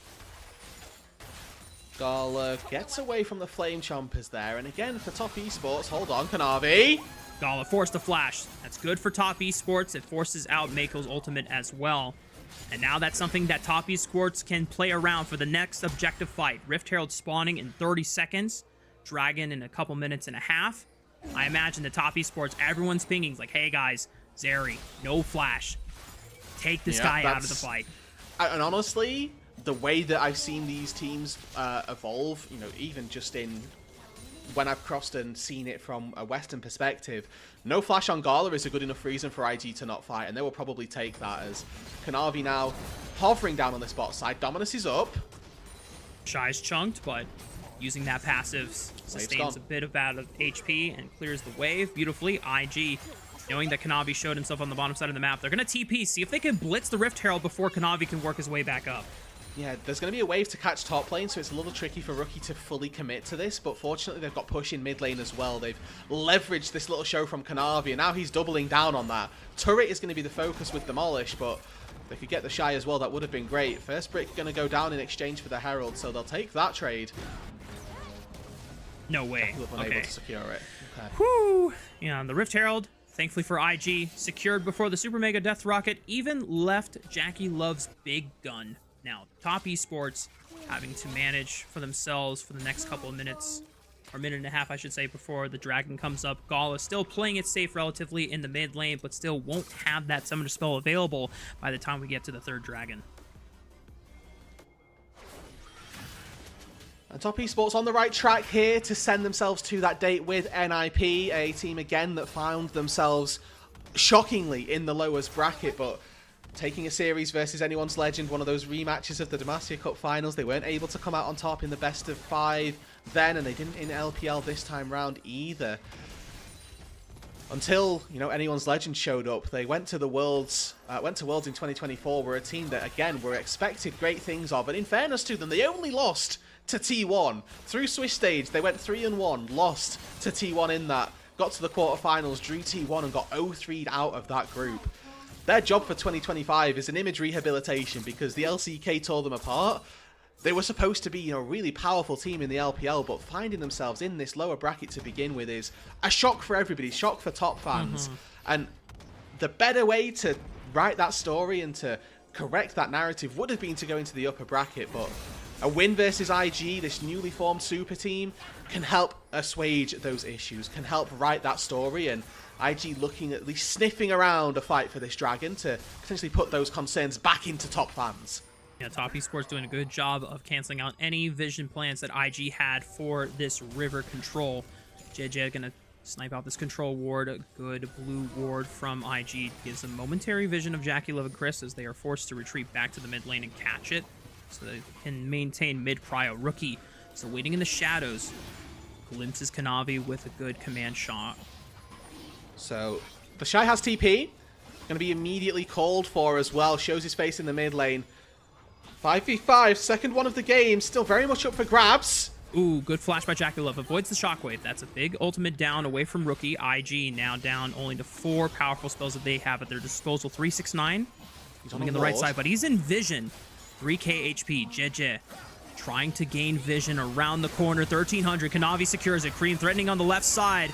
And JJ using the clone to buy some time, but they are in full retreat mode. Kanavi using the power of that Crescent Guard. Once again, flashing on the Gala. Cream goes flying in and sends him back to the graveyard, and he's out of there, baby. Cream not even threatened. Jeja now under fire as he tries to look for a straggler and seeing if he can get away. The Prowling Projectile not going to be enough to take out Cream, but another big fight for Top Esports and one step closer to eliminating IG. It's another knock for Invictus Gaming, and again, it just looks like their tournament lives, their run in Split 1 of the LPL is coming to a close. Cream dancing on Invictus Gaming in that final fight, set up by Kanavi, and it's again this mid-jungle duo that we were looking to in Game 1 and 2 and said they played incredibly well, that we were looking to in the first Group A, where they were struggling and we're like, this is how you're winning games, you just need to leverage that. Smite goes in for Kanavi. He preps his Q off of the clone here, and then looks to flash immediately onto Gala with it. 1, 2, flash knock up, immediate dart in from the rest of the team as well. Everybody collapses and everybody goes for Gala. Ooh.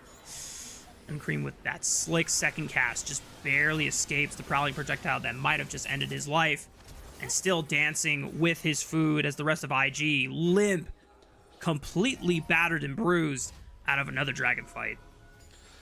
2 items now hit for JJ, for Gala. Sometimes those breakpoints are what you're looking at, and Gala, again, reminder, had no flash from her fight so much earlier on in the mid lane that we kind of had forgotten it had happened, but Gala didn't have his flash available for that fight, and you're looking at why teams don't take fights when their flash is down. That's a perfect example, because Top Esports have extended that lead. They've made the likelihood of them facing NIP that little bit more likely. Final nail in the coffin, be another big team fight going for Top Esports, but for the time being they'll settle with an attempt on this mid-tier 1. Yeah, they have so many tools at their disposal. 5 Void Grubs now picked up, but they get another big fight. Even though Baron is not available or Otacon has not been taken off the board yet, they could easily blitz through a tower or two depending on how many members they take off of IG's side of the field. The Rift Herald charge. Oh, Kanavi setting himself up to push JJ back in with the Crescent Guard, but he might have overextended here. And the threat of the consistency that we have seen from Top Esports fails to live up here as Kanavi just the entirely wrong way to go about that. You have Jinx. You can never Rift Herald in front of a Jinx because she puts the Flame Chompers behind where the Herald's going to land. You get rooted immediately. They just completely flub the execution on that. Now, no jungler. You mentioned the Archon hadn't been taken just yet. Well, IG, they've spotted a window. They've taken down the enemy jungler, and they're going to look to take it themselves. Eyes on Cream here. Everybody's MR is getting shredded. He's teleported in. He's on the top side of this fight. Through this choke, Top Esports, they force IG at least to stop it for the time being. Shockwave pulls it. Jackie Love, big pickup for IG. 369 has got to salvage this fight. Cream comes in with the perfect execution. He's dancing on them. He finds a 5 Shuriken strike, takes out the jungler, the 80 carry, and there's no chance for an Otacon take now. Okay, Rookie has been lethal with these shockwaves, has forced Jackie Love's flash the first time with it, and then picks him up in that fight as well. Cream comes in to save the day. The Atacon won't go down, and it's the mid laner for Top Esports that's redeeming his jungler's actions in that instance, as Kanavi costs quite a bit in that mid lane, and IG not going down without a fight once again here. We thought as they went down 0-2 in this series, maybe it was just going to be Top taking a 3-0. Quick early dinner for them, but not going to be the case. And even in this game, when they're down, they are still not out. It's Rookie finding the engage. That shockwave takes out Jackie. And Cream again, diving in amongst 3, 4, 5 members. But this time he's got the items, this time he's got the support, and this time he's able to find a couple of kills as well. Yeah, this is an Akali that hasn't even finished their second item yet in the Shadow Flame. But the fact that they've been able to rack up a lot of the levels and get even more damage just off of base stats alone, plus the increasing stacks on this Dark Seal is giving Akali that extra oomph to really finish off the rest of any stragglers from IG. And remember, there's only one tank on the side of this composition in this Maokai. Everyone else is Akali fodder. And honestly as well, if the Akali is trying to focus the Maokai, something has gone extremely wrong. So eyes on Cream to look for those champions that should be getting taken down by the Akali. I also want to highlight that the side lane for top esports as well goes pretty well, right? You mentioned Cream versus Rookie. That's going to be an easy matchup for Cream. And so far, this game specifically has been a story of those two mid laners. Rookie forcing flash out of Jackie Love. Cream destroying IG's backline. Finally, we get to see the caliber of these two mid laners matched up against each other. JJ with the flank, doesn't want to take it. Kanavi now forcing the fight here. Cream is in the back Cream's line on once again, Gala. and this time he has the stasis to buy even more time. Now it's 369, time to shine as he dives into the back line. Cream supports him, Gala's goes alive. for the circuit backflip. Rookie is able to disengage with a good flash. The rest of top esports are content with the fact that JJ's gone, and they can look at the dragon. They expended a lot to try and get on top of Gala, who uses his flash to get out to safety. But like you say, top esports again, despite not getting the priority target, they get the secondary one. Jungler down now for another 18 seconds. Dragon will go their way, and the Shy sniffing around. He flashed away from the Chompers before it could snag him up, but that was a good time. Now, IG, they're still down a jungler for 6 seconds at top esports. Might even fancy just trying to burn the Otacon as fast as possible and just bait IG in. I like this fight. Gala has no ulti, so the Zeri can't fight nearly as effectively. No shockwave for Rookie either. Going to be definitely tricky for them to get in and get out unscathed. Cream is walking back. He doesn't have ulti for the next 10 seconds, but if they can stall enough time... Oh, Gala gets snagged by the Chompers! Kanavi looking for it. He already burned down the Otacon, and Gala's gone once again. The Shy, no flash this time around. He is a dead tree, and top esports riveting through the battlefield, and they're well on their way to eliminating IG.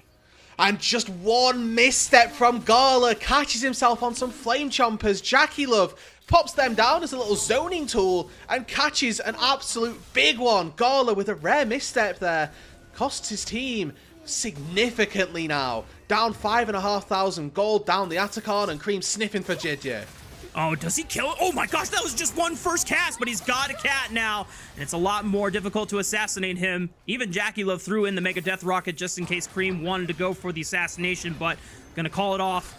Does not want to take any chances and throw the game now when they have such a massive lead. So 1 minute 40 still with these fake deaths, and with that massive gold lead as well. Question becomes, what do they want to try and take from this? Another replay of how we started off with this team fight. Jackie puts down the Chompers, and Gala not able to get out in time. Hit by the slow after the fact. 369, Ruthless Predator right on top of him. And I'll say thank you very much. Gala with no flash had no chance of getting out of there, and you know, Mako immediately, as soon as his AD carry hits those Chompers, he's like, yep, you die. Unfortunately, that was your misstep. Kanavi's back into the back line, but this time, top esports are well right there for the support. No chance for a flub. Shockwave pulls in Jackie Love. No flash available. Kanavi sends it right onto JJ. He's got a cat for support, but the cat is not doing enough as JJ is under fire, and he is speared to the ground. Gala now firing back with the ultimate charged up, but it's not enough for IG to regain ground in top esports. This Baron could be theirs. And Top are playing so beautifully. Shy now in trouble. 369 threatening Rookie. Joe goes through the Shy first, and this tree is completely cut down. Top esports find another front line for grabs. IG scrambling in what could be their last game of the split. Yeah, Top have played against Zeri so many times. We had this the entirety of Season 14. Gala pops ulti, they back away. The second it wears off, they reset, they go forward once again. Jungle are dead, top lane are dead, Baron on the map. And you just have to imagine, Rude, with 8,000 gold, 3 dragons to their name, Baron for the next 3 minutes, Mountain Soul spawning in 2 minutes. This is just one good fight away for Top Esports to advance to the lower bracket, to meet NIP, and to send IG home. So many fans of this IG organization looking on, probably in despair, as split number one promised so much for them with this new super team of double world champions coming back from their solo lanes 2018, the familiar favourites, Rookie, who'd been such a standout in the LPL for so many years at this point, the Shy coming back from a year out from competitive, and for them to fall in the first round of playoffs, starting in the lower bracket, having lost to an NIP team that people didn't expect a lot from, will not be the answer to how they thought Split 1 was going to go. But Top Esports, that date with NIP is looking tantalizing, and they fully intend on turning up. After a shaky Worlds performance, having a tough loss versus the eventual champions, it's good to see them right those woes in this best of 5. Game number 1 and 2, they had to fight for it tooth and nail, but game 3, when they got absolutely slammed, has reset them a little bit. Game 4 feels a lot more controlled, but equally a lot more in their hands as well. And Top Esports with this Baron buff are just barreling through the bot lane, engaging right on top of the Shy. Just not tanky enough to survive the onslaught. This could be the end. Kanavi sends it once again. Gala trying to buy distance, using the power of the Zeri and the Yumi combo. 369 and Cream threatening forward. They find Gala once again. This is it. Rookie and Mako, the last two members standing. But Top Esports are strong as 5, and Jackie Love is letting them rip with the rockets as Rookie is forced to flash down to the last legs. It's not going to be enough. IG gave it their all, but their all wasn't enough. Top Esports sent IG out of the first split of the LPL and advanced to the lower bracket. Top Esports, with a shaky game 3, immediately reset, immediately decide that they are taking this series. They're playing against NIP, and their run in Split 1 of the LPL does not end there. A great performance from Top, start to finish, slow but methodical, and this time they ramped up at the right time also. Resets coming through for Gala at just the wrong time, unfortunately, and it's Jackie Love that was able to start jinxing everywhere, catching people off guard, flame chompers to catch out Gala in one of the most pivotal fights that you could have thought to see, and then they just ran away with it. Jinx Lulu, baby, it was all there. And given how slippery a Zeri can be in ideal scenarios, Top Esports made it look damn easy catching Gala out time and time again. I'm just completely floored how well Top Esports were able to bounce back and come together after what was the most dominant game in the entire series in that game 3, and it came at the victory and triumph of IG. We were almost concerned that Top Esports were going to be completely shaken, but they showed that their composure endured long enough to be able to come back in game 4 with a strong game plan. Probably one of the best early games out of Kanavi on the Xin Zhao, and just denying Jid just so many camps. And even though Cream, a little bit of stumble on that first fight, he delivered on that signature Akali for the rest of the game. Yeah, I think that was a big turning point for Cream. Again, one of those oopsie-daisy moments where he's gone into 4 people and died immediately. That righted his ship immediately. He was like, okay, can't do that again, and didn't. Knew exactly what his limits were from there on in, and made sure that he was pumping out the damage in those team fights when it was necessary. A true standout performance for Cream, I think, in all 3 of their wins, was one of the players that you should be really highlighting and looking towards for Top Esports as that carrier in your mid lane, right? That's what you need, and Cream, after having a pretty shaky end to 2024, needs these types of games for people to be sort of, I'll call it, reinvigorated by his performance and have hope and hype for this player again. I mean, there is a reason why Top Esports sought to sign him after his long growth and cultivation on OMG. They know that Cream has the potential to be one of the best mid laners, not just in the LPL, but in the entire world. He made a name for himself on some of the most flashiest characters in the game, and he's been able to develop his champion pool into the standard control mages and show that he can be a well-rounded player. Obviously, there's still a little bit of growing pains of adjusting to, frankly, a quite high caliber team, or a higher caliber team, and an environment where now the expectations are higher and less forgiving. But, one world championship stint it's not going to be enough to put this guy down after not being able to go further after facing the eventual world champions in T1. Cream stumbling through a little bit of the group stage, but he puts on a massive overall series performance against IG today. Yeah, and I think as well, the idea that this top esports roster has, gone through so many iterations and that this is the one that they landed on for 2025. You've obviously got this, the jungle Kanavi, who coming from JDG, where he was franchised JDG player, was their landmark of a jungler, came over to top, struggled right in the lower bracket to begin with, and then had a mammoth performance now on the Nidalee, finding some great successes on the Xin Zhao as well, showing that yes, JDG are finding success without him, but he's also finding that success. Top esports for me, again, the journey is nowhere near over. They've got one long gauntlet, one long bracket that they've got to run. Begins with a match here against IG, continues with one against NIP, and again, it's just formidable foe after formidable foe. The LPL is so stacked that this still feels like a upset, maybe that Invictus Gaming go out in the first round of the lower bracket. Like, you wouldn't have called that at the start of the year.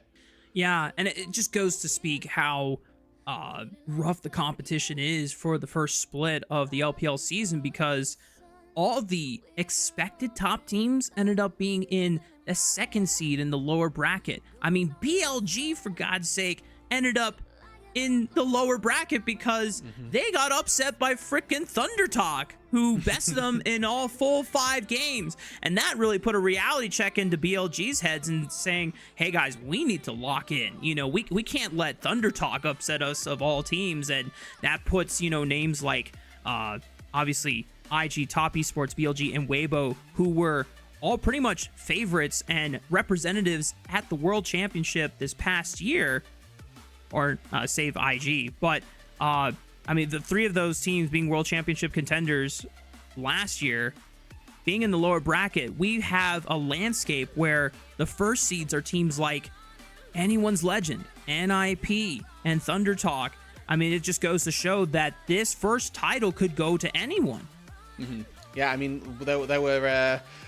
I guess conversations about the upper bracket match that we had yesterday, right? The NIP AL series, and the odds of that being a potential rematch for later on down the line, because the NIP squad are to be feared, right? They have the MVP on their side. They've got Doinby, who'd been supposedly the best performing mid laner of the group stage. So there are so many things that these teams need to think about, and that Top, especially going into their matchup versus NIP, need to think about. And I love the idea that Cream had a standout performance here. If this had been a game in a series where he'd been sort of dragged along the line by Jackie Love and Gala, or Jackie Love, and Kanavi, there'd be some concerns going in. But in my opinion, Doinby is coming off of a pretty rough series as well, where he was, a defeated person. He lost out in that series, but he's now got to play up against Cream, who's off the back of a very solid performance, very solid series that they won.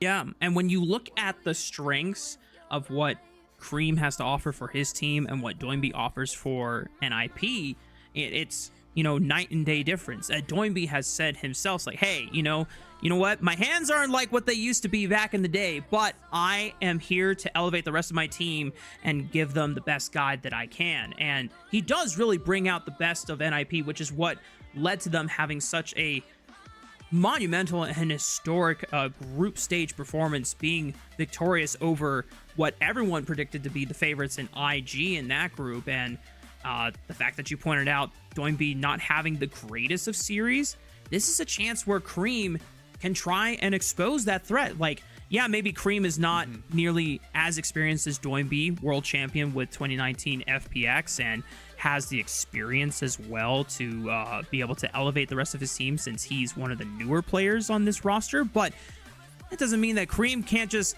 go hand-to-hand combat with him and throw down with the Yone or the Akali, as we saw in this series, and say, all right, Doinby, let's really check those hands. Let's see if you can match me, old man.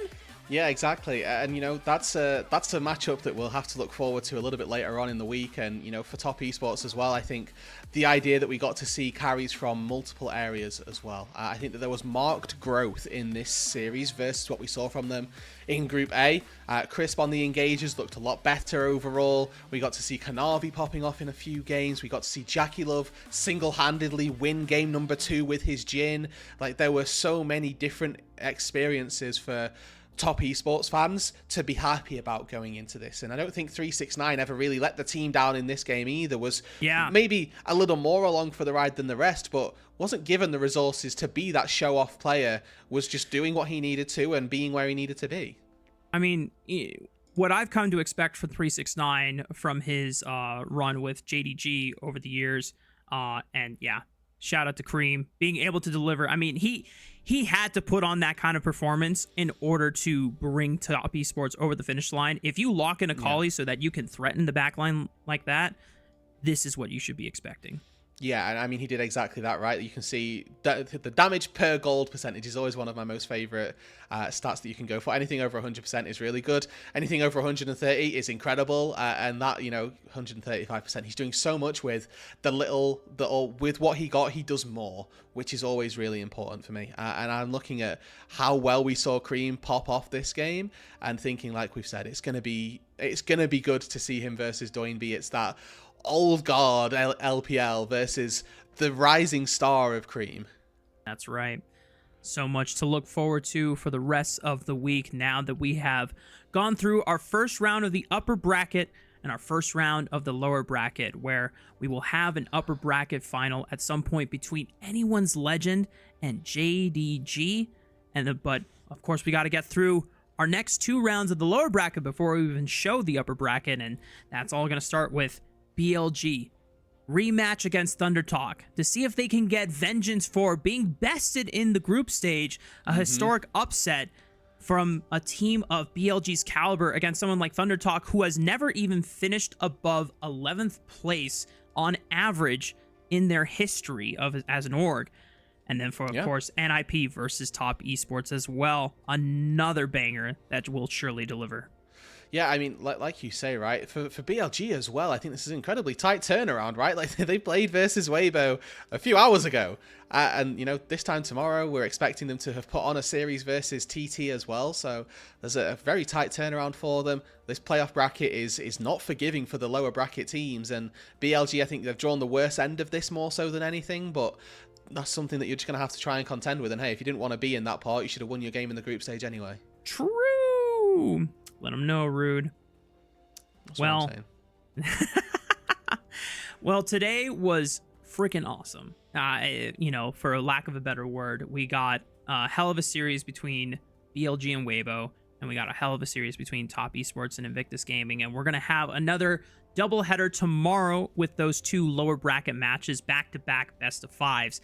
And honestly, it is a lot of hours on the entire English broadcasting crew, which is why we have to give a very, very special shout out to our elite coffee supporter, Aaron Soup. Their pledged financial contribution helps level up the broadcast and give back to the cast and crew who strive to give you an English LPL product every single day. And without you guys, we wouldn't be able to do this. You know, if it wasn't for the appreciation and the support that all of you guys have given us, you know, it's what makes us excited to deliver something like this for you and to continue giving back a broadcast that very much needs to be given in this day and age. No, absolutely. I mean, it's so cool to get to be able to give this to the people that so clearly want it, right? A region that had been so on the up and up and has so much talent, so much power in it. It feels wrong that we weren't going to get to do this, but the support of everybody at home has been giving us exactly what we needed to be able to continue with this. And, you know, shout out to everybody behind the scenes as well. Thank you to Kelsey behind today, running production for 9 hours. Woo! Everything that they've done for not just today, but like organizing the entire thing as well. It goes without saying that we appreciate the value of everybody, but I think Kelsey in particular deserves a special shout out. Yeah, I mean, Kelsey and I both live in the same time zone that everyone forgets exists, aka Mountain Time Zone.